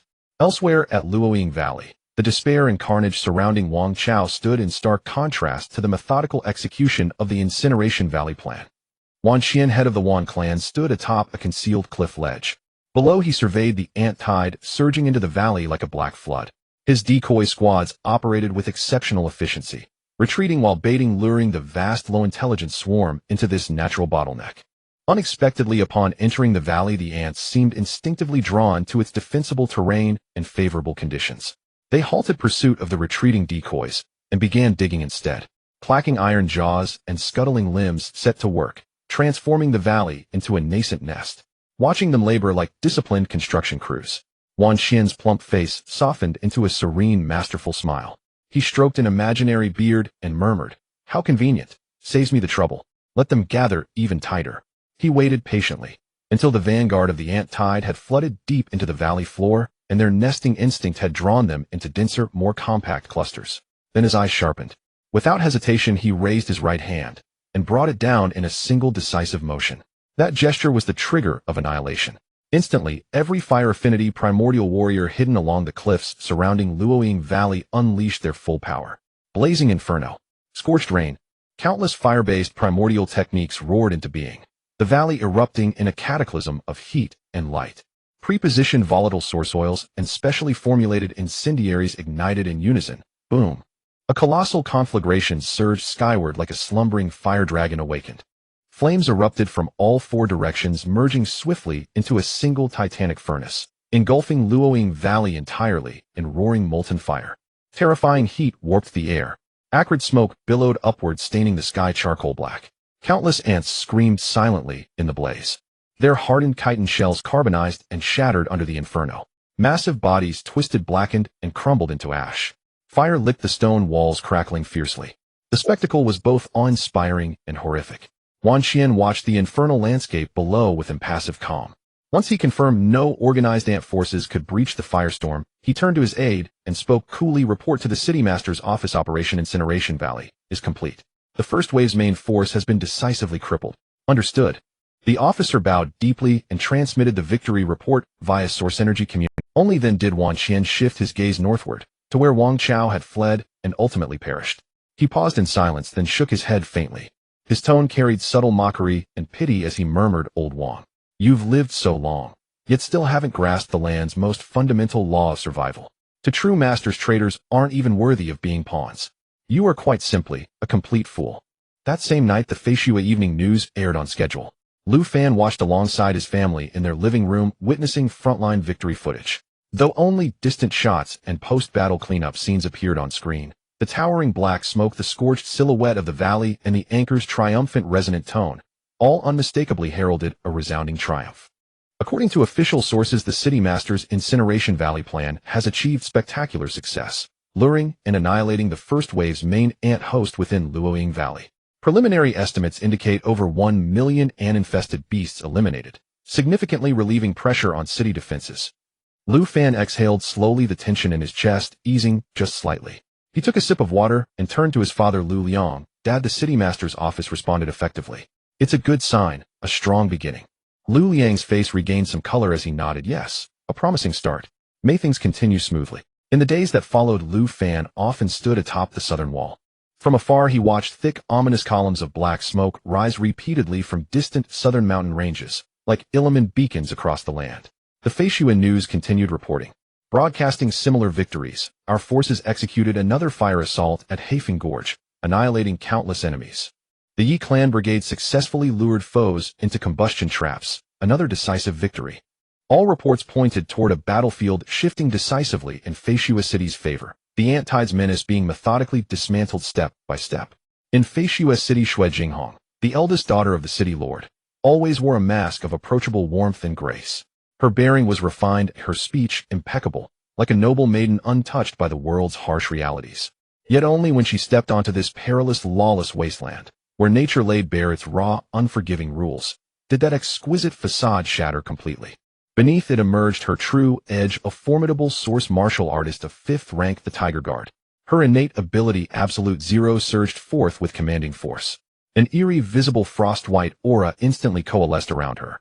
Moisture in the air beneath her feet froze at lightning speed, crystallizing into 2 translucent razor-edged blades of arcane ice. The ice blades met the ground with near-zero friction, enabling her to glide effortlessly across the rugged wasteland, swift, silent, and sovereign. Behind her trailed a fleeting trail of glittering ice crystals. Even when confronted by small swarms of ants, the grotesque ironjaw worker ants or the corrosive acid spitter ants, they could never encircle her effectively. She either wove through them with uncanny agility, or flicked her wrist releasing streaks of sub-zero breath capable of freezing blood mid-flow. Her foes were instantly transformed into frozen statues. Then, unimpeded and unyielding, she shattered their ranks and vanished into the distance, her power and mobility unmatched. Driven by that strength, Xue Jinghong pressed ever deeper, until at last she reached a high ridge mere miles from the ominous twisting rift known as the Ant Clan's Celestial Cavern. Crouching low, she raised a high-magnification military-grade telescope and peered forward with meticulous care. One glance alone tightened her sharp brows. Her expression hardened into grave solemnity. The reality before her deviated drastically from intelligence gathered prior to departure. No longer did the Shadow Strike Hunter ants guard the Dark Fissure, as earlier reports had claimed. Instead, 10 colossal fortress-like dark golden ants stood motionless, like elite royal sentinels, flanking the cavern's entrance. Their carapaces were impossibly thick, crushing despair into the soul, while their twin mandibles gleaming with lethal intent could shear through steel as if it were parchment, proof of overwhelming defense and brute force. These were the slaughter-tier ant beasts, the steel-jaw sentinel ants, mentioned in intelligence but never confirmed to be present here. 10 slaughter-tier gatekeepers. This formation. A chill crept up Xue Jinghong's spine, subtle, yet unmistakable. Then came the next sight, one that made her pupils contract violently, her breath catching mid-inhalation. Within the abyssal rift, light warped violently, and then, borne aloft by an honor guard of over 100 steel-jaw sentinel ants, emerged a colossus. It advanced slowly, oppressively from the depths of the rift itself. What manner of being was this? Its form dwarfed all known ant kind, bloated immense, a mobile mountain of flesh. Its entire body shimmered with an unnatural light-devouring violet hue. Its surface bore not rigid chitin, but a semi-transparent, pulsating biological membrane. Through it viscous fluids glowed faintly, dense with titanic coiling energy. Its head was minuscule against its vast frame, yet its compound eyes burned with cold, calculating intelligence. 2 long crown-like antennae rose from its brow, gently swaying, sensing, commanding, orchestrating all around. As if surveying and directing every living thing within its domain, the source-devouring queen ant. The matriarch herself had arrived. A wave of bone-deep cold surged from Xue Jinghong's coccyx straight to her crown. Her grip on the telescope involuntarily tightened. She had never imagined this reconnaissance mission would collide headlong with the supreme commander of the Ant Clan, on a personal campaign of conquest. The moment the source-devouring queen fully emerged from the rift and set foot upon the wasteland, an invisible vast will swept across the battlefield like a celestial tide. The chaotic, cacophonous wasteland, teeming with ceaseless motion, fell into an eerie, absolute silence. Every ant beast, regardless of species, rank, or distance, whether crawling, gnawing, or locked in combat, froze mid-motion as if time itself had paused. Then in perfect unison, millions of mandibles snapped, open wings vibrated, releasing a single piercing, soul-unified shriek. That cry coalesced into a tangible wave of sound, a storm of fervent devotion, abject submission, and royal welcome. Xue Jinghong staggered inwardly, her eardrums ringing, her spirit shaken to its core. Yet something even more chilling followed. The newly arrived source-devouring queen, seemingly aware, its tiny head tilted slightly toward Xue Jinghong's approximate hiding place, its regal antennae trembled, barely perceptible, yet utterly deliberate. In the next instant, dozens of steel-jaw sentinel ants flanking her turned as one, their emotionless compound eyes locking with terrifying precision onto the high ridge where Xue Jinghong crouched. Detected.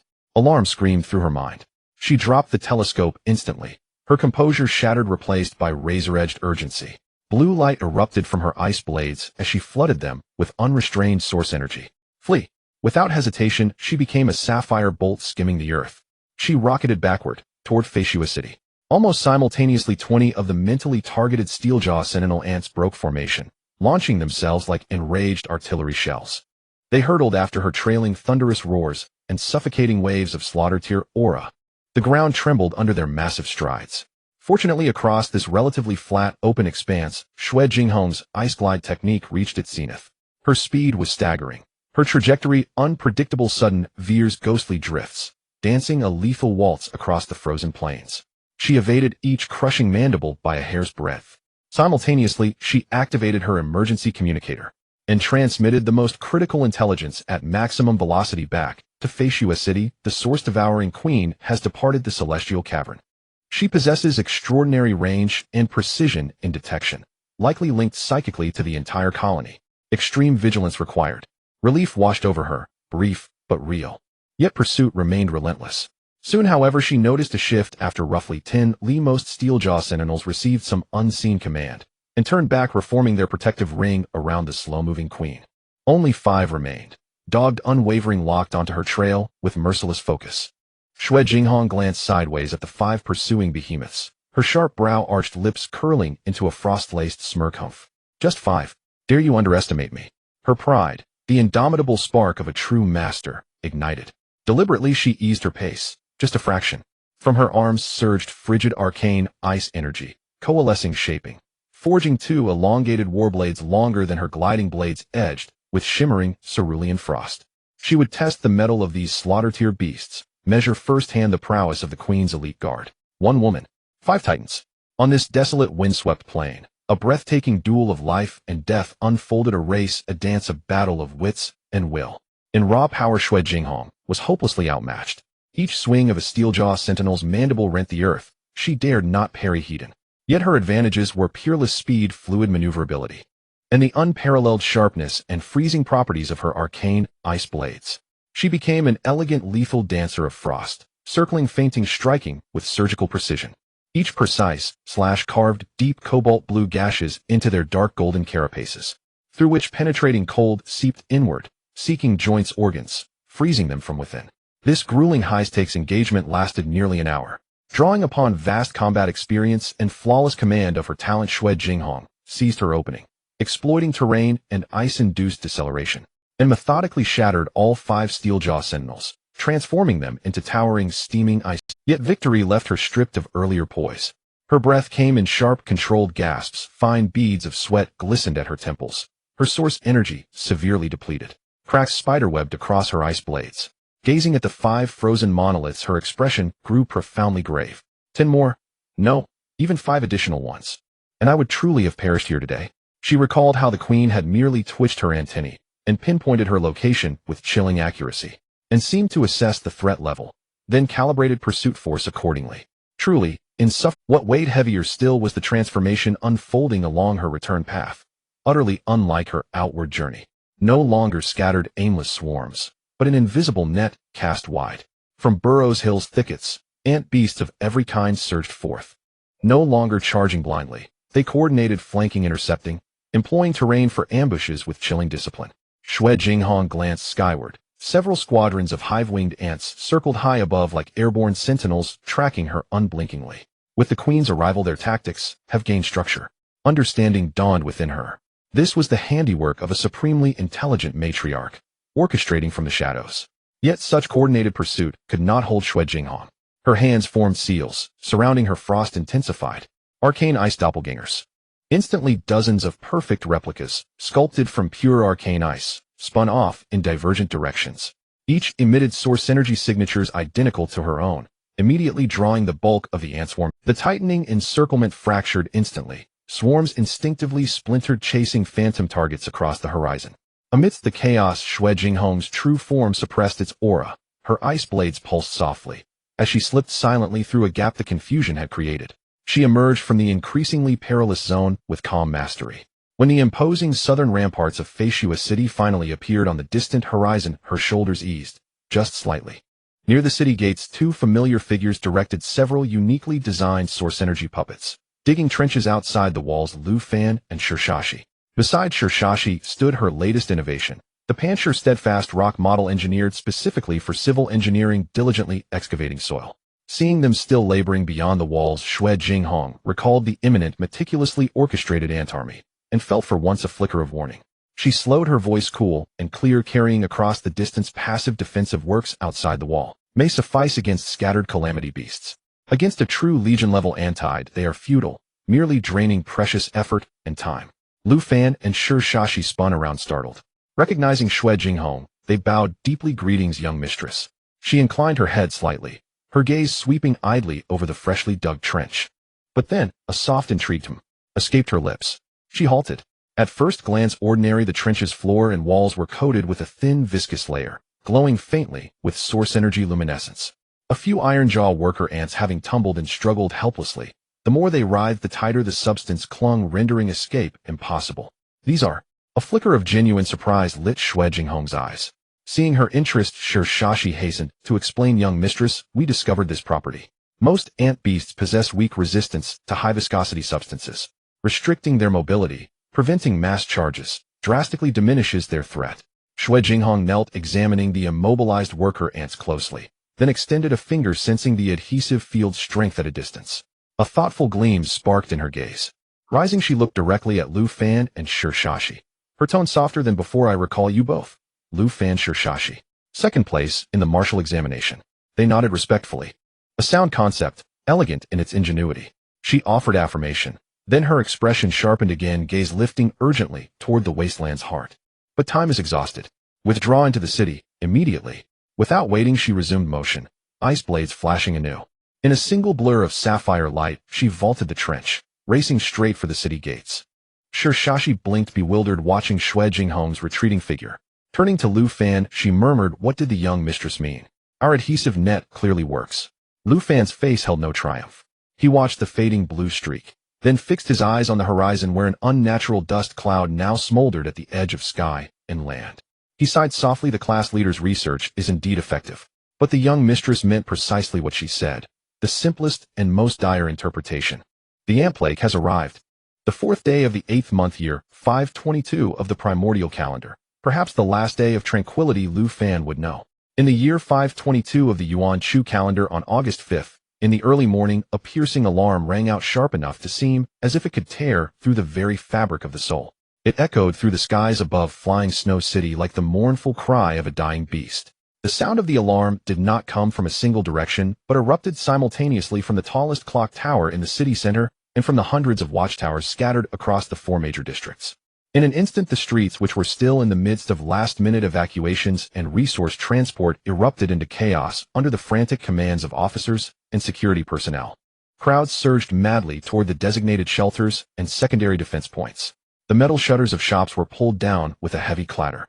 The heavy source energy crossbows hastily set up behind barricades were quickly stripped of their protective coverings, with glowing blue bolts being loaded into the firing slots. The faces of the soldiers operating them were a mix of tension and resolve. Every household had their doors and windows tightly shut, blocking any gaps with whatever heavy objects they could find.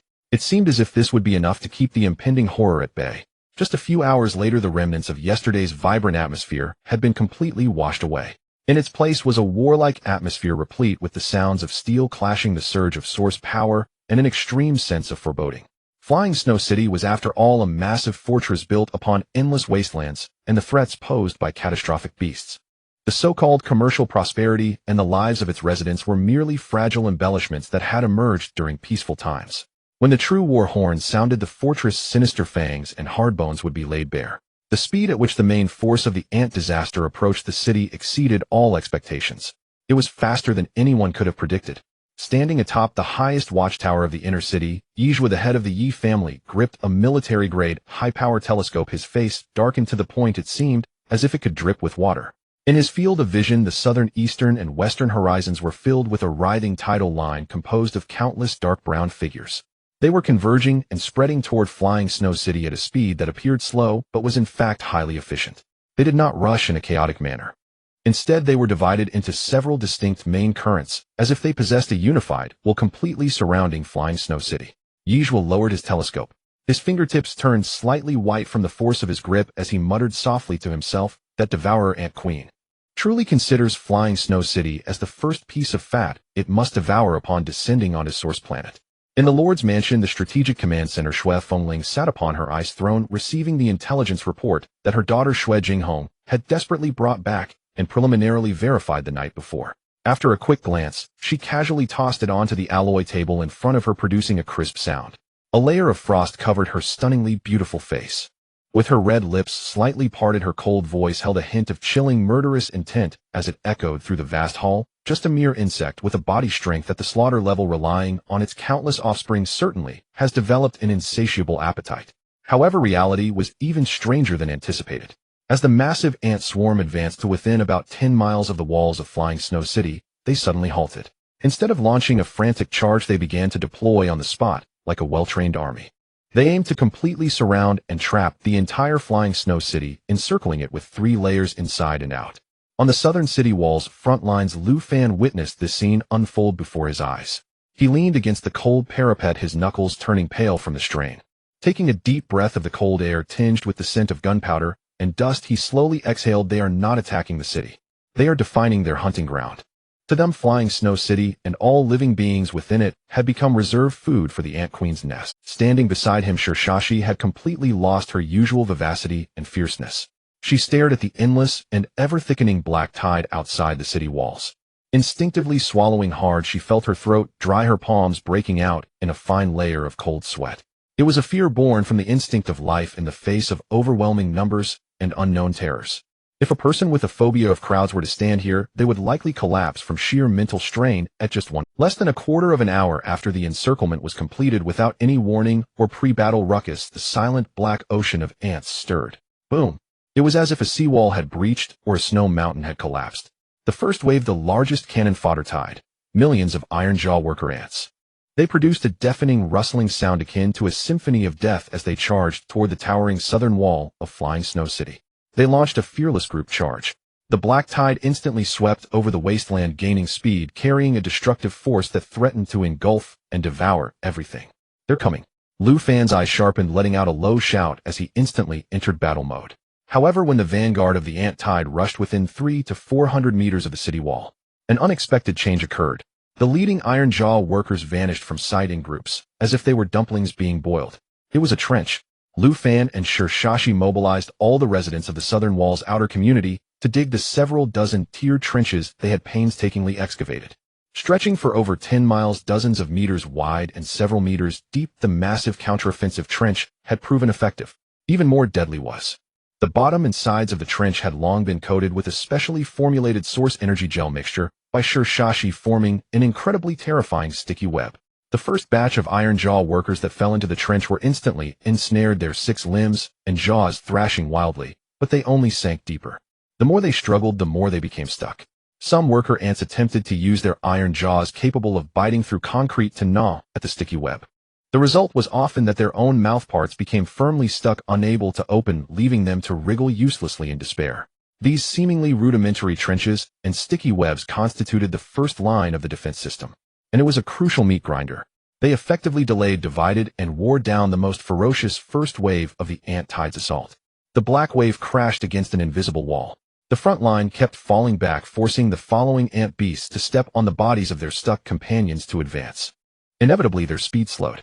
Their formation began to show signs of chaos. Well done. An old soldier guarding the parapet couldn't help but shout with a clenched fist. This precious delay bought nearly an hour of buffer time for the southern wall. During this time, the defending troops on the wall were able to adjust their deployment more calmly. Checking weapons and regaining stamina, Lu Fan looked down at the vanguard of the ant tide, now seemingly mired in a quagmire, calculating the time calmly. Turning to Shirshashi, who tightly gripped the puppet control core beside him, he said, "Squad leader, the trench is about to be filled. It's almost time." Shirshashi nodded firmly. A hint of ruthlessness flashed in her eyes.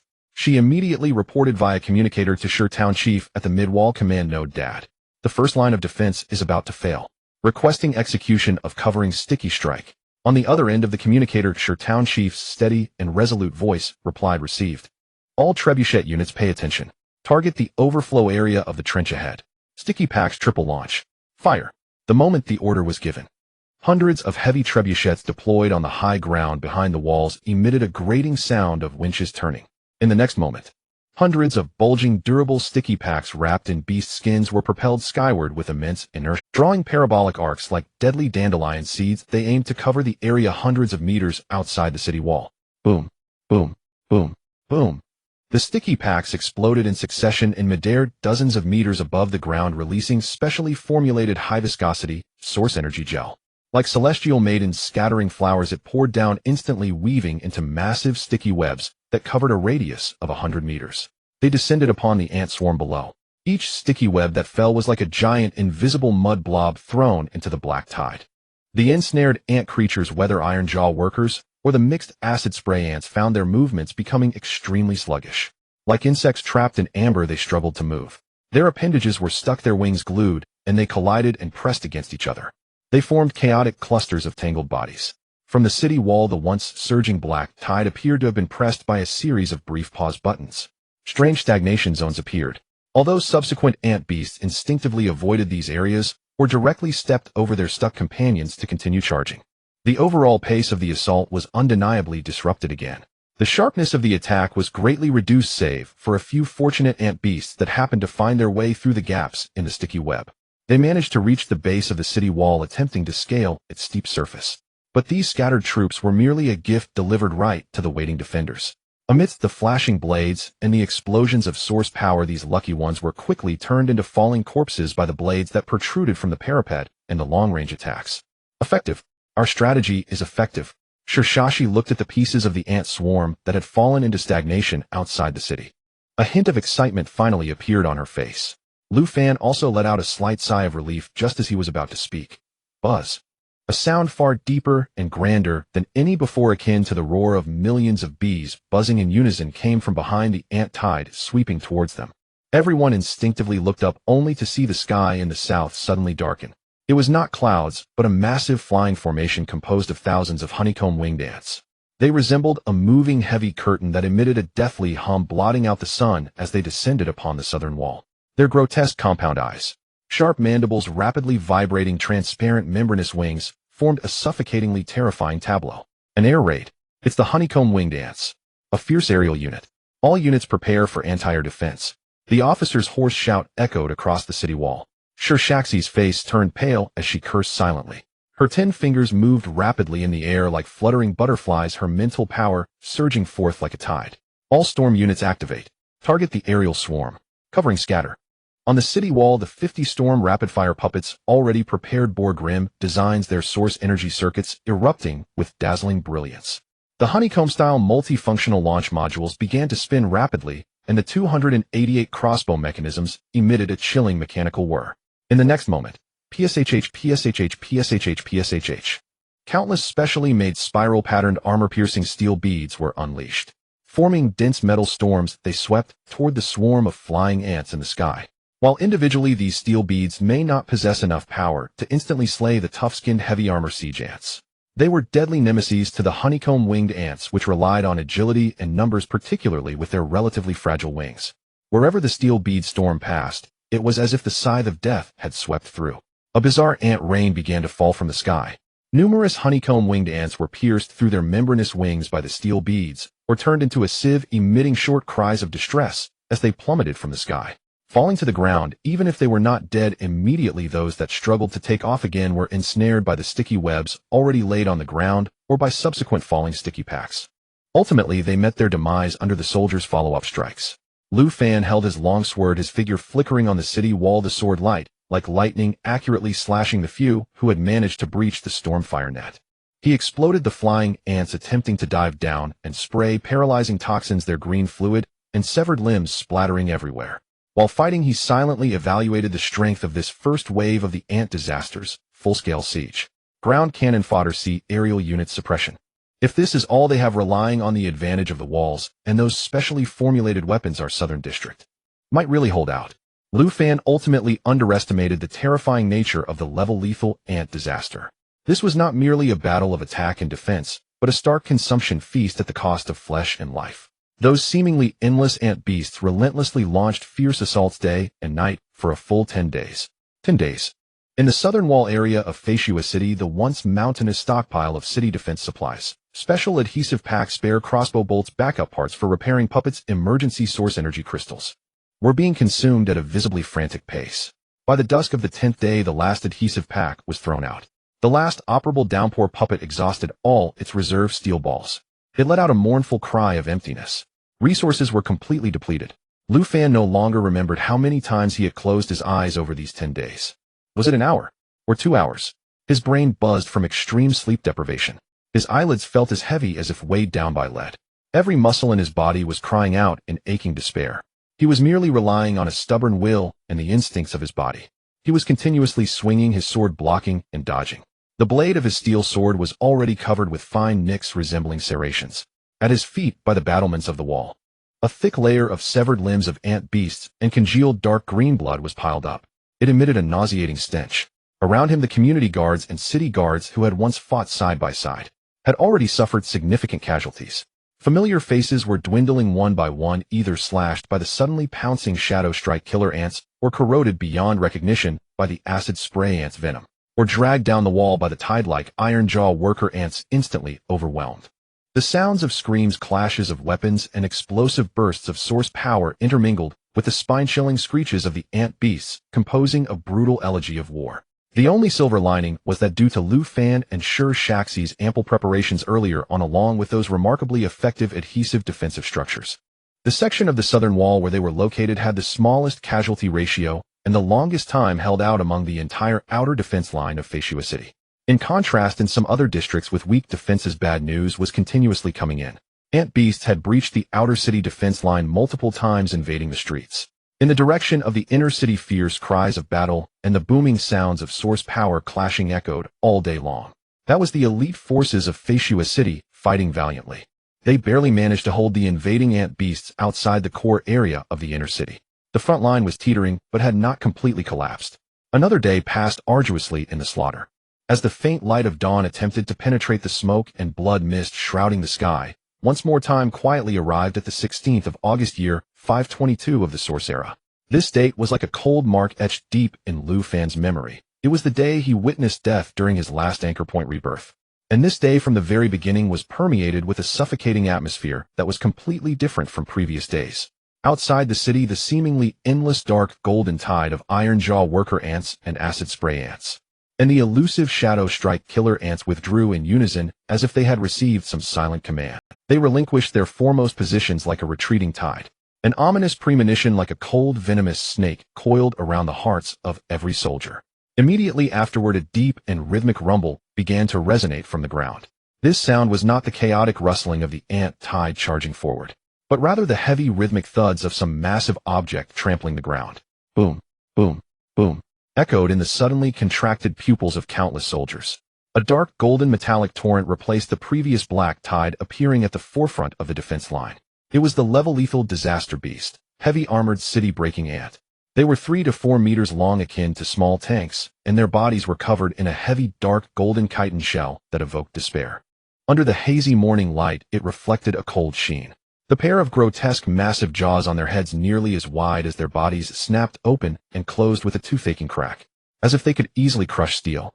They moved with a heavy and synchronized gait, like an impenetrable moving metallic wall. They launched a brutally fierce frontal charge towards the outer wall of Foresee City. Boom! The first heavy armored city-breaking ant. Like an out-of-control heavy truck, it crashed violently into the battered city wall. Debris flew, dust billowed. The entire segment of the wall trembled violently. This was just the beginning. Following closely was the second third. Thousands upon thousands of heavy armored city-breaking ants surged forward like frenzied wild bulls. They charged at the wall recklessly. They didn't even need to climb, relying solely on their terrifying weight and along with their indestructible massive jaws, they inflicted a devastating blow to the wall structure. Not good. The wall can't hold.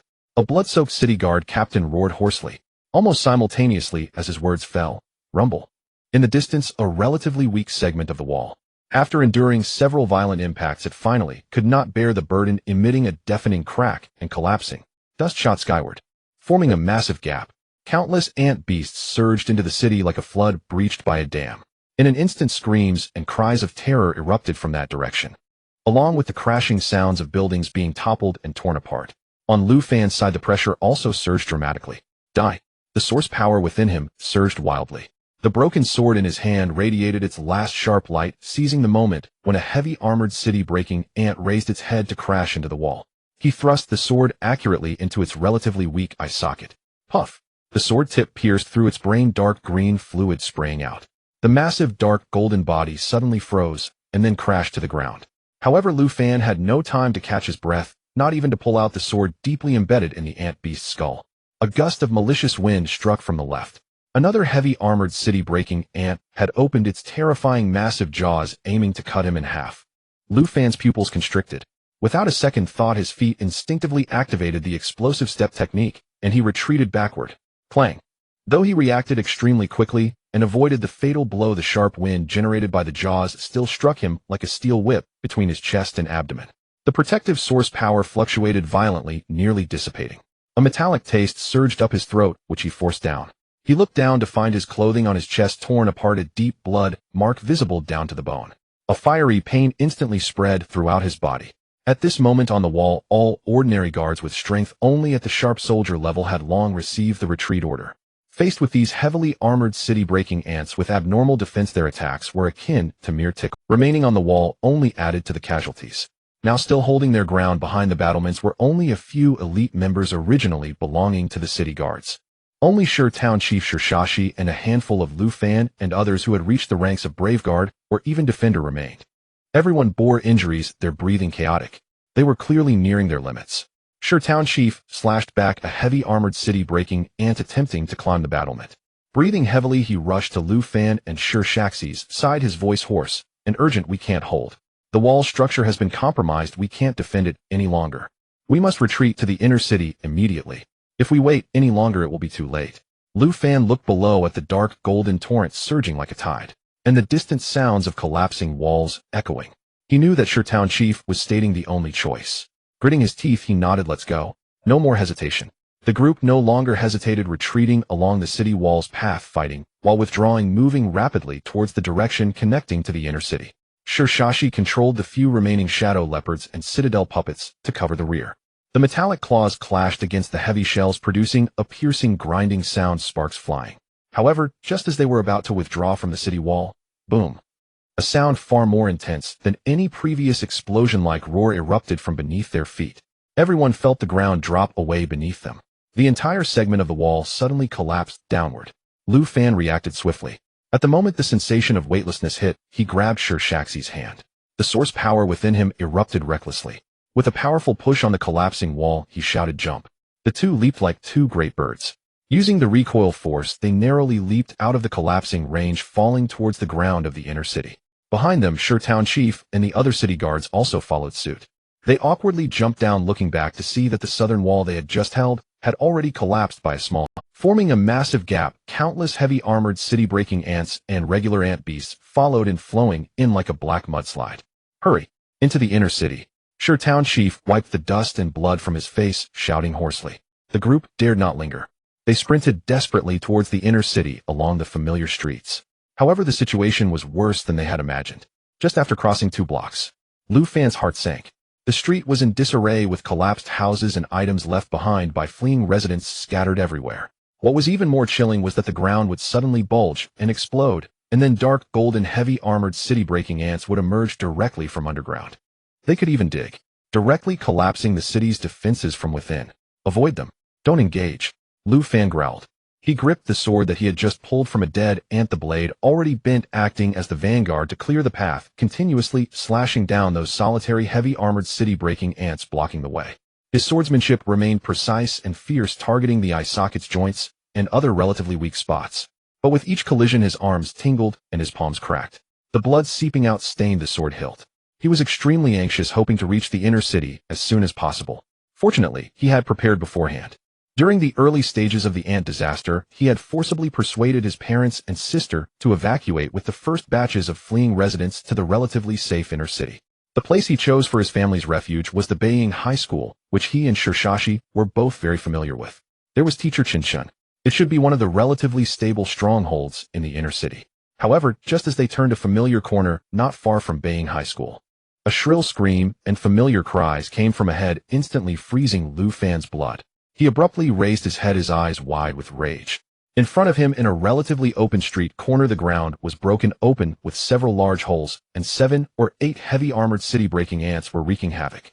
They were pursuing the scattered, fleeing residents. And not more than 50 meters away from him, he saw 3 familiar faces etched into his bones. His father Lu Liang was covered in blood, lying in a pool of blood. His left leg below the knee had completely vanished. The wound was a gruesome sight. His mother Su Wan was in tears, kneeling beside Lu Liang. She pressed her hands tightly against her husband's wound, disregarding her own exhaustion and frantically drawing on her life force. Activating her faint primary healing talent, she tried to staunch the torrential blood flow.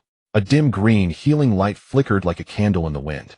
And his younger sister Lu Ting, only in her teens, and yet to awaken her source power, had a face as pale as paper. Her small frame trembled violently with fear. Yet she stubbornly held an iron sword, tremblingly standing in front of her parents, facing the dark golden giant ant over 3 meters long, which was turning to aim its fearsome jaws at them. The giant ant's crimson compound eyes reflected the girl's desperate yet brave figure. No. Lu Fan let out a roar like an injured beast. All the fatigue and pain were cast aside in that moment. The abundant source power within him burned furiously at an unprecedented speed. His feet exploded with a wave of energy, and his figure flashed like a lightning bolt tearing through space, instantly crossing dozens of meters. He leaped high, the bent sword in his hand emitted a burdensome hum from excessive source power infusion, carrying all his anger, fear, and regret. Transforming into a sharp arc of light, he slashed down towards the head of the heavy armored city-breaking ant. Die for me. Puff. A sword imbued with ultimate penetrating power and destructive intent cleaved this level-lethal disaster beast known for its defenses in half from head to tail. Dark green fluids and shattered entrails splattered like a torrential rain drenching Lu Fan. Yet he felt nothing staggering as he landed, and then abruptly turned around. Brother. Brother. Lu Ting saw her brother, who seemed like a divine weapon descending from the heavens. The feeble courage she had mustered instantly crumbled. The iron sword in her hand fell to the ground with a clang, and she became like a frightened little beast. Crying out in despair, she rushed into Lu Fan's embrace. Lu Fan tightly wrapped his arms around his sister's trembling small body, feeling her heart almost leap out of her chest. His own heart felt as if it were being tightly gripped by an invisible hand, painful enough to suffocate him. Without any hesitation, he shielded his sister behind him. With one hand, he quickly lifted his father Lu Liang, who had fallen into a semi-comatose state from excessive blood loss. He shouted hoarsely at his nearly exhausted mother Su Wan Mom. Come with me. The family, under the cover of Shir Town Chief Shir Shashi and others who fought desperately to open a passage, rushed through the last deadly street. They crashed into the relatively stable defense circle of the inner city, finally confirming they had temporarily escaped the battlefield filled with death and destruction. Finding a relatively intact building wreckage to provide temporary shelter, Lu Fan carefully laid his father down. The frantic escape and violent jolting had worsened Lu Liang's injuries. His face was pale, devoid of any blood, and his breath was so weak it was nearly imperceptible. Su Wan rushed to her husband's side, her hands glowing with faint healing green light. Tears fell like a string of broken pearls. Her voice carried a desperate sob. His life is temporarily saved, but this left leg. Lu Fan looked at his father's empty pant leg and the gruesome stump. His fists clenched tightly, nails digging into his palms. The piercing pain was nothing compared to the deep-seated regret in his heart. He hated his own carelessness. He hated his over-reliance on the damned death anchor point that offered glimpses of the future. Yes, the anchor point showed he could live for over 300 days. But that did not mean his family could safely survive this level-lethal ant disaster before that unknown death arrived. His father's severely injured and disabled left leg was the coldest and cruelest reality, like a loud slap to his face, harshly waking him from the complacent thought fostered by his rebirth ability. As the rain pours down, and with a sense of despair settling over him, Lu Fan is engulfed in endless regret and self-recrimination for failing to protect his family in the wake of his father's severe injury. Just as he nearly bit his lips until they bled, a sudden upheaval occurred. Boom, boom, boom. Around them, the debris of their temporary shelter shook violently. The ground trembled violently, as if some massive creature was burrowing frantically beneath the earth. Lu Fan's pupils constricted, a chill racing up from his feet to the crown of his head. Watch out below. He could only manage a hoarse warning. Before his words could settle, bang, bang, bang, bang, bang. 5 deafening explosions echoed in succession. The ground around them erupted violently in 5 different places. Dirt and stones shot up into the air like water from a fountain. 5 enormous armored city-destroying ants emerged, their dark golden shells radiating a fierce and menacing aura. They burst forth as if from the depths of hell. The cold, bloodthirsty gleam in their compound eyes instantly locked onto the few living beings nearby, particularly one of them targeting Su Wan, who was kneeling on the ground desperately, trying to heal her husband, completely unguarded. Less than 3 meters away, its grotesque, steel-crushing mandibles were already wide open, carrying a foul wind as they lunged towards Su Wan's frail figure. Mom! Lu Fan's eyes nearly ruptured. He let out a nearly beast-like roar as the remaining strength within him erupted recklessly. The long sword, already bent from previous battles, transformed into a piercing beam of cold light, cleaving down towards the giant ant's head with all his fury and despair. This strike was swift, ruthless, accurate. It embodied his will to surpass all limits. PSH'd. The sword's edge embedded deeply into the giant ant's head shell. Dark green fluid erupted forth. The giant ant let out a pained shriek, its mandibles momentarily stilled. However, Lu Fan's heart sank to the depths. Because despite this full-force strike that severely wounded the giant ant, it failed to deliver a swift death. Meanwhile, the other 4 armored city-destroying ants surged forth from the earth, their crimson compound eyes all synchronized, turning towards another direction, where his younger sister Lu Ting stood frozen in fear, her pale face a stark contrast to her previous cries. From massive mouths filled with fangs approached from different angles, exuding an aura that crushed everything in their path, all lunging to devour the small, helpless figure. The scent of death loomed like a cold tide, instantly drowning Lu Ting. The proximity was too close. The numbers were overwhelming. Even if Lu Fan could instantaneously kill the injured giant ant before him, there would be no time to rescue his sister on the other side. It was over. This thought slithered into Lu Fan's mind like a venomous snake. Endless regret, soaring anger, deep shame, piercing self-blame, profound helplessness, and suffocating despair. All these extreme negative emotions. Like a long-dormant volcano, they erupted in that moment, instantly shattering all his rational barriers. Why do I possess the ability to be reborn, yet still cannot protect my family? Why, despite exerting all my strength, can I only watch helplessly as tragedy unfolds? I refuse to accept this. I absolutely refuse to accept this. At that moment, when his emotions reached their peak, it felt as if his soul was about to be torn apart, deep within his consciousness. The talent orb labeled supporting character that had always been dull and lifeless suddenly erupted with an unprecedented brilliance. The radiance was so intense that it instantly illuminated his entire consciousness, even shining outward, forming an indistinct force field around him. Lu Fan felt as though his thoughts were instantly extracted from his body, accelerating at an incredible speed, then soaring upward. It was as if his soul had exited his body, rising high above flying Snow City, looking down upon the land ravaged by war and death. He clearly saw the core area of the outer wasteland. The 7th-tier champion source warrior city, Lord Shui, Fengling, surrounded by an intense cold aura capable of freezing souls. Riding a colossal ice-blue phoenix formed from pure ice source energy, she was engaged in an earth-shattering duel with the enormous source devourer, Queen, emitting terrifying mental waves. The ice phoenix's cry resonated as cold air swept across, freezing everything in its path.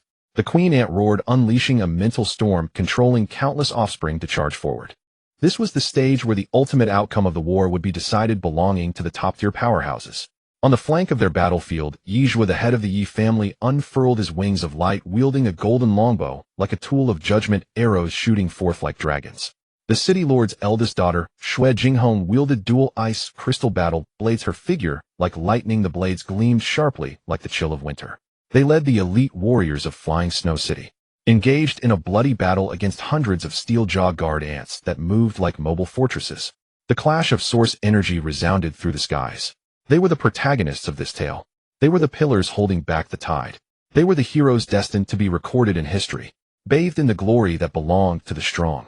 Yet the view shifted back to within the city. In the shattered streets, collapsed buildings, and roaring flames, countless civilians cried, fled, and fell in despair.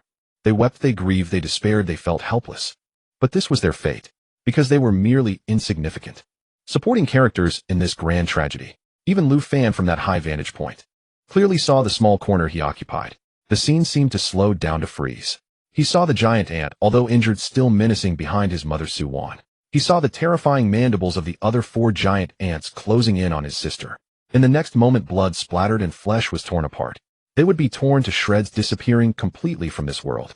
A surge of absolute unwillingness arising from the depths of his soul, transcending the boundaries of life and death.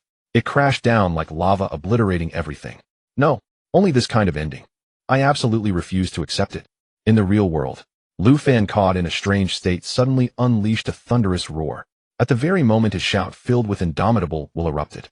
His supporting character talent, after enduring a storm of extreme emotions, finally broke free from an invisible constraint. It completed a leap in the hierarchy of life. Talent transformation. A wave of intangible, profound resonance spread from Lu Fan, instantly radiating outwards. His body, which had been on the brink of exhaustion after 10 days of continuous battle, felt as if it had been infused with an immense and pure source of life. All fatigue, all aches, all hidden injuries vanished in an instant. His physical and mental state was adjusted to an unprecedented peak. Even his trademark dark circles, formed from prolonged sleeplessness and mental strain, seemed to be wiped away by an unseen hand, disappearing without a trace. He felt as if he had been reset to his most perfect and optimal state. In stark contrast, the 5 ferocious armored city-destroying ants. Upon stepping into the mysterious force field centered around Lu Fan, their movements abruptly changed. They seemed to have fallen into an invisible thick glue. Their once swift lunging and biting motions became painfully slow and stiff, as if played in slow motion. The speed at which they lifted their mandibles slowed to half. Their steps became heavy. Even the bloodthirsty light in their crimson eyes seemed to solidify. Lu Fan felt the surging power within him alongside the comically slow state of his enemies. A wave of suppressed energy transformed into a thunderous roar. He moved. His figure was like a ghost so fast that it left a trail behind. The long sword in his hand, already bent from battles under the infusion of his mighty source energy, let out a final mournful cry as it strained under the pressure. Yet the icy gleam emanating from its edge was sharp to the utmost. Die? The sword light cascaded like a waterfall. The first strike precisely grazed the neck of the injured giant ant behind his mother, its massive head soaring into the air in disbelief. The second and third strikes, like fluttering butterflies, skimmed past the giant ant's lunging from the left and right towards his sister, slicing through their relatively weak joint connections.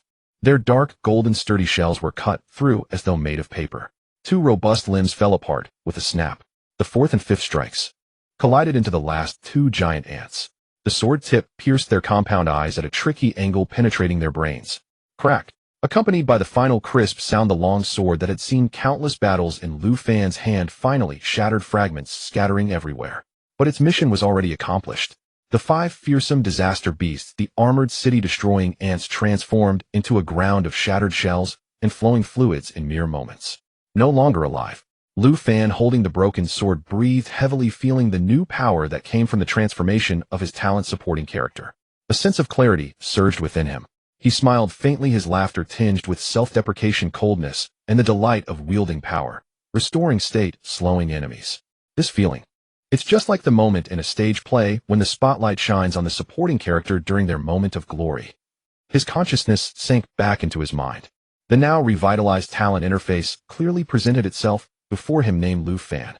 Talent supporting character transformation. Note: you are the supporting character in a rebirth. Box prompt: you can retrieve cultivation from anchor points every day. Reborn to the current state. Trait spotlight: under the spotlight, the supporting character is invincible. Upon activation, restore the entire body to its optimal state before source energy is depleted, and all enemy units within a 30-meter radius will be significantly slowed. Source weapon slight. Source energy 1167 points remaining, currently consuming 1 point per second. 1167 points of source energy. 1167 seconds. Lu Fan raised his head, his icy gaze sweeping over the surrounding scattered ants that were agitated and trying to close in due to the sudden death of their companions. This source energy was enough for him to cleanse this entire area of all the damned ants. Kill. Without any further ado, Lu Fan moved again. The broken sword in his hand remained the deadliest weapon, coupled with the absolute speed and slowing advantage provided by the spotlight force field. He was like a tiger among sheep. Where he passed, sword light flickered severed limbs and shattered arms flying everywhere. Whether it was the tough armored city-destroying ants, or the swift shadow strike-hunting ants, even the acid-spitting ants attempting to launch acidic projectiles from a distance, anyone who stepped into his 30-meter radius. Their movements immediately became slow and clumsy, like lambs awaiting slaughter. Lu Fan dispatched them one by one in the most efficient manner. In a very short time, he surprisingly managed to carve out a chilling safe zone centered around his family, all by himself. Shah Shi and Town Chief Shur also took the opportunity to gather with the remaining people, gazing at Lu Fan, who resembled a god of war, with an entirely different aura. Their eyes filled with shock and disbelief. Lu Fan, you. Shah Shi opened her mouth, but didn't know at that moment. SSSSS. Eoslo. Across the entire flying snow city, all the frenzied attacking ants and beasts, regardless of their type or level, all let out a piercing, heart-wrenching cry, filled with pain and chaos simultaneously. It was as if they had instantly lost their backbone. The originally orderly and fearless attack rhythm collapsed entirely. Some spun wildly in place. Others began indiscriminately attacking their own kind. The majority fell into a state of confusion, their offensive halted. Following that, a cold and authoritative voice, flowing like an icy spring, yet resonating clearly through every corner of the city, echoed above. Flying Snow City. The Queen Ant has been exterminated. All troops follow orders. Launch a full counterattack. Eradicate all disaster beasts within the city. It was the voice of City Lord Xue Fengling. Within her tone, there was a trace of fatigue from the fierce battle, but more so an undeniable declaration of victory and chilling intent. Long live the City Lord. Exterminate these beasts. Avenge our fallen brothers. After a brief silence, a deafening roar erupted from the direction of the inner city, brimming with morale. The most elite force of Flying Snow City, the City Lord's Guard unit, surged forth from the inner city like tigers released from their cage. Following that, all the remaining city guards, family militias, and even courageous civilian source warriors raised their voices in a counterattack. The ant horde, having lost their unified command under the queen, could no longer organize effective resistance and became a disarrayed mass. The tide of counterattacks swept through the city like a raging fire, segmenting, surrounding, and annihilating those disoriented ants and beasts. At this moment, the battle situation underwent a fundamental reversal. From urban street fighting to pushing outward, then breaking through the city and charging into the wasteland.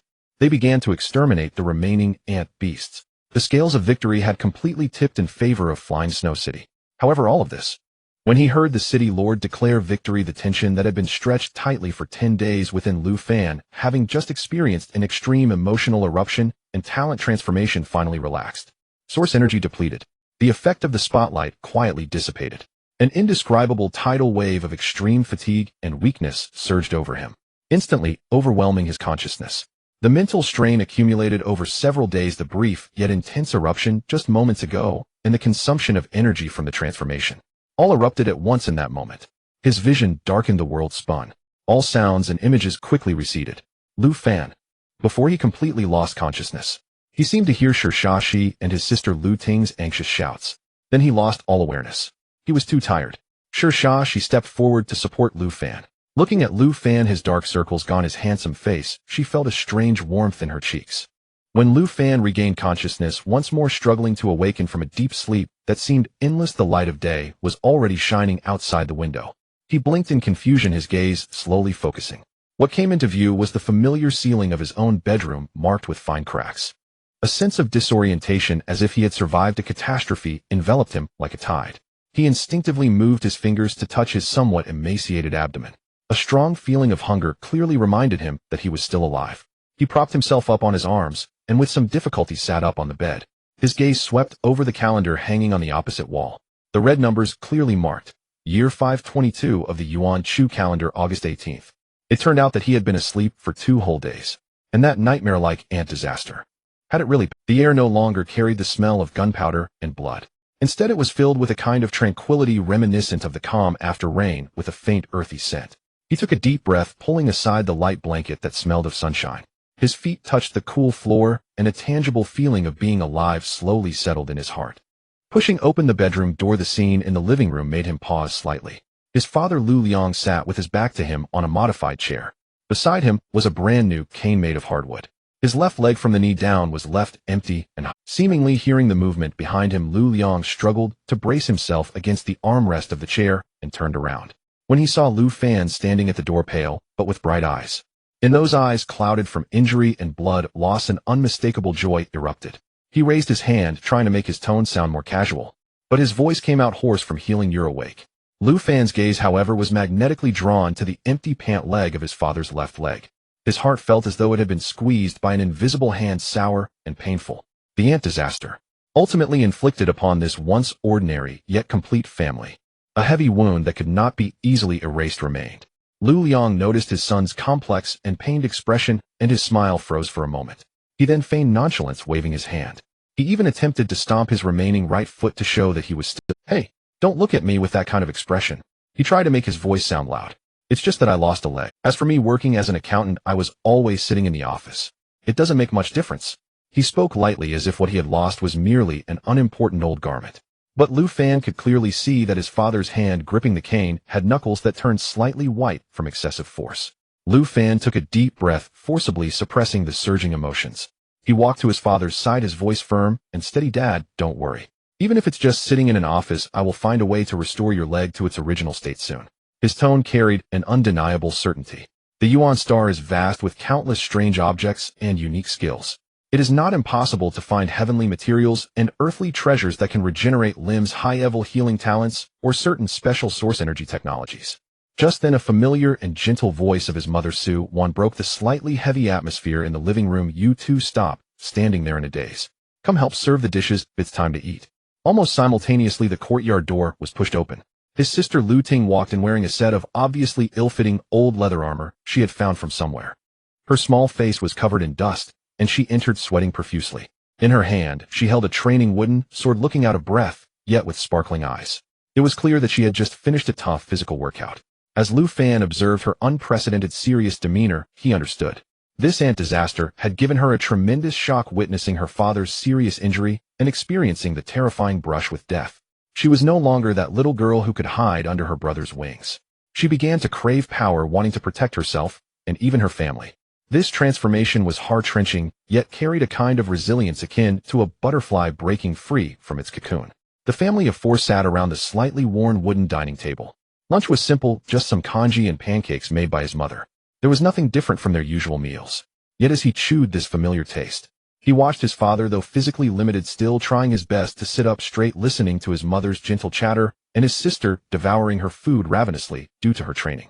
Suddenly, an indescribable pang of sorrow and warmth surged in Lu Fan's heart. In this crisis-ridden world, even such a plain, simple, and somewhat flawed meal felt so precious and hard-won. Every moment of peace was bought with blood and life. Knock, knock, knock. A light and familiar knocking sound broke the tranquility of the lunch. Suwon looked up at Lu Fan.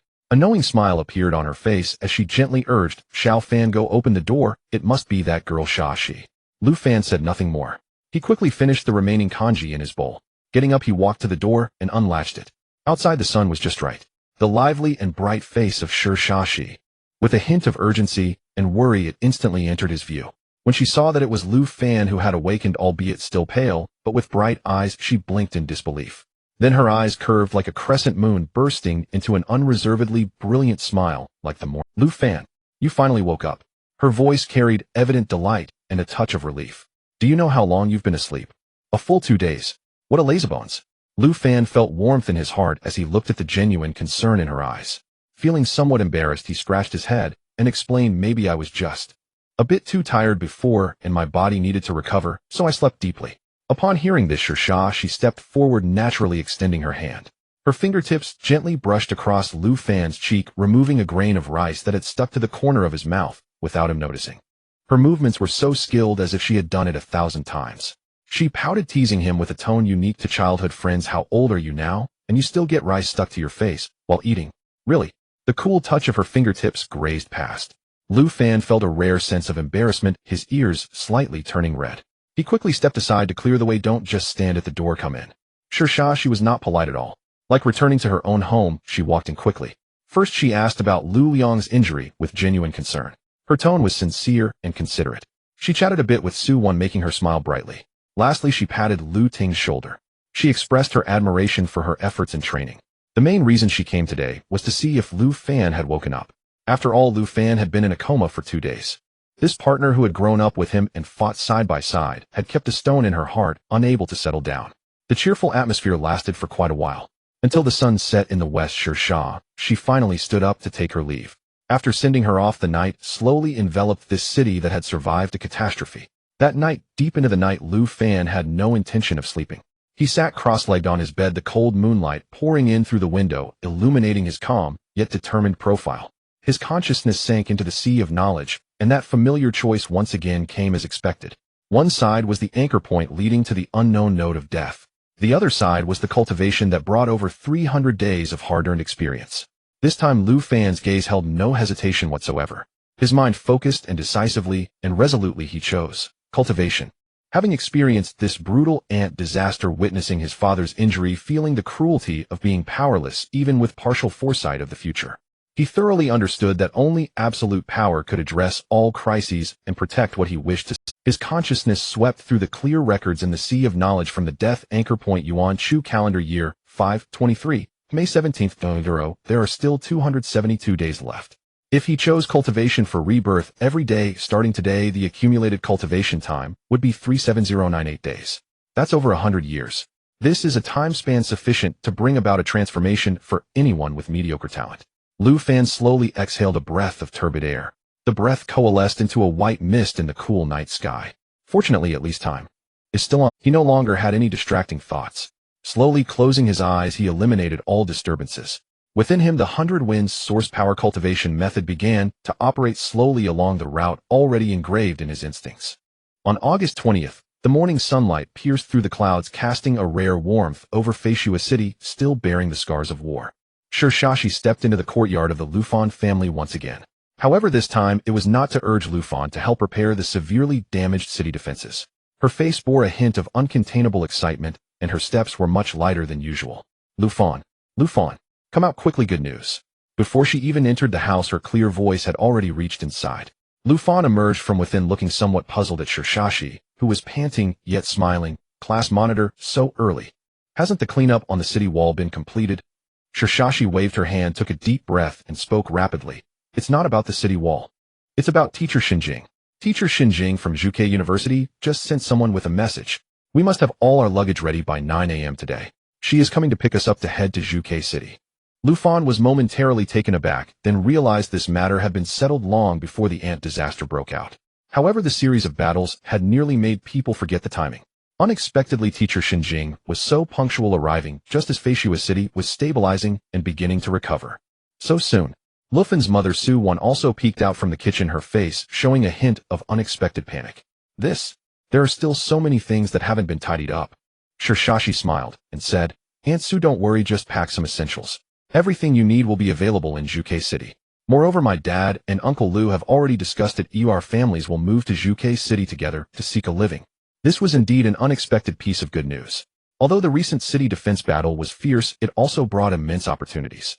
The Lu family, thanks to Lufan's bold suggestions before the war and excellent performance during it, acquired merits and rewards that when exchanged amounted to over 1 million source coins overnight.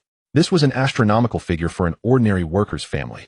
As for the Shir family, they received generous rewards from the city, lord's mansion, and various forces due to Shirshaxi's extraordinary puppet skills and city defense machinery. Their wealth had already reached the tens of millions, making them a newly emerging wealthy family, and Foresee city, migrating to the more prosperous and safer Zhuke city, was undoubtedly the best choice. After a chaotic flurry of packing, the two families laden with various luggage arrived at the central square of. At this moment, the square still bore the solemn traces of the previous martial arts examination and the subsequent wars. Yet today, everyone's gaze was irresistibly drawn to the two incredibly striking figures in the center of the square. They were two extraordinary beasts. Their appearance resembled that of a robust horse, standing an impressive height of nearly 10 feet, their fur as white as snow with no trace of any other color. What was most astonishing was that the flowing manes around their necks and their large hooves were not made of ordinary hair, but of pure, continuously burning orange-earth flames. The flames blazed fiercely without scorching their own fur, instead radiating a warm and powerful energy wave that caused the surrounding air to shimmer slightly. So cool. Lu Ting gazed up, her eyes wide with amazement, murmuring to herself. Lufan was equally shaken. It was his first time seeing such a mystical mount. Quite impressive, right? A cheerful and laughing voice came from nearby. Teacher Xinjing appeared, still donned in her sharp, white long coat. She walked over with poise, her gaze sweeping over the two magnificent Yen-Ti beasts with a hint of pride. These are the Academy's designated transportation tools, the fierce class Yen-Ti beasts. They are fast, enduring, and quite impressive, wouldn't you agree? Lufan nodded repeatedly, sincerely amazed. Indeed. I've never seen anything like it. These Yen-Ti beasts were not only striking in appearance, but more importantly, they exuded an overwhelming sense of pressure and vitality characteristic of high-level source energy creatures. They were incomparable to ordinary pack animals. Behind the two Yen-Ti beasts was a streamlined carriage made of a material neither metal nor wood, glimmering with a dull metallic luster. On both sides of the carriage, intricate carvings of the Zhuke totem adorned with flames and poised to take flight were depicted. They looked so lifelike that one could almost expect them to break free and soar into the sky at any moment. The mere appearance of this carriage exuded an aura of luxury and mystery far beyond the technological and craftsmanship levels of Foresee city. Teacher Xinjing clapped her hands to draw everyone's attention, smiling. All right, stop just staring. Lufan, Shashi, take your families to find two adjoining cabins in the carriage to settle down. Once everything is ready, you both come to the first cabin to meet me. Yes, Teacher Shun. The two replied in unison, then began to call their families to help carry the various luggage onto the carriage. Stepping onto the connecting platform of the carriage, they pushed open the seemingly heavy, yet surprisingly light door. The scene inside once again amazed Lufan. From the outside, the carriage didn't appear particularly spacious, but the interior was far larger than they had imagined. Before their eyes lay a clean and bright corridor. On both sides of the corridor were tightly closed doors, each engraved with simple soundproofing runes. The doors were numbered, each leading to an independent cabin. Teacher Xinjing had mentioned before that this carriage had a total of only 10 cabins. The Lu family and the Shi family each chose an adjoining cabin to settle in. The interior space of the cabin was not particularly spacious, but it was arranged very delicately and comfortably. The soft seating could be adjusted into simple beds. There were small tables and even independent source energy screens that could display the external scenery along with miniature magic arrays that maintained fresh air and constant temperature. Every detail showcased the depth and luxury of Zhuke University. After settling their families, Lufan and Shi Shashi exchanged glances. Following teacher Xinjing's instructions, they walked toward the first cabin located at the very front of the carriage. They opened the cabin door, which seemed to be slightly larger than their family cabin. At that moment, there were already 3 people seated inside the cabin. The eldest daughter of the city lord's mansion, Xue Jinghong, was lazily reclining on the soft seat, playfully teasing her emotionless younger sister, Xue Luing. Xue Luing seemed quite uncomfortable with such intimacy, slightly turning her head to dodge at her eyes, revealing a hint of helplessness. Meanwhile, across from them, Yishan sat upright, his gaze fixed and serious, as if he were intently studying the patterns on the table before him. But Lufan keenly noticed. This guy's gaze would invariably dart toward Xue Jinghong's direction, extremely quick and uncontrollable, although it was always withdrawn in an instant. Yet those fleeting glances could not escape Lufan's perceptive eyes. Lufan couldn't help but chuckle inwardly. This guy's intentions are too obvious. Xue Jinghong clearly noticed their arrival. She immediately ceased her teasing of her sister and raised her stunningly beautiful face. Her expression instantly shifted to an impeccable, highly approachable smile, her voice chiming as she greeted. "Oh, isn't this our Foresee City's martial arts examination runner-up Lufan and Shashi? Please come in." Her gaze swept over Lufan and Shi Shashi, her tone unabashedly filled with admiration. "Your lively performances have already spread throughout the city. Not only did you provide early warnings and prepare for battle, but you also set up so many clever city defense mechanisms, turning your community into the area with the lowest casualty rate and the longest defense time. Truly remarkable, truly remarkable." Lufan met Xue Jinghong's seemingly warm gaze, yet his heart remained clear. He had already experienced this young lad's acting skills atop the city wall. He nodded slightly, his tone calm and appropriately humble. "The young lady overpraises me. Under the circumstances, there can be no complete eggs under an overturned nest. At that time, we merely acted out of desperation to survive. I cannot accept such flattery." Xue Jinghong, upon hearing this, did not feel dismissed. Instead, it seemed to pique her interest even more. She stood up, elegantly walking toward Lufan close enough to feel each other's breath. She slightly tilted her head, scrutinizing Lufan from top to bottom, her light red eyes shimmering with inquisitive light. Her red lips curled into a teasing arc. "Little fan, you are being too modest." Her voice dropped a bit, carrying a meaning only the two could understand. "In terms of individual combat strength among your peers in Foresee City, there is likely no one who can outmatch you, right?" Lufan felt a chill in his heart, knowing that the other party was well informed. He raised his eyes, meeting Xue Jinghong's gaze, which was mere inches away. Those eyes were beautiful, resembling the purest rubies. However, the emotions contained within were far from the warmth suggested by her smile. Instead, they resembled a collector who had discovered a new and intriguing toy filled with scrutiny, curiosity, and a hint of interest. Lufan calmly stepped back half a pace, avoiding that oppressive gaze. He replied lightly, "Just lucky." He then walked to an empty seat nearby and sat down without saying more. Shi Shashi also stepped forward, properly bowing to Xue Jinghong and Xue Luing. She then quietly took a seat beside Lufan. The atmosphere in the cabin became somewhat delicate for a moment. Xue Jinghong observed Lufan's seemingly indifferent demeanor. She was not annoyed, smiling as she returned to sit beside her sister. Xue Luing, on the other hand, shot Lufan a couple of glances, appearing somewhat unconvinced by her sister Xue Jinghong's praise. In less than 2 minutes, the cabin door was pushed open once more. Teacher Xinjing strode in, and upon seeing her, everyone quickly stood up. Xinjing casually waved her hand, signaling everyone to not stand on ceremony. Her gaze swept over the group, nodding in satisfaction. Everyone is here, so we should be setting off." As soon as she finished speaking, without needing any further instructions, the low, powerful neigh of the Yen-Ti beasts echoed from outside the carriage. Immediately afterward, a faint but distinct sensation of being pushed backward was felt. The carriage began to move smoothly. Lufan initially thought that with the Yen-Ti beast's terrifying speed and size, pulling the carriage would undoubtedly be very bumpy. However, unexpectedly, the interior of the carriage was exceptionally stable, with hardly any shaking at all. Only the rapidly retreating scenery outside reminded them. At that moment, they were astonishingly speeding away from Foresee City. Evidently, this carriage itself also contained highly advanced shock-absorbing and balancing technology. Beside him, Shi Shashi could no longer hold back her curiosity, brought on by her Luban talent.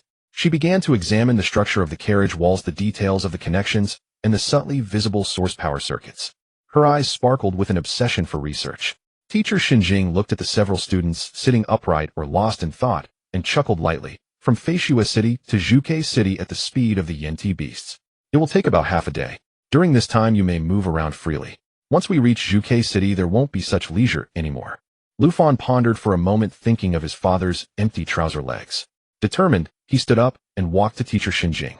With a respectful attitude he asked, "Teacher Shun, I have a question. Is there a method in Zhuke City that can allow one to regrow severed limbs?" Xinjing the teacher was no ordinary figure.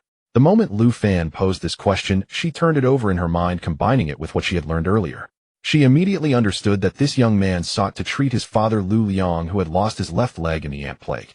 Her heroic brows twitched slightly, and a flicker of barely perceptible appreciation gleamed in her eyes. She held no disdain for a child who displayed filial piety and a sense of responsibility. Especially on this source star where the weak were prey to the strong familial bonds, sometimes shown more precious than power. "Yes, there is naturally," Teacher Xinjing replied with crisp decisiveness. Her clear voice echoed within the private room, drawing everyone's attention. Upon hearing this, a spark of hopeful brilliance burst forth in Lu Fan's eyes. "Really? Could the teacher recommend a reliable place? As far as I know, in the Vermilion Birdmane City, any large hospital or medical establishment with healing-type powerhouses that has a name to speak of is essentially capable of limb regeneration." She shifted her tone slightly, extending a slender finger from her right hand and waving it before Lu Fan. "However, among them the one with the best reputation and the most affordable is the Spring Return Pavilion. Therefore, reattaching a severed limb like your father's, the basic cost is roughly this number." Lu Fan stared at that finger, his heart pounding. With a glimmer of hope, he ventured tentatively 1 million. He thought of the million assets his family had just acquired still warm in their hands. However, Teacher Xinjing gently shook her head. Her crimson lips parted, and she uttered a number that plunged Lu Fan into an icy abyss: 10 million source coins. Those few light words struck his heart like a heavy hammer, causing his blood to freeze for an instant. "And this is merely the cost of the most basic reattachment surgery." Teacher Xinjing's voice remained calm, yet carried an irrefutable authority. "It does not include subsequent bone growth stimulation, nerve reconnection, muscle vitality restoration, and most importantly, the reconstruction of source power pathways and potential activation, along with a series of rehabilitation programs." She looked at Lu Fan's suddenly pale face and added the final sentence, completely severing all his remaining hopes: "If you wish to achieve a complete cure with no aftereffects, and even restore the severed limb to its original state without affecting future source power cultivation, then the total cost will not be less than 15 million source coins." 15 million. Lu Fan stood frozen, his mind a blank. He had guessed that the cost of treating a severed limb would be exorbitant. After all, it involved the restoration of life's essence far beyond ordinary injuries. But he had never imagined it would be so astronomically and despairingly expensive. 15 million source coins. It was a staggering figure, enough to purchase an entire street of properties within the inner city of Flying Snow City. Watching his crestfallen expression, Teacher Xinjing softened her tone slightly, adding a hint of caution. "Moreover, for an injury like your father's, there exists an optimal golden window for treatment. If treatment and initial recovery are completed within 3 months of the injury, the results are best with virtually no lingering issues. The longer it is delayed, the more difficult and costly the treatment becomes, and the results may be compromised." Lu Fan took a deep breath of the cold air. Forcing down the tumultuous emotions within him, he bowed slightly to Teacher Xinjing in a respectful gesture. His voice was dry. "Student understands. Thank you for informing me, teacher." He slowly returned to his seat, his back appearing stiff. The total assets of the at best barely exceeded 1 million source coins. In Flying Snow City, this was already a substantial fortune. Yet faced with the astronomical sum of 15 million, this amount was less than a drop in the bucket. The shortfall was a staggering 14 million. A heavy sense of powerlessness enveloped him. It seemed that no matter which world he was in, one could never escape the most realistic and chilling word: money. Shirshashi, sitting beside him, keenly sensed his dejection. She secretly reached out, poking Lu Fan's arm, and leaned close to his ear, whispering urgently, so only the two of them could hear, "Xiao Fan, don't worry. I have 5 million in private savings. It's what I've saved over the years for my puppet research. I can lend it to you first. If that's not enough, I'll find a way to ask my dad for more." The girl's voice was filled with unguarded concern and sincerity. A wave of warmth surged through Lu Fan's heart like a hot current pouring into ice. His nose tingled with emotion. He knew that this 5 million was undoubtedly all of Shirshashi's savings, a crucial foundation for her Luban talent. "Monitor, thank you." Truly. But this is your research fund, it cannot be touched. Besides, it's still far from enough. Let's see how things stand when we reach the Vermilion Bird main city. Across from them, Xue Jinghong observed the entire scene. A hint of amusement flickered in her pale red eyes, followed by a radiant smile, like the first thaw of snow. With a captivating charm, she spoke up, "Classmate Lu Fan, it seems you've encountered a small financial difficulty." Her jade-like fingers idly twirled a strand of hair resting on her shoulder. Her tone was as light as discussing the whether 15 million source coins might be an astronomical figure for you. But to me it's merely pocket money, I can use it well. Her gaze carried a condescending scrutiny and an intent to recruit. I greatly admire your potential. If you are willing to follow my lead and obey my arrangements after entering Vermilion Bird University, then I don't mind temporarily lending you this sum. I might even consider reducing part of it. A sly fox-like and enchanting smile graced her face as she awaited Lu Fan's response. Lu Fan raised his head, meeting Xue Jinghong's calculating and intrigued gaze. His expression remained calm and unruffled. He gave a slight nod, his tone neither servile nor arrogant. "Thank you for your recognition and favor, miss." Yet regarding words like allegiance or following your lead, he did not utter a single syllable, nor did he show even a flicker of hesitation. Xue Jinghong, seeing his impervious demeanor, was not angered, but instead grew more intrigued. She admired those with pride. Especially such a toy, with strength, potential, and a spirit that was not easily controlled. Just as the atmosphere in the private room grew tense and stagnant, due to the astronomical treatment cost and Xue Jinghong's recruitment. "Hi." From the front of the carriage, the two flame-hoofed beasts pulling the vehicle suddenly let out high-pitched, urgent neighs. The cries were filled with vigilance and warning. Teacher Xinjing and Xue Jinghong, who had been lounging lazily in their seats, both changed expressions simultaneously. Both were source warriors of the Tiger Guard rank, having entered the heroic realm. Their perception far exceeded ordinary people, instantly capturing the danger signal in the beast's neighs. Teacher Xinjing rose abruptly. Her movements were swift as lightning. From somewhere she produced a pair of fiery red gloves blazing like flames and donned them deftly. Her gaze sharpened into that of an eagle, and a chilling aura of slaughter emanated from her. "Jinghong, stay in the carriage and protect them. I'll go out and see what's happening." Teacher Xinjing spoke rapidly, her tone brooking no argument. Xue Jinghong hesitated for a moment. Knowing this was not the time for dispute, she nodded in agreement. "Be careful, Teacher Shen." A faint chill began to emanate from her as well. Clearly she was already prepared for battle at any moment. Meanwhile, Lu Fan had already rushed to the window, his gaze fixed intently on the rapidly passing wilderness outside. There on the wasteland to the side and rear of the carriage, dozens of figures in uniform black robes and strange bird-beak masks had appeared out of nowhere. They rode pitch-black, tull-legged, thick-hind-limbed, bipedal land dragons that moved with astonishing speed, relentlessly pursuing their carriage like clinging parasites. The aura emanating from those black-robed figures was cold and chaotic, exuding undisguised malice. Xue Luiying, who had been sitting quietly beside her sister, looked at the uninvited guests outside the window, a flicker of confusion in her clear, cold eyes. She asked softly, "Sister, who are these people?" Xue Jinghong stepped forward, habitually extending her slender jade fingers to gently pinch her sister's. Her tone carried a hint of teasing, yet was laced with icy, killing intent. "My foolish sister, in this lawless wilderness, any presence that approaches with malice, we usually have only one name for them: enemies." Xue Luiying's expression darkened, and she slapped away her sister's mischievous hand, retorting irritably, "Of course I know that. I mean, why are they attacking us? We're riding in a carriage of Vermilion Bird University." Xue Jinghong's gaze shifted to the window. Watching Teacher Xinjing leap out of the carriage like a fiery meteor, her hands ablaze with raging flames, as she actively engaged the group of black-robed figures. Her figure weaved among the enemies, her movements graceful as a dance, yet carrying the devastating power of a thunderbolt. Wherever her fists and feet passed, flames exploded. The black-robed men on their land dragons fell like harvested wheat, screaming as they were set ablaze, turning into moving torches. "Why?" Xue Jinghong let out a scornful laugh, watching Teacher Xinjing crush the attackers like a tiger among sheep. Her tone was indifferent. "The reasons don't matter. After all, they'll soon be nothing but corpses." Lu Fan paid no heed to the sisters' conversation. His entire being was focused through the window, locked onto Teacher Xinjing's combat movements. Even though his strength had greatly increased, and he considered himself far superior to ordinary guardian rank warriors, even confident enough to contend with those newly entering the ranger rank thanks to his evolved supporting role talent. At this moment, witnessing a Tiger Guard level powerhouse like Teacher Xinjing in action, he truly understood the vast despairing chasm between realms. Every move Teacher Xinjing made seemed simple and direct, without much flourish, yet it was so fast it exceeded the limits of his dynamic vision. Her power was condensed to the utmost. The wild flames in her hands were like docile pets striking wherever she willed, unleashing a terrifying might that could incinerate everything. Lu Fan silently simulated in his mind, ultimately reaching a conclusion that made cold sweat trickle down his back. Even if he fully unleashed the spotlight trait, he would probably be unable to withstand a casual punch from Teacher Xinjing. Was this the strength of the heroic realm, the 5th-rank Tiger Guard? The battle ended swiftly. In less than 3 minutes, the black-robed attackers outside the window along with their mounts had all turned into charred remains scattered across the wilderness.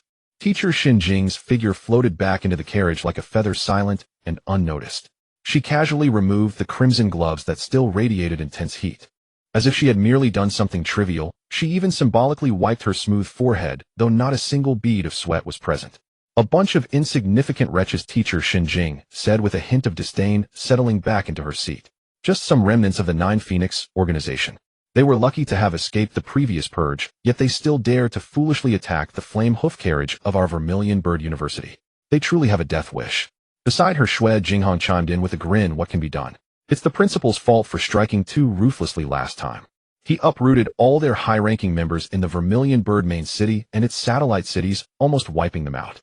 They harbor a deep hatred for our university and seize every chance to bite back. It's only natural." The Nine Phoenix organization. The principal personally led a purge of their high-ranking members. Lu Fan silently committed these key words to memory, his gaze sharpening. It seemed the waters of the Vermilion Bird main city ran far deeper than those of Flying Snow City. Amidst the heavy atmosphere filled with exorbitant medical fees, the tension of the wildland attacks, and the enigmatic allure of Xue Jinghong's mysterious invitation, the carriage pulled by the Yenti beast, carrying Lu Fan and his companions, arrived at the destination of their journey, the vast area where the Zhuke main city is located. As Lu Fan looked through the window of the carriage, for the first time casting his gaze upon that legendary land, even with his resilience sharpened far beyond his peers through life and death experiences, he could not help but be deeply shocked by the sight before him.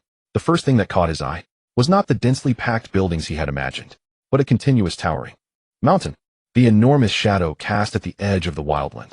The walls appeared in a dark, grayish hue, weathered by countless years. Countless complex and mysterious runes faintly glimmered in the sunlight. "Wow, what a tall mountain." She leaned against the window, looking up with her little face, murmuring to herself, her eyes filled with the creator's fascination and awe. Seated in front, Teacher Xinjing heard her murmurs. Turning around, with a tone of calm indifference, she explained, "That is not a mountain. That is just the outer defense wall of Zhuke main city. What do you think? Isn't it impressive?" "Just." Lu Fan felt a dryness in his throat. This magnificent wall, far exceeding the scale of Feishiwa City, was merely an outer wall. The Yenti beast moved swiftly, pulling the carriage closer. The closer they got, the more he could sense the overwhelming pressure emanating from that wall. Underneath it, one felt as small as an ant. Soon the carriage passed through a grand city gate towering several dozen zhang high, seemingly built for giants. At the moment of crossing through the light curtain of the city gate, Lu Fan felt a slight ripple in his source power, as if passing through an invisible membrane. The next moment, the scene before him opened up, as if stepping into an entirely different world. Outside the carriage window, no longer was it the desolation and silence of the wildland. What came into view was an endless expanse of fertile fields crisscrossing paths. Golden crops gleamed with the sheen of harvest under the sunlight. Neatly planned towns and villages of various sizes, scattered like pearls across this vast plain. The rising smoke from kitchens filled the air with a sense of life. What moved Lu Fan's heart even more were the people he saw working in the fields and walking along the roads. On their faces, there was none of the constant anxiety and tension faced by the residents of Feishiwa City who lived under the threat of disaster beasts. In its place was a profound sense of peace, abundance, and certainty about the future. Children chased and played by the field edges.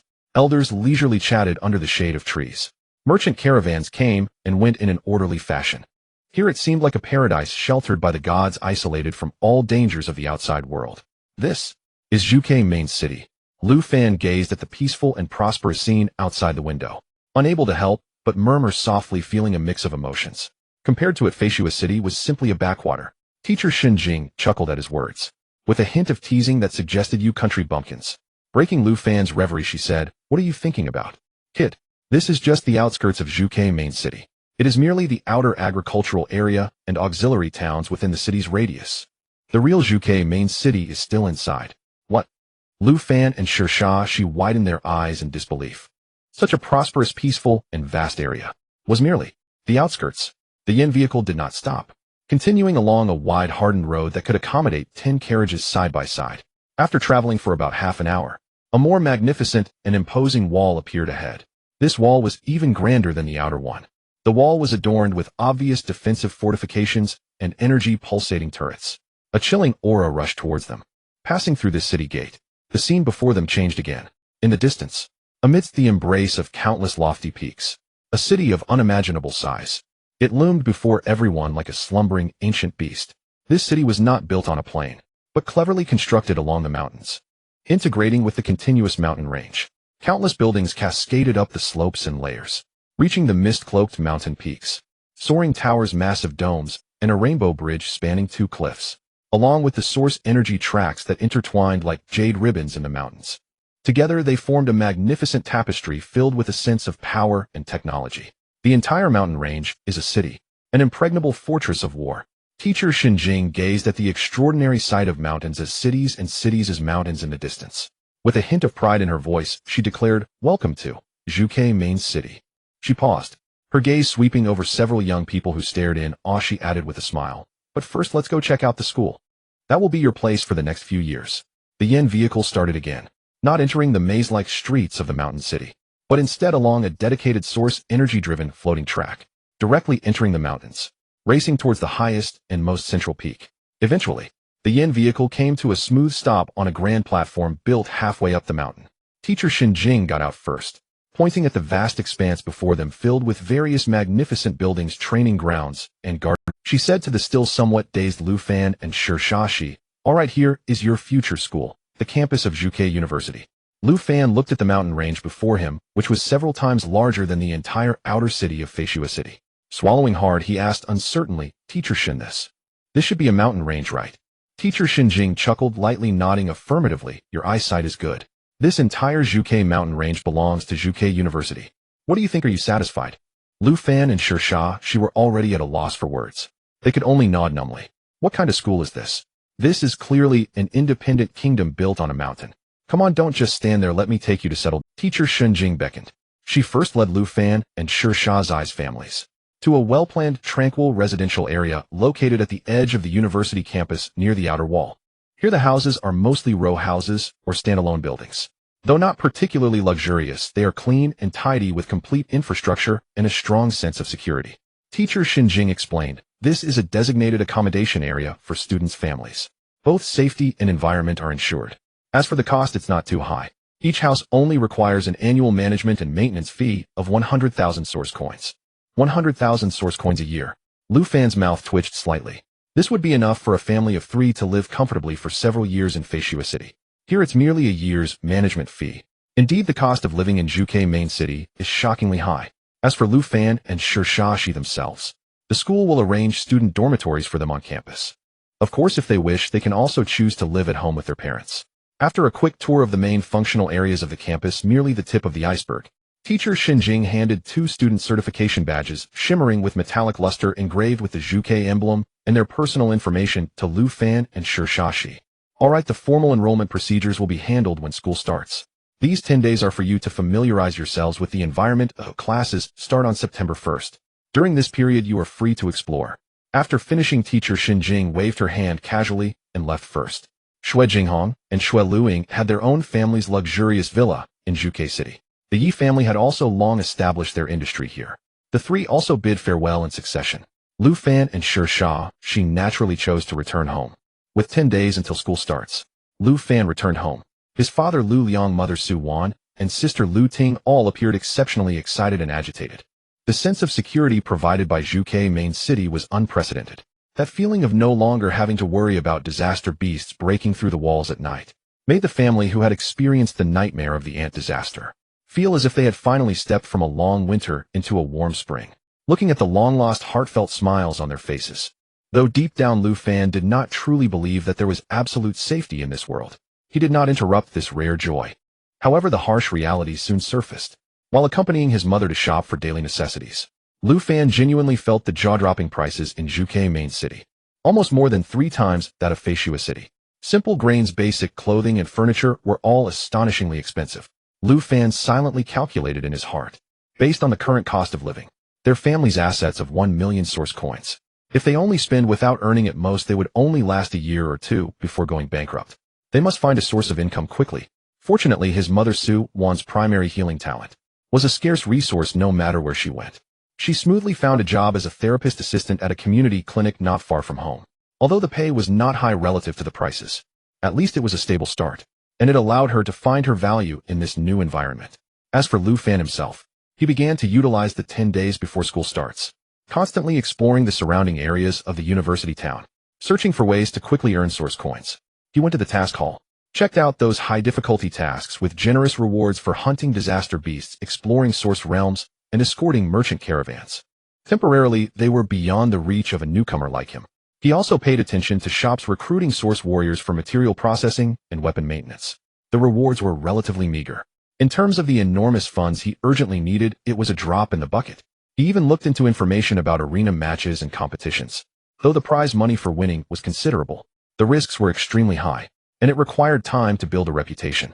After a thorough investigation and weighing his options, Lu Fan felt somewhat dejected to discover, for someone like him, a newcomer with no foundation, it was nearly impossible to acquire a large sum of source coins in a short time. The fastest and most convenient way seemed to be reduced to one: borrowing. Juke University is the highest institution in Juke City and the entire Juke domain. Its surrounding area has naturally formed an extremely prosperous and complex ecosystem. In addition to various weapon shops, material stores, potion shops, and training halls, the most eye-catching are the residences of guilds and military organizations of varying scales and backgrounds. There are also numerous credit institutions. These financial entities include large banks displaying the official emblem of Juke City, which appears solemn and dignified. Additionally, there are some low-profile yet reputed private lending companies. Some of these private lenders are said to be backed by large guilds or military organizations. They specialize in providing venture capital for promising source warriors. Of course, the interest rates are often astonishingly high. After a preliminary investigation, Lu Fan first entered the Juke Bank, the largest and most. Upon presenting the badge representing his identity as a student of Juke University, he received a well-dressed client manager with a professional smile informed him that with this badge he could enjoy a special policy for students of top universities, an unsecured credit loan with a maximum limit of 5 million source coins. The annual interest rate is only 2%. This condition is remarkably generous, akin to a pie falling from the sky for an ordinary person. Lu Fan calculated in his heart. This could solve 1/3 of the problem, but he was still 10 million short of the target of 15 million. This remained a disheartening figure. Unyielding, he inquired through various channels and carefully filtered his options, eventually setting his sights on a company known in the private lending circle. Renowned for its simple procedures, quick loans, and relatively good reputation, the Heiyu Credit Institution. This lending institution had an unassuming facade. Nestled among a row of shops, its sign was a subtle dark gray with a simple white line sketching the outline of a feather. As he pushed the door open, the interior was surprisingly elegant, resembling a tea house or art gallery rather than a lending institution. He was greeted by an elderly man with a kind face, gray hair, and dressed in a traditional Chinese jacket. He always wore a gentle smile. Speaking slowly and methodically, he exuded the aura of a trustworthy elder. "You must be little Lu, a new student at Juke University. Quite accomplished for your age." The old man cheerfully poured a cup of tea for Lu Fan. "I have a rough understanding of your situation. Your filial piety to treat your father's leg is commendable. At Heiyu, we always support young talents like you. We can lend you 10 million source coins unsecured." Lu Fan's heart skipped a beat. Suppressing his excitement, he cautiously asked, "Then what is the interest rate? What are the conditions?" The old man raised 2 fingers. Still smiling, he said, "The annual interest rate is 8%. The condition is simply to sign this loan agreement and accept this painting." "A painting?" Lu Fan was taken aback. "What does a loan have to do with a painting?" The old man retrieved an exquisitely framed painting about a foot square from a curio cabinet behind him. He handed it to Lu Fan. The front of the painting depicted a field of golden sunflowers blooming under the sun with strokes that were vibrant and full of life. At first glance, it seemed to be just an ordinary decorative piece. "This is a small tradition at Heiyu the Old. Hang this painting in your bedroom. It will constantly remind you that there is a debt of 10 million source coins that remain. This is a form of motivation. It prompts the borrower to strive hard to repay the debt as soon as possible. After all, bearing a heavy debt is not a pleasant experience. By looking at it, you'll find your drive." Lu Fan gazed at the sunflower painting and then at the old man sincerely. Though he found the request somewhat strange for a moment, it seemed plausible. Constantly reminding himself of the heavy debt could indeed inspire a stronger desire to earn. Moreover, an 8% annual interest rate, while significantly higher than UK Bank, is still considered a very conscientious rate, in private lending especially, for an unsecured loan. He calculated in his mind UK Bank offers 5 million with an annual interest of 100,000. HU Credit offers 10 million with an annual interest of 800,000. In total, the first year's interest amounts to 900,000. Though this pressure is immense, it is not unbearable. Most importantly, combined, they total 15 million, enough to cover his father's medical expenses. To ensure everything goes smoothly, Lu Fan made a special trip to Huichun Pavilion located in a prosperous area of Zhux's inner city. It was an imposing structure reminiscent of an ancient palace. Those entering and exiting were either wealthy or noble. He carefully inquired about the specific process and costs for limb regeneration. The results matched exactly what Teacher Shen had said. In fact, some details were even stricter. Confirming the authenticity of the treatment costs, Lu Fan gritted his teeth and made a decision. First, he returned to UK Bank. Leveraging his student badge, he successfully secured the 5 million source coins, signing a clear contract with all the proper seals. Then he stepped back into HU Credit Institution under the watchful gaze of the kindly old man. He signed his name on the seemingly normal, yet vaguely worded loan agreement made of special material and placed his fingerprint. Afterward, he received the high-grade storage card containing a full 10 million source coins shimmering enticingly along with the sunflower painting wrapped in a brocade box. Young man, I wish you good luck, and may your father recover soon. The old man escorted him to the door, his smile still. Lu Fan nodded, feeling a weight lift off his heart for the moment. In just 2 days, he had managed to gather 15 million source coins, enough to change his father's fate at the cost of overextending his future. However, when he returned home with the large sum and excitedly announced that he would take his father to Huichun Pavilion for treatment, he faced unprecedented strong opposition from Lu Liang. What? 15 million? And it's borrowed? Nonsense. Absolutely ridiculous. Lu Liang abruptly stood up from his chair. The sudden movement almost made him lose his balance, his face flushed with excitement. Little Fan, do you know what 15 million means? This is a debt that could crush our entire family. My old leg is not worth that much. Quick, go. Lu Fan looked at his father's agitated and worried expression, feeling a pang in his heart, but remained resolute. Dad, your leg must be treated. You don't need to worry about the money. He stepped forward, grasping his father's slightly trembling hand from excitement, looking firmly into his eyes. I am now a source warrior at the guardian level. Once I enter UK University and obtain the true source cultivation method, breaking through to the ranger level will be a piece of cake. By then, a mere 15 million source coins will be nothing to me. I can pay it back in a year. His tone was filled with confidence as he tried to reassure his father, but your leg can't. The golden treatment period is only 3 months. If we miss it, it will be too late. Lu Liang gazed at his son's stubborn and determined expression. Tears glistened in his fierce eyes. His voice choked. But what about the interest on the 15 million loan? The pressure is just too great. I don't want to see you burdened with such a heavy load for my sake. It's just 15 million, Dad. Trust me, I can handle it. Lu Fan patted his father's shoulder firmly, trying to impart his strength and confidence. Meanwhile, his mother Su Wan and sister Lu Ting watched the father-son argument. They felt extremely conflicted. While they longed for Lu Liang to stand again and return to completeness, they were equally worried that this sudden debt would drag their family, which had just begun to see hope, back into the abyss.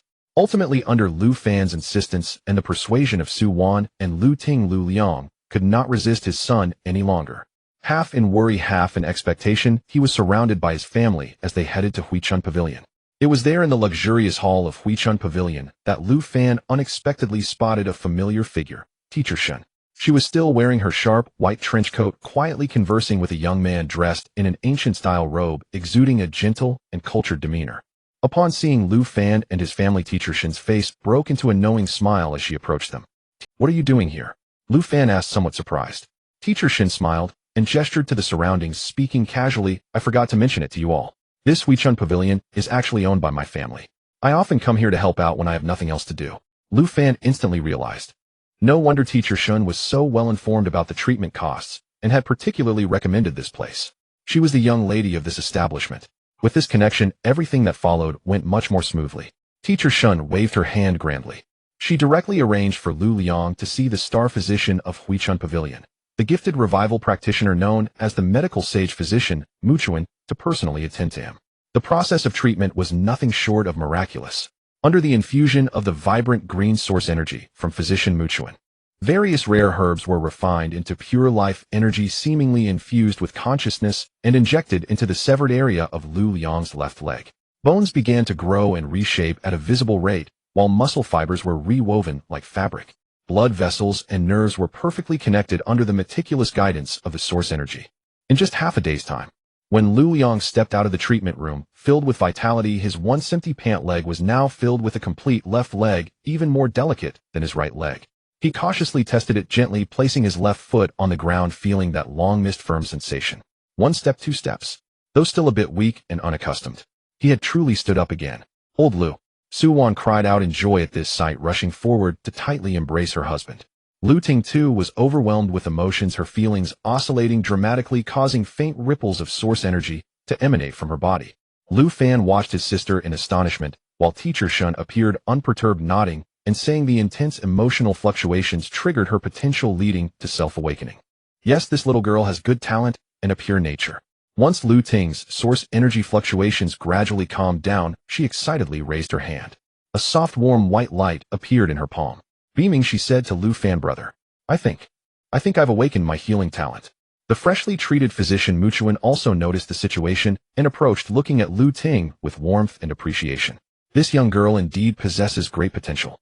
The healing talent is quite rare and aligns well with your nature. If you have time, you can come to our Huichun Pavilion for an internship to lay a foundation.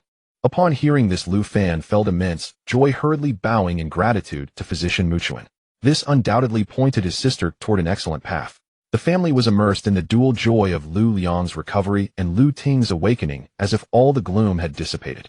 That night, Lu Fan returned to his home in Zhuke City, still stirred with excitement. He sat cross-legged on his bed, ready to meditate as usual after rebirth of cultivation. However, for some reason, he felt restless that night, unable to fully calm his mind. As he circulated his source energy, it felt more sluggish and agitated than usual. As his cultivation deepened, the speed of the source energy flowing through his meridians increased rapidly, and the fluctuations became more intense. At a certain moment, when he made a full-force attempt to break through a certain barrier, a bolt of lightning seemed to flash in his mind. He suddenly awoke from his deep meditative state. A fine cold sweat broke out on his forehead. Something was wrong. During the day at Heyu Credit Institution, the feeling was entirely off. That kindly old man. His smile, his words seemed to carry a strange charm that had allowed him to let his guard down unknowingly. He even felt that the idea of using the painting to motivate repayment was reasonable. How could he have so easily trusted a strange lending company? Even more bizarre was that he had actually brought that painting back and was foolishly considering hanging it up. The painting.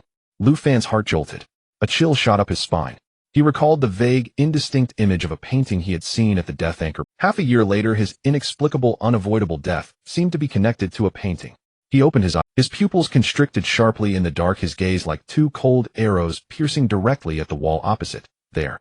The sunflower painting he had brought back from Heyu Credit Institution was already hung up by his sister Lu Ting. In the faint light outside the window, the golden sunflowers in the painting continued to bloom vibrantly. But at this moment, in Lu Fan's eyes, that dazzling golden hue seemed to transform into countless cold, malicious eyes silently. Lu Fan suddenly sat up from his bed, his chest heaving violently, gasping for breath, as if he had just escaped a suffocating nightmare. His gaze was as if drawn by invisible chains firmly nailed to the sunflower painting on the opposite wall that had been brought back during the day. In the painting, the golden flower heads gleamed under the pale moonlight seeping through the window, exuding an almost eerie, overly intense vitality. It seemed to silently mock his fear, the anticipated death assault that could drag him into endless darkness and freeze his soul. It did not manifest immediately. The bedroom was enveloped in deathly silence, with only his heavy breathing and the drum-like thumping of his heart echoing. However, just looking at that painting made Lu Fan feel every hair on his body stand on end like a startled bird. He was in a state of extreme tension. The crisis was right before him. The end signified by that death anchor could very well stem from this peculiar painting. The fact that he could rely on his rebirth ability to survive until that moment did not mean that this painting would not affect his family during this time. His father had just recovered. His mother and sister were ordinary people. They absolutely could not withstand any erosion from strange powers. There was no time to wait. He must find a way to break the situation immediately. He did not hesitate at all. His consciousness instantly sank into the sea of knowledge, facing that familiar choice. This time he had no lingering attachment to the cultivation that could enhance his power. His thought was like the sharpest blade decisively slashing towards anchor point rebirth. He wanted to personally experience the truth of death. Before that destined moment of end, he sought a glimmer of life. A familiar extreme chill emanating from the depths of his soul, like countless cold venomous snakes. They instantly coiled around him, madly devouring his warmth, his consciousness, his vitality. Darkness. Pure and desperate darkness. It surged from all directions, aiming to completely drown and assimilate him. But this time Lu Fan was no longer the weakling who could only passively endure and wait for the end in despair. Spotlight on. In the sea of knowledge, the already transformed talent light group of the supporting role suddenly erupted with brilliant radiance. An invisible but real force field burst forth, rapidly expanding from him, enveloping him, shielding him from the encroaching darkness that seemed capable of freezing souls. The moment it touched this force field, the darkness was indeed delayed and weakened. Though it could not be completely dispelled, it bought Lu Fan a precious moment to breathe. It was as if in absolute darkness a faint spotlight that belonged solely to him was lit. However, the cost of maintaining this light was suffocatingly high. Lu Fan could clearly feel the source power within him pouring out at an unprecedented speed. Like a floodgate opened. Every second, just 1 second, it would consume as much as 10 points of source power. He currently had over 2,700 points of total source power. At this rate of consumption, at best, it would only sustain him for 270 seconds. 4.5 minutes. This was all the activity time he could fight for in this death experience. That's enough. Compared to dying the moment I opened my eyes before, this is a world of difference. Lu Fan roared in his heart. Suppressing the pain of the rapid consumption of source power and the fear of the unknown darkness, he fiercely opened his eyes in that deathly blackness. Even though his vision was still shrouded in thick darkness, his soul could still feel the biting cold. But relying on his tenacious will and the support of the spotlight trait, he forcibly drove his body in this death space. He stood up, moved forward. Each step felt like trudging through thick glue. The resistance brought by the darkness was immense. The consumption of source power tightened his heart. But he did not stop. 1 second, 2 seconds, 10 seconds, 20 seconds. 1 step, 2 steps. He did not know how far he had walked. Nor did he know if his direction was correct. He instinctively moved towards the densest darkness, or rather the core area where the painting might exist. The scale of source power in his mind plummeted rapidly. 2,000 points. 1,500 points.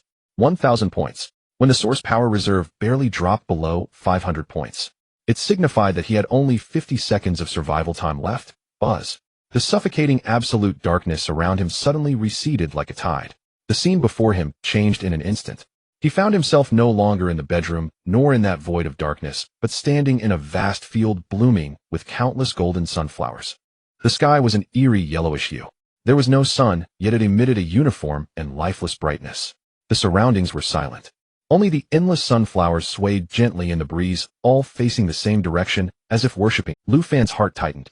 There was no time to scrutinize this bizarre scene. His gaze swept quickly like radar. Time was pressing. Less than 50 seconds left. His figure darted through the dense flower field like a cheetah treading on the soft soil, crashing through the tall flower stems.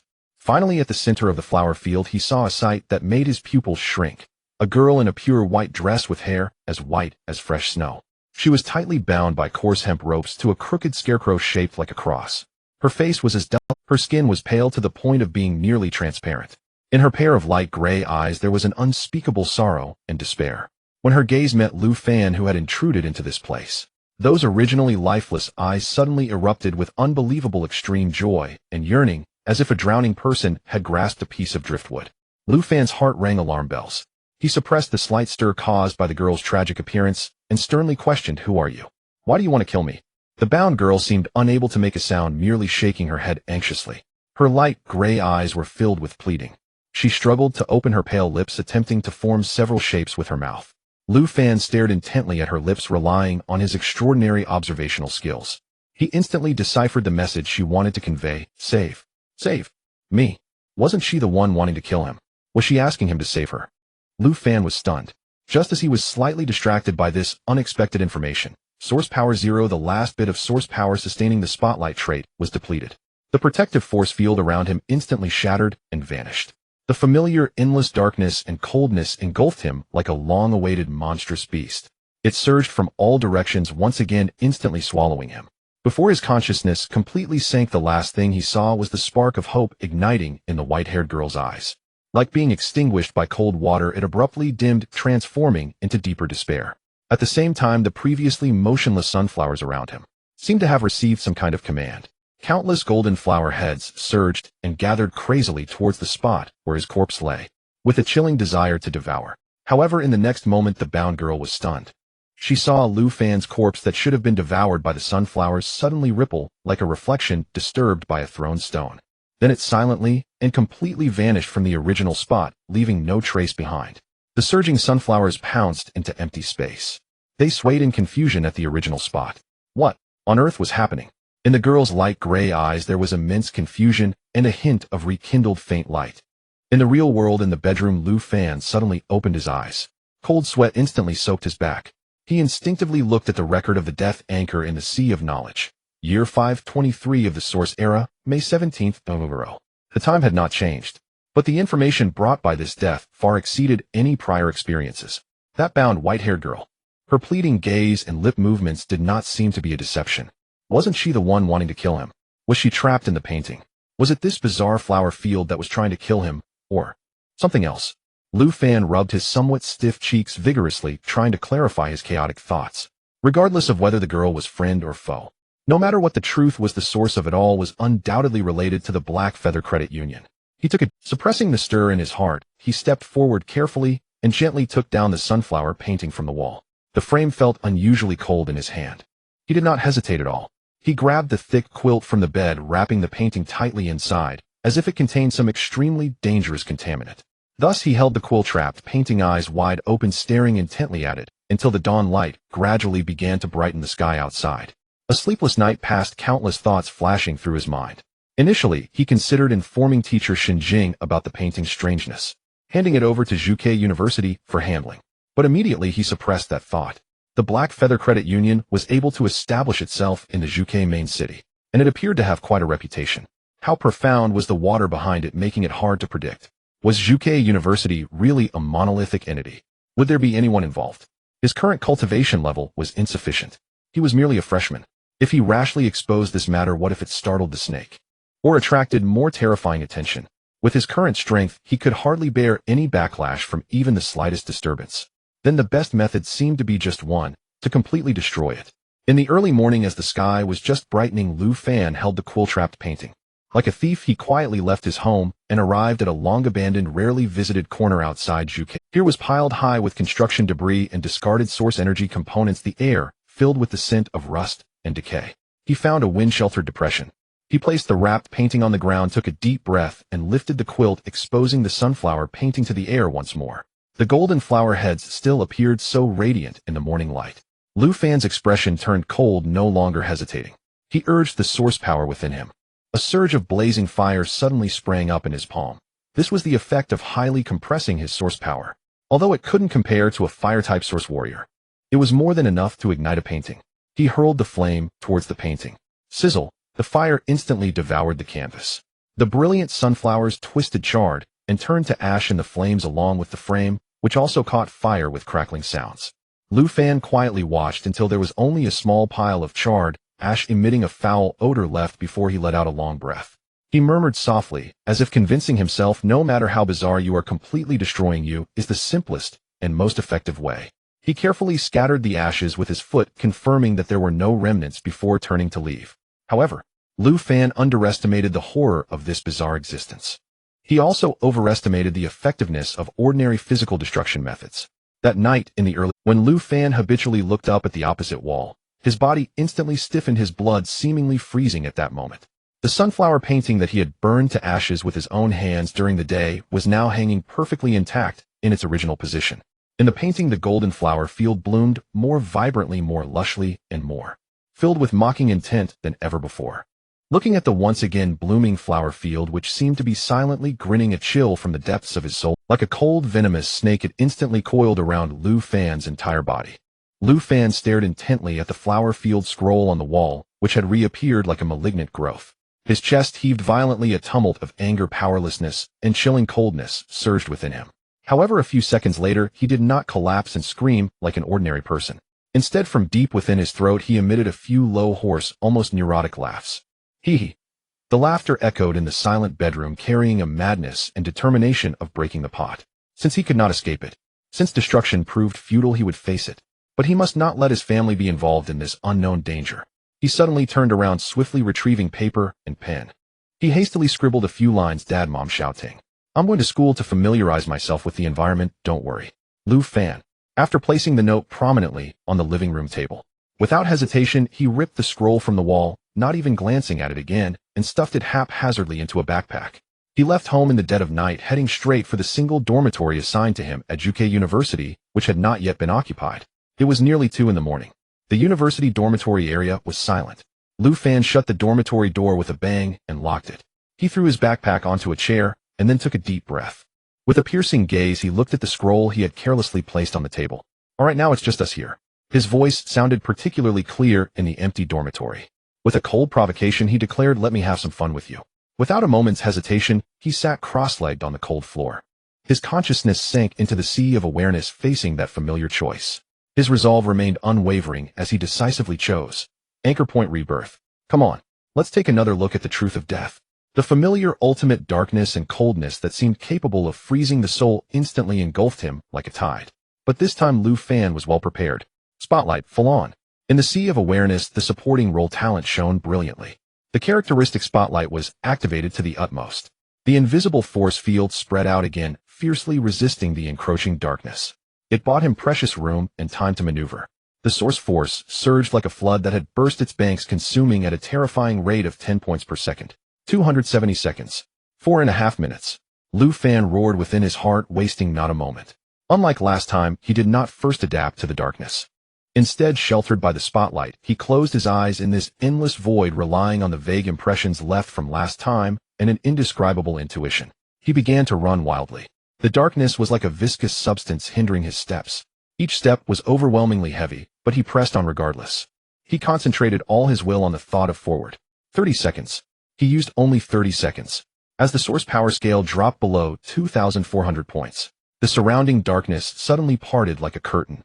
The eerie and silent flower field, blooming with countless golden sunflowers, appeared once again before his eyes.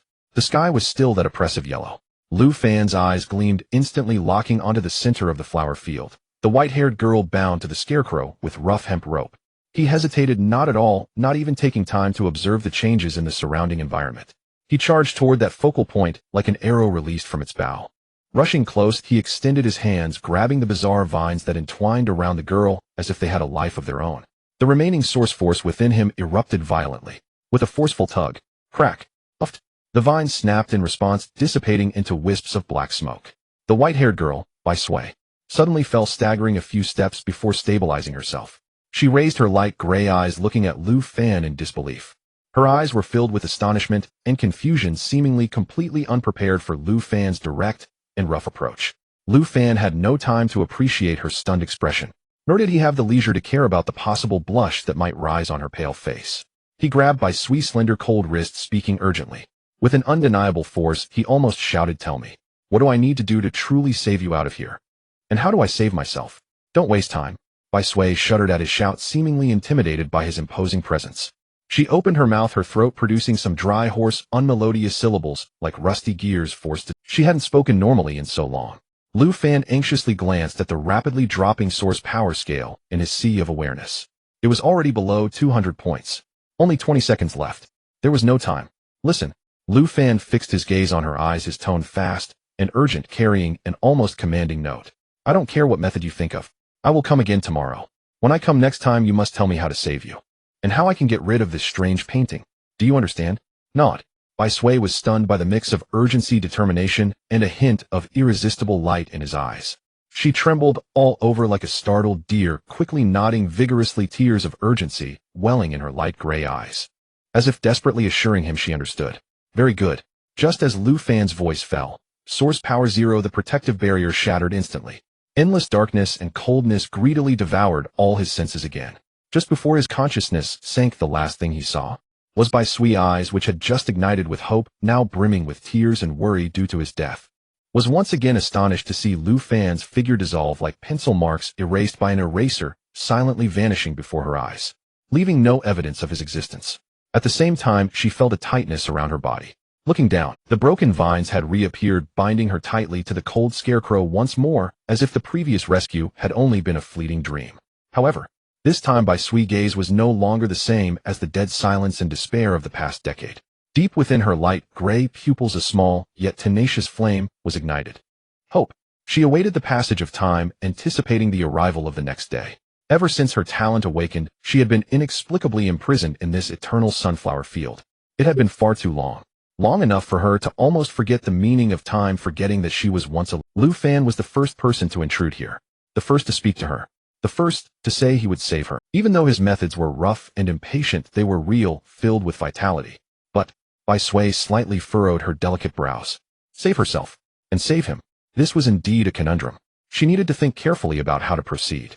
In the real world, in the single dormitory, Lu Fan suddenly opened his eyes, breathing heavily, beads of cold sweat covering his forehead. But this time he keenly sensed something different. That intense chill which had always entangled him like a malignant growth after each death returned, sending shivers through his soul. Seemed to have lessened a bit. Although still bone-chilling, it was no longer that unbearable absolute zero that seemed to freeze thought. Was it because he was beginning to actively resist? Was it due to the spotlight characteristic? Or perhaps, after so many times he had developed a resistance. He had no time to ponder. The extreme exhaustion of his spirit and the cold feeling at the soul level still tormented him. He couldn't help but curl up on the cold floor.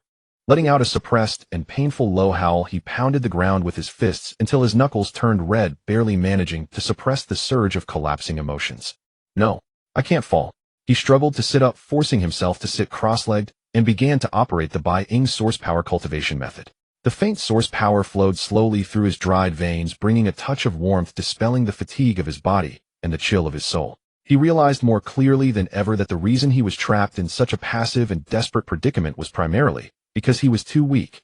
If he had already broken through the mortal realm, stepped into the heroic realm, and become Arunger, or even a stronger being with more vast source power, with a more powerful talent characteristic, how could he not be able to deal with a strange painting? How could he find the truth so difficult? To flirt with death each time. Become stronger. He must become stronger at all costs. The next day at midnight, Lu Fan once again resolutely chose Anchor Point Rebirth. He expanded the spotlight, bearing the frantic expenditure of source power. He charged through the darkness, racing into the flower field, reaching the center at the fastest speed. Once again, he violently tore the vines apart, saving Bai Sui. Speak. The method.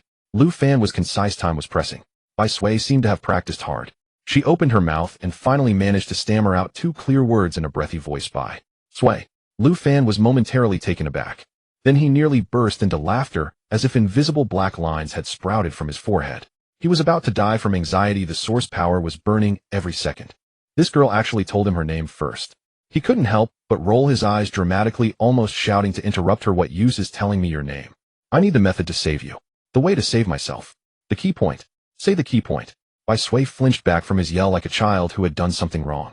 She timidly lowered her head, instinctively scratching her snowy white hair, her face revealing a somewhat embarrassed and aggrieved expression. Lu Fan looked at her like this, feeling both exasperated and helpless, in a state of despair, as he thought, what kind of idiot am I dealing with? Source power exhausted. Once again swallowed by the sea of flowers. Death. The third day, Lu Fan returned with an almost frantic emotion of, if you don't clarify things today. He descended into the flower field again. The process remained the same. Rescuing Bai Sui. This time Bai Sui seemed determined, quickly spouting a string of syllables. But this string of syllables was obscure, filled with strange rhythms, completely not belonging to any language system Lu Fan knew. Lu Fan was left in confusion. Black lines thickened on his forehead, his eyes narrowed dangerously as he roared within, is this person in front of me playing games with me? Had she lost her mind from being trapped for too long? Bai Sui looked at Lu Fan's obviously confused and on the verge of exploding expression. She realized there was a problem. A flicker of urgency and determination flashed in her light gray eyes. Suddenly her body became blurred, as if transforming into a faint, intangible shadow. In the next instant, this shadow, like flowing water, rushed into Lu Fan's brows before he could react. In an instant, it directly merged into his body. Lu Fan was startled, his hairs standing on end. He instinctively wanted to activate his source power to resist, to expel it. But then it was not the expected takeover or attack. Instead, it was a massive and chaotic stream of information flooding into his mind like a breached dam. Images, memories, emotions, a lifetime belonging to Bai Sui, flashed rapidly in his consciousness, flowing like a fast-forwarded movie. Bai Sui, a girl who was meant to lead a mundane life. Born into a relatively affluent family on the outskirts of the Zhuke main city. Her only shadow from childhood. Perhaps it was in the year she turned 3. Her father, disregarding her mother's objections, resolutely joined a military organization called Jiu Feng. From that point on, her once comfortable family began to visibly decline into poverty. The monthly tribute demanded by Jiu Feng was simply too exorbitant. Like a bottomless pit, it drained the family's years of savings. It also siphoned away the laughter and joy that once filled their home. The turning point in fate occurred when she turned 5. This was an ability that allowed her to become ethereal, ignoring most physical barriers. She could invade the spiritual seas, or this was an ability that allowed her to become ethereal, ignoring most physical barriers. She could invade the spiritual seas or energy fields of others, drawing source power to nurture her own growth. This talent held limitless potential, yet it also brought about catastrophic disaster. Her father, driven by ecstasy and ambition, offered her, just 5 years old, as a generous gift to the Geophone organization. From that moment, she lost her name and her freedom. She became the carefully nurtured and tightly controlled saintess of the Geophone organization. Later, she underwent a bizarre ritual. She was imprisoned within what appeared to be an ordinary sunflower painting. The painting became her cage and a tool for the Geophone organization to amass wealth and weaken potential enemies. Her invasion talent was twisted and exploited, continuously emitting weak spiritual fluctuations like invisible tendrils. Invading the spiritual worlds of those bound to the painting, usually borrowers, silently siphoning their. Through some mysterious link, this source power was sent back to the painting, while she endured the intense pain of having her own source power forcibly drained by the Geophone organization every day. Like a spring that was repeatedly squeezed, trying to alleviate this pain and fill her own emptiness, she had no choice but to keep unleashing her invasion talent. This formed a desperate, vicious cycle, day after day, year after year. The only way to truly rescue her and break this cycle was to destroy the Scarecrow, the core of power and control within the flower field. In the depths of extreme darkness, Lu Fan suddenly awoke. It was as if he had just struggled out of the abyss of drowning, gasping for breath, with by sweet tragic memories flooding into his mind. Like cold blades, they sliced through his nerves, bringing a sense of oppression and anger that resonated deeply. The lingering sting from the invasion talent had yet to fully dissipate. He lifted his head, casting a complex gaze at the painting on the wall, which now appeared eerily calm. He muttered, "Why didn't you tell me all of this sooner? Then I wouldn't have to suffer so much."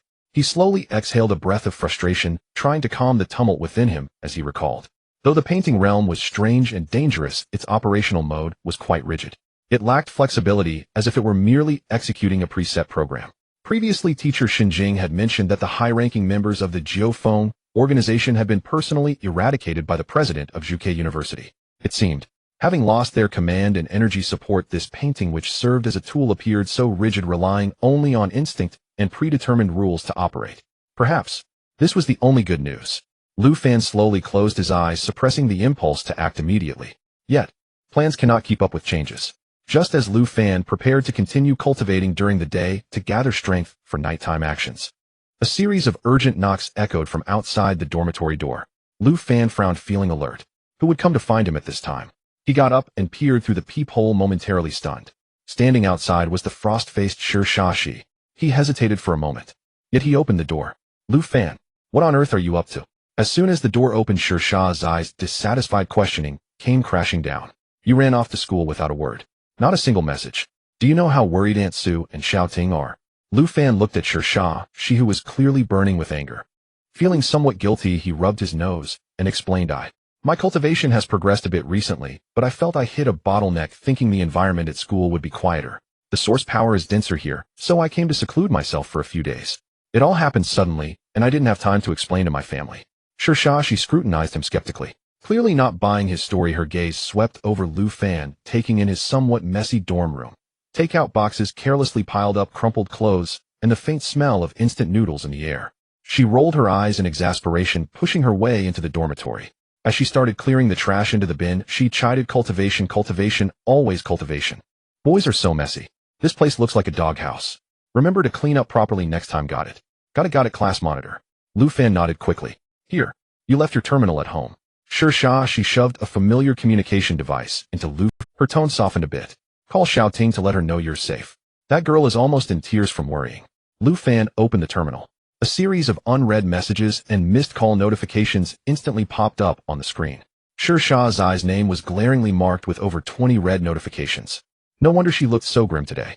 Lu Fan felt even more apologetic in his heart, quickly dialing his younger sister, Lu Ting's number.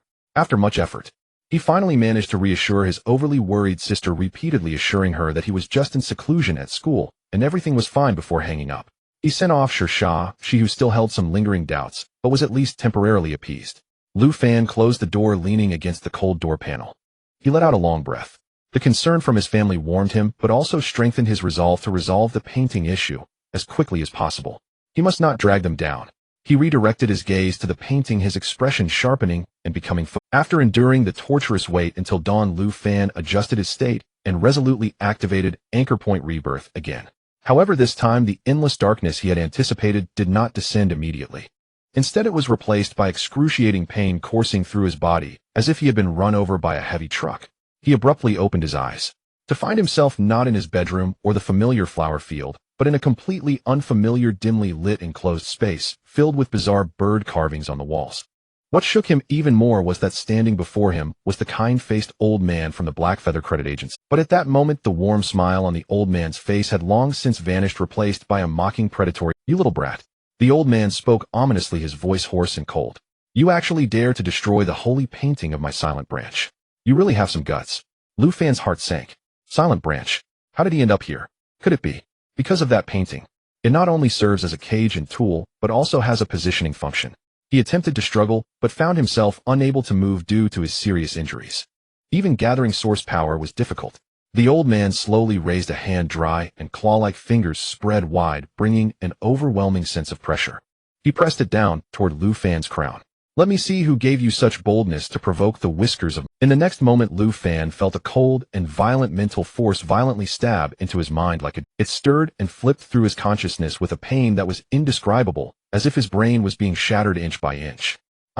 After a brief, piercing scream that existed only on the level of consciousness, his perception plunged into eternal darkness. In the real world, in the dormitory, Lu Fan abruptly sat up from the floor, like a drowning person, clutching his head tightly. His throat emitted gasping sounds. After several seconds, the terrifying pain of forcibly searching his soul from deep within his spirit slowly receded. His face was as pale as paper, his body drenched in cold sweat, trembling as he sank his consciousness into the spiritual sea. Looking at the record of the Death Anchor Point, he saw that the date on it had changed. Year 522 of the Source Era, August 30th, 11 o'clock. And today? It was August 28th, early morning. Lu Fan's pupils suddenly contracted to the size of pinpoints. A bone-chilling fear instantly seized his heart. This meant he had less than 2 days left to live. That painting, that Black Feather Credit Agency, was essentially a deadly trap set specifically for him. Or rather, a prearranged lethal trap targeting all borrowers. The previous Death Anchor Point might have just been the power of the painting itself. And this time he had triggered something deeper, drawing the direct pursuit of the residual forces of the Geophone organization that controlled this painting. The cold terror was like venom instantly injected into Lu Fan's limbs and bones, nearly suffocating him. The countdown to death, less than 2 days. But in the next moment, he bit his tongue hard. The intense pain mixed with the taste of blood exploded in his mouth, forcibly suppressing the panic that threatened to consume his reason. "Calm down. You must stay calm," he roared inwardly at himself, his nails digging deep into his palms, leaving several blood marks. He had been careless. He had truly underestimated the situation. He was already aware of the strangeness of this painting, which was intricately linked to the annihilated Nine Phoenix organization. Yet he had still grown complacent due to some progress from several consecutive deaths during his explorations. He acted recklessly, ultimately alarming the snake in the grass. This had drawn the direct attention of the hidden mastermind. But why had death come early? Was it because he frequently intruded into the painting's realm? Had it triggered a state of alert? Or was it due to some change on by Sui's side? Before he could sort through his thoughts, an abnormal change suddenly occurred. The sunflower painting, which had been quietly hanging, began to shake violently without warning. Immediately after, dense darkness as thick as ink surged forth. No longer waiting for him to take the initiative, it erupted like a flood that had broken its dam, actively and wildly pouring out from the picture frame. In an instant, it filled the entire dorm room. The light was swallowed, the sound was cut off, and the air became thick and cold. Invasion has come early. Why? Lu Fan's heart sank in horror. This was completely beyond his previous understanding. But his Bodis instinct was faster than his thoughts. Spotlight, activate. The innate light of his consciousness erupted. An invisible force field instantly expanded, barely holding back the encroaching darkness. At the same time, he grabbed the steel longsword that had been at his side. His gaze sharpened. Instead of retreating, he unleashed his explosive step. He charged straight into the gushing darkness from the painting's frame. Escape. Where could he escape to? This painting was like a malignant tumor. Without thoroughly resolving it, there was no escape. The only path to survival lay within the painting. Find by Sway and destroy the scarecrow that served as the core. His vision blurred. The familiar sensation of weightlessness and spatial transition struck him again. He was surrounded by endless darkness, and his source energy burned wildly at an unprecedented speed. 10 points per second, coldly reminding him that he had only 270 seconds left. 4.5 minutes. This time the barrier of darkness seemed to intensify due to the premature outbreak of the invasion. Lu Fan roared, pushing the spotlight to its limits. Like a burning meteor, he tore a path through the thick darkness. It took a full 20 seconds. His source energy plummeted by 200 points before he finally broke through the thick dark curtain. He stepped once more into the eerie flower field beneath the yellowish sky. As soon as his feet hit the ground, he barely had time to catch his breath.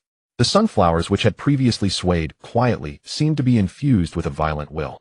Countless thick flower stems struck and wrapped around him like giant pythons. The golden flower heads split open, revealing jagged fangs. Get away! Lu Fan's eyes turned cold as his long sword turned into a silver whirlwind. He unleashed his sword technique with all his might. The sword light fell like rain, precise and ruthless. Sizzle. The resilient flower stems snapped in response. With a splatter of bloody juice, the attacking sawtooth flower heads were shredded by the fierce sword light.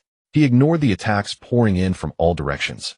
His gaze was locked firmly on the center of the flower field, that scarecrow binding by sway. He charged straight ahead, relentless. In just a few seconds, he became like a red-hot dagger, forcefully carving a path through the frenzied sea. He stood once more beneath the twisted scarecrow. Raising his head, he met by Sway's pale gray eyes, which were bound above. At this moment, those eyes were filled with extreme astonishment, panic, and a hint of indescribable guilt. Lu Fan had no time to delve deeper. He leaped forward, the sword light flashing like a hot knife, cutting through butter, severing all the strange vines wrapped around Bai Sway. Bai Sway landed lightly, staggering a step to steady herself. Lu Fan seized her wrist, urgently questioning her with an undeniable impatience. Why did the invasion come early? What happened outside? Bai Sway's face turned bright red at his question, her eyes darting away, unable to articulate her thoughts. She could not say that she had previously thought those brief encounters and that rough rescue were just vivid yet absurd dreams. Until just now, when she inadvertently saw Lu Fan's figure through the frame in reality, her heart jolted and she lost control. This had unexpectedly triggered the premature eruption of the painting's power. Lu Fan looked at her expression and knew it was not the time to ask for details. He had only asked casually, not expecting her to provide a clear answer, because a greater threat was already looming. Crack! Crack! The sound of grinding teeth came from ahead. The scarecrow, which had remained still now, seemed to be infused with an evil life force, beginning to move violently. Its body, bound with rough straw, emitted sounds of being unable to bear the load. In its hollow eye sockets, 2 points of eerie green light suddenly flared up, locking onto Lu Fan. Hiss! Countless dry straws separated from its body, as if they had come. Transforming into thousands of twisted grass snakes, they shot towards Lu Fan from all directions, instantly sealing off all his escape routes. Lu Fan's pupils contracted. His long sword danced like a wheel. The sword light exploded in an instant, forming an impenetrable silver barrier. Clang clang. Sizzle. The grass snakes collided violently with the sword edge, producing sharp sounds of metal clashing and tearing. A wave of immense recoil transmitted through the sword to Lu Fan's arms, numbing his palms and stirring his blood. Such powerful strength. This monster was at least at the peak of fierce level, even touching the threshold of killing level. Lu Fan felt a chill in his heart, but there was no trace of fear in his eyes. Instead, his fighting spirit burned even fiercer. Roar! Lu Fan let out a violent roar, squeezing the surging source energy within him. The sword intent shifted again. Sword technique, ultimate move of storm. Indiscriminate coverage, stabbing. Sword shadows fell like a waterfall, instantly enveloping a large area ahead. Puff, puff, puff. Countless grass snakes broke and shattered under such dense and violent stabs, turning into a sky full of grass clippings. The sword light showed no signs of diminishing. Like a violent storm, it crashed down on the scarecrow's massive body. In an instant, the scarecrow was pierced with countless holes, resembling a giant sieve standing stiffly in place. Lu Fan breathed slightly, just about to relax. An abnormal change occurred. The sunflowers that had not been destroyed seemed to have received some command, all turning to face the same direction. They crazily charged towards the damaged scarecrow. The golden flower heads and green leaves melted the moment they came into contact with it, transformed into new straw, rapidly filling the holes in its body. In just 2 or 3 seconds, the once dilapidated scarecrow actually restored to its former state, even exuding an aura that was colder and more powerful than before. Bastard! It can actually recover. Lu Fan's face instantly turned pale. At this rate, not to mention 4.5 minutes, even 40 minutes would not exhaust it. He could not sustain his source energy. He abruptly turned to Bai Sui, who was trembling with fear, and shouted, "Tell me, what is its weakness?" Bai Sui opened her mouth, seemingly wanting to explain in her halting words, but Lu Fan directly interrupted her. He shouted in an almost commanding tone, "No more nonsense. Activate invasion. Enter my body. Hurry." Time was running out. The source energy scale had fallen below 500 points, rapidly sliding towards 200. Bai Sui shivered at his yell. Almost instinctively, she obeyed the command, her body instantly becoming blurry, transforming into a pure white, translucent shadow. Like light smoke, she suddenly darted into Lu Fan's body. Lu Fan shuddered violently. A strange sensation instantly spread throughout him. It was not possession or control, but a deeper merging and sharing of power and perception. He could clearly see the core of the scarecrow. Hidden beneath countless straws, those eyes made of an unknown crystal core flickered with eerie green light, radiated the strongest, most malevolent energy fluctuations throughout the painting. That was the core. That was the weakness. But at the same time, he could also feel that maintaining this fusion state was incredibly draining. Originally consuming 10 points of source energy per second. At this moment, it surged to 20 points per second. And at that moment, he had only 200 points of source energy left. He could sustain it for at most 10 seconds. 10 seconds. A matter of life and death. That's enough. A fierce light flashed in Lu Fan's eyes. No longer holding back. The ground exploded in a wave of energy. His figure tore through space like lightning, instantly crossing the short distance to the scarecrow. The long sword in his hand condensed all his spirit, will, and the precise insight granted by the borrowed power of Bai Sui invasion. First sword. Sword technique, intense sequential stab. The sword light condensed like silk, moving faster than the eye could capture, stabbing precisely at the scarecrow's left eye's green crystal core. The scarecrow seemed to sense the lethal threat, letting out a silent roar as it swung its enormous straw arm. But in the fused state, Lu Fan's speed and predictions reached their peak. The sword tip, as if alive, approached at an extremely tricky angle. Dodging the block, it fiercely struck the green crystal core of the left eye. Crack! The crisp sound of shattering rang out, and the left eye's crystal core instantly filled with cracks. The light dimmed.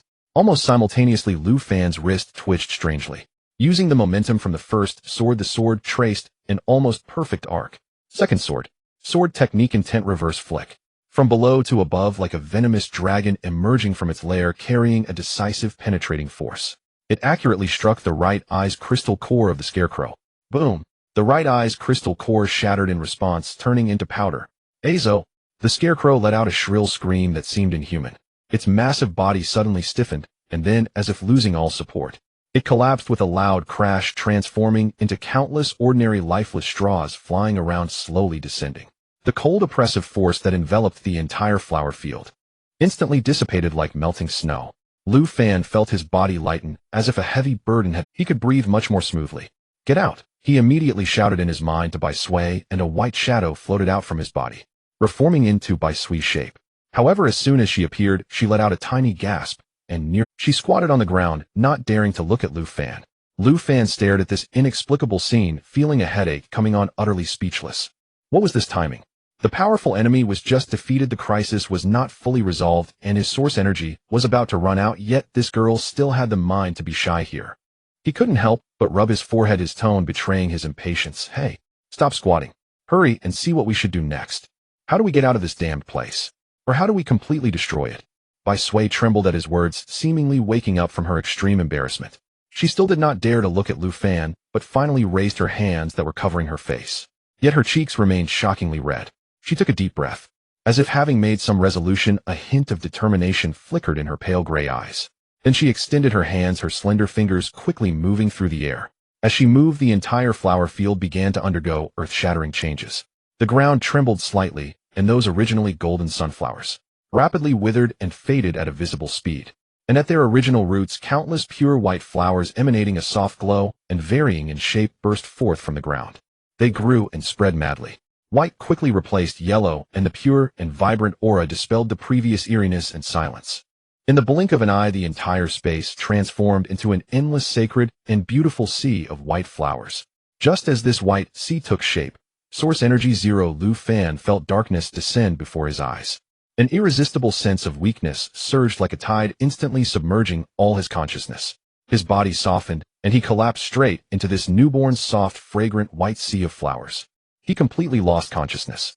Lu Fan gradually regained consciousness amidst a faint, somewhat off-tune humming sound. The melody was intermittent, and clearly the singer was not adept at this art. Yet anyone could hear that within this discordant melody lay a nearly pure heartfelt joy and ease. He struggled to lift his heavy eyelids, his vision slowly sharpening from blurriness to clarity. What came into view was a beautiful and refined face extremely close. Her pure white hair flowed like cascading moonlight adorned with several unknown small flowers radiating a soft glow enhancing the translucent whiteness of her skin. Her light gray eyes were as bright as the sky after a rainstorm, clear to the bottom, filled with unabashed delight and curiosity. She was gazing at him unblinkingly. In that moment she had shed the sadness and despair of being restrained, pure as a fairy who inadvertently wandered into the mortal world unaware of its affairs. If one were to overlook her possibly dull mind, Lu Fan's thoughts were sluggishly turning. Suddenly he realized their current position. He was actually comfortably resting on the soft, elastic thigh of the girl. A wave of mixed embarrassment and discomfort surged up to his ears. Foresee saw him wake up. Her light gray eyes first brightened like they were filled with starlight, but then, as if belatedly realizing the overly intimate contact, she seemed to grow aware. Her fair cheeks instantly flushed with visible speed, turning a deep shade of crimson, spreading to her ears and neck. She instinctively wanted to move away, but seemed worried about disturbing Lu Fan, freezing in place, unable to advance or retreat. Her gaze darted around in a flurry, refusing to meet Lu Fan's eyes. Lu Fan looked at her helpless and extremely shy demeanor. It was utterly speechless. What on earth was this girl thinking all day? She had never been so shy, even during their previous battles. He awkwardly cleared his throat, his movements slightly stiff as he pushed himself up, distancing himself from her enticing thigh. Sitting up, he instinctively sensed the state within his body. He was surprised to find that the source energy he had exhausted while activating the spotlight and during fierce battles had remarkably recovered to nearly full capacity, even more abundant and active than in his prime, as if it had been carefully cleansed and nourished by some vibrant force. He turned his head to look at the girl, still blushing and fiddling with the hem of her clothes, and uncertainly asked, "Did you help restore my source energy?" Foresee, upon hearing his question, gently nodded, the movement, so slight, it was almost imperceptible. The blush at her ears seemed to deepen. "Impressive," Lu Fan sincerely praised. The speed and quality of this source energy recovery ability were far from ordinary. Foresee, flattered by the compliment, appeared even more bashful, raising her hand to scratch her snowy hair, producing a few indistinct sounds as light as a mosquito's buzz. Lu Fan shook his head helplessly, turning his attention to the surroundings. Looking around, it was no longer that oppressive, endless sunflower field. In its place was a vast sea of flowers stretching endlessly, composed of countless flowers in vivid hues and various shapes. The air was filled with a refreshing fragrance, the rich vitality almost palpable. With a gentle breath, he felt a sense of comfort envelop him. The source energy subtly increased. "How do we get out of this flower sea?" Lu Fan inquired, recalling that the previous painting was the door leading here. Foresee, upon hearing this, lifted her still flushed face, extending her slender fair fingers towards the void ahead, lightly swiping. Her motion as casual as brushing away dust.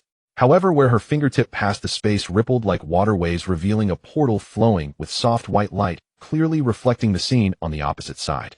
It silently appeared before the two of them. On the other side of the portal was Lu Fan's somewhat messy single dormitory. Even the takeaway boxes he hadn't had time to tidy up last night were clearly visible. Lu Fan's pupils suddenly constricted, disbelief written across his face. This is just like the gate of the Source Realm. The gate connecting the main world to the Source Realm usually required powerful Source warriors to work together, consuming immense energy to briefly open. Yet Foresee, just a casual swipe. He abruptly snapped back to reality, an astonishing conjecture surfacing in his mind. Could it be? This flower sea is itself an independent Source Realm, and moreover one that Foresee could manipulate at will. This completely overturned his understanding of Source Realms and gates. He had never heard of anyone being able to so easily, almost instinctively, open and close portals connecting to the Source Realm.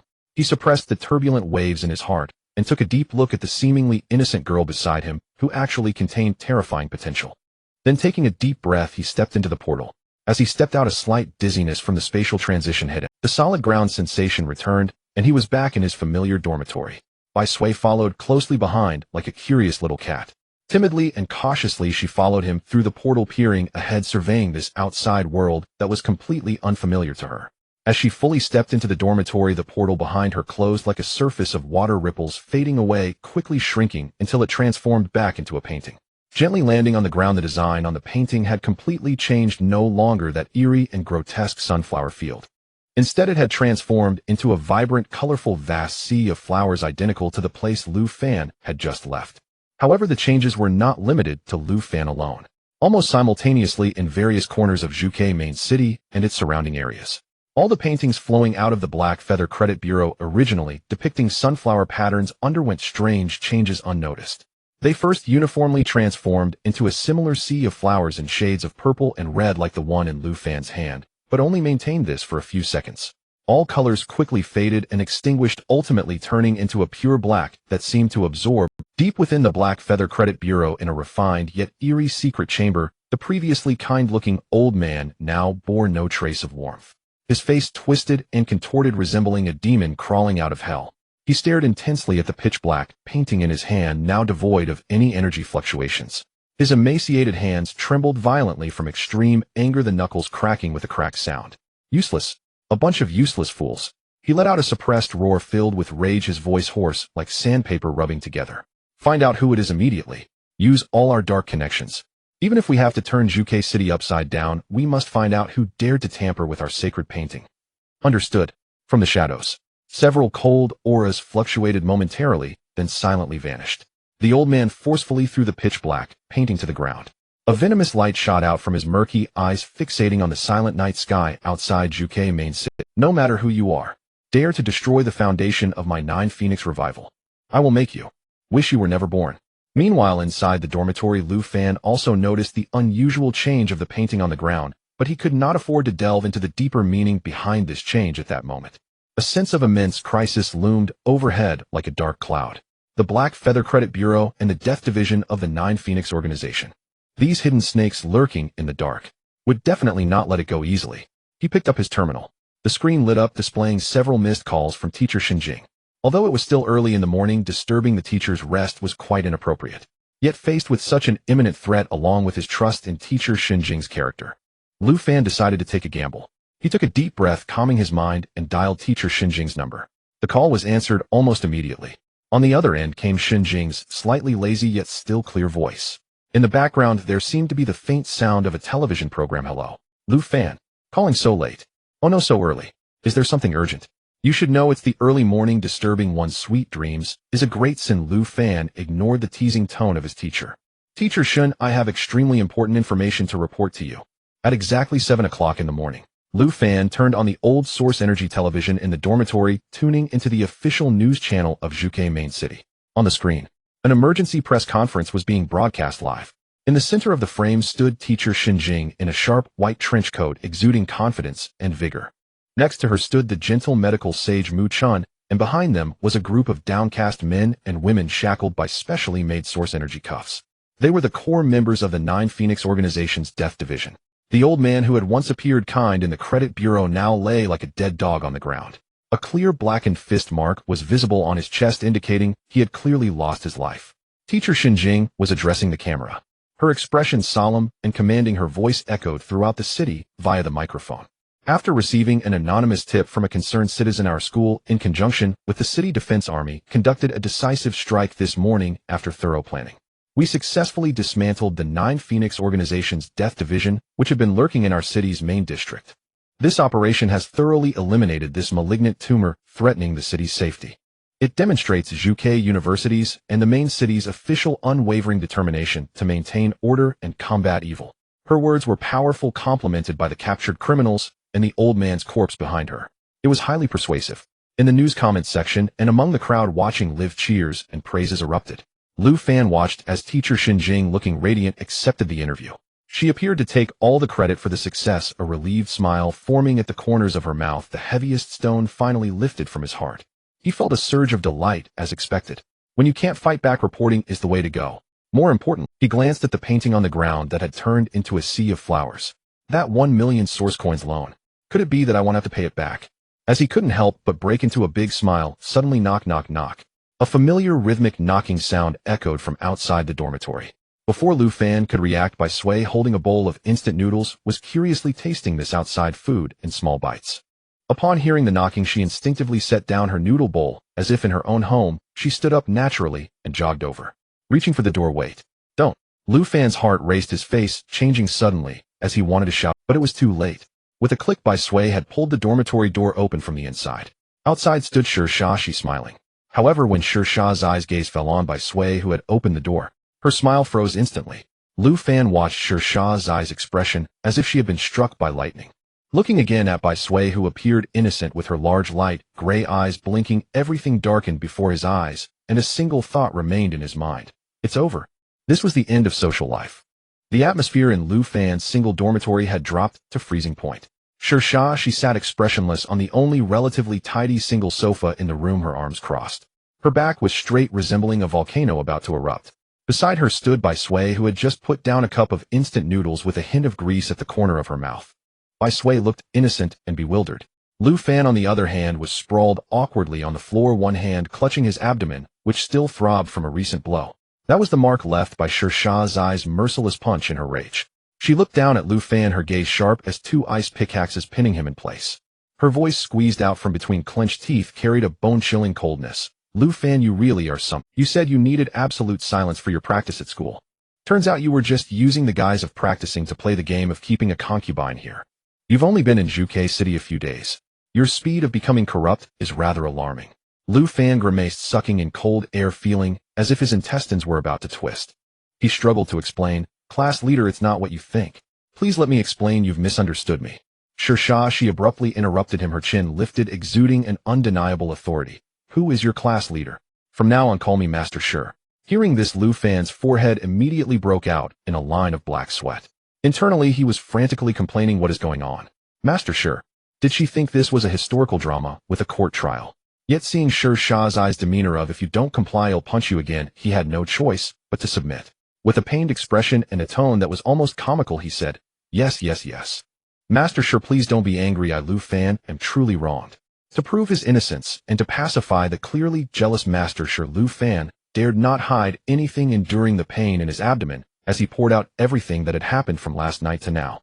From discovering that the painting could not be destroyed to exploring the painting realm, and then encountering Bai Sui, ultimately teaming up to destroy the core of the Scarecrow, finally leading to the destruction of the 9 Phoenix Organization's branch by Teacher Shun. He explained almost everything in detail except for the core secret of his rebirth ability. To add credibility, he even had Bai Sui demonstrate on the spot. Although Bai Sui was still a bit timid, encouraged by Lu Fan's gaze, she extended her delicate fingers and gently swiped at the empty air. A gate appeared out of nowhere, its edges flowing with soft white light, reflecting a scene of a magnificent sea of flowers within. Shah, she watched this magical scene, and the frost on her face finally began to melt. In its place came deep shock and disbelief. Under Bai Sui guidance, she even stepped into that portal. She stayed in that vibrant, seemingly endless flower sea source realm for a few minutes, feeling the rich vitality and completely independent spatial rules. When she stepped out of the portal again, the look in her eyes, when she glanced at Lu Fan, had changed completely.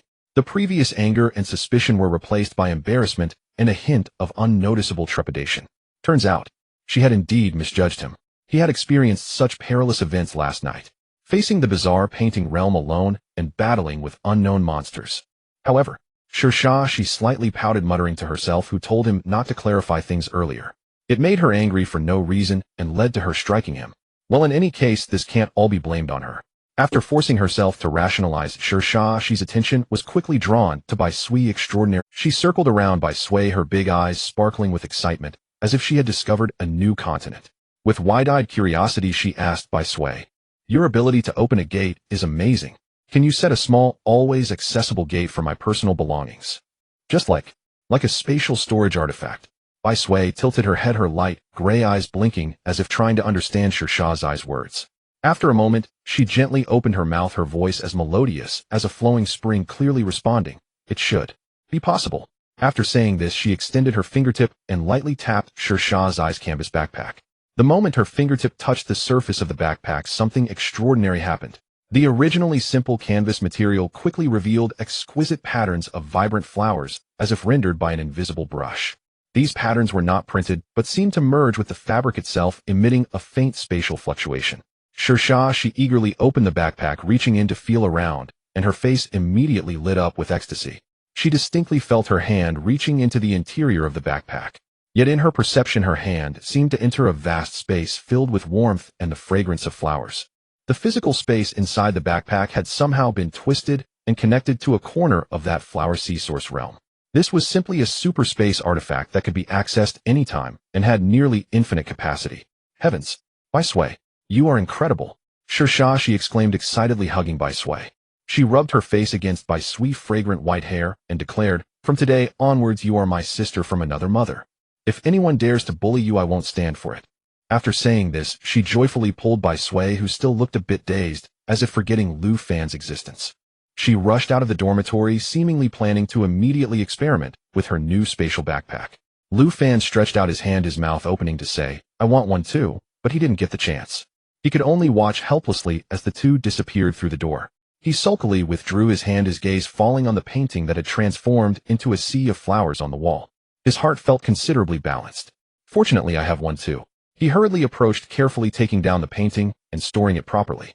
This was a treasure that could access the Foresee source realm at any time and also had storage capabilities, so he had to hide it well. In the early hours of that day, after finishing all the trivial matters and regaining a calm mindset, Lu Fan sat cross-legged, once more his consciousness sinking into the sea of knowledge. He needed to confirm whether the crisis regarding the 9 Phoenix branch and the bizarre painting had altered his death anchor point. Without hesitation, he once again chose anchor point rebirth. The familiar feeling of disorientation washed over him, but this time the scene before him was utterly different. There was no bedroom, no darkness, and no flower fields. He found himself standing on a vast and chaotic battlefield. The sky was a suffocating dark red, as if stained with blood. The ground beneath him was charred and broken, filled with craters. The air was thick with the smells of gunpowder, blood, and a sulfur-like stench. Deafening sounds of battle cries, clashing weapons, and explosive energies surged towards him like a tsunami, impacting his eardrums. Beside him were countless human source warriors in standardized armor, their expressions resolute, charging forward like a tide.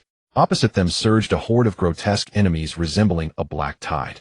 They were generally tall, with dark red or deep brown skin and horns growing from their heads. Their faces were twisted, emitting inhuman roars, wielding weapons engulfed in dark flames. They were demons, or rather an army of humanoid monsters. Lu Fan didn't even have time to think about why. In the midst of this brutal battlefield atmosphere, his blood felt as if it had been ignited. A sense of tragic emotion arose, filled with national pride and the resolve to protect his homeland. He instinctively followed the flow of people charging beside him, letting out a roar. The source power within him instinctively operated, launching a desperate charge towards the enemy line, which felt like a copper wall and iron bastion. Amidst the flash of blades, flames, frost, and severed limbs flying everywhere, he fought fiercely, slaying several demon warriors who charged toward him. But the enemy was simply too numerous, seemingly endless. Soon he was besieged by several particularly strong demons. A shadowy arrow imbued with destructive energy pierced through his source power shield and plunged deeply into his chest. Pain surged through him, and his consciousness was swiftly engulfed by darkness. Before losing all sensation, the last thing he saw was his comrades continuing to fight, desperately risking their... And in the distance, the even larger and more terrifying figures of demons on the horizon. In the real world, in the dormitory, Lu Fan suddenly opened his eyes, cold sweat instantly soaking his back. He gasped heavily, as if he could still feel the brutality of the battlefield and the intense pain of being pierced through the chest. He eagerly sank his consciousness back into the sea of knowledge, looking at the record of the death anchor point. He saw that the date had been updated. 523rd year of the Source Era, October 20th, 1600. Lu Fan's heart skipped a beat. There were still a full 417 days until today. This was one of the few future glimpses he had experienced since gaining the anchor point rebirth ability that lasted more than a year. If he chose rebirth every day from today, the accumulated training time would be 87153 days. That equated to a non-stop, relentless cultivation for 238 years. This was a time span that could drive anyone mad. Lu Fan slowly exhaled a long breath, his eyes shining with an uncontrollable excitement. Such a long simulated cultivation time was indeed incredibly tempting.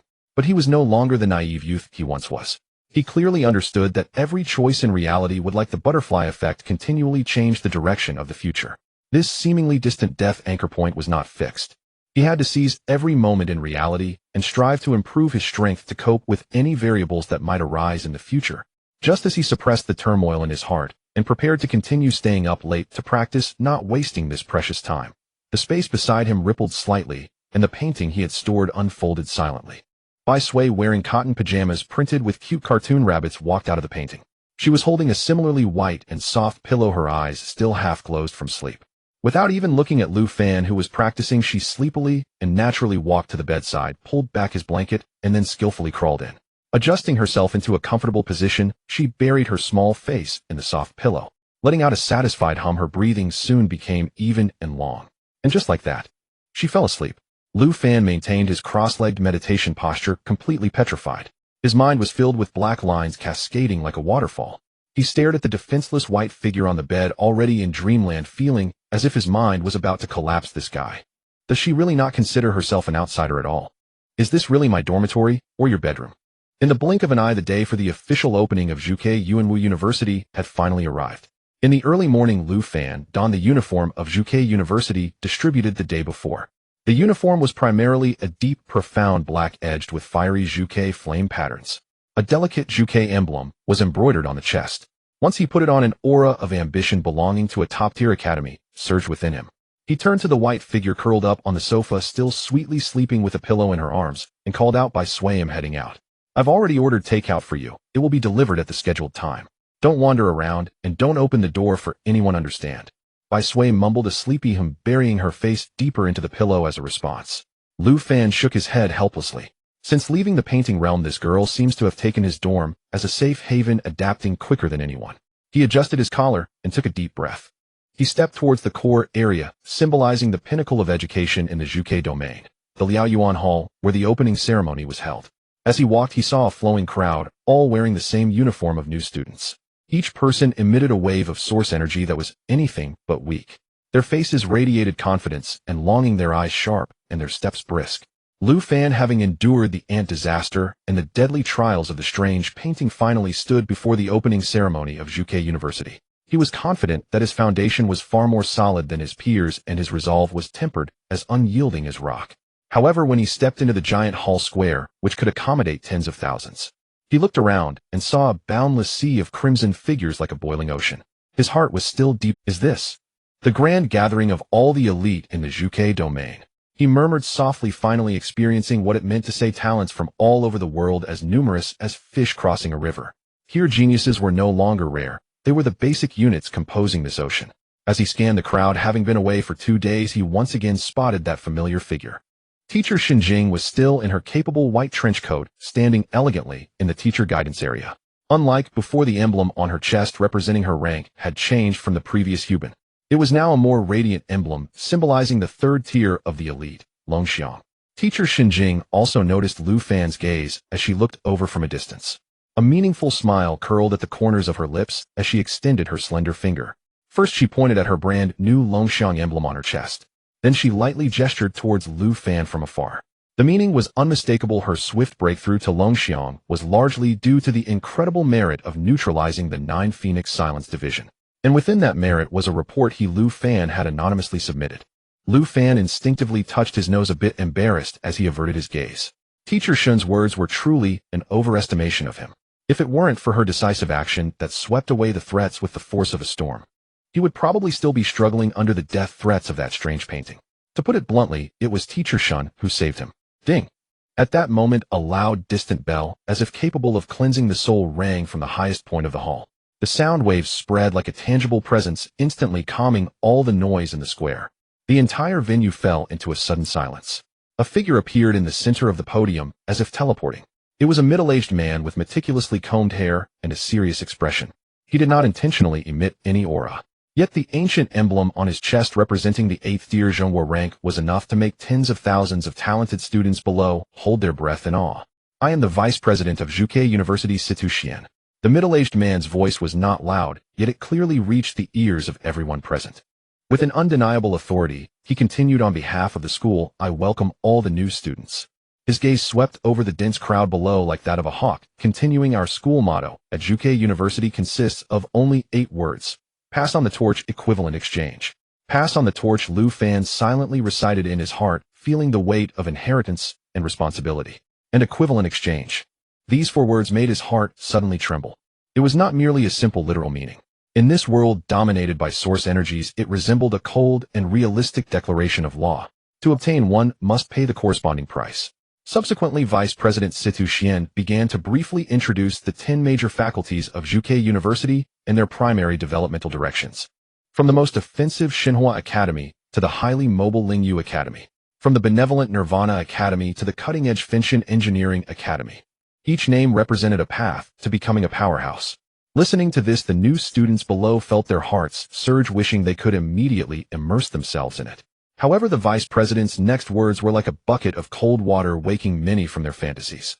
Apart from a few open courses available to all new students at UK University, to systematically learn profound knowledge and receive unknown guidance from renowned teachers, one must pay the corresponding source currency. Knowledge, skills, and resources all come with a price tag. This is the most direct manifestation of equivalent exchange. Upon hearing this, Lu Fan couldn't help but twitch the corner of his mouth. He was currently burdened with a huge debt of 500,000 source currency. Though he didn't have to repay it for now, it was ultimately a sword hanging over his head. Where would he find the extra source currency to pay the expensive tuition? Of course, the school will not cut off the path of advancement for any aspiring student. Vice President Situ Xian shifted his tone. All new students upon enrollment have one benefit: they can enter the first floor of the school's library. They can freely transcribe 3 source martial techniques or cultivation methods as a foundation.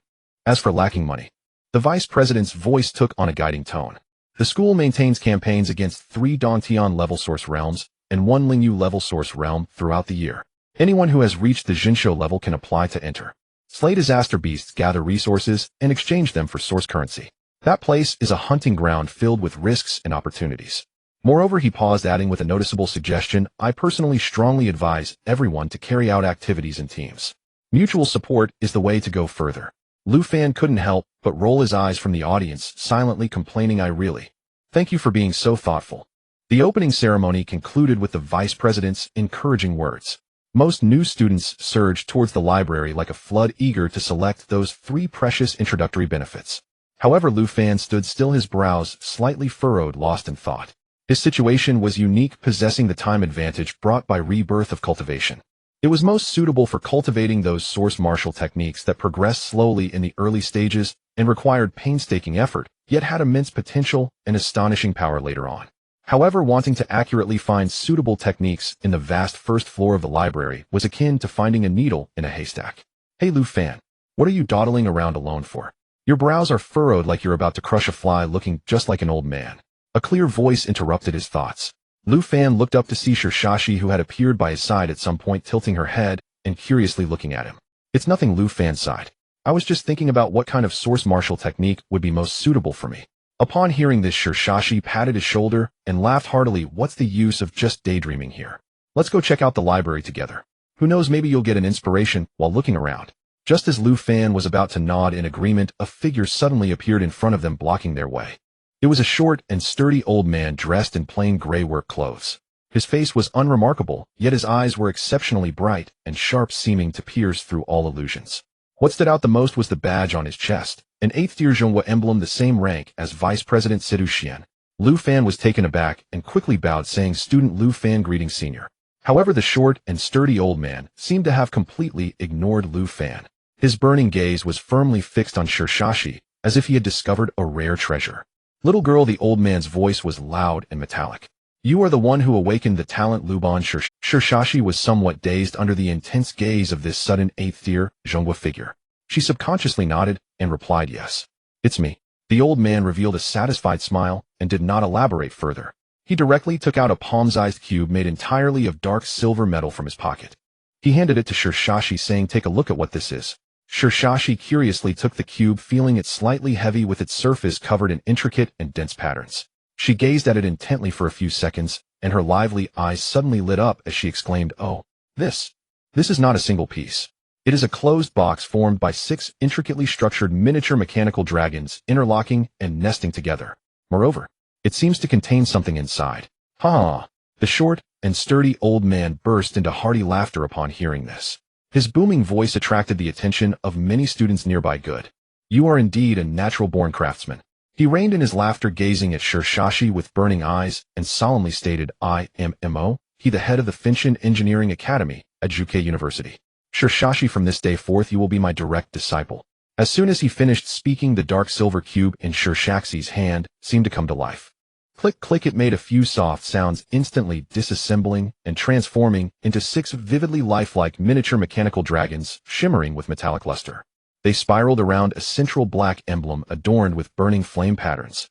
That emblem was the symbol of the Finshin Engineering Academy. This miraculous scene left Shirshashi completely stunned. She felt a bit at a loss, instinctively turning to Lu Fan beside her. Her eyes held a mix of inquiry and a hint of panic. Lu Fan's heart had already surged with waves of shock, but he reacted quickly. He eagerly nodded at Shirshashi, his eyes conveying an unmistakable signal. Hurry up and agree. This was an extraordinary opportunity. Earlier he had noted that among all the figures on the high platform at the opening ceremony, Shirshashi lowered her head to gaze at the dark-colored badge in her palm adorned with fiery patterns. Her fingertips trembled not from fear, but from an uncontrollable excitement. She took a deep breath and solemnly pinned the badge, symbolizing the core inheritance of the Finshin Institute, to the left side of her school uniform. The badge felt warm to the touch, as if a dormant power was pulsating within it. Good. This is the vigor that a disciple of the Finshin Institute should possess. Seeing this, Dean Mo, he let out a booming laugh, causing the surrounding air to resonate. He was always decisive in his actions, and wasted no time waving his hand. An invisible source power enveloped Shirsha's body like the most pliable silk. In the next moment, under the astonished gazes of Lu Fan and many other new students, Dean Mo, he lifted Shirsha, she with one hand akin to an eagle grasping a bewildered chick. His figure transformed into a blurred gray shadow soaring into the sky. In just a few flashes they disappeared in the direction of the towering main building of the Finshin Institute. Lu Fan craned his neck, only retracting his gaze once the figure had completely vanished into the horizon.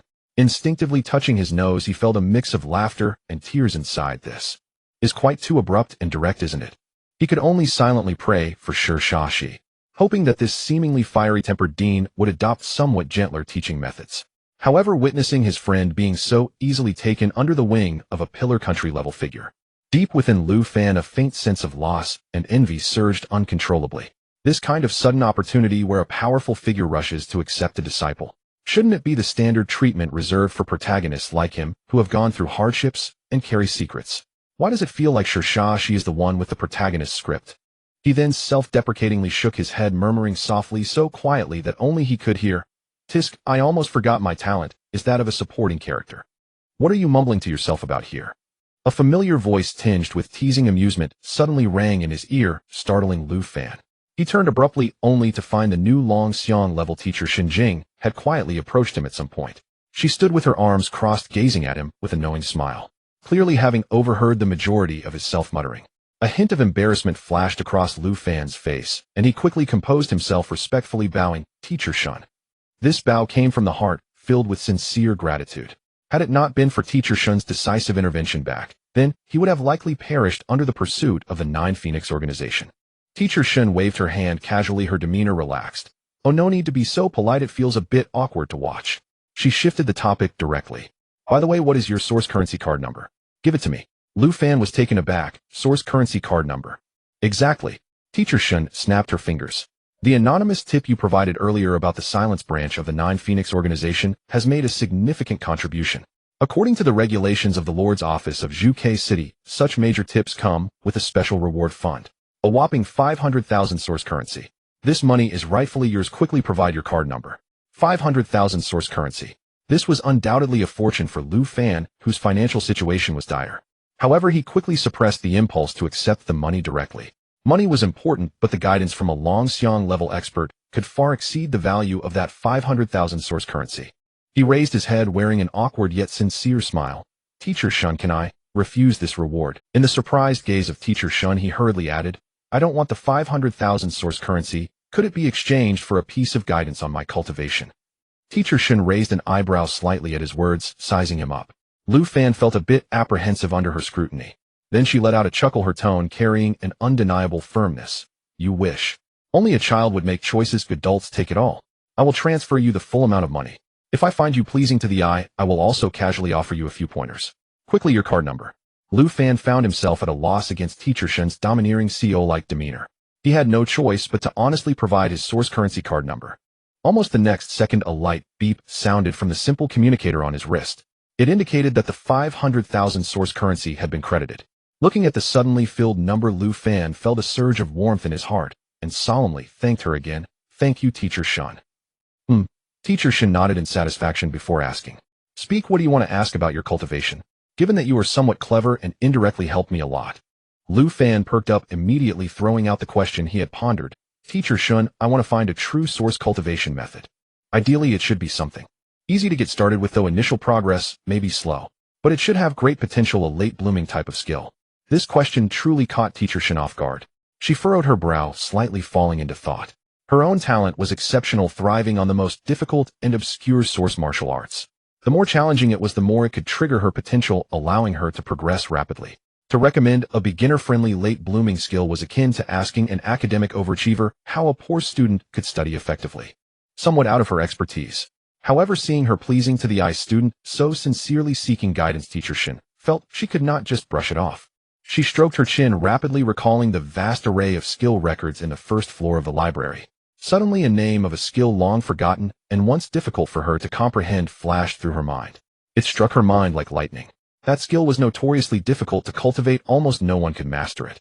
But it seemed there was a simplified, easy-to-learn, foundational version. Moreover, its theoretical core seemed to perfectly align with the characteristics of accumulating strengths for a grand breakthrough. Teacher Shun's eyes lit up, and she clapped her hands. Got it. Ahem. She cleared her throat, trying to make her expression appear more profound. Addressing the eagerly awaiting Lu Fan, she said, "As far as I know, on the first floor of the library there is indeed a source martial art that may fit your request. It's called Wan Xiang Zeng Fu. As for the other two skills suitable for you, you will need to search for opportunities on. Remember, sometimes choosing a source martial art also requires a bit of intuition. Some source martial arts, upon first seeing them, will have a voice in your heart telling you, this is the one." After finishing, Teacher Shin seemed to complete a major task and relaxed. She waved at Lu Fan. "All right, guidance complete. The rest is up to you. I have a meeting to attend, so I'll head." Before her words faded, her figure shimmered and disappeared within the bustling crowd. Lu Fan didn't even have a chance to express his gratitude again. He could only watch in the direction she vanished, a helpless smile on his face. This Teacher Shin truly was full of vigor. Wan Xiangxing Fu.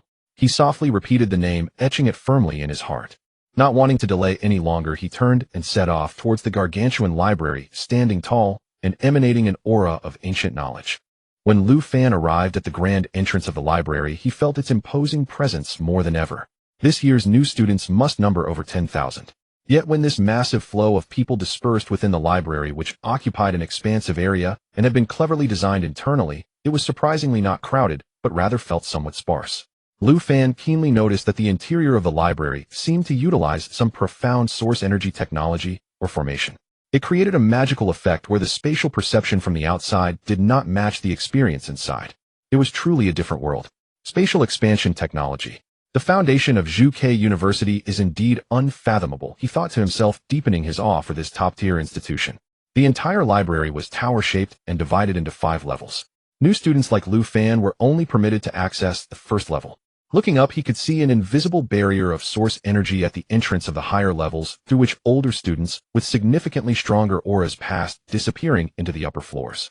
Lu Fan had always believed in the wisdom of listening to advice leads to a full stomach, particularly the advice of a powerful figure like Teacher Shun. He no longer looked around aimlessly and focused his mind. He began to carefully search through the vast array of shelves on the first floor for Wan Xiang Zeng Fu, as mentioned by Teacher Shun. The collection on the first floor was astonishing. Various skills, martial techniques, discussions, and accounts were categorized and dazzled the eyes. After spending considerable time, he had nearly scoured half of the entire level. Finally, in an inconspicuous corner on a shelf that had gathered fine dust and was almost neglected, he found a book titled Wan Xiang Zeng Fu. When he pulled out this surprisingly thick volume, his arm sank heavily. The weight of this book far exceeded that of ordinary books. He weighed it in his hands, curiously flipping to the last page to check the page number. He gasped in astonishment. There were over 1,300 pages. As he dusted off the cover filled with a mix of anticipation and seriousness, he opened the first page. The name of the author sent shockwaves through him. It was a name that resonated through history. Qi Kuan. Lu Fan's breath quickened and his heart raced. He was the legendary hero who ended the long dark age single-handedly hundreds of years ago, suppressing all the top calamity beasts that plagued the land, revered as the backbone of humanity. Lu Fan suppressed the excitement in his heart and continued to flip through the exceptionally heavy tome in his hands. However, after turning past the preface, what greeted his eyes was not the expected text of the universal amplification. Instead, it was an introduction to a source martial art called Tenfold Infinite Law. He read it carefully, his brows furrowing tighter. The expression on his face gradually shifted from initial anticipation to utter confusion. The principles of energy accumulation explained in the Tenfold Infinite Law were extremely profound. The energy structure models involved were exceedingly complex. Various terminologies and derivation formulas left him dizzy, and his brain felt like it was swelling. This feeling was akin to him as an ordinary student in his past life, suddenly flipping through the mechanics manuscripts filled with complex equations and profound thoughts from Elder Qian. Every character was familiar, yet when put together it resembled an ancient script. He understood the phenomenon, but had no grasp of the underlying principles, leaving him with a deep sense of helplessness. He patiently continued to flip further, and another new source martial art name jumped out: 100-foot tower technique. Lu Fan's gaze lingered momentarily on the words 100 feet. An inexplicable strange feeling arose in his heart. It seemed as if this combination of words was subtly mocking the fool who could see it, yet could not comprehend the previous passage. This absurd association made the corners of his mouth twitch. Nevertheless, he focused on studying the foundational concepts of the 100-foot tower technique. He attempted to understand the supposed mystery of layered foundation step-by-step ascension, but the outcome was still one of confusion. These two martial arts were like exquisite theories built upon air castles. Beautiful as they were, he could not find the staircase leading to them. Until he persevered and continued flipping backward, he finally saw those familiar four big characters: universal amplification technique. And immediately following were detailed explanations regarding the relationships between these three martial arts. The fog swirling in Lu Fan's mind was abruptly cleaved apart by a flash of lightning, and everything became clear. So that's how it is. This thick tome did not record a standalone martial art. Instead, it was designed by Master Chi Kuan for practitioners with different aptitudes based on the core concept of universal amplification. The tenfold infinite law which had initially left him dizzy was the genius version. This technique divided the amplification path into 10 realms. With each realm mastered, the power of the source energy could double. If one could achieve completion in all 10 realms, the final amplification factor would reach a shocking 1,024 times. The notes beside the techniques casually mentioned that for exceptionally gifted individuals, it would take around 3 years to achieve. The intermediate 100-foot tower technique, on the other hand, was the talented version with lowered thresholds. It broke down the 10 realms into 100 layers. Each layer mastered would solidify and thicken. If one could master all 100 layers, the final amplification effect. Lu Fan quickly calculated in his mind and arrived at a number that made his scalp tingle, definitely over 10,000 times. However, the notes also coldly pointed out that cultivating this technique, even for those with decent natural talent, would at least require 30 years of hard work. For the golden years of cultivation, this was already a losing proposition. As for the final universal amplification technique, it was surprisingly labeled as the fool's version of the popular type. It divided the vast amplification path into a staggering 10,000 layers. The cultivation process was simplified to the extreme, almost reduced to a mere accumulation of effort. The estimated time required for cultivation was at least 300 years. If successfully cultivated, the amplification factor would be over 20,000 times. Upon seeing this, Lu Fan couldn't help but gasp in shock. 300 years. It should be noted that according to historical records, the strongest human cultivator on Source Star at the 9th rank Heavenly Gang realm has a theoretical lifespan limit of only around 300 years. This meant that choosing this technique was almost equivalent to betting one's entire life on a slim possibility, betting that one could complete the cultivation before their lifespan expired. Such a cost for anyone would undoubtedly be a huge loss, akin to a gamble of gambles. However, as Lu Fan looked at the fool's version of the universal amplification technique, his eyes grew brighter. A surge of indescribable excitement erupted within his chest like a volcano. 300 years. For other cultivators, this was a hopeless number that felt unattainable. But for him, who possessed the ability of cultivation rebirth, and currently held over 230 years of simulated cultivation time, this was precisely the perfect choice. What he lacked the least of was time. This is it. This is the ultimate form of late bloomer that I truly need. Lu Fan tightly embraced the heavy tome, as if he were embracing the infinite possibilities toward the future. As for the label fool marked in the book, he had no intention of identifying with it. In his eyes, this was not a proof of dull talent, but a tailor-made heavenly ladder for him who possessed special opportunities. He joyfully caressed the rough cover of the tome and carefully placed it in his embrace. Then, taking a deep breath, he began to search for the other 2 source martial arts techniques suitable for him. His goal was clear. Ideally, they should enhance attack, defense, and speed all at once. Moreover, they should also possess the characteristics of easy to learn and great potential. Unfortunately, the ideal was beautiful, but reality was stark. Here, after all, was only the first level of the library, and although there were many collected martial arts, most belonged to basic or common types. Lu Fan patiently searched in circles again and again. His gaze swept across shelf after shelf, flipping through many introductions of martial arts that sounded good.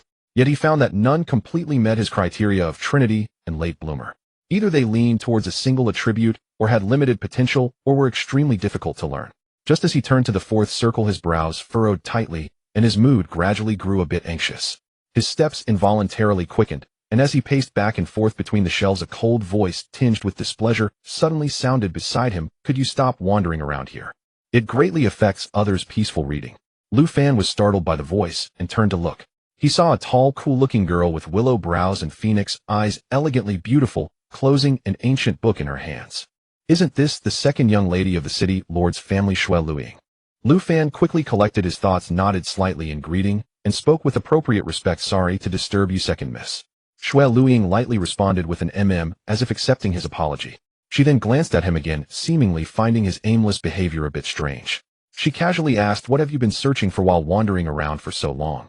Lu Fan, who had been troubled without any clue, saw the other party's inquiry, and honestly replied, "I am looking for 2 source martial arts techniques that can enhance attack, defense, and speed simultaneously, and are also easy to learn with great potential." Upon hearing his request, Shui Luiying's icy gaze immediately looked at him with a "What kind of daydream are you having?" expression. The corners of her beautiful lips seemed to twitch slightly.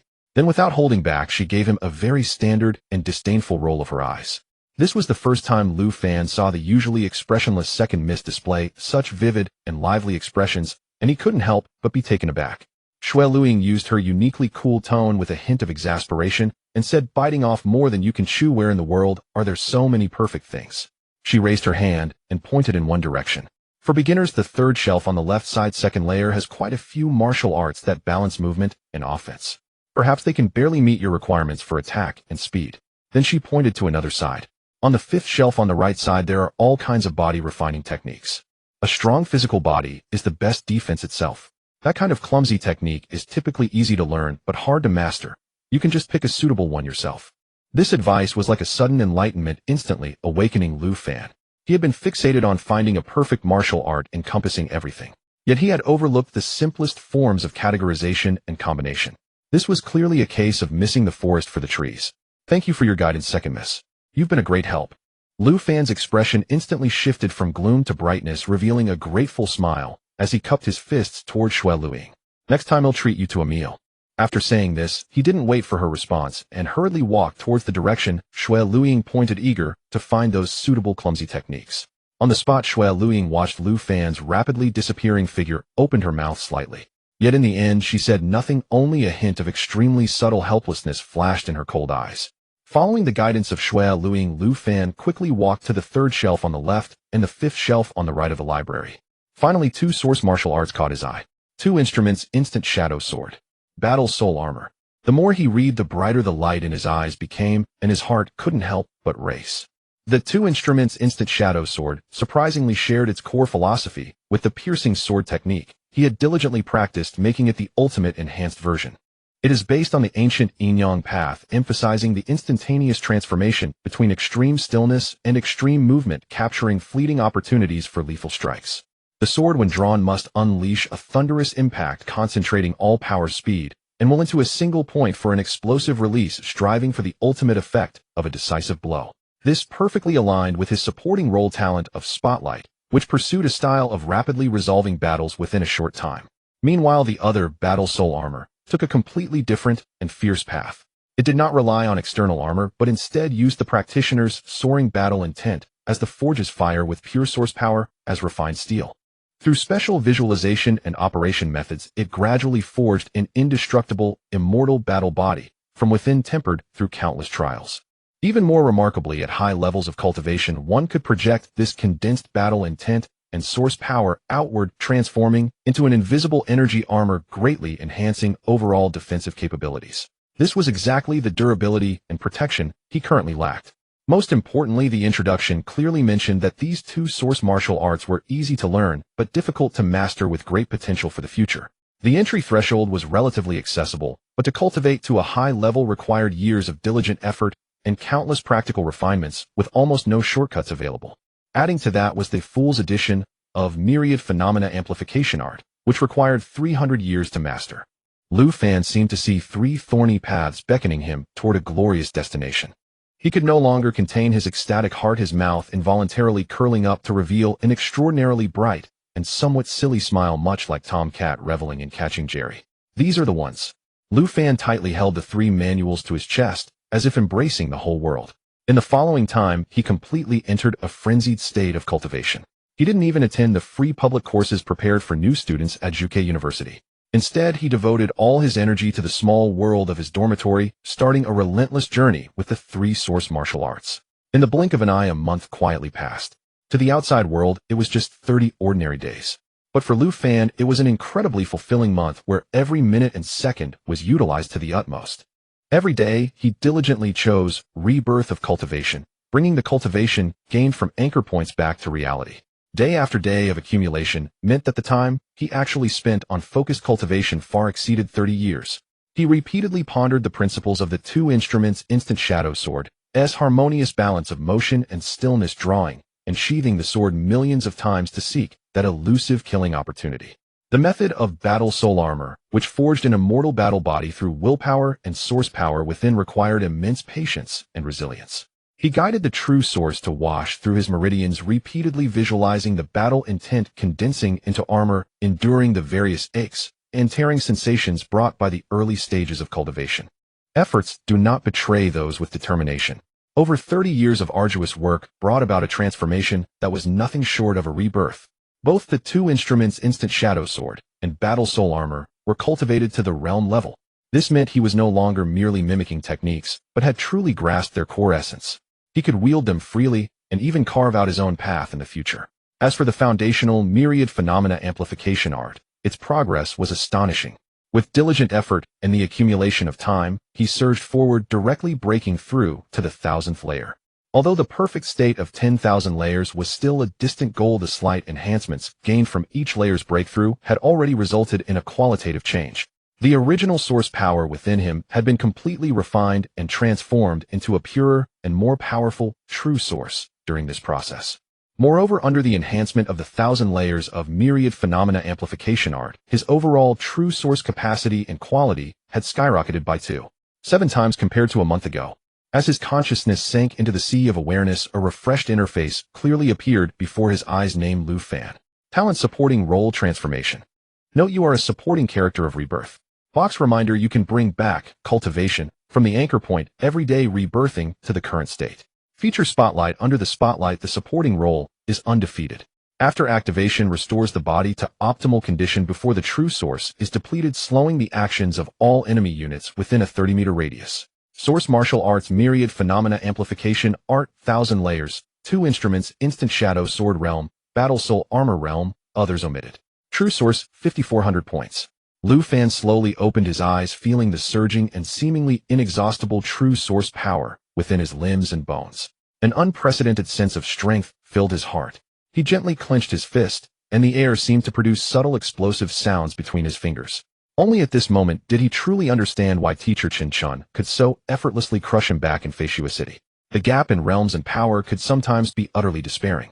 He had absolute confidence that the current him could effortlessly crush the Lu Fan from a month ago. Is this the power of a 4th-tier ranger? Lu Fan murmured softly, a sharp light flickering in his eyes. He had finally stepped into a realm he once had to look up to. However, today's Lu Fan could no longer indulge in the pleasure of closed-door cultivation. Not because that guy by Sway still stubbornly slipped out from the scroll every midnight, naturally occupying it. The real reason was that he received a final notice from the UK University administrative system on his terminal. The bright red font clearly reminded him he must complete team registration today and complete the tasks assigned by the academy. Either join an existing team or form a new one. The hard stipulation was that each team must have a minimum of 3 members. Lu Fan looked at this notice and couldn't help but scratch his head. He knew only a handful of people at UK University. At best, the only one he could consider a friend was probably. As for Bai Sway, that girl didn't even have a formal identity, being a complete external staff member of the school, so she couldn't possibly count as a team member. So no matter what, I need to find Shashi to discuss this first. Lu Fan sighed, stood up, and stretched his somewhat stiff. After a month of focused cultivation, he had almost been isolated from the outside world, and it was time to go out for a walk. Fortunately, Shashi had finally managed to escape her tech-savvy master Dean He's close watch today. She agreed to come out from the isolated workshop of the Burning Sky Engineering Institute to meet him. It was said that during this short month, Shaxi's talent of Lu Ban had been completely activated in the inspiring and technical environment of the Burning Sky Engineering Institute. She burst forth with astonishing creativity and had already produced several good things that left both teachers and students of the institute in awe. With this outstanding talent and achievements, she quickly became the center of attention at the Burning Sky Engineering Institute, shining brilliantly. In contrast, Lu Fan had remained an unnoticed presence this past month. His supporting role talent seemed so ordinary, amidst the gathering of geniuses at UK University, failing to cause any ripples. When he arrived at the entrance of the Burning Sky Engineering Institute, filled with the scent of metal and source energy, to wait for Shirshashi, he immediately felt the scrutinizing gazes from all directions. This focused attention made the habitually low-key Lu Fan quite uncomfortable. Fortunately, it wasn't long before Shirshashi rushed out like a gust of wind from deep within the institute. Seeing Lu Fan surrounded by onlookers, she immediately walked up and grabbed his arm, saying, let's go, this isn't a place for conversation." Then, without waiting for a response, she nearly dragged Lu Fan away from the site of gossip at the entrance of the Burning Sky Engineering Institute. Lu Fan was being pulled by Shirshashi all the way until they distanced themselves from the scrutinizing area of the Burning Heaven Institute. They arrived at a relatively secluded tree-lined path flanked by tall phoenix trees, where they finally slowed their pace. The afternoon sunlight filtered through layers of leaves, casting mottled patches of light. Shirshashi released her grip on Lu Fan's arm, placed her hands on her hips, and turned around.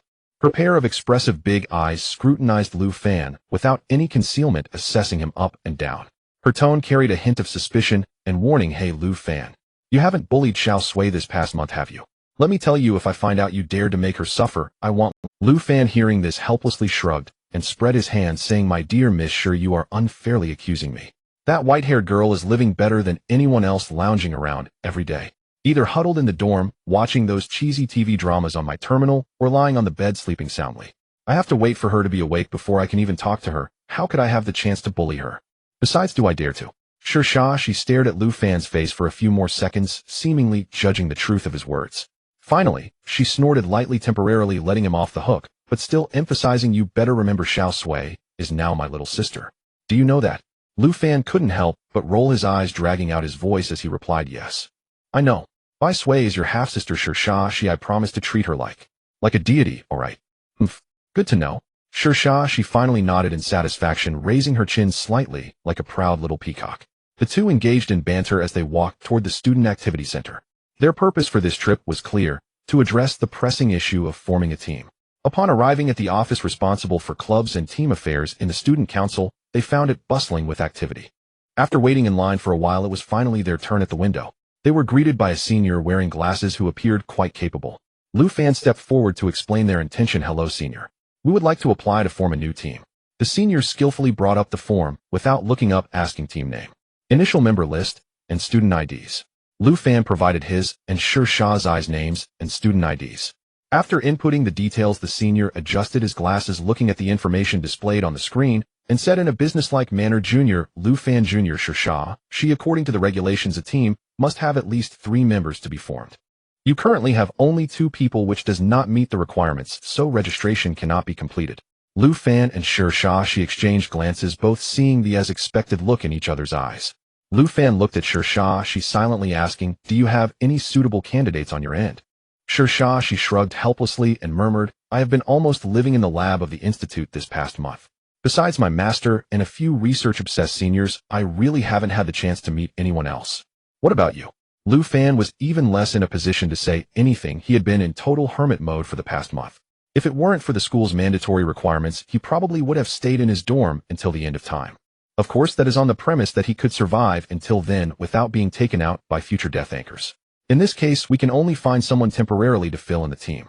Lu Fan rubbed his chin, his gaze starting to scan the lobby, searching for any solo students who looked approachable. Just as they were feeling somewhat at a loss, from a nearby service window came a cold yet pleasant voice, tinged with obvious displeasure, instantly attracting the attention of many around. "Why not?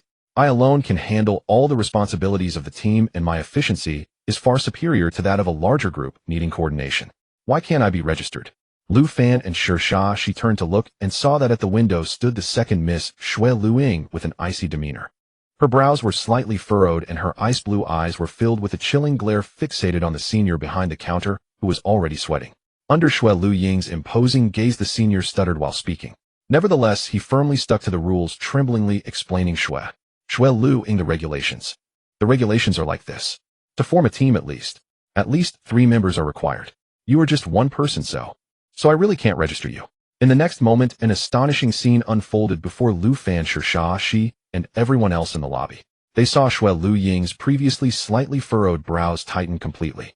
She did not raise her voice, but a barrage of logically clear, precisely worded, and extremely cutting criticisms rained down like hail on the poor senior and the regulations of Zhuke University.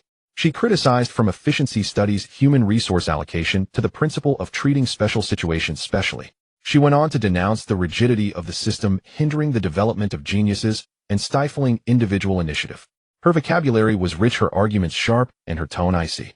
This was a stark contrast to her usual concise demeanor. It's hard to imagine. She can actually say so much in one breath, and every word feels like a small icicle piercing cold and painful. She leaned closer to Lu Fan's ear and whispered in amazement. The senior in charge of registration was turning pale, then red, then green, finally clutching his chest, as if he couldn't breathe. He stumbled back a couple of steps, nearly collapsing, clearly suffering from a tremendous mental shock. Seeing this, Shui Lu Ying snorted coldly, ceasing her tirade, but her dissatisfaction was still evident in her eyes.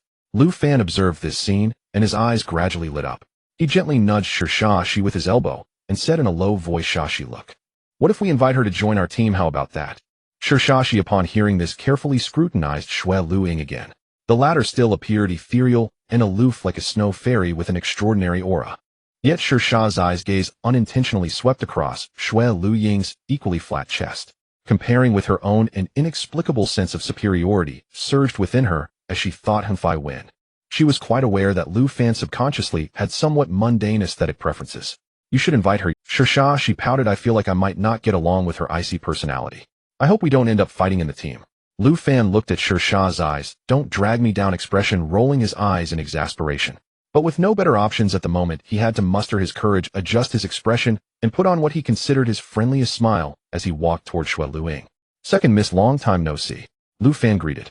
Shui Lu Ying turned her head at the sound, her ice blue eyes landing on him, pausing for 2 seconds, as if searching her memory. Then she confirmed in her characteristic cold tone, you are the second place in the martial arts examination. Lu Fan's mouth twitched slightly, mentally cursing, whose name is second place for goodness sake? Is that how it is written on the admission notice? I'd really like to see if anyone has that name. But he still maintained a smile on his face. Second miss, I am Lu Fan. I saw you seem to have some trouble with the team numbers as well.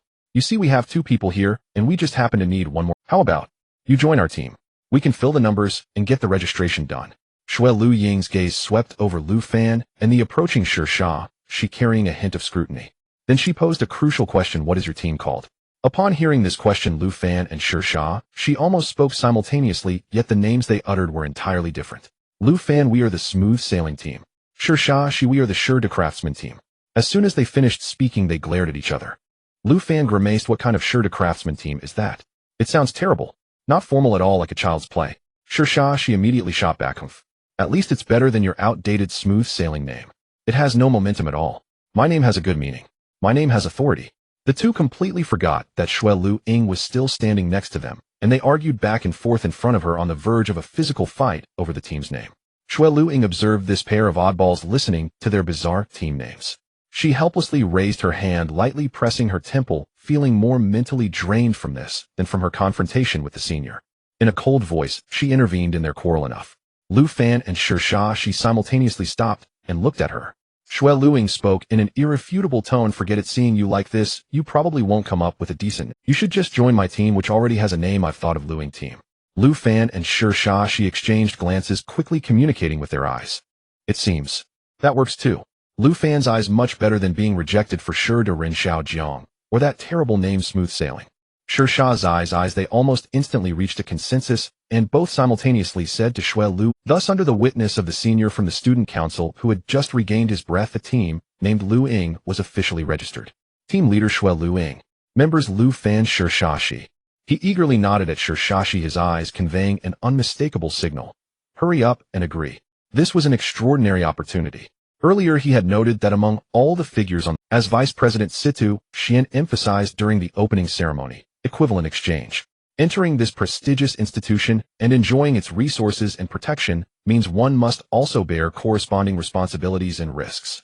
Almost the moment the team registration information was input into the system, the communicators of the 3 vibrated simultaneously, and a prominent notification from the Academy's task system popped up on their screens. Every month, all students must complete at least one academy task assigned by the school. These tasks are not child's play. They involve real challenges, such as exploring the outer realms, exterminating disaster beasts, collecting resources, and even regional defense. Only by successfully completing the tasks within the specified time limit can they earn corresponding credits and maintain their eligibility to continue studying at the school. Conversely, those who fail to complete the academy tasks will face the merciless consequence of being expelled. This harsh elimination mechanism hangs over every student's head like the sword of Damocles. And it is precisely for this reason that Lu Fan, Shashi, and Shui Luiying are so eager to form a team. After all, no one wants to be expelled shortly after starting school for failing to meet the task requirements due to going solo. The school system sent over a series of selectable task lists. Completing any one of them would count as passing this month's assessment. However, the time limit for the tasks is exceedingly strict. It must be resolved and reported within 3 days. Lu Fan quickly browsed through the task list displayed on the communicator, his brow slightly furrowed. Most of the tasks on the list pointed to a few cave-level realms controlled by the school, primarily involving the extermination of disaster beasts in specific areas. The targeted disaster beasts generally ranked below the fierce level, with some tasks aimed at cleaning up large numbers of danger-level disaster beast groups. Although the individual threat is not great, the sheer number is troublesome, requiring considerable time and effort. It seems the school doesn't intend to push us to our limits right from the start. Lu Fan felt slightly reassured. These tasks were not impossible for him, who had already reached the right. However, he had no intention of making decisions on his own, as the team already had a captain, and such decisions should naturally be considered by Shui Luiying. He directed his gaze to Shui Luiying, the newly appointed team leader. Her ice blue eyes quickly scanned the task. Without any hesitation, her fingertip directly selected one of the tasks. Exterminate the Phantom Wolf Pack in Qishao Cave and kill at least one Phantom Wolf King. The credit reward for this task is the highest among all options, indicating that each ordinary Phantom Wolf killed would earn 10 points. Successfully killing the Phantom Wolf King would yield a staggering 100 points. Upon seeing this choice, Lu Fan could not help but scratch his head. Goodness, this young lady really has high expectations of him and Shashi. The Phantom Wolf itself is a fierce-level disaster beast, not exceptionally powerful individually. However, it is known for its cunning stealth abilities and pack behavior. A sizable wolf pack with its leader being the Phantom Wolf King would undoubtedly be a solid fierce-level disaster beast. This means their team could potentially face one or even multiple fierce-level leaders, along with an assault from dozens or even hundreds of fierce-level wolves. Shui Luiying seemed to have completely disregarded whether the two would find the task overly difficult. In her calm and indifferent tone, she issued the command, "The task has been selected. At that time, you two will accompany me to Qishao Cave." She paused, her gaze briefly flitting over Lu Fan and Shashi, and added, "As for the Phantom Wolf Pack, I will handle it primarily. You are responsible for support and vigilance." After saying this, she gave the two no opportunity to refute or discuss tactics. She simply stated, "Meet at the entrance of Qishao Cave at 9 o'clock tomorrow morning. Do not be late." Then she turned away decisively, leaving the two with a clear and aloof back as she quickly vanished into the flow of students in the activity center. Lu Fan and Shashi stood in place, exchanging glances. This second young lady of Foresee City, her style of doing things is really straightforward and unquestionable. Lu Fan rubbed his nose, a mix of amusement and exasperation in his evaluation. "Aren't icebergs like this?" Shashi pouted, seemingly unimpressed with Shui Luiying's attitude, but did not voice any objections. After all, the other party's status and strength were enough to support such arrangements. "All right, let's not worry about her." Shashi shook her head, pulling her attention back to reality. She seemed to perform a magic trick, reaching into her canvas backpack adorned with floral patterns. In fact, it was through the 100 flowers space bestowed by Sui that she retrieved 2 items: a long sword entirely dark and dull, and a black cloak made of special material that felt cool to the touch. She first handed the long sword to Lu Fan, her face showing a bit of pride, as if presenting a treasure. "Here, take it. This is a new series of weapons I recently developed during my spare time at the engineering school. I named it the Dawn. Don't be fooled by its current dull and unremarkable appearance. Once you inject your source power. Oh wait, you should be at true source now, give it a try." Lu Fan curiously took the long sword, finding it slightly heavy in hand. The sword's lines were smooth, although dull, it emanated an understated sharpness. He followed her suggestion, channeling a trace of true source energy into the hilt. A faint humming of the sword resonated. The next moment, the previously dark sword seemed to be illuminated from within. Waves of soft yet firm light resembling the dawn breaking flowed from the spine of the sword. In an instant, the sword's dimness was dispelled, becoming radiant and exuding a spine-chilling sharpness.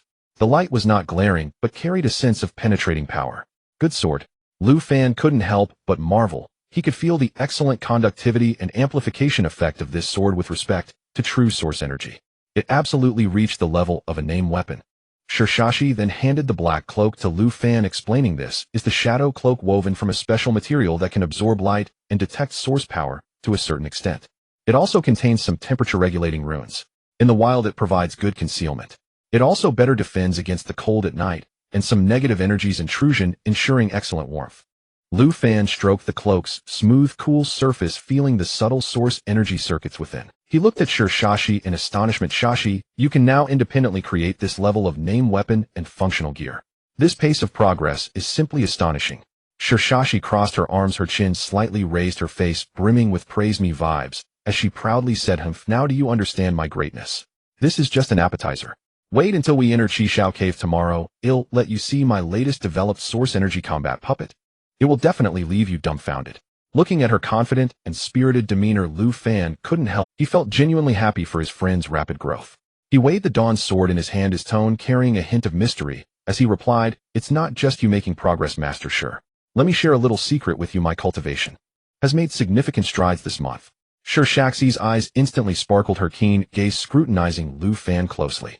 She knew Lu Fan relatively well. Although he occasionally made witty remarks, he never joked about cultivation. Since he dared to say so, he must have had a considerable breakthrough. Could it be? Did he really reach the rider level in just this short month? As the highest institution of learning in the Juke domain, Juke University's depth and strength are reflected not only in its faculty and teaching, but also in its control over surrounding resources and perilous locations. Currently, the school is focusing its efforts on conquering two level 4 Sha grade cave realms, Qishao Cave and Chiyu Cave. Additionally, there is a more dangerous area rated as level E known as the Wudong Wasteland. The original danger levels of Qishao and Chiyu Caves were rated as Lu grade. However, after several thunderous sweeps by the top experts of Juke University, the king-level disaster beasts that had occupied the core area of the caves have been forcefully suppressed. What remains on the vast lands of the caves are mostly fragmented tribes or the small fries that originally lived in the outer regions.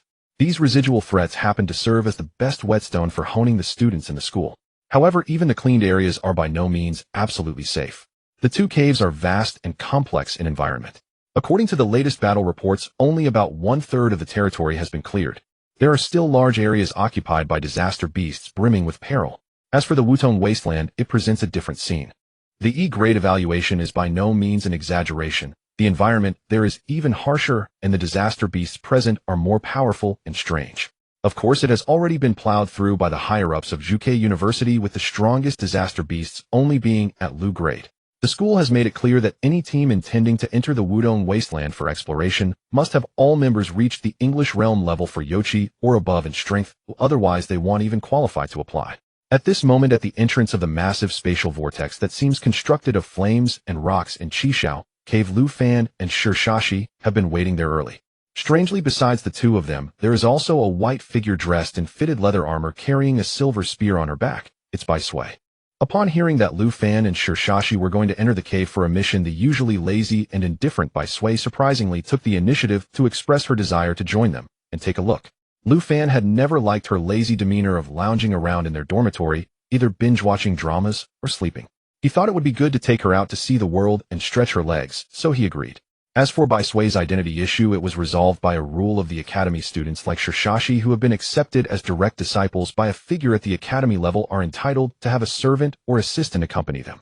Thus, Bai Sui logically became Shirshashi's technical assistant, although she appeared more like a ready-to-go female warrior. When Shui Luiying arrived at the meeting point on time, her cold gaze paused briefly on Bai Sui. Without asking further, she reiterated the action guidelines in her characteristic, undeniable tone. Remember the previous arrangements. Once we enter, your primary task is to protect yourselves. Unless absolutely necessary, do not stray from my operational range. The four of them thus stepped into the swirling red vortex under Shui Luiying's lead. After a brief moment of dizziness from the spatial transition, the scene before them became clear. They found themselves in a sizable town. The architectural style here is rugged, predominantly built from large stones and wood. The streets are frequented by students in Juke University uniforms and some fierce mercenaries and merchants. This place serves as the forefront stronghold for the Human Camps campaign against Qishao Cave, named Qishao Outpost. However, the scene outside the town at this moment is not vibrant. The sky is gray and oppressive, resembling a leaden hue. In the distance, the mountains are cloaked in a withered yellow and dark red, representing decay. A fierce autumn wind swirls up the fallen leaves from the ground, gusting through the empty streets, bringing with it a sense of desolation and chill. Shui Luing seems to understand the situation, as she softly explains the flow of time within the cave does not completely synchronize with the outside world, and the laws are different. Looking at this scene, it should be deep autumn inside the cave right now. As she spoke, she took out a detailed map from her storage gear and spread it out seriously. Her slender fingers traced the map as her ice-blue eyes focused intently on the lines and markings. After a moment, she lifted her head, pointed towards an exit of the town, and said affirmatively, "The area where the phantom wolf pack is active lies in this direction. We will depart from the north gate." Lu Fan glanced in the direction she pointed, then looked up to identify some simple signposts and the sun within the town. A strange expression appeared on his face as he scratched his head and said uncertainly, "Second miss, if I'm not mistaken, the direction you're pointing to seems to be the south gate." Upon hearing this, Shui Luing's fingertips holding the map paused slightly. A faint blush visibly swept across her fair and delicate face. However, she quickly regained her icy demeanor, her expression becoming even colder. With a hint of forced calmness, she emphasized, "I am the team leader. Whatever direction I say to go, that is the direction we will go. The map marks this direction." Lu Fan looked at her obviously shaky authority, a bit amused, yet he tactfully refrained from continuing the argument. He merely shrugged and said, "All right, you are the team leader, what you say goes." Meanwhile, Shirshashi and Bai Sui couldn't hold back any longer.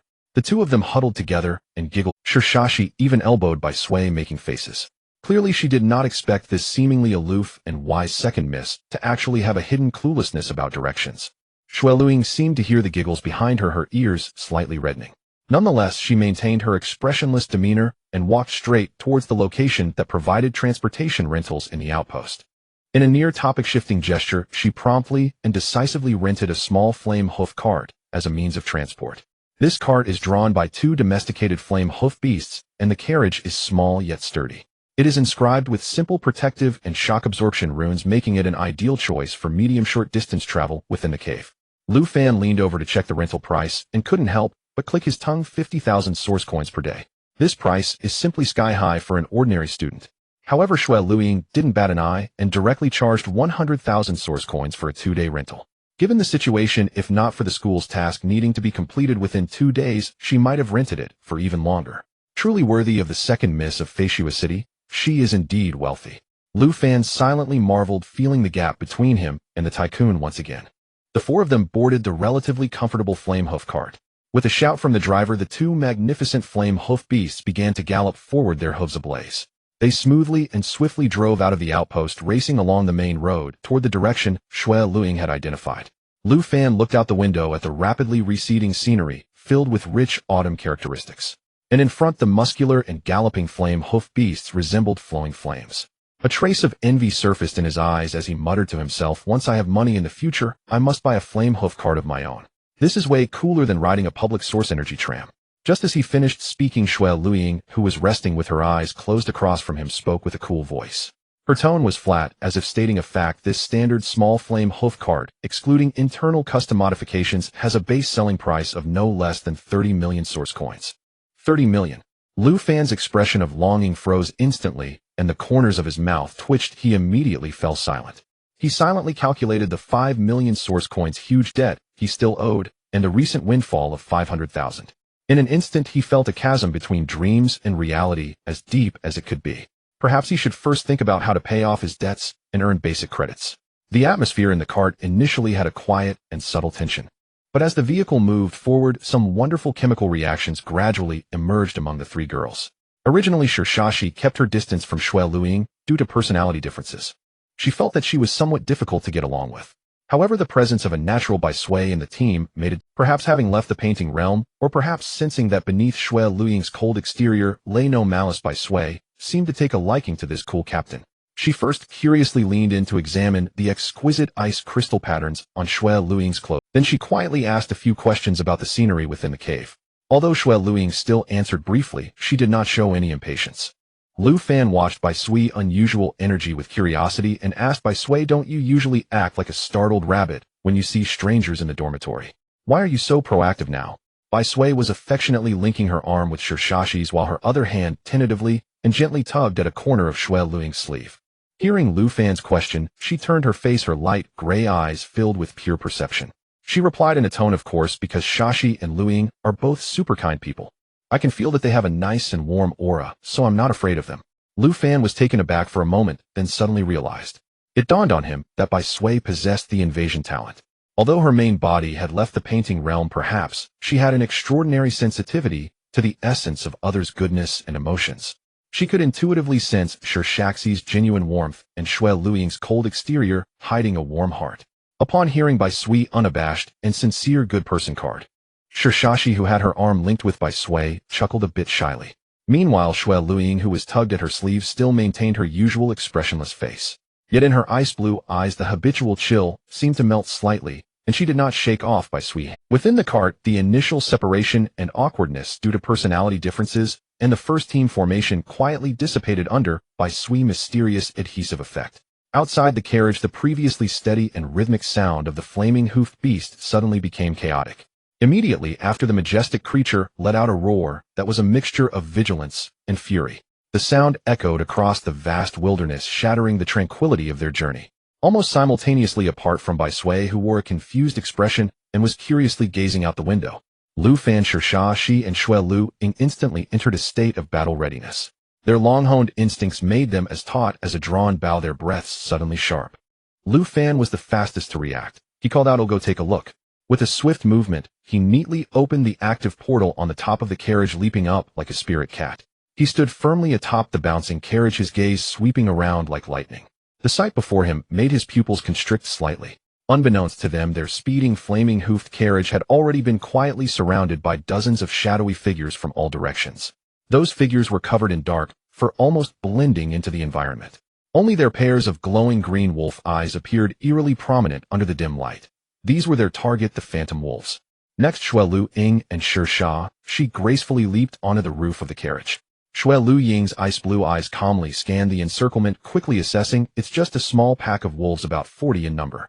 Only one reaches the level of a fierce phantom wolf leader, and I did not sense the presence of a wolf king." Her tone remained calm, carrying an air of confidence in her control of the situation. "You all stay in the carriage and be on guard, I'll handle them." Shashi, hearing this, scratched her cheek and voiced a differing opinion, her tone filled with eagerness. "Captain, we are a team now. How can we let the captain charge alone while the team members just watch from the side? That's just too inconsiderate." As she spoke, her movements did not pause. She patted her seemingly ordinary flower-patterned backpack. This was actually connected to the flower space granted by Bai Sui. 5 heavy black shadows fell with a crash onto the ground surrounding the carriage, raising a cloud of dust. These were 5 fortress-type defense puppets that she had meticulously modified. They were heavier than the standard models, their metallic shells glinting with a cold, hard sheen, and their joints clearly reinforced. Most strikingly, each puppet was equipped with a short, thick metal cannon barrel engraved with complex runes emanating a chilling energy fluctuation. Lu Fan, seeing these 5 iron fortresses and their conspicuous cannon barrels, couldn't help but feel a jolt, silently thinking, good heavens. Could that rascal Shashi truly have achieved the level of artillery bombardment at any time and place? Even Shui Luying, who had witnessed Shashi control puppets before, showed a hint of barely perceptible surprise in her ice blue eyes. These puppets, in terms of craftsmanship, materials, and the refined source energy aura, were far superior to any she had seen before. Clearly, they incorporated the latest technologies from the Burning Sky Institute and her own Lu Ban talent. The previously restless pack of phantom wolves was also intimidated by the sudden appearance of the 5 steel behemoths. They lowered their bodies, emitting threatening low growls, their glowing green eyes filled with vigilance. However, in the center of the pack, the phantom wolf leader, distinctly larger with a darker coat and a tuft of silver fur on its forehead, let out a long howl filled with ferocity. The howl rang out like a battle horn, breaking the brief stalemate. Dozens of phantom wolves revealed their fierce glints, no longer hesitating, and like arrows released from a bow, they pounced fiercely towards the 5 fortress puppets from all directions. Their sharp claws tore through the air, carrying a bloody wind. Facing the oncoming pack, she showed no signs of panic. Instead, she snorted excitement, evident, as if validating the results of a technical endeavor. With a thought, she issued commands through the internal source energy link. Buzz!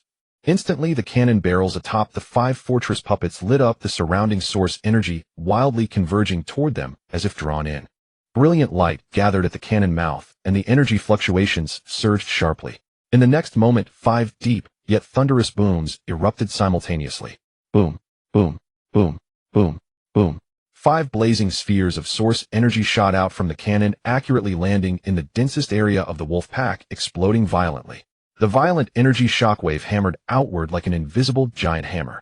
In an instant, soil mixed with severed limbs and shattered bodies was blown high into the air, the anguished howls of wolves drowned out by the roar of explosions. After the blinding light, the previously fierce dozens of phantom wolves, except for the quick-witted phantom wolf leader who had leapt back in advance. Most were blown into the air by the sudden saturated attack, falling like dumplings. Dead or wounded, the scene was a complete wreck. Lu Fan gazed at the scene, comparable to a small battlefield, instinctively swallowing hard. He looked at She incredulously. She artillery bombardment. You really pulled it off. She, hands on her hips, raised her chin higher, her face radiating a praise me expression, proudly declaring, what is this? That's nothing special. Recently my master and I successfully forged a large fortress cannon much more powerful than this. The key is that with the special source energy circuit and operational interface optimization, even without talents like mine and Lu Ban or mechanism, as long as the source energy crystals are sufficient, basic operations can be performed after training. Lu Fan looked at her, whose tail seemed to be about to point to the sky, and couldn't help but rub his nose, pouring a little cold water on her. The power is indeed impressive, but the consumption must be considerable, right? What do they say? When the cannon fires, gold flows. Sure enough, upon hearing this, Shah's eyes' proud smile froze instantly, then quickly crumbled. She revealed an expression of deep pain, counting on her fingers. Oh no. Now that you mention it, it's true. Just those 5 shots from earlier used purified and compressed source energy crystals. That's equivalent to the energy of dozens of standard source nuclei. What a loss. She abruptly turned her head to look at Lu Fan, pointing at the few injured phantom wolves outside that had survived the cannon fire, now wandering in fear. She indignantly shifted the blame. It's all your fault for not reminding me sooner. Using my precious source cannons on these straggling soldiers is pure waste, like using a cannon to shoot mosquitoes. Lu Fan, you go. Hurry up and deal with them.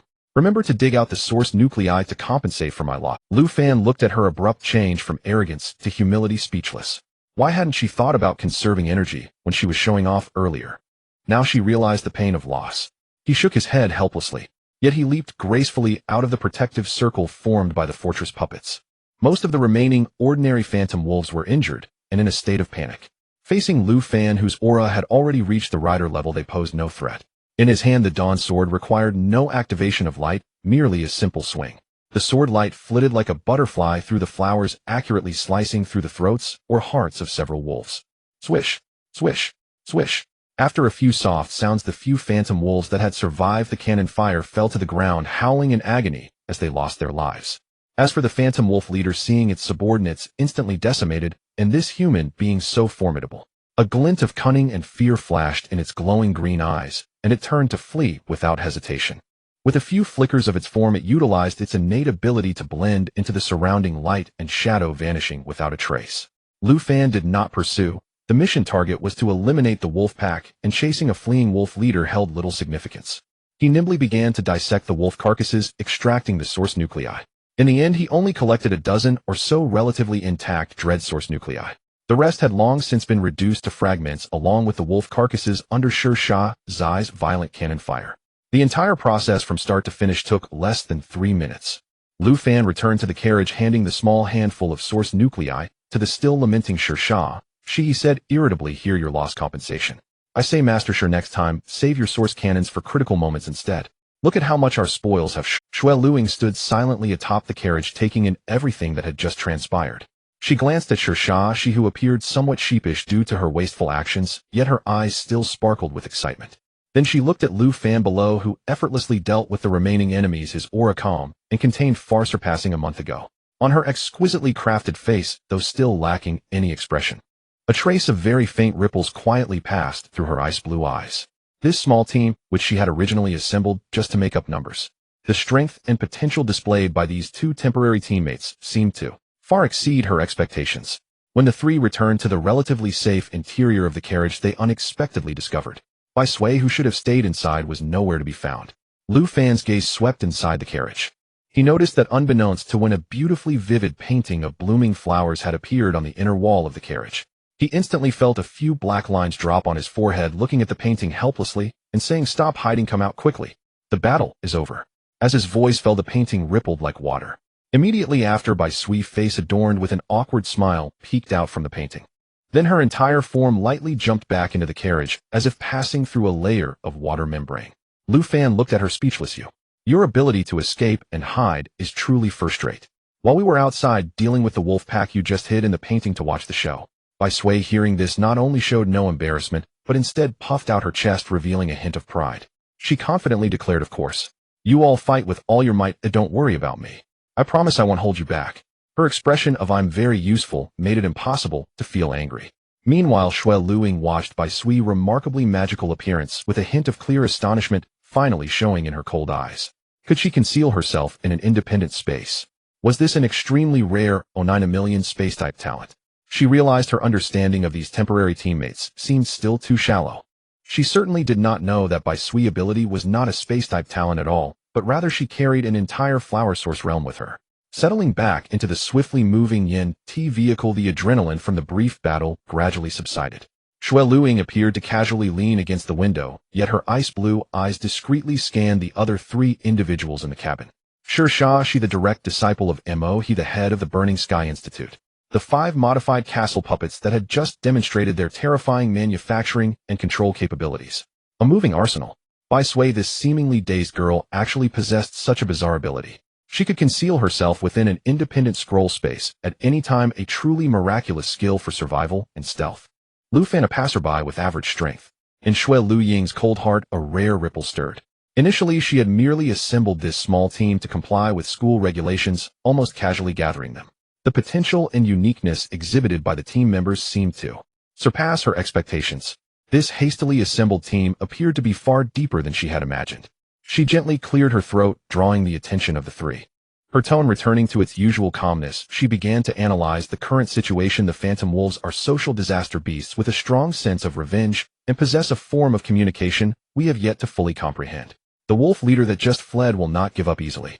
I anticipate that it won't be long before a larger, more organized pack of wolves comes tracking after us. It is very likely that they will include the true Phantom Wolf King. Upon hearing this, Lu Fan's expression became, having spent the past month immersed in hard training, he had indeed not yet had the chance to systematically study the detailed habits and weaknesses of various disaster beasts covered in school. This knowledge was considered his shortcoming. Xue Luying's gaze swept over the 3, continuing, since we are a team, as the captain, I need to understand each of your strengths and limits, so that I can make the most reasonable arrangements for the upcoming battle. Her gaze first fell upon Bai Sui, who seemed most cooperative. Bai Sui immediately sat up straight, resembling a diligent student called upon in class. Enthusiastically raising her hand, her voice was crisp with a hint of pride. I'll go first. My talent is invasion. Well, I can infiltrate certain special energy fields, or spaces. I successfully invaded a masterless source realm before, and now it belongs to me. If I encounter danger, I can instantly hide inside, ensuring my safety. Bai Sui's declaration was a game-changer, even leaving Lu Fan momentarily stunned. Although he knew that Bai Sui could open the door to the 100-flower source realm, he did not expect that this source realm had already been completely invaded by her transforming into her personal space. This was countless levels higher than a simple space storage item. Lu Fan looked at Bai Sui's innocent expression that seemed to say, praise me, comparing it to his own painstakingly developed universal amplification technique, which required 300 years to fully master. He couldn't help but feel a twinge of envy, quietly muttering, carrying a world with you. This configuration is simply a template for a fated female protagonist sprung from nowhere. Next was Sha, she who cleared her throat and introduced herself with the precision typical of an engineering student. My talent is Lu Ban, primarily skilled in designing, manufacturing, and controlling various source energy puppets and devices.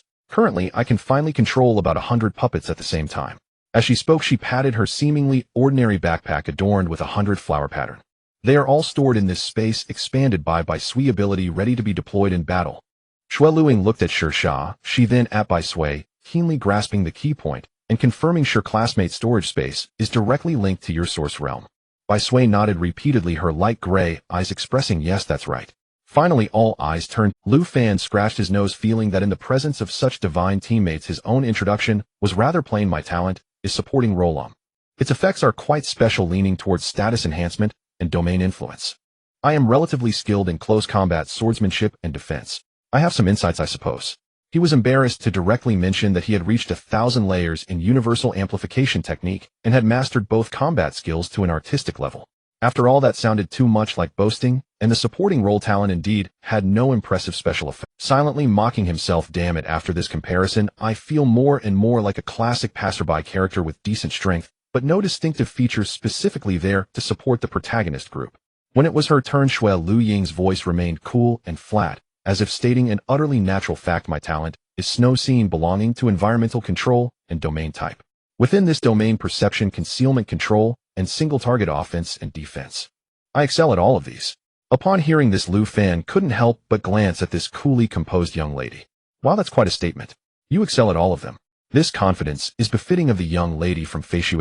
Shersha, she standing nearby, was more direct, clicking her tongue. Captain, saying that outside could easily be taken as boasting, and you might get beaten up. Shui Luing slightly turned her head, a hint of genuine confusion in her ice blue eyes. As she looked at Shersha, she seriously retorting, but I'm speaking the truth. Within the snow scene, I can indeed do all of this.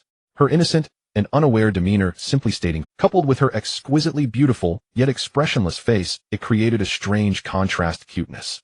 Even Shersha, she another female, was stirred by this unintentional critical hit, her heart racing slightly, with a warm blush on her cheeks.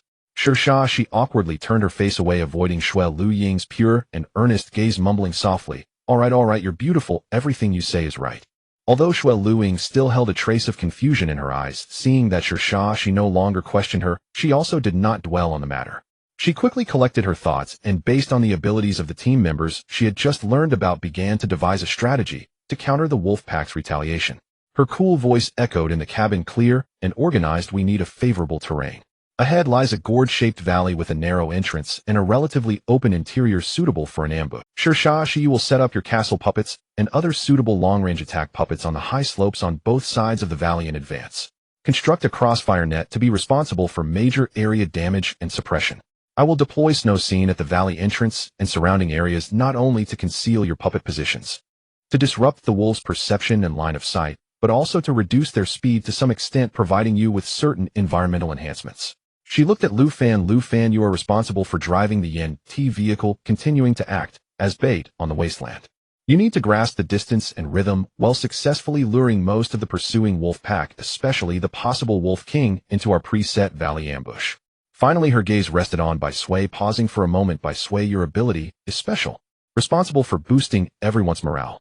Bai Sui nodded vigorously, clenching her small fist with a serious expression of I will get it done. Let's go. This is my forte. Honestly, this tactical plan isn't particularly brilliant.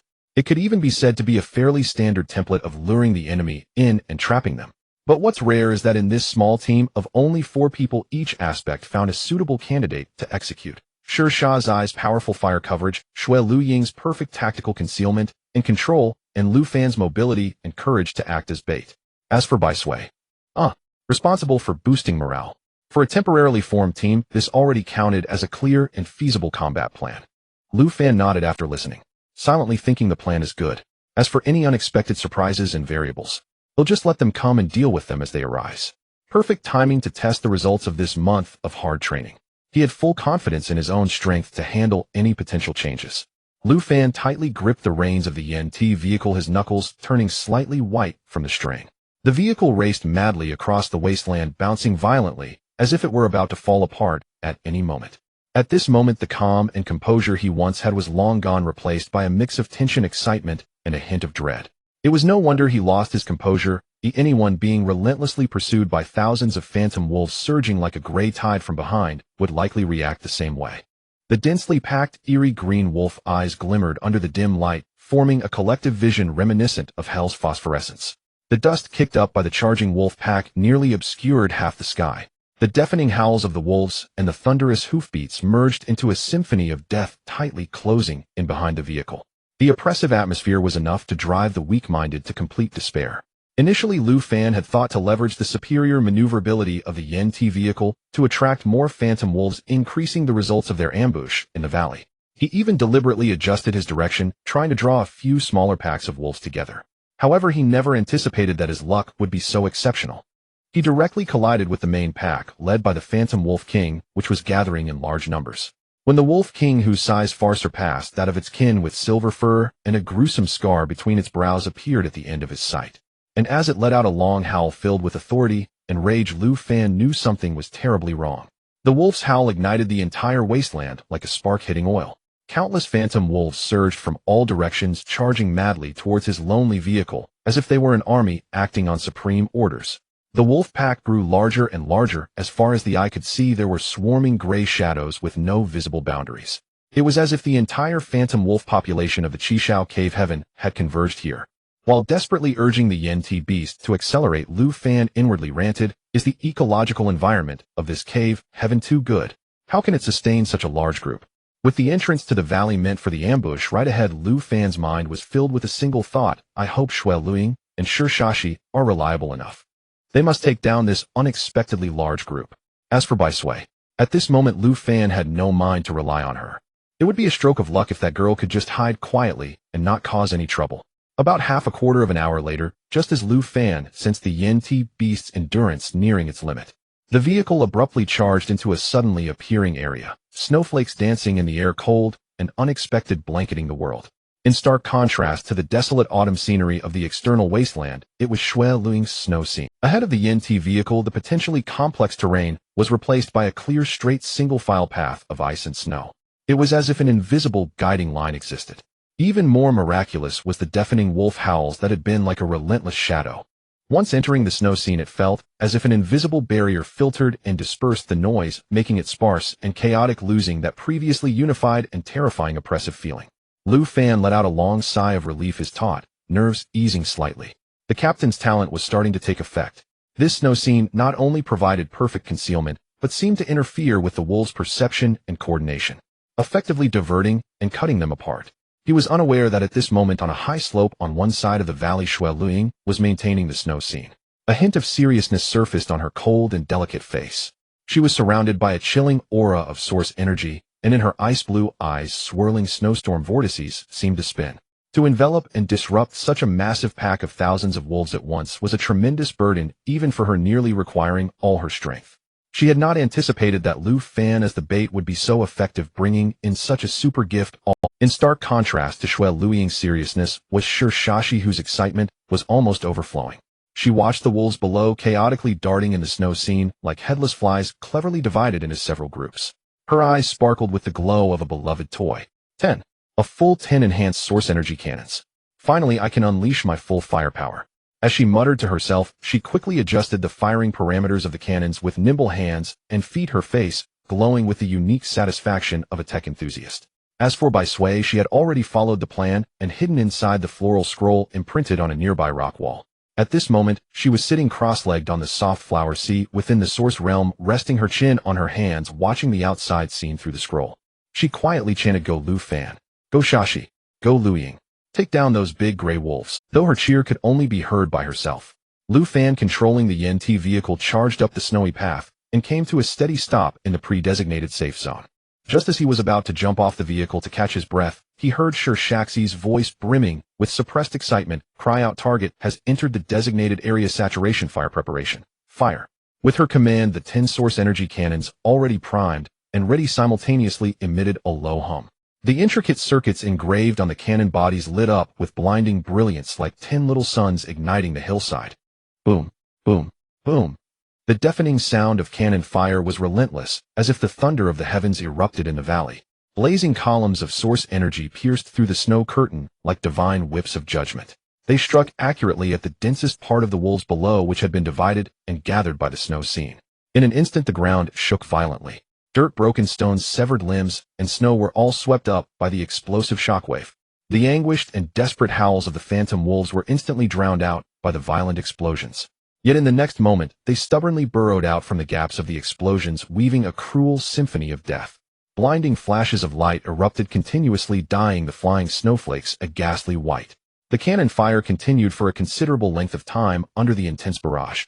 Not a single phantom wolf could break through the snow scene's blockade to escape, until the howls of wolves in the valley became sparse, ultimately barely audible.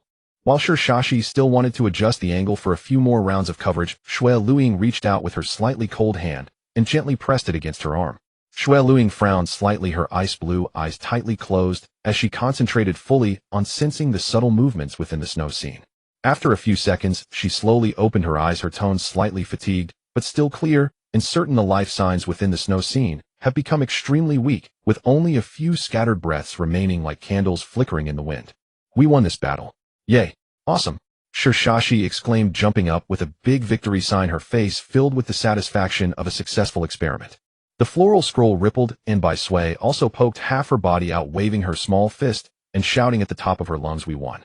Though her voice was a bit weak amidst the echoes of the cannon fire and the empty valley. Lu Fan looked at the excited two and Shui Luiying, who remained cool, but relaxed slightly, and smiled. Then scratching his nose, he pointed to the valley below, still shrouded in a faint snow curtain, and raised a very practical question. "Captain Shui, should we go investigate and confirm the results?" As soon as he said this, the gazes of Shirshashi, Bai Sui, and Shui Luiying all focused on him in unison. Shirshashi blinked her expression, saying, "Do I really have to do this dirty and tiring work?" Bai Sui quickly retracted her half-exposed body back into the scroll, showing only her eyes, silently indicating him too weak for this. Shui Luiying simply watched him quietly, her ice blue eyes clearly conveying the message, "You are the most suitable candidate at the moment." Lu Fan. Fine. He helplessly spread his hands. It seemed that this grueling task of delving into the carnage and cleaning up the battlefield was destined to fall on him, the only male member of the team. "All right, I'll go." Lu Fan sighed in resignation, leaping down the hillside and walking leisurely into the gradually thinning snow scene. As he stepped into the snow scene, the ice and snow underfoot automatically gathered, forming a clear winding path downward, guiding his way. Lu Fan knew that Shui Luiying was providing navigation for him, preventing him from getting lost in the low visibility of the snow curtain. As he followed the icy path downward, the air began to fill with a rich, inescapable stench of blood and the burnt smell of fur. The further he went into the valley's center, the more pungent the odor became. When he reached the end of the path, the surrounding snow scene slowly dispersed like a curtain, revealing the true scene inside the valley. Even though Lu Fan had mentally prepared himself, he was still slightly shaken by the sight before him. As far as his eyes could see, there were shattered bodies of phantom wolves piled up like mountains. Dark red blood soaked the ground, dyeing the valley's bottom a bizarre sauce color. The broken wolf corpses were frozen in various twisted positions within the mixture of melting snow and blood, creating a scene that could only be described as horrific.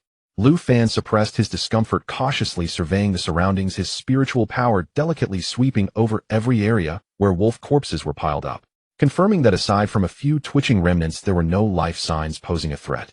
He looked up towards the slope and gathered his strength, loudly shouting, "The area below has been cleared. There are no survivors."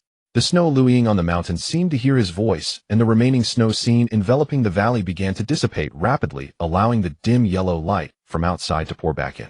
However, just as the snow scene was about to completely vanish and Lu Fan's mind was at its most relaxed moment, an unexpected change occurred. In the valley's center, the highest mound of wolf corpses suddenly erupted from within.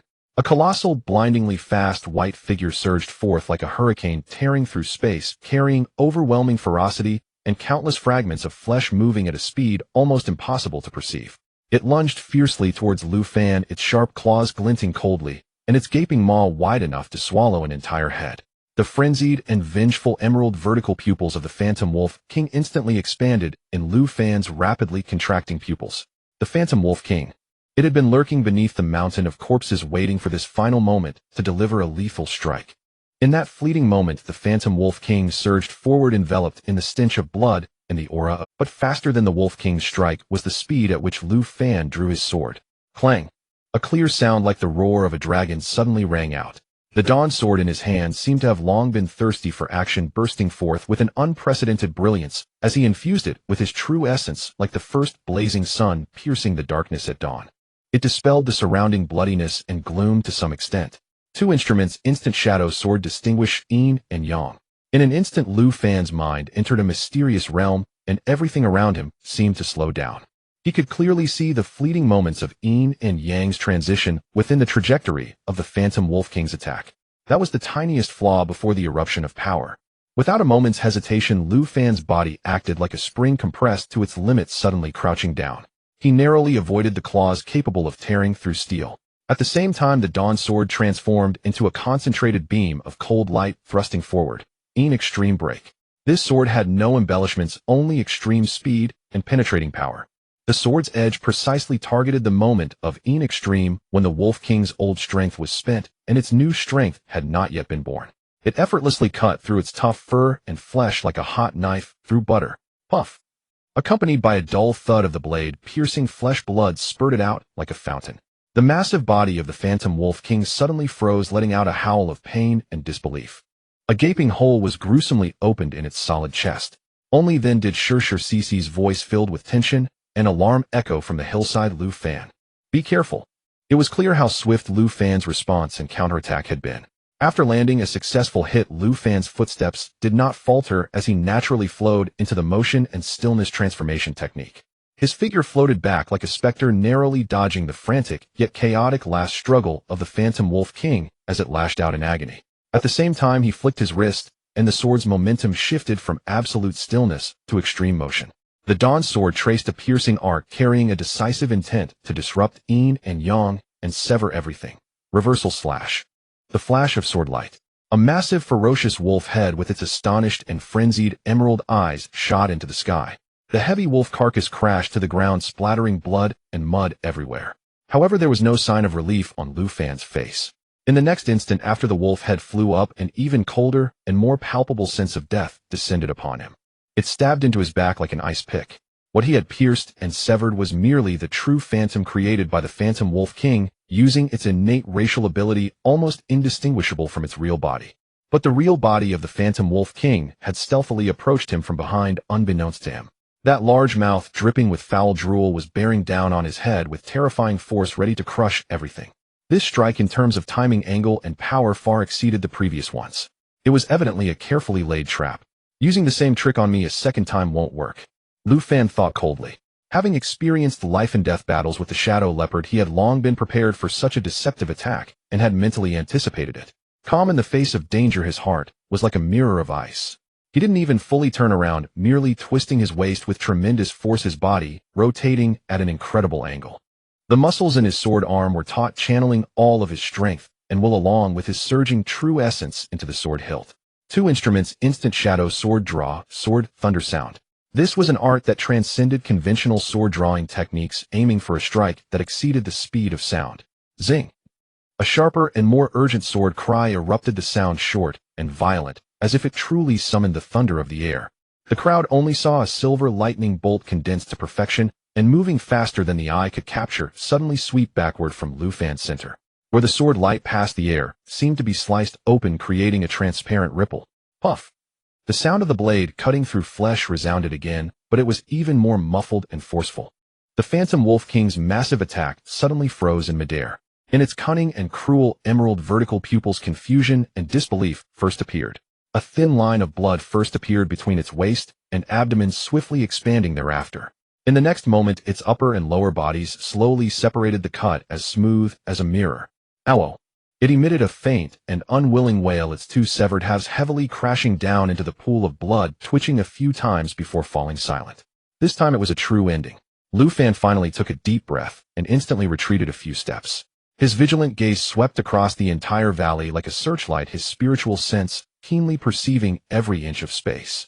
Only after confirming there were no hidden threats or life fluctuations did his tense nerves finally relax slightly. At this moment, Foresee, Luiying, and Bai Sui rushed down the hillside. The previous series of life and death clashes had been too perilous, raising their hearts to their throats. Foresee was the first to rush forward, still bearing the remnants of fear on her face, urgently asking, "Little Fan, are you okay? Are you hurt?" Lu Fan flicked his wrist, and the Dawn sword let out a light hum, the blood on its blade accurately shaken off. It left a clear mark on the bloodied ground. He stylishly sheathed the long sword behind him, revealing a hint of a relaxed smile. He even patted his chest. "Do I look like someone who has issues?" Foresee, seeing him indeed moving freely and breathing steadily, finally relaxed, but she did not let him off lightly, snorting lightly. "Who knows if you're just putting on a brave face? A mere ferocious gray disaster beast can't do anything to me, Lu Fan." Lu Fan's tone was calm, yet carried an undeniable confidence. Bragging. Foresee pouted, but the worry in her eyes had completely dissipated. Meanwhile, Luiying, seeing Lu Fan was indeed unharmed, felt a subtle tension in her ice blue eyes quietly fade away. She gently pursed her lips, a hint of guilt crossing her mind. This was her first time commanding a battle as captain, yet she had nearly put her team in mortal danger due to her oversight. Fortunately, Lu Fan's strength was formidable, and his reaction astonishing, otherwise the consequences would have been unimaginable. This lesson she would remember. Lu Fan had not noticed the subtle changes in Luiying's emotions. His gaze turned to the pile of phantom wolf carcasses in the valley. Rubbing his brow, he said with a slight headache, "I'm really fine. It's just the workload for cleaning up the battlefield seems a bit daunting." The three women followed his gaze. The nauseatingly thick stench of blood and the tragic scene before them made their faces pale slightly, especially by Sui, who instinctively shrank behind Foresee. Originally, Lu Fan had resigned himself and was ready to roll up his sleeves to dissect the wolf carcasses and extract the source cores. This was definitely a time-consuming and labor-intensive chore. At that moment, a slender fair hand, seemingly trembling, timidly raised up. It was by Sui. She spoke softly, but with exceptional determination. "Let me do it." Lu Fan, Shui Luiying, and Foresee turned to look at her, in surprise, their faces full of astonishment. This person, who usually preferred to lie down rather than sit, and to hide rather than show herself, actually volunteered for such dirty and tiring work. Under the astonished gazes of the three, Bai Sui took a few steps forward, inhaling deeply, as if to muster her courage. Then she stretched out her hands, her fingers gracefully moving through the air as if playing an instrument. Buzz! A gentle, yet vast spatial fluctuation rippled out from her center. In the next moment, she opened her 100-flower source realm. But this time, rather than opening a door, she spread out the power of the entire source realm like a scroll. The invisible boundary rapidly expanded, surprisingly covering the entire Bloody Valley within a matter of seconds. Following that, a miraculous and bizarre scene occurred. In the valley, on the thousands of corpses of the phantom wolves, whether intact or incomplete, flowers of various shapes and vibrant colors began to bloom at a speed visible to the naked eye. Tender green shoots pierced through fur and flesh, and the dazzling blossoms stood proudly amidst the blood, blooming beautifully. Life and death, beauty and brutality created an incredibly strong visual impact that shook the soul. In less than a quarter of an hour, what was once a hellish valley had transformed into a boundless ocean of sweat. The thick stench of blood was replaced by a fresh and fragrant floral aroma, as if the brutal slaughter had never taken place here. Then, in the center of the sea of flowers, a gigantic yellow bloom bud, seemingly alive, slowly moved in front of Lu Fan and the others. Under the curious gazes of the four, the enormous petals gradually opened layer by layer, revealing not the flower stamen, but rather a neatly stacked collection of thousands of source cores shimmering with various colors. Among them, the one at the very top, noticeably larger and pulsating with a fierce energy adorned with a hint of silver patterns, was indeed the one belonging to the Phantom Wolf King. It was set apart like the crown of the flowers. Lu Fan looked at this magical scene and couldn't help but exclaim, "Little Sui, I always thought you were just a little scatterbrain mooching off me in the dormitory. I didn't expect you had this ability to turn decay into wonder and clean up the battlefield with a single gesture. This is incredible." Bai Sui felt a bit shy from the praise, her fair cheeks flushing as she scratched her snowy hair and said softly, It's not that impressive." Cee's eyes were already sparkling like a dragon seeing treasure. She dashed up, scooping up those source cores and caressing them with affection. The bombardment earlier was exhilarating, but it consumed a lot of valuable resources. These source cores could replenish most of the losses and even yield a profit. Shui Luiying looked at the pile of spoils, slightly furrowing her brows. As the captain, fair distribution of the spoils was one of her responsibilities. After a brief consideration, she spoke with a cool voice. "First, we will take out 40% of the total value as a basic reserve to compensate for the resource consumption from this battle, mainly Foresee shells, and to serve as public funds for the team to address possible future damages." She scanned the three and continued, "The remaining 60% will be evenly distributed among the four of us. Does anyone have any objections?" Lu Fan, Foresee, and Bai Sui exchanged glances, all feeling that this plan was reasonable. It took into account team expenditures while ensuring personal gains, and they all nodded in agreement. Just as everyone relaxed, preparing to start counting and distributing the plentiful spoils, clap, clap, clap. A rhythmic sound of applause suddenly came from the air without any warning. The applause was not loud, but seemed to strike directly at the hearts of the four, carrying an inexplicable sense of penetration and playfulness. Lu Fan's hair stood on end. A crisis far colder and deeper than facing the Phantom Wolf King coiled around his spine like a venomous snake. He abruptly raised his head, his gaze sharp as a knife. Who was the person coming? What came into Lu Fan's view was a bizarre figure floating in midair. The visitor was shrouded in a large, heavy black cloak, wearing a beaked mask that concealed their features. Only a pair of sharp, eagle-like eyes could be seen through the mask's holes, gazing down from a height, with a scrutinizing and playful demeanor, observing the four individuals in the valley. The cloaked figure slowly clapped their hands, their voice coming through the mask hoarse, yet unabashedly appreciative. However, this praise sent a chill down one's spine. TSK. Truly formidable young people.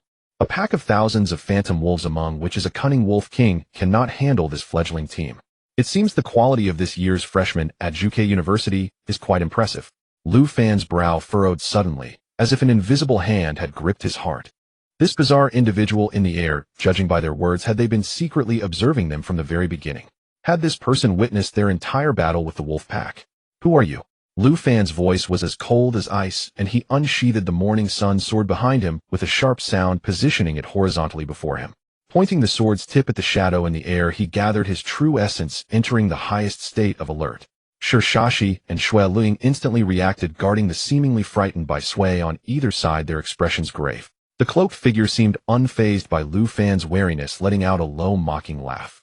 Their form descended slowly, as if weightless, eventually landing lightly about 10 meters in front of the four. Ignoring Lu Fan's question, they slightly bent at the waist, their movement carrying a strange formality reminiscent of a servant from an ancient era facing their master. The gaze from behind the mask passed over Lu Fan and fell directly upon Bai Sui, who was huddled behind. In a deliberately slowed tone imbued with a peculiar rhythm, the figure spoke, "Esteemed Saint Lady, the time for your wandering must come to an end. I have been sent by the elder to bring you home." The words "back home" were pronounced with a clarity that carried an unyielding implication. Lu Fan's peripheral vision keenly caught that moment when Bai Sui's body trembled violently upon hearing the terms Saint Lady and home. Her previously timid expression was instantly replaced by overwhelming fear. She clutched tightly to Shirshaxi's garment, her light gray eyes filled with panic and resistance. It was as if she had heard the most terrifying incantation in the world. "You are from the Nine Phoenixes." Lu Fan suddenly understood, his pupils constricting as he sharply revealed the identity of the other. Only that bizarre organization would refer to Bai Sui as Saint Lady. The masked figure finally turned their gaze to Lu Fan, their eyes beneath the mask turning dark and dangerous. "Kid, you know quite a lot.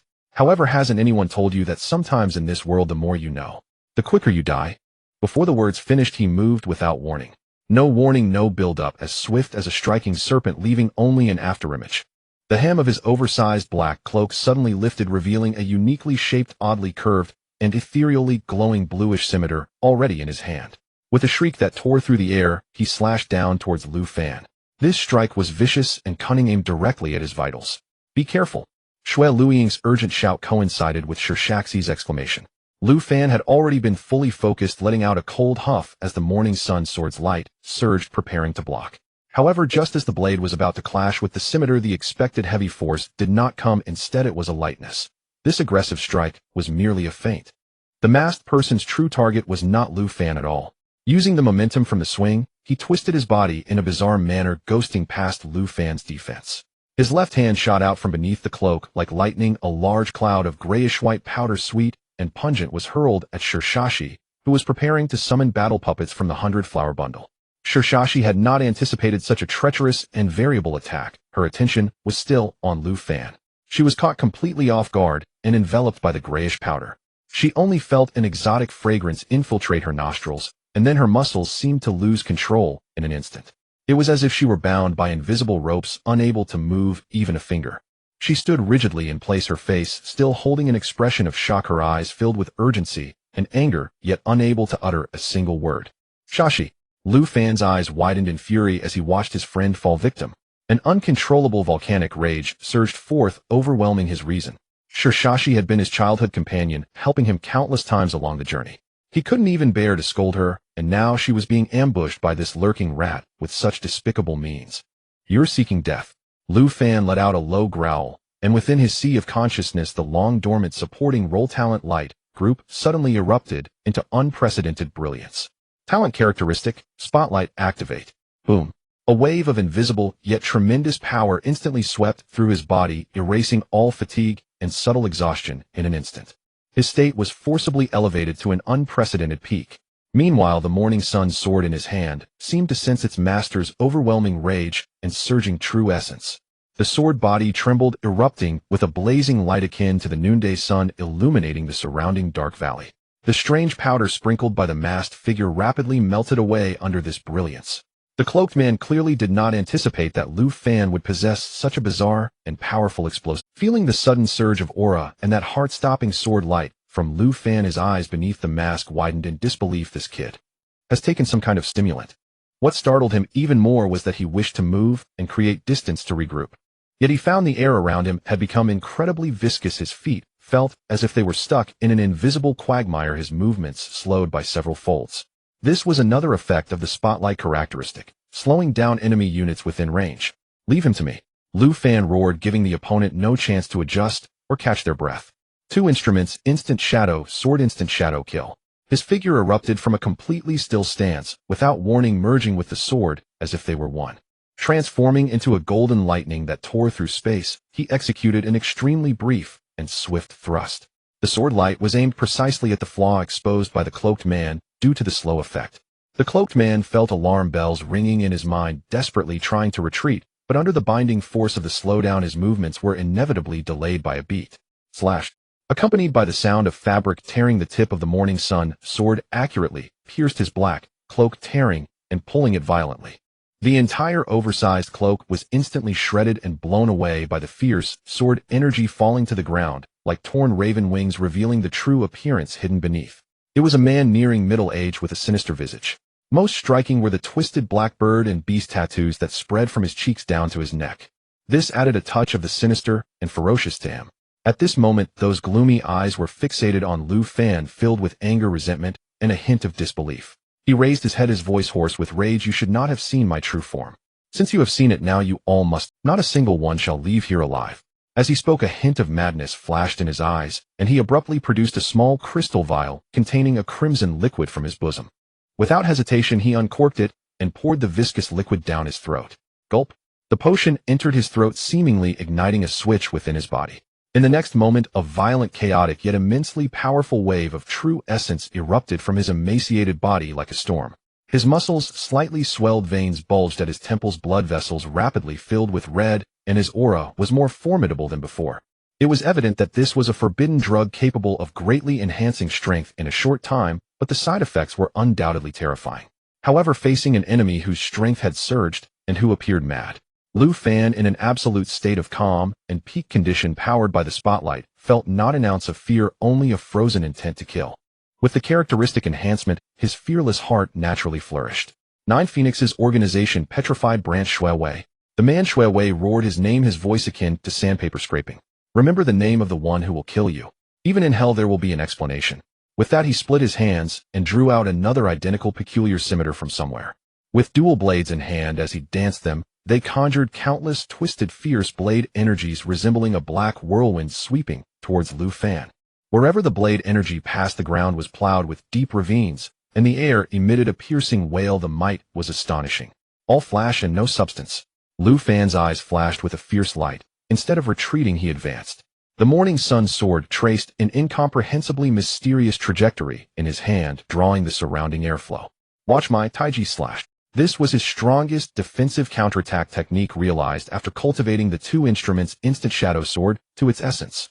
The sword momentum flowed harmoniously, as if containing the principles of yin and yang cycles and the movement of the universe.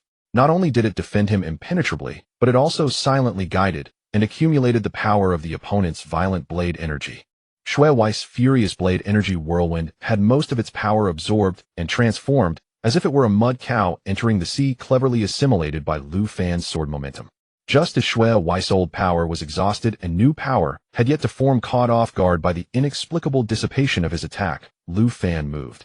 The long-accumulated power, mixed with his immense true essence and boiling rage, erupted along the sword momentum.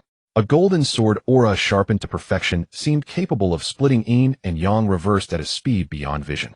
It struck precisely at the core of the blade energy whirlwind, the most vulnerable point. Boom! Like a hot knife cutting through solidified grease, that seemingly violent blade energy whirlwind was ruthlessly shattered by this sword containing the essence of rebound, instantly dissolving into chaotic air currents shooting off in all directions. At the same time, Shui Wei keenly felt the temperature around him rapidly plummeting. Flakes of crystalline snow suffused with bone-chilling coldness had silently begun to fall, enveloping this area without a sound. Lu Fan felt at ease. Captain Shui Luiying had finally made her move. The snow-scene domain was quietly unfolding. Shui Wei was currently fully focused on countering Lu Fan's bizarre, yet powerful counterattack. The chaotic power from the drugs surged within him, and the backlash from Lu Fan's sword momentum made his blood boil, leaving him no time to consider anything else. Naturally, he did not notice the seemingly harmless falling snow. He roared, crossing his dual blades, attempting to block the unyielding sword momentum that continued even after breaking through the whirlwind. However, just as his scimitar was about to touch the sword momentum, Lu Fan's figure suddenly vanished like a mirage, disappearing without a trace before his eyes. It was the influence of the snow scene domain, disrupting his vision and perception. Shui Wei was struck with shock. A deadly sense of crisis poured over him like ice water, instantly snapping him back to his senses. He wanted to turn and defend, but it was already too late.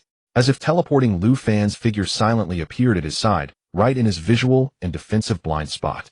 The sword tip of the morning sun, sword blazing like sunlight, faced no obstruction, piercing through his back heart with all of Lu Fan's strength and will. The sound of the sword piercing flesh was exceptionally clear. Shui Wei's forward motion abruptly froze as he looked down in disbelief at the gleaming sword tip protruding from his chest, dripping with blood. Ugh! Cough! He opened his mouth wanting to say something, but only a torrent of thick blood mixed with internal organs gushed out. He struggled to turn his eyes toward the excessively young, stern-faced Lu Fan beside him, his eyes filled with endless hatred, unwillingness, and a touch of absurd confusion. WWHY. He gasped, using his last bit of strength to utter a hoarse voice. How can you be so powerful when you're so young? Lu Fan looked at him expressionlessly, his gaze as cold as ice, as if he were merely crushing a bother. He twisted his wrist, sharply, forcefully pulling the sword out. Blood gushed forth like a torrent from the hole in Shui Wei's chest. His body swayed, ultimately collapsing heavily forward, filled with resentment and confusion, kicking up a cloud of dust. Lu Fan's cold words still echoed in the air when the corpse of Shui Wei on the ground underwent a strange transformation. His exposed skin lost its color at a visible rate, turning a deathly grayish-white. The texture also became rough and hard, as if transforming from flesh and blood into some kind of inorganic material. In just a few breaths, a complete stone statue, still holding the expression of shock and anger from its last moments, replaced the original corpse, rigidly crawling on the ground. Then a gentle breeze of unknown origin swept through the valley. The human-shaped stone statue began to crack and flake away from the edges as if it had endured millennia of weathering. Ultimately, it completely transformed into a fine gray dust, scattering without leaving a trace. This bizarre scene sent a slight chill down Lu Fan's spine. The methods of the Jiufeng organization were indeed sinister. However, he had no time to ponder the implications of Shui Wei's final fate. A stronger sense of dread gripped his heart. He dashed over to the still rigid Sha, she who wore an expression of anxiety and helplessness.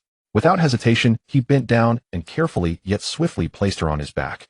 The girl's soft body felt like a cold stone, making Lu Fan's heart sink. Go. Leave this place immediately. Who knows if there are others from Jiufeng nearby? They must return to a relatively safe outpost as soon as possible, or even leave the Qishao cave. Shui Luing clearly understood the severity of the situation. Her ice-blue eyes scanned the spot where Shui Wei had turned to dust, her expression grave, and she nodded immediately. Bai Sui was so frightened by the recent events that her face turned pale as she hurriedly followed. The four of them quickly boarded the Yen-Ti vehicle parked nearby, with Lu Fan carefully placing she in the carriage and taking the reins himself. He suddenly jerked the reins, causing the two Yen-Ti beasts to let out high-pitched whinnies, their burning hooves digging into the ground. The carriage shot forward like an arrow towards the entrance of the Qishao cave. The carriage jolted violently along the rugged road, but Lu Fan's heart was even more chaotic than He occasionally glanced back at the rigid she in the carriage, fearful that the strange petrifying powder might inflict irreversible harm on her. Various negative thoughts surged uncontrollably in his mind. However, amidst this anxious escape, an anomaly occurred. She who had been placed on the soft cushion and whose body was rigid, suddenly had the black badge on her chest representing her status as a core disciple of the Burning Sky Academy, glowing inexplicably. At first, only the fiery pattern in the center of the badge emitted a faint light, but the next moment that brilliance suddenly became blindingly bright, as if a miniature sun was born within the carriage. The intense yet gentle golden red light enveloped Shersha's entire body, forming an oval-shaped cocoon of light. The surface of the cocoon flowed with countless intricate source energy runes, exuding a vast stable aura that seemed to isolate all evil and harm. What is this thing? Lu Fan was startled by the sudden radiance, nearly pulling the reins to stop the Yen-Ti. He looked uncertainly at the light cocoon, instinctively placing his hand on the sword hilt, fearing this was another bizarre scheme of Jiufeng. Do not harm her. Shui Lu Ying's cold voice interjected at the right moment, carrying a hint of reassurance. This is not an attack, it is protection. An extremely sophisticated source energy protective technique. Protection. Lu Fan was taken aback, his tense nerves easing slightly, but his gaze remained fixed on the light cocoon.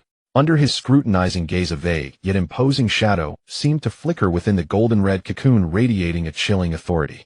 The shadow's outline was robust, and one could vaguely feel an aura as scorching as a furnace, yet as heavy as a mountain. Although it was merely a fleeting image, it sent a shiver through Lu Fan's very soul. That feeling was oddly reminiscent of the aura he sensed from the principal of the Burning Sky Academy, Mo. Yes, this must be the protective power left within the badge by that 8th-tier Zhuguo powerhouse. The light cocoon lasted for about 10 seconds before the dazzling light began to recede, like a tide, ultimately retracting completely into the badge. However, the originally deep-colored badge with burning flame patterns had noticeably dimmed, as if it had consumed enormous energy. In the center of the cocoon, Shersha's eyes, previously rigid body, had regained its softness. She suddenly took a deep breath like a drowning person finally surfacing her chest, heaving violently. Coughing and patting her chest, she exclaimed with lingering fear, "Cough, cough. I thought I was really going to turn into a stone person. What the hell did that bastard use?" Seeing Shersha, she not only regaining her mobility, but also cursing with ample vigor. Lu Fan's heart, which had been lodged in his throat, finally thudded back to its rightful place. He let out a long sigh, feeling his back drenched in cold sweat. Then he pointed at the slightly dimmed badge on Shersha's eyes chest, asking curiously, yet apprehensively, "Shashi, how can your badge still emit light? What just happened?" Shersha, she looked down at the badge, revealing a look of realization as she explained, "Oh, this. My master mentioned it in passing when I became a disciple. She said that this badge of a direct disciple is embedded with a powerful protective formation. If one encounters life-threatening danger or certain special negative states, it will automatically activate to protect me. That strange petrifying powder must have triggered it." Lu Fan listened, looking at the seemingly ordinary badge that contained the power of a Zhuguo-level powerhouse. Thinking again about how he barely managed to kill a drug-addicted Shui Wei, a sour feeling arose in his heart. He couldn't help but tease. "Tisk, no wonder you are the direct disciple of the principal of the Burning Sky Academy. Your treatment is just different."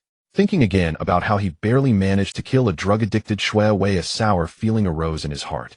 He couldn't help but tease. "Tisk, no wonder you are the direct disciple of the principal." She giggled and poked Lu Fan's arm with her fingertip. Look at you, this jealous little look, it's almost twisting your face." Lu Fan's face turned red and he stubbornly defended, Who is jealous? I'm genuinely happy for you. Really. Lu Fan act with integrity and never harbor jealousy." His overly obvious denial elicited a series of melodious laughter from Shershashi. A cheerful atmosphere instantly filled the carriage. At this moment, the captain Shui Luing, who had been quietly observing, shifted her gaze to Bai Sui, who had been unusually quiet since Shui Wei's appearance, trying hard to minimize her presence. She cleared her throat lightly, her voice still cold, but with an imperceptible concern, asking, "Xiao Sui, that person from Jiufeng was after you. Did you encounter any trouble?" Bai Sui trembled at her question like a startled rabbit, instinctively shrinking closer to Lu Fan. Half of her body even began to blur, as if she wanted to escape back into her omnipotent scroll for refuge. Her eyes darted around, her lips moving, but not daring to answer. Lu Fan looked at Bai Sui's demeanor, and then at the serious, clear-eyed Shui Luing. After these few battles and interactions, he had developed considerable trust in this second young lady who appeared cold on the outside, but had a principled and responsible heart. He sighed, feeling that some matters could perhaps be shared with this trustworthy captain. "Captain," Lu Fan began, his tone becoming serious. "Actually, Bai Sui's identity is somewhat special. She has been living in great trouble and danger." Then within the speeding carriage, Lu Fan lowered his voice, recounting how he discovered the strange sunflower painting and how he encountered the imprisoned Bai Sui in the painting's death space. He explained how Bai Sui had been offered to the Jiufeng organization by her biological father since childhood, stripped of her consciousness and imprisoned in the painting as a saint and tool. He narrated the pain of enduring the extraction of source power day and night until he rescued her, detailing. Shui Luing listened quietly, initially surprised, then her ice blue eyes ignited with visible anger. Upon hearing about Bai Sui's experiences as a child and her long-term imprisonment, her hands resting on her knees unconsciously tightened, knuckles turning pale. "This is outrageous." After finishing Lu Fan's account, Shui Luing suddenly slapped the wall of the carriage beside her, producing a muffled sound that startled Bai Sui into another shiver. Her beautiful eyes widened, the sharp gleam within them like ice picks. Such an evil, inhumane organization still exists in the world. Exploiting children, imprisoning souls, they deserve to die 1,000 deaths. She took a deep breath, forcibly suppressing her anger, turning to Bai Sui, who was stunned by her reaction. Taking a step forward, she gently grasped Bai Sui's cold little hand, which had grown icy from tension. Her palm was not warm, even carrying a touch of icy chill, but her action was exceptionally gentle yet firm. "Xiao Sui, don't be afraid." Shui Luying's voice softened considerably, carrying an assuring strength. "Now that I, Shui Luing, know about this, I will never turn a blind eye. Rest assured, as long as I am here, I will never allow anyone from Jiufeng to harm you a hair on your head." She lifted her head, her gaze fixed on the rapidly retreating scenery outside the carriage, her tone becoming cold and confident. an evil organization that has been personally crippled by the principal and can only hide in the shadows yet dares to wreak havoc and even track down to the territory of Juke University. Truly seeking death. How dare they still come out to cause trouble? Lu Fan watched as Shui Luing, suddenly filled with righteous indignation, seemed ready to draw her sword and eliminate the Jiufeng stronghold, scratching his nose in surprise. He inwardly muttered, goodness. This sense of justice and overflowing anger. Why does it feel like she's even more upset and excited than I am as the involved party? This second young lady appears cold as ice on the outside, yet hides a volcano within. After returning to Juke University and successfully handing over the task of clearing the Phantom Wolf Pack, Shui Luing indeed did not forget her promise. She didn't even take a break, directly pulling the still somewhat timid Bai Sui deeper into the university campus. Lu Fan and the recently recovered still somewhat weak Sha, she naturally followed closely. The four of them navigated through the grand campus filled with various peculiar buildings winding around until they finally arrived at a massive structure made entirely of dark red stone shaped like a blazing flame. This was one of the main teaching buildings of the Divine Fire Institute, renowned within Juke University for its expertise in developing innate potential and powerful offensive capabilities. Shui Luing stopped in front of an office door labeled Department of Special Talent Research and Response, raising her hand. Come in. A competent yet slightly lazy female voice came from inside. Lu Fan, hearing that familiar voice, was momentarily taken aback. When Shui Luing pushed the door open, Lu Fan's face involuntarily revealed an expression of surprise upon seeing the figure seated in the office. There sat teacher Xinjing, leisurely reclining behind her desk with a cup of steaming tea in hand. Oh, is that you little ones? Teacher Xinjing leisurely set down her teacup, her gaze sweeping over the four students before her with a hint of amusement and curiosity. Lu Fan and Sha, she were familiar to her, and she had heard of Shui Luing, the second young lady of Shui City. But the white-haired girl hiding at the back with her head down and fingers fidgeting was a complete stranger. She smiled and directly asked, "Oh, you little ones have come together to seek me out. Have you encountered some troublesome matter?" Shui Luing stepped forward, gently pulling the still somewhat timid Bai Sui to the front. She spoke earnestly and solemnly to Teacher Xinjing, saying, "Teacher Shun, this is classmate Bai Sui. She possesses an extremely rare talent called invasion with immense potential and limitless future development. I believe she fully meets the standards for special recruitment students at our Divine Fire Academy. So I would like to ask you, teacher, to personally assist in processing Bai Sui special recruitment admission, so that she can officially become a member of Juke University, receiving the school's protection and systematic training." Teacher Xinjing raised an eyebrow in surprise, her gaze landing on Bai Sui as she scrutinized her. The young girl appeared timid and her aura did not seem particularly strong. It was hard to associate her with terms like rare talent and immense potential. She stroked her chin, her tone tinged with skepticism. Invasion talent. That sounds quite special. However, Luing's special recruitment is no small matter. It requires solid evidence and sufficient potential assessment. Are you sure? Shui Luing sensed teacher Xinjing's doubts and did not elaborate further. Instead, she gently turned to Bai Sui and said, "Little Sui, don't be afraid. Show teacher Xin your ability, the one you have already successfully invaded in the Source Realm." Source Realm? You mean one that has been successfully invaded? Teacher Xinjing's previously languid expression vanished in an instant, replaced by sheer shock. As a sixth-tier dragon rising level source warrior, she understood all too well what Source Realm meant. That is usually an independent space that requires the combined strength of many powerful individuals to stabilize and explore, and to invade a Source Realm and successfully control it. This was utterly unheard of. With a timid yet slightly proud nod from Bai Sui, teacher Xinjing watched as the white-haired girl extended her slender finger and gently tapped the air. In the next instant, a jaw-dropping scene unfolded. There was no violent fluctuation of source energy nor complex incantations being chanted. It was as if an artist was wielding an invisible brush. The originally serious and rigid office began to ripple and distort like water waves. The solid walls, the desk piled high with documents, even the teacup in teacher Xinjing's hand. Everything was covered and replaced in the blink of an eye. Vast fields of vibrant flowers centered around Bai Sui toes spread out rapidly, like gentle tides, filling the air with a rich fragrance that replaced the smell of ink and tea. A soft carpet of grass covered the cold floor. Outside the window was no longer the campus buildings, but a blue sky with drifting white clouds. Just the sky of this floral world. In just 2 or 3 seconds, teacher Xinjing's spacious office had completely transformed into a vibrant, breathtaking flower source realm. Even teacher Xinjing herself found herself seated on a chair woven naturally from vines and enormous. Despite being a newly promoted dragon rising who had seen much of the world, she could not help but widen her eyes in astonishment, nearly jumping up from her flower chair. She looked around, feeling the real and undeniable independent laws of this space, and the rich vitality within it, her shock reaching its peak. This is simply incredible. She looked at Sway as if gazing at a rare treasure, creating something out of nothing. No, its spatial overlay and law erosion. This talent is too against the heavens. There was no need for any further assessment or testing. With just this ability alone, Sway is worth any department fighting over her. Teacher Xinjing said, without hesitation, all right. Special recruitment. We must have her special recruited. If such a genius slips away from our Divine Fire Academy, the dean would surely skin me alive. As the person in charge of special talent recruitment and admissions, she had this authority. She immediately pulled out a series of forms and instruments from her storage gear and began processing Sway admission with remarkable efficiency. Taking photos, entering basic information, conducting simple source energy tests, signing the special recruitment agreement. The entire process was astonishingly efficient. Once all the procedures were completed, and Sway officially became a special recruited freshman of Zhuke University's Divine Fire Academy, Xue Luing spoke again. Her expression turned serious. Teacher Shen, according to the regulations of Zhuke University, the school has the responsibility and obligation to ensure the personal safety of its students, to prevent them from being threatened or harmed by external evil forces.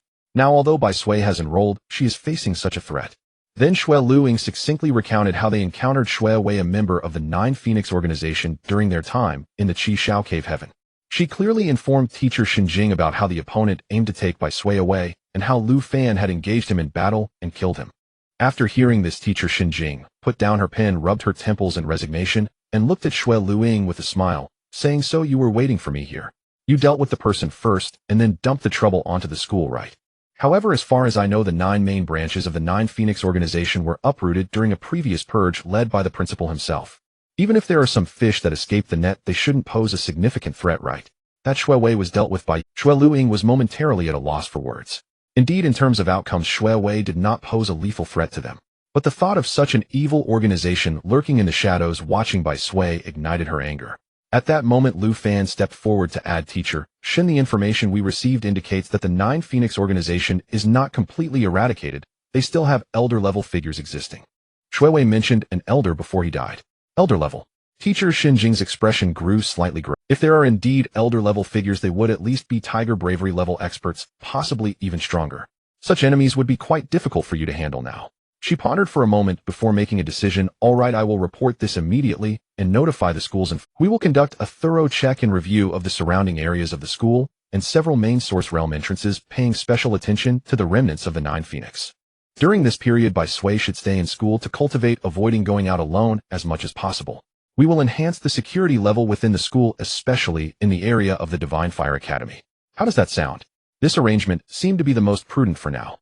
Although Xue Luing felt reluctant and thought it was not thorough enough, she understood that the enemy was lurking in the dark and that rash actions might lead into a trap. Staying still was better than acting.